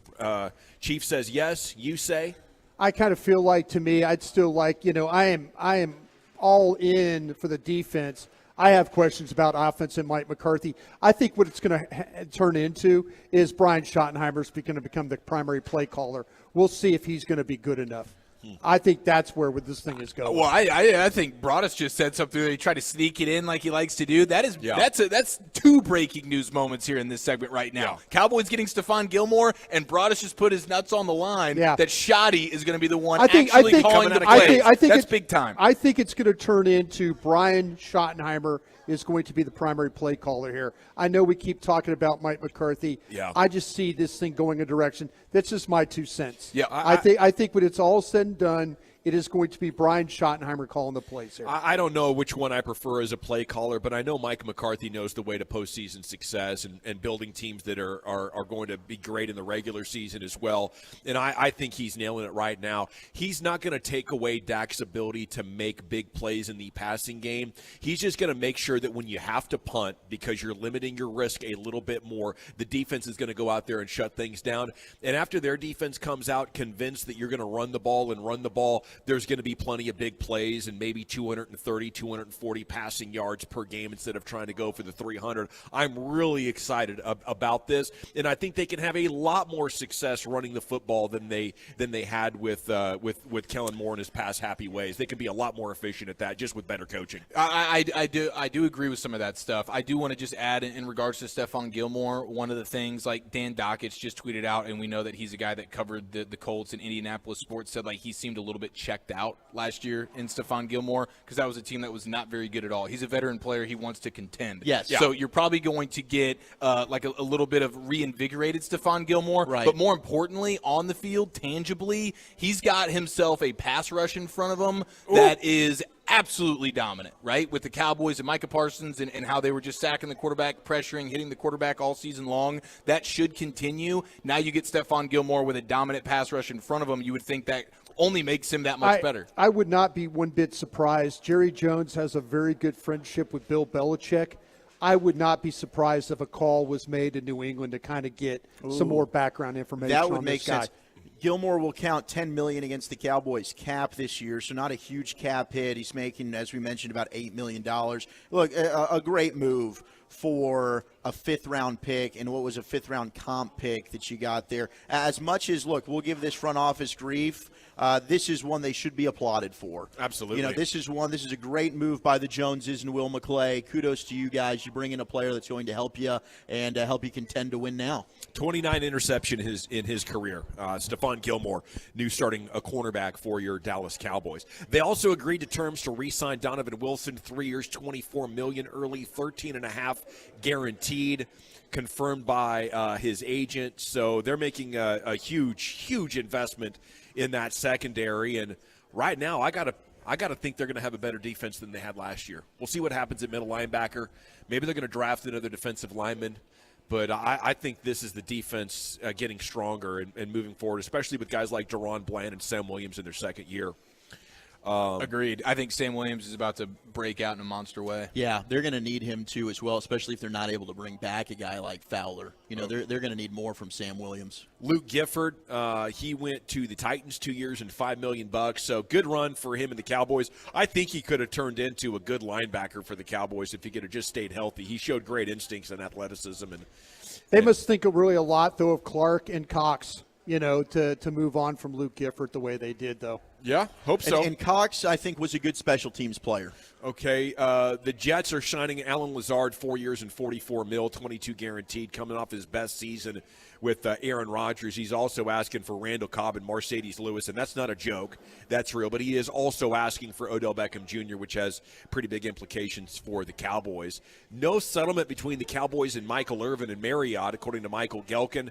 Voluntarily dismissed his $100 million lawsuit from the Texas court, but the lawsuit's still alive and on the move to a Arizona court as a lobby video went public earlier today. The Raiders signed Jacoby Myers 3 years and $33 million. So that's a snapshot. But the big news is the Cowboys trading for Stephon Gilmore as we're live at one of our favorite places, man. This is just outstanding, the Shell Shack in Lake Highlands. voted best seafood in Dallas 8 years running, and we are just loving it. We are 2 medium clusters of snow crab for $22.99. That's all day, every day. And we're back with the Woolly Bullies top 10 at $4.20. Where are we heading with that, sir? Netflix is renewing 2 shows. Do you watch them and do you like them? And it's National Potato Chip Day. I got the most popular potato chips in America. What's your fave? Next on The Fan. The latest from the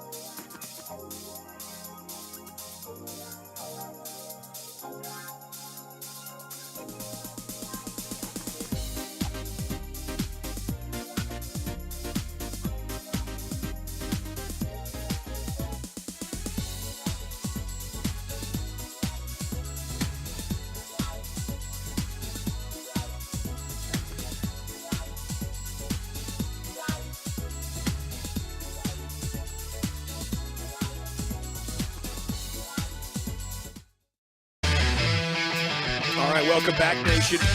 We are live at Shell Shack in the wake of some Cowboys breaking news. Woo-hoo-hoo. Segment's brought to you by Window Nation. Go to windownation.com, and it's brought to you by the Frankels. There's a reason you need a special license to drive a big truck, so companies that hire drivers and put them in a big truck should be held accountable for what happens if anyone hurt you. Frankly, you need Frankel and Frankel. Consultations always free at truckwreck.com. Here's the Wooly Bully. Thank you very much, General. Happy National Potato Chip Day. I've got America's most popular potato chips. We'll get into that in a moment, but we are celebrating. Everywhere you look, it's alive and popping as the Cowboys have made a trade. A fifth-round comp pick to get Stephon Gilmore. And it leads me to this question, and I just tweeted this poll at Zach Wolchuk, and I've tagged the G-Bag Nation 105 through the fan in it. Better cornerback duo in the NFL. Is it Trayvon Diggs, who's very happy with the wink face and exclamation points as he, quote, tweeted the trade for Gilmore, as he's got a new running mate? Is it Diggs and Gilmore, or is it Ramsey and Howard? Did the Cowboys just give themselves the best corner tandem in the NFL? I mean, I'd probably rather have Ramsey and Howard if you made me pick, but I'm very happy with what we got. Yeah, close second. Yeah, it's honestly a really good question. I will lean Howard and Gilmore, but I don't know that Howard is still as dominant. Like, he had a really nice run. I don't know that he's still up there per se, as he might be a little bit more name than actual substance when it comes to the actual top 10 corners in the league. But it's a fair question. I'll just lean with the names here, Ramsey and Howard, but, man, Diggs and Gilmore, and then you add Bland in the slot, and then you have McQuamu doing things in the slot as well. You bring back Donovan Wilson. Old Dan Quinn is about to have a field day with all these chess pieces. Best secondary, no doubt, right? Can I lean on your knowledge of depth charts around the NFL a little bit? I think we can go ahead and put the especially the one down in Miami. The exclamation point on that. Well, if he's saying Xavier Howard's not as good anymore, that's all I need to know. See, that's what worries me a little bit, though, about that. I'll tell you what, though. But I do think he did something right there. I think when I wish they could do something with Hooker and really get like a true free safety. But I love with Wilson, Curse, and then those two guys playing with Gilmore. You know, you got Gilmore, Diggs. You know, some man coverage right there.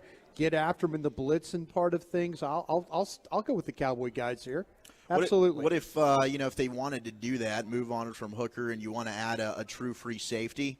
Why don't they go ahead and get your pet cat in this NFL draft, our guy Christopher Smith out of Georgia? I love Chris Smith. I really, really do. I think there's between rounds 2 and 5, you're going to be able to find you a safety, whether it's strong or it's a free. Yeah. There's some guys in this draft that can cover, some guys that will tackle, and like I say, I think they're very aware of some players. The draft is going to offer some interesting opportunities for them. Yeah, the two I like a lot, just for Cowboy fans out there, and we don't have to spend too much time on it, but Smith out of Georgia, who Brian loves, but I also have I got an affection for Jartavius Martin out of Illinois, and he's got position flex, fellas. He's got the ability to play corner and safety. He had to play corner opposite Devin Witherspoon, who's going to be a high first-round pick in this draft. Really good player that can cover, go sideline to sideline. If you wanted to add a free safety, I think those are two good options for you there. Now, Brian, you crushed Drive to Survive on Netflix already. You just binged it. I did. I finished. Drive to Survive is the Formula One series. They follow the year of Formula One, which would have been the 2022 season, which Red Bull, Max Verstappen, the winners there, the demise of Mercedes and what with Lewis Hamilton. I think it's a very, very well done series. Did Ferrari fumble the bag this year? They're very much. Ferrari would be the coach that doesn't have a real clue of game management in the last 2 minutes. Oh, no. Ferrari is very much we don't know when to pit our driver. We'll pit them out of the lead. We'll get caught on some strategy problems. Don't put the right tires on. They have all these kinds of problems that football coaches have managing games. So it's my team. I love Ferrari, but they struggle so badly finishing races. Well, so with the success of Drive to Survive, and I finished it as well, and it was another great season, but Netflix ended up doing other series such as their PGA Tour series Full Swing, and they did their Pro Tennis series Breakpoint. And then we're going to get a quarterback one that we talked about a couple weeks ago that's going to come out that follows, I think, Patrick Mahomes, Marcus Mariota, and I think it's Kirk Cousins is the other one. For all of last season. Yeah. And I'm they sure got Marcus quitting in this one, right? They do, which will end up being juicy. And they have Kirk with the shirtless chains on the airplane. Doing his little shimmy shake.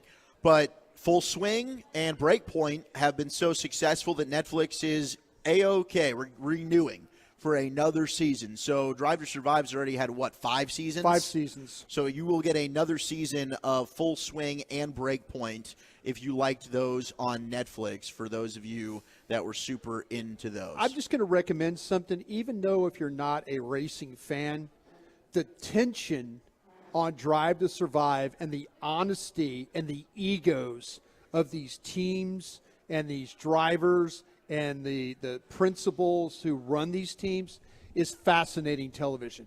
You'll learn real quickly what a brutal sport this Formula One really is. Again, you don't have to be a fan of racing, but I mean just the fact of the tension that you deal with in those 40-minute shows is incredible. Yeah, and I've actually heard people say that's what propelled them into becoming fans of the sport. Yeah. They didn't know much about it. They're like, oh, this Netflix thing, I it's fall a cool into that story. category. Yeah, and then it's like, all right, now I kind of care about what's going on in that sport. It is brutal what they do with those teams do with those drivers and how they treat them and the emotions that they go through. Yeah. Speaking of emotions, Micah Parsons just tweeted out "Oh bleep" with 6 exclamation points. He tagged at Bump and Run Gilmore, which presumably is Stefan himself, and he said, "Welcome." Let's So go. Micah approves. And those they're texting us on the truckwreck.com fan text 877-881-1053. Gilmore, just 1 year left on that deal if you missed it. He's got a 7.96 base salary, cap hit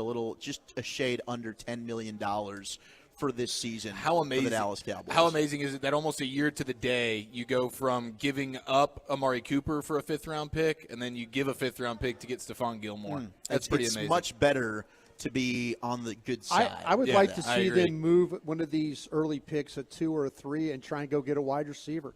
If you could go add Hopkins or somebody like that. I mean, now to Finish me, the job, guys. Yeah, finish this thing off. Is there a wide receiver that matches that kind of resume? Like, I'm 32, I'm making $8 million, not 20. Well, I think that's what they want. What's our situation down there in Houston with the wide receivers? Cooks? Yeah, I think he's more around $18 million a year. So that's not. I mean, that's way probably out of their price range right now, right? I would think so. But there's lots of different ways to get it done, and we've taken a big step. But probably cheaper as far as the compensation on the pick, right? Maybe maybe it's like a 3rd or 4th round pick instead of maybe a 2nd round pick. I'm still throwing it out there for the Cardinals. Like, I'm going to make the Cardinals tell me no. Yeah. I'm just going to say, listen, this is what I'm going to give you, yes or no. If I'm the Cowboys right now, I'm looking at Dak and I'm saying, so we're not going to do a long-term extension. Right. Let's just manage these next 2 years like we want this to be a storybook ending for everybody involved. Right. Amen. Let's freaking go for it, and we'll evaluate 2025 when we get there. Let's go get Nuke Hopkins. Get on the phone, make it happen. Let's go, boys. Let's go win a championship. All right, let's get into our top 10 here at 4:30 now, as it is National Potato Chip Day. I've got America's top 10 favorite potato chips. Now, we did tortilla chips a couple weeks ago, and those were specifically like all-encompassing crunchy snacks. These are specifically potato chips. I think you guys are definitely Lay's fans, right? Yeah, everybody likes Lay's. Everybody's original Lay's, right? Now, Original, yeah. Now, you're like kettle-cooked jalapeno chips, Gavin, definitely would still fit under this category. Yes, your kettle chips, but I think the best when it comes to those jalapeno potatoes and that kettle variety is the Miss Vicky's. Okay, Miss Vicky's. Is that the one that you get when you go to the Jersey Mike's? Jersey Mike's. Absolutely. They're always gone, right? Yeah, there's only 1 or 2 bags left. If you get there at like 12:15, there's been a huge lunch run on the Miss Vicky's already. And by the way, for our Jersey Mike's listeners out there, in case they're wondering where the hell is Gavin Dawson gone, did somebody tick him off and that's why he hasn't been stopping in for lunch every day? Did you have a message you wanted to send them? Yeah, I'm on Lent. I'll be back after Easter. The Monday after Easter, I'll be there. You haven't switched Watch out, to Miss John. Vicky. I don't do Dawson's any meat during coming Lent. for you. Yeah, other than some little seafood things like this. All right, 877-881-1053. What is your go-to potato chip? It's got to be a potato chip, and the Twolos and the Tubers can get in here as well. Here are the top popular ones in the United States of America. And Lucius Alexander, if you want to get in with your favorite potato chip as well, because your food takes are, of course, numero uno in the G-Bag Nation. Yeah, let's see. The sour cream and cheddar. How about that? Good chip. Ruffles, the Ruffles. You're Yes, gonna bro. get you're nailing this list, man. You are not alone when it comes to the sour cream and the cheddar. The honorable mentions here, we've got the kettle cooked jalapeno cheddar. The baked Ruffles original are getting some love as honorable mention. And then the Thinny chips, which are actually Jimmy John's grocery chips, and I think I don't know if these are it's a like good chip. Is that like Jimmy John's sandwiches, or is this a completely separate entity? I was thinking about the chips at Jimmy John's. When I mentioned that. Maybe Yeah. it is. Maybe that's maybe what I it spoke is. too soon. No, I think you're right because I have gotten Jimmy John's before, and this looks like the same packaging. The Jimmy chips are the honorable mention here. All right, number 10, we've got the kettle cooked potato chips original. That's Cape Cod for you. Yeah, good yeah, chip. those are bomb. The crunch on those. Yeah. There's something special there. I agree. There I really agree. is. Yeah. They perfected it. It's divine. They pack a mean crunch. It's all about when you the flavoring, and that's when you know you don't have to go barbecue, you don't have to go salt and vinegar, just a plain original when it has the good clean crunch on there. That's when you know they've really set it off. Number 9 is the Pop Chips barbecue flavor. Pops. Have I had Pops? Never. The cereal, yes, not the chip. No, but I do appreciate a corn good pops, a good right? barbecue chip. gotta be an East Coast these chip. are potato chips, Pop Chips. Oh. But otherwise, the cereal is a corn pop. Corn pop. Yeah, and that they would This be is banned. Gavin, did you say this is an East Coast chip? Gotta be. Yeah. Got to be Pops. East Yeah. Coast. Got to be East Coast. The crowd's telling us East Coast. Yeah, East Coast. So we're getting Yeah, a lot of those boos. chips They're like, seem- boo. those- These are gross. We're hearing guys East Coast that aren't from the East Coast. I don't believe. Those, Yeah, those probably a problem chips, around that. they sound like loudmouthed, ornery sort of chips a little bit, don't they? Oh, yeah, they do. Yeah, they really, really do. They sound like somebody that's a Giants fan.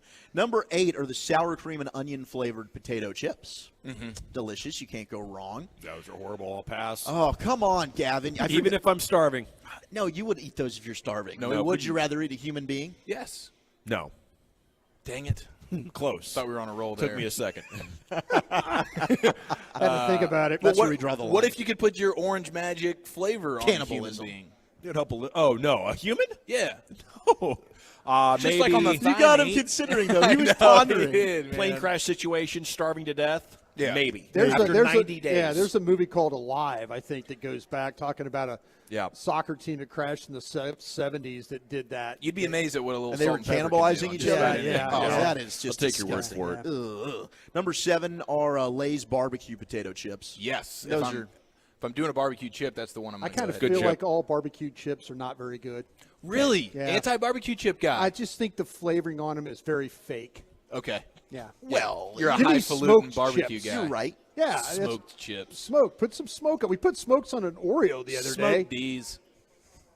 Did you hear what he just said? Yeah, he's rude. He's very rude. But gosh, that's why he I doesn't love him. respect anybody. Number 6 is oven-baked potato chips, the Lay's original. Yes. Yes. The yes. oven-baked are good, but here is a fallacy. Oh, that they're less fattening or whatever? Yes, Yeah. they're not actually healthier. I know, And it's for such years, bull. I thought they were. So you know what I did? Consumed many bags of oven-baked chips, and all I did was blow up like a balloon. You admitting that? You should have damn right I'm admitting it because now I'm skinny. You should have a lawsuit against those baked chips. Now False I'm advertising. sexy. I'm dead sexy. Look at my sexy body. All right, number 4. When they say 60% less fat, like what are they talking about? We'll 60% check Ah. less labs. fat than what? Ha! Too I don't much. know, like the normal chip? But Yeah, it's the a lie. what's the normal chip? I mean, It's we're a going lie. through all the different chips here. All right, here's the top 5. Number 5 is the cheddar and sour cream. Baked. Ruffles. Okay, yeah. Well, how many other words are you going to add? That's the Baked. 8. Sour cream. Ruffles. Once you shut your mouth over there, I got a lemon over here. You can go ahead and I'll pop that, and you can just suck on that for the rest of the segment. Number 4 are original Pringles. The yeah. That No. might be the goat. Really, bro? That's goated. How difficult is those things to get out of a can? Thank you. Not Like- hard at all. like- You turn it to the side, they slide down. No, I always like reach Use in, your brain. reach in, cut hand, like have massive blood loss while I'm trying to eat. Caveman. Yeah, that's caveman style. Pringles has to take it from the Flintstones and go push pop style with those. I've things, always loved that That's idea. a good of yours. point. That's a good point. Yeah. Turn it to the side, slide 75 of them into your hand. Or just turn Yeah, it there's a technique to it, Brian. and just right into the mouth. You know? You can train a chimpanzee to do this, but not Broadus. Not me. Yeah. I'm just a caveman. and we're using the term "man" extremely loosely. Very loosely. Here's the top What? 3. Oven-baked cheddar and sour cream Ruffles. Number 2. Didn't you already say that? Like it feels 7 times? It feels like he did say that. I'm with you there, bro. Are you sure you're carrying Are we in reruns already in the middle of this segment? No, these ones are actually the Lays. I'm sorry. Number 2 is the classic potato chips, the Lays. Yes, the yellow bag. Thank you. Those are number 1. The most popular are the oven baked classic Lays. That's because everybody's getting told that they're they think they're 60% less healthier. fat, and they're not healthier. So just get the regular damn Lays. Zaps are good. We got to run, boys. Thank you so much. Woolchuck's top 10 at 420. What's number 1, buddy? Salt and vinegar. Salt and vinegar? For me? Yeah. Yeah, I love salt and vinegar. Oh, it's a delicious snack. We got the NFL news of the day coming up at 5 o'clock. If you missed it, the Cowboys have traded for Stephon Gilmore, 5th-round pick. Final Four legend Mario Chalmers is set to join us, so we got to slide on out of here, get Mario on the horn coming up next year on 105.3 The Fan. Let's talk about our friends at D&M Leasing before we do anything else. D&M, the best way, the only way to acquire new vehicles in DFW is what I do. You know, when it's time for a new car, truck, SUV, I just call D&M. And I place my order like it's dinner, and they deliver that new vehicle to me wherever I am. They drive off with the old one after giving the highest trade-in value possible. Everything is better with D&M Leasing. My favorite thing right now is that, you know, it's more important than ever in this rising interest rate environment that we find ourselves in.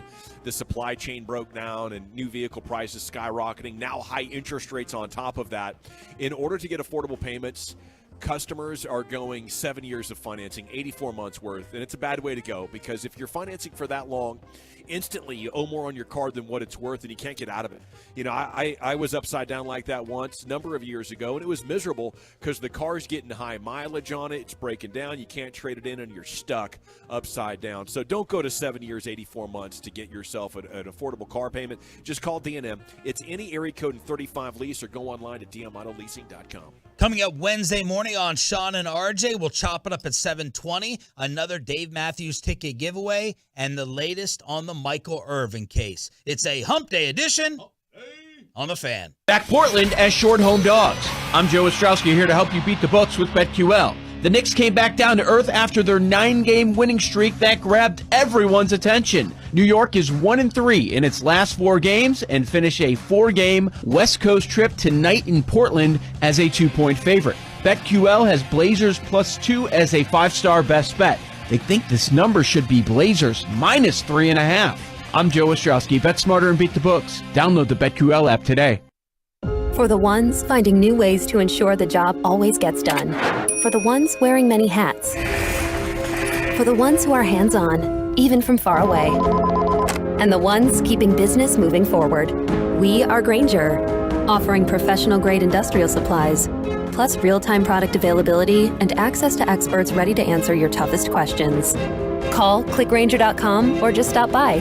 Grainger, for the ones who get it done.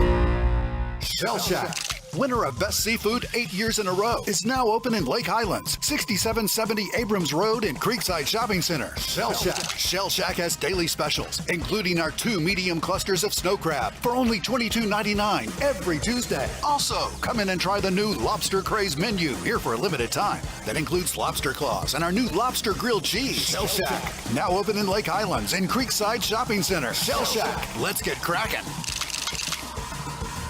RJ Chop here with my good friend Dr. Mark Bashar. Have you been losing your hair? And I was, trust me, steadily losing my hair.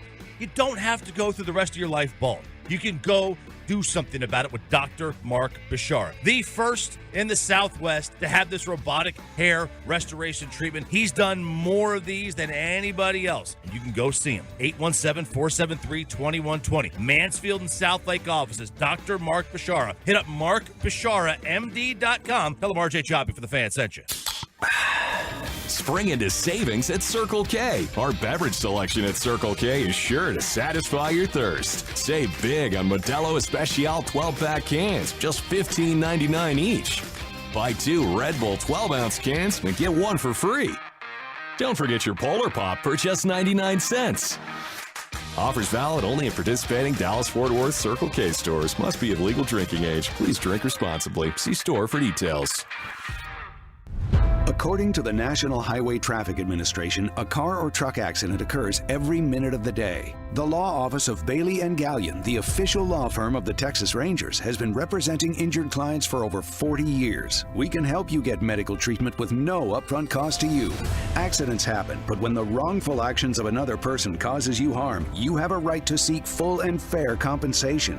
You deserve aggressive, experienced, board-certified personal injury attorneys. Bailey & Gallion, the official law firm of the Texas Rangers, has offices throughout Dallas-Fort Worth and across the state for your convenience. Call Bailey & Gallion at 800-LAW-OFFICE. That's 800-LAW-OFFICE, or visit our website at thetexasattorney.com. Let Bailey & Gallion, the official law firm of the Texas Rangers, solve your legal puzzle. If you've been injured in an accident, call 800-LAW-OFFICE, 800-LAW-OFFICE, or thetexasattorney.com, thetexasattorney.com. Baby Doll Saloon Dallas is the ultimate after-work happy hour spot. A true home away from home. You won't want to miss our daily buffet Monday through Friday from 11 a.m. to 2 p.m. Plus our stadium buffet Monday through Friday from 4 to 10 p.m. Saturday 11 a.m. to 10 p.m. and Sunday noon to 10 p.m. Join the fan this Wednesday, March 15th for our monthly VIP party with free barbecue all day. Baby Dolls is your sports headquarters, including all pay-per-view fights with no extra cover charge. Baby Doll Saloon, 10250 Shady Trail. The legend lives on. Hi, I'm Jeff Jr. with Trajan Wealth. I entered the financial world and started my business to help others. It makes me proud to listen to our clients speak about us and their experience. Well, I think I have to say the two most important things that we've gotten from Trajan Wealth is transparency and communication. And we had a consultation, and when we sat down with our appointment, he was just so very upfront, checked on all the fees that we were paying somewhere else and exactly what to expect. The communication is fantastic. It's better than other places, I think. I feel. And if we want to see somebody, they're here. They're available. The availability is great. Experience what a local, trusted fiduciary can do for you. Call Trajan today at 469-579-3500 or visit TrajanWealth.com. Actual client, no compensation for testimony. Financial advisory services offered through Trajan Wealth, LLC, an SEC registered investment advisor. Caring for a loved one takes emotional, physical, and mental strength. When you're giving your all, who's supporting your needs as a caregiver? Find resources at texascaregivers.org. Brought to you by Texas Health and Human Services. Meet Joe A, Hi. Joe B, Hello. and Joe C. What's up? 3 everyday Joes perfecting their banking with Chase.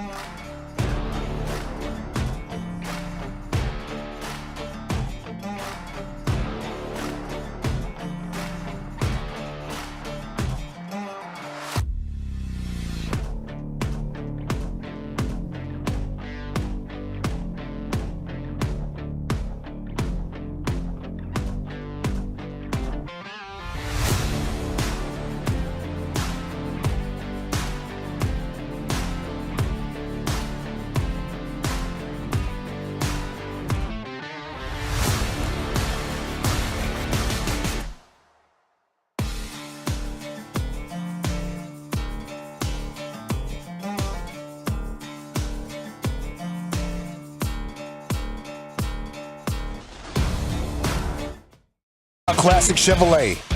Thanks, Lucius. We are live at Shell Shack, voted best seafood in Dallas 8 years running, having a great time. Cowboys traded for Stephon Gilmore earlier this hour, 5th-round pick. But it's also tournament time, and joining us now is an NBA champion and a tournament champion and hero for Kansas, courtesy of Bet Online. Check out Bet Online for the most up-to-date games, lines, futures, and props for the upcoming NCAA men's tournament. He was the most outstanding player of the 08 tournament after winning the championship. Hit a 3 with 2 seconds left to force overtime in the final where they beat Derrick Rose in Memphis in OT. It's Mario Chalmers here on 105.3 The Fan. And a good afternoon, sir. How the heck are you? I'm doing good. How you doing? We're doing outstanding. Do you get fired up for the tournament still? I definitely do. Most exciting time of college basketball, so it's definitely fun to watch. So what's it like, you know, the game is coming down to an end, and you're stepping up to take what could tie it with 2 seconds to go. Do you still have butterflies in that moment? What's that feeling like when that pressure and everything that you fought for is coming down to this second? You're a little bit more anxious to get to that moment, trying to figure out how you can have patience at the same time. But definitely, I was anxious for that moment, ready to get the ball and ready to get it going. Yeah, it was an incredible time. I had a bunch of Kansas friends I was watching the game with, and it's one that's forever carved in my memory as well. So what do you think about this tournament and your Jayhawks and the favorites? Who are you picking for like your Final Four and your teams to watch in this one? For the Final Four, I got the number 1 seed. I don't think there'll be any upset in that regard as far as them. For the championship, I would love to see Alabama and KU. That's who I want to see. Has there been another moment for you, Mario, since that big shot? Is there if I say that's the number 1 moment in like from a sports feeling that you've had personally, could you top that one, or is that still the one, despite all the championships you won in the NBA as well? Like you said, personally, I think that's the top moment. Just out of my basketball career, just being the reason why we went to overtime and then helping the team win it in overtime. Definitely, that's the number 1 moment. You know, when you're playing in the tournament, I assume there's tons of pressure regardless, but how much more pressure is there playing for a blue blood program like at KU? It's not as much pressure, especially coming to a situation like we did. We was fresh off the scene with a team that, lost in the first round to Bucknell, so it was kind of a fresh start for us to come into the tournament. Even though we had a bad first-round loss to Bradley my freshman year. But after that, we kept getting better. We kept building. And being a part of a blue blood and being a part of a KU program, that's all you can ask for is keep building, and eventually you're going to win one. Mario, is this when, basketball is such, to me, when you watch, it's not like football where you have these bigger rosters, but you have just a small group of guys. How does that experience build and bond a team? Was it something early throughout the season that kind of got you guys to that championship point, or was it something that just came together during the championship run? Like in college, it's a little bit different because you're with those guys 3-4 years. You spend all your time with them guys. Like there's no going home after practice. There's no going to your family after that. You're with your guys all the time. You're hanging out, going to class, going to practice, study hall. So you develop more of a friendship, a brotherhood that, you want to lay your life on the line for the next person when you're in between those lines and you're playing out there on that court. And, that's the type of bond that we had with our team. And then we just kept building on that from there. And we had all the same goal. We all wanted to get better. We all wanted to win a national championship before we left. What was it like in real time, Mario? And I don't mean to bring up bad moments, but your NBA career didn't have many of those. But watching J.J. Barea shut down LeBron James for an entire duration of an NBA Finals, did that make you sick to your stomach a little bit? In that moment, you don't really see that. You see it as a whole team, focusing on him, and then not being able to put him in a better situation.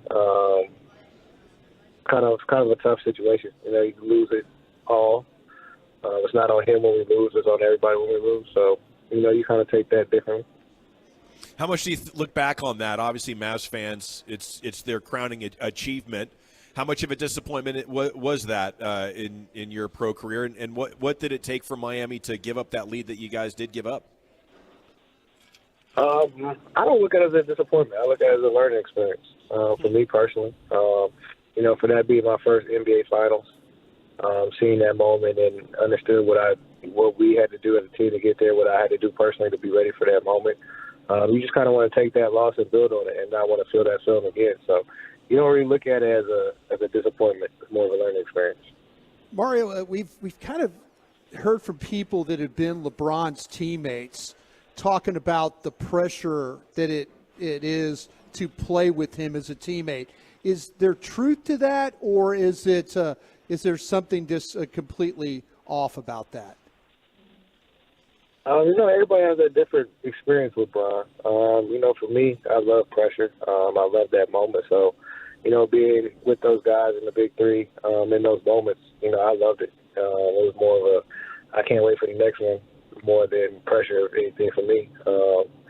I guess the pressure could come if you're not making shots, he's not going to keep passing you the ball, even if you're open. So I think that might be a little bit of the you're talking about, but other than that, no. Do you think making that shot in the tournament made you love pressure, or did you already love it before you got there? No, I already loved pressure before I got there. That was one thing that I prided myself, even in high school, was wanting to take the last shot, wanting to be that guy in that moment. And, even before that shot in the national championship, I did the same thing versus Texas the year before in the Big 12 tournament when we played KD and them. So being in that moment, I just love that moment. How much did your life change after making that shot? I mean, you're already co-defensive player of the year. You'd already had a fantastic college career, and you were looking at going into the NBA, but you make that shot, and now everybody knows your name. Was it just like overnight, all of a sudden you can't go anywhere without people knowing who you are? Being on KU campus was different. Just because they love their KU players so much, so kind of being there kind of gave me a taste of that. Like you said, after the shot, it went from Lawrence, Kansas to the state of Kansas to nationwide. And, being recognized by everybody, being at KU kind of prepared me for that moment. So it was more of an enjoyable moment to know that I did something great and that a lot of people appreciate it and that, my legacy and name will live on. Hanging out with Mario Chalmers here in the G-Bag Nation live at Shell Shack.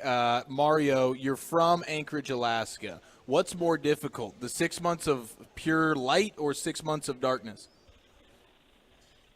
I say the 6 months of darkness. When the 6 months of light, you can work on your game 24/7. So that's when I used to love being outside and being with them. So that was the one thing that I loved in the summertime. My mom can never say, "Come home when the street lights come on." Hey, how different is it living in Alaska compared to the rest of the U.S.? It's not that much different. We might get a little things couple late as far as fashion, music, everything like that. But as far as living situation and everything, it's the same as pretty much any other city. I tell people all the time that Chicago is actually colder than Alaska in those areas. We just probably have more snow. But, as a whole, we're just like any other city. Did Aaron Rodgers reach out to you to get some darkness tips? No, I'm pretty sure he might soon. Hey, Mario, this is the danger of doing prep for an interview. But I saw you have a daughter, and please correct me if I'm wrong. She's named Queen Elizabeth. Is that true? Yes. Okay, I'm interested. How is there a connection, or is it just something you and the missus decided this is just a wonderful name for our child to be? That's actually funny. She's actually named after her mother's mom. Okay. So it's kind okay. From them. I love it, Mario. I'm a girl dad myself, so I'm a big fan of any backstory like that. Now, you're still hooping, right? You're still out there playing? Yes, definitely still playing. Where can fans catch up with you and maybe get some Mario Chalmers under pressure highlights in the final 2 seconds of big games? I'm still working on it, but pretty soon it'll be the Big Three. That starts in June 20th. So Big Three will be the next time I'll probably really be on the scene and playing through. Fun. Well, right on, sir. Thank you so much for your time. Congrats on an unbelievable career, and best of luck to those Jayhawks here in this tournament. Thank you. Appreciate it. You got it. There he is. Mario Chalmers here with you on 105.3 The Fan. A tournament legend and a Dallas Mavericks victim there in 2011. Had good perspective on it, though. You know, a lot of times athletes, they can't forget about their failures, and it's almost like they can't enjoy their success because they're too bitter about their failures. But he had that you don't lose, you learn mentality, and it paid dividends for them the next couple of years. No question, man. And it paid to be anybody on that team not named LeBron after that finals. You know what I mean? The entire L for that finals just landed squarely in the lap of LeBron, and Mario probably didn't have to deal with too much of that. All right, we got to run. We are live at Shell Shack. 2 hours remaining here on 105.3 The Fan. We'll reset you on the big Cowboys trade and talk about that and take a look at the rest of the NFL news of the day with Wolchuk next here on The Fan. You know, I don't know of any other company that stands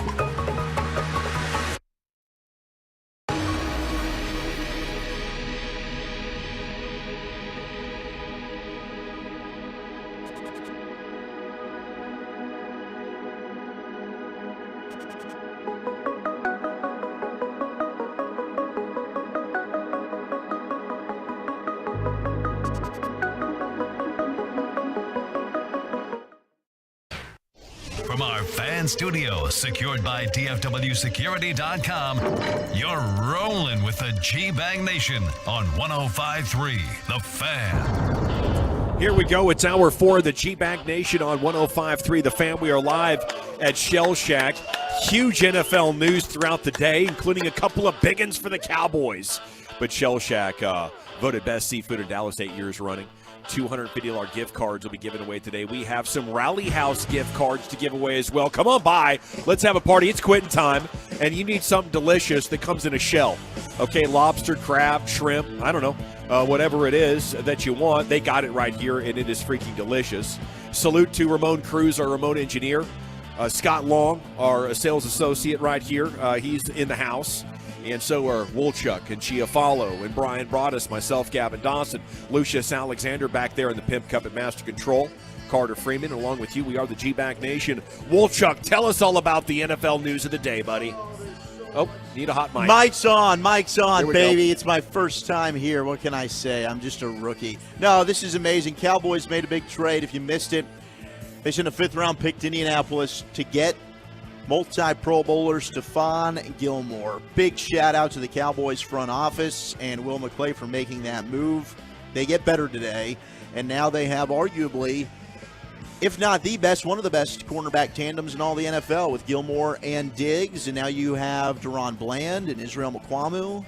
Yeah, but Philly signed back their guy too, right? Yep, Philadelphia, the Eagles did bring back James Bradbury. Yeah. But they're also still looking to possibly trade Darius Slay, so we'll wait on that. ESPN has put out a grade for the Cowboys trading for Stephon Gilmore. They gave the Cowboys grade a B+. That's right. Gilmore allowed just 1.2 yards per coverage snap, according to Next Gen Stats, which is average for an outside corner. But he also allowed minus expected points added when targeted, which is slightly better than average. So overall, last year, their grading of his, not as high as PFF, which had him as the 6th best corner in the sport last year. But this is a tremendous asset for the Cowboys to have in terms of a depth piece. I mean, they were searching so hard last year once Anthony Brown went down to try and fill that spot at cornerback too. And I think Gilmore is an upgrade over Anthony Brown. Yeah, and I want to give credit where credit is due. You mentioned Will McClay. I'm sure he and his staff did an excellent job, but Jerry and Steven need to get the message. Bravo. This is exactly what we want. You guys are doing a great job. Cowboys fans everywhere love you guys for these kinds of moves. Boy, I tell you what, you do more of these kinds of moves, and everybody's going to be loving you more and celebrating you, not just tolerating you. Oh, go get a receiver now. Go get a receiver. We've talked about this, and the closer we get to the draft, how you sort out these wide receivers are going to tell the tale. There's a lot of potential bust factors in what's going on. When you talk about slight receivers, short receivers, big receivers that can't run, this class is not as deep as what we've seen the last 2 or 3 years. I think the Cowboys are looking at right now, and they're going to say, okay, can you take one of these picks and move it for something else? And maybe add a receiver and take a little pressure off having to draft one of those guys that we're all kind of trying to figure out what round and what position they need to be in. And I guess if you do end up having to draft, you might just need to move up and go get Jackson Smith and Jigba. Yeah, there you go. Bring the Rockwall hometown hero back to Dallas. You're talking like this that to an idea. existence, aren't you? Go get the best receiver in the draft. Why not? He is the best receiver in the draft, Wolchuk. There's Go no make it question happen. about I have that. first-round nerves with wide receiver. I'm sorry. Traylon Burks messed me up. Jerry Jeudy, what was it, Ruggs to the Raiders. Yeah. Man, it's just I want the sure thing. Go use a pick to trade for a player that can do it now like the Eagles did. I'm all for go get DeAndre Hopkins, man. Yeah. I think that would be Hey, they a lot matched of your fun. move bringing back Bradbury. You matched their A.J. Brown move 1 year late with Hopkins. That'd be fun. Yeah, give me Or Hopkins, give me Wagner here. That really rounds things out very, very nicely. Still obviously work to be done, but the Stephon Gilmore move, my biggest gripe is ESPN giving them anything other than an A+. I don't see any downside to this move. This is a home run, no-brainer move. When you're doing the grades on this, it's an A, it's an A+. You feel fantastic about it. He was, according to Pro Football Focus, in the 92nd percentile of coverage grade, 93rd percentile of coverage grade when in single coverage, and 98th percentile coverage grade in the slot.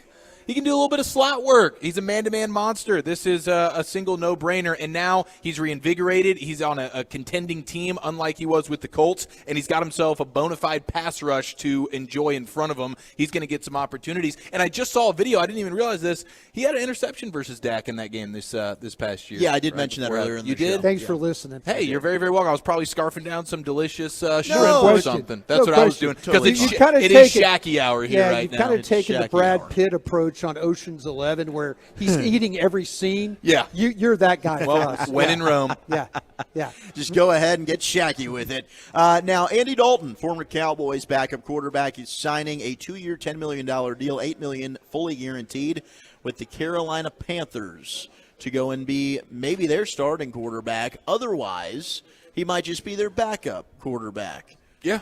For whatever rookie they end up drafting there. That's a good living, man. Overall. That's a good living. We got a fantastic Tolo in the building Being right a backup now. quarterback What's in the up, my NFL is a good living. You're making some good money. Maybe you play, maybe you don't. But, yeah, good for Andy Dalton, man. That's It's fun. a great time to be a generic, boring quarterback, man. Yeah, These guys are getting paid. I think he fits that well. Red hair, too, at Carolina seems to work. Sam Darnold, that kind of thing, right? Yeah, it does. Yeah. Speaking of and Sam Darnold went to the 49ers yesterday, if you missed that. Speaking of quarterbacks, Matt Ryan looks like he's about to be cut by the Indianapolis Colts. So either he can go and try and stay playing with another team, or he can start his broadcast career. He stayed on 1 year too long, didn't he? He did. Yeah. He did.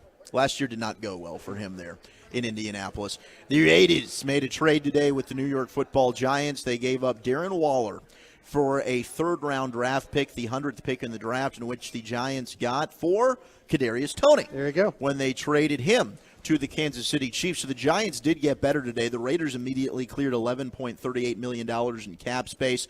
They will take a $660,000 hit in dead money as well. So they went ahead and opened up some space there. And do you consider Waller in that elite category of tight ends still? When healthy, man, he's Yes. a pain in the ass to deal with. Yeah, he's a top 5 tight end in the Yeah. NFL when he's Yeah. healthy. He is. He is very, very good. Cowboys brought back Donovan Wilson today as well on a 3-year deal, so maybe he's one of those guys, along with J-Ron Kearse, they can try and match up and cover the likes of a Darren Waller.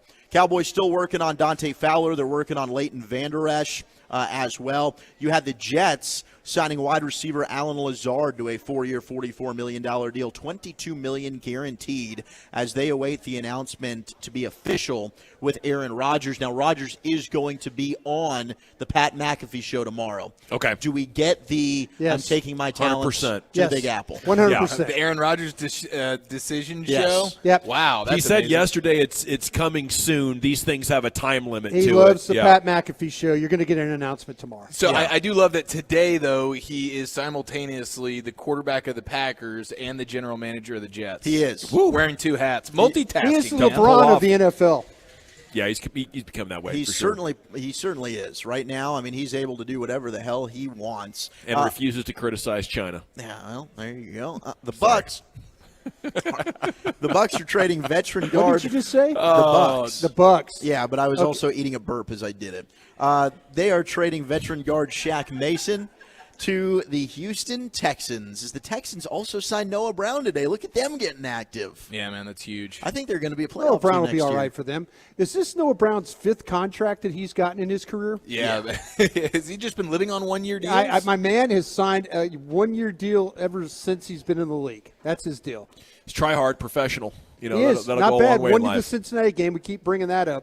Yeah. Kids out there, if you want to get good at kicking a football, I'd recommend it because you can make some serious money in the Or National snapping it. Football League. Or snap that thing. But kicking it might be good. According to NFL Network, the Colts today, as they moved on from Stephon Gilmore and Matt Ryan, they gave Matt Gay the largest contract ever given to a free agent kicker in the history of the NFL. He's getting $5.625 million a year to go ahead and kick for the Indianapolis Colts. He signed a 4-year deal worth $22.5 million. Wow. It pays to be a kicker. Big kicker money. My gosh, yeah, it does, dude. Yeah, I think that's something you got to be selected for, like with your leg power, your lower body strength. Like if your kid's coming out thumping that soccer ball around the yard, go Dump ahead it. and put him in that. Just dump it. We played soccer growing up with Ryan Lindell, the former Bills kicker.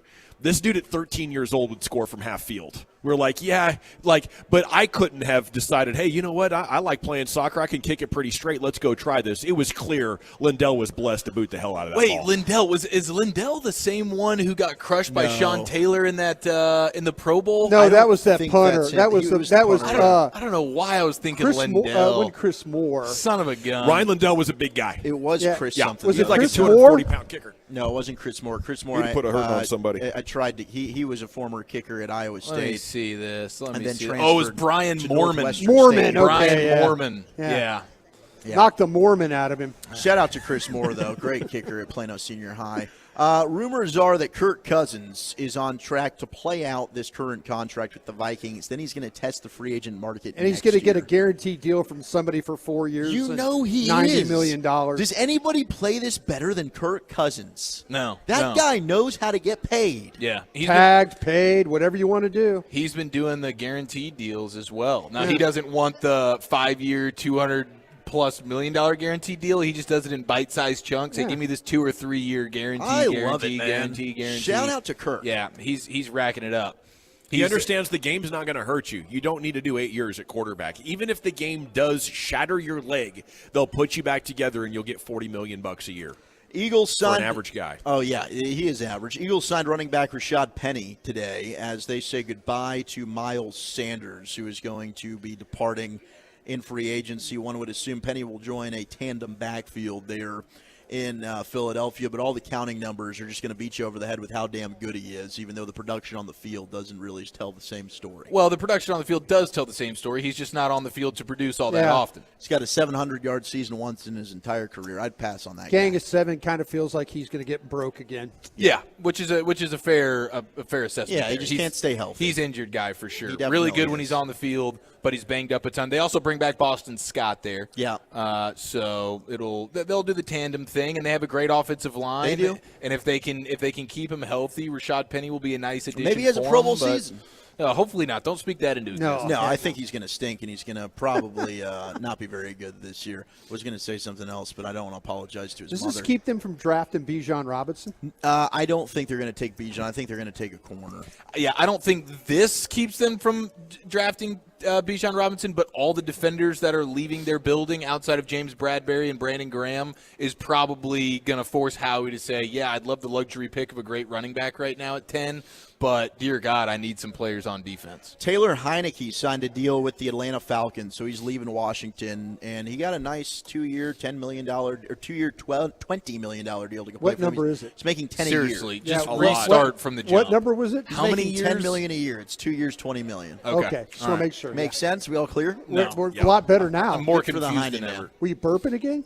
Yeah, I farted too. All right. Thank you, Wolchuk. Great segment around the NFL for you here, getting you caught up on everything in a massive day. Cowboys are bringing back Donovan Wilson, 3-24, and they have traded for Stephon Gilmore. A huge day already. Let's hit the expressway. It's brought to you by Rockwall Ford, and it's everything that you might have missed throughout the broadcast day, all the developing storylines next year on The Fan. More G-Bag Nation. Let's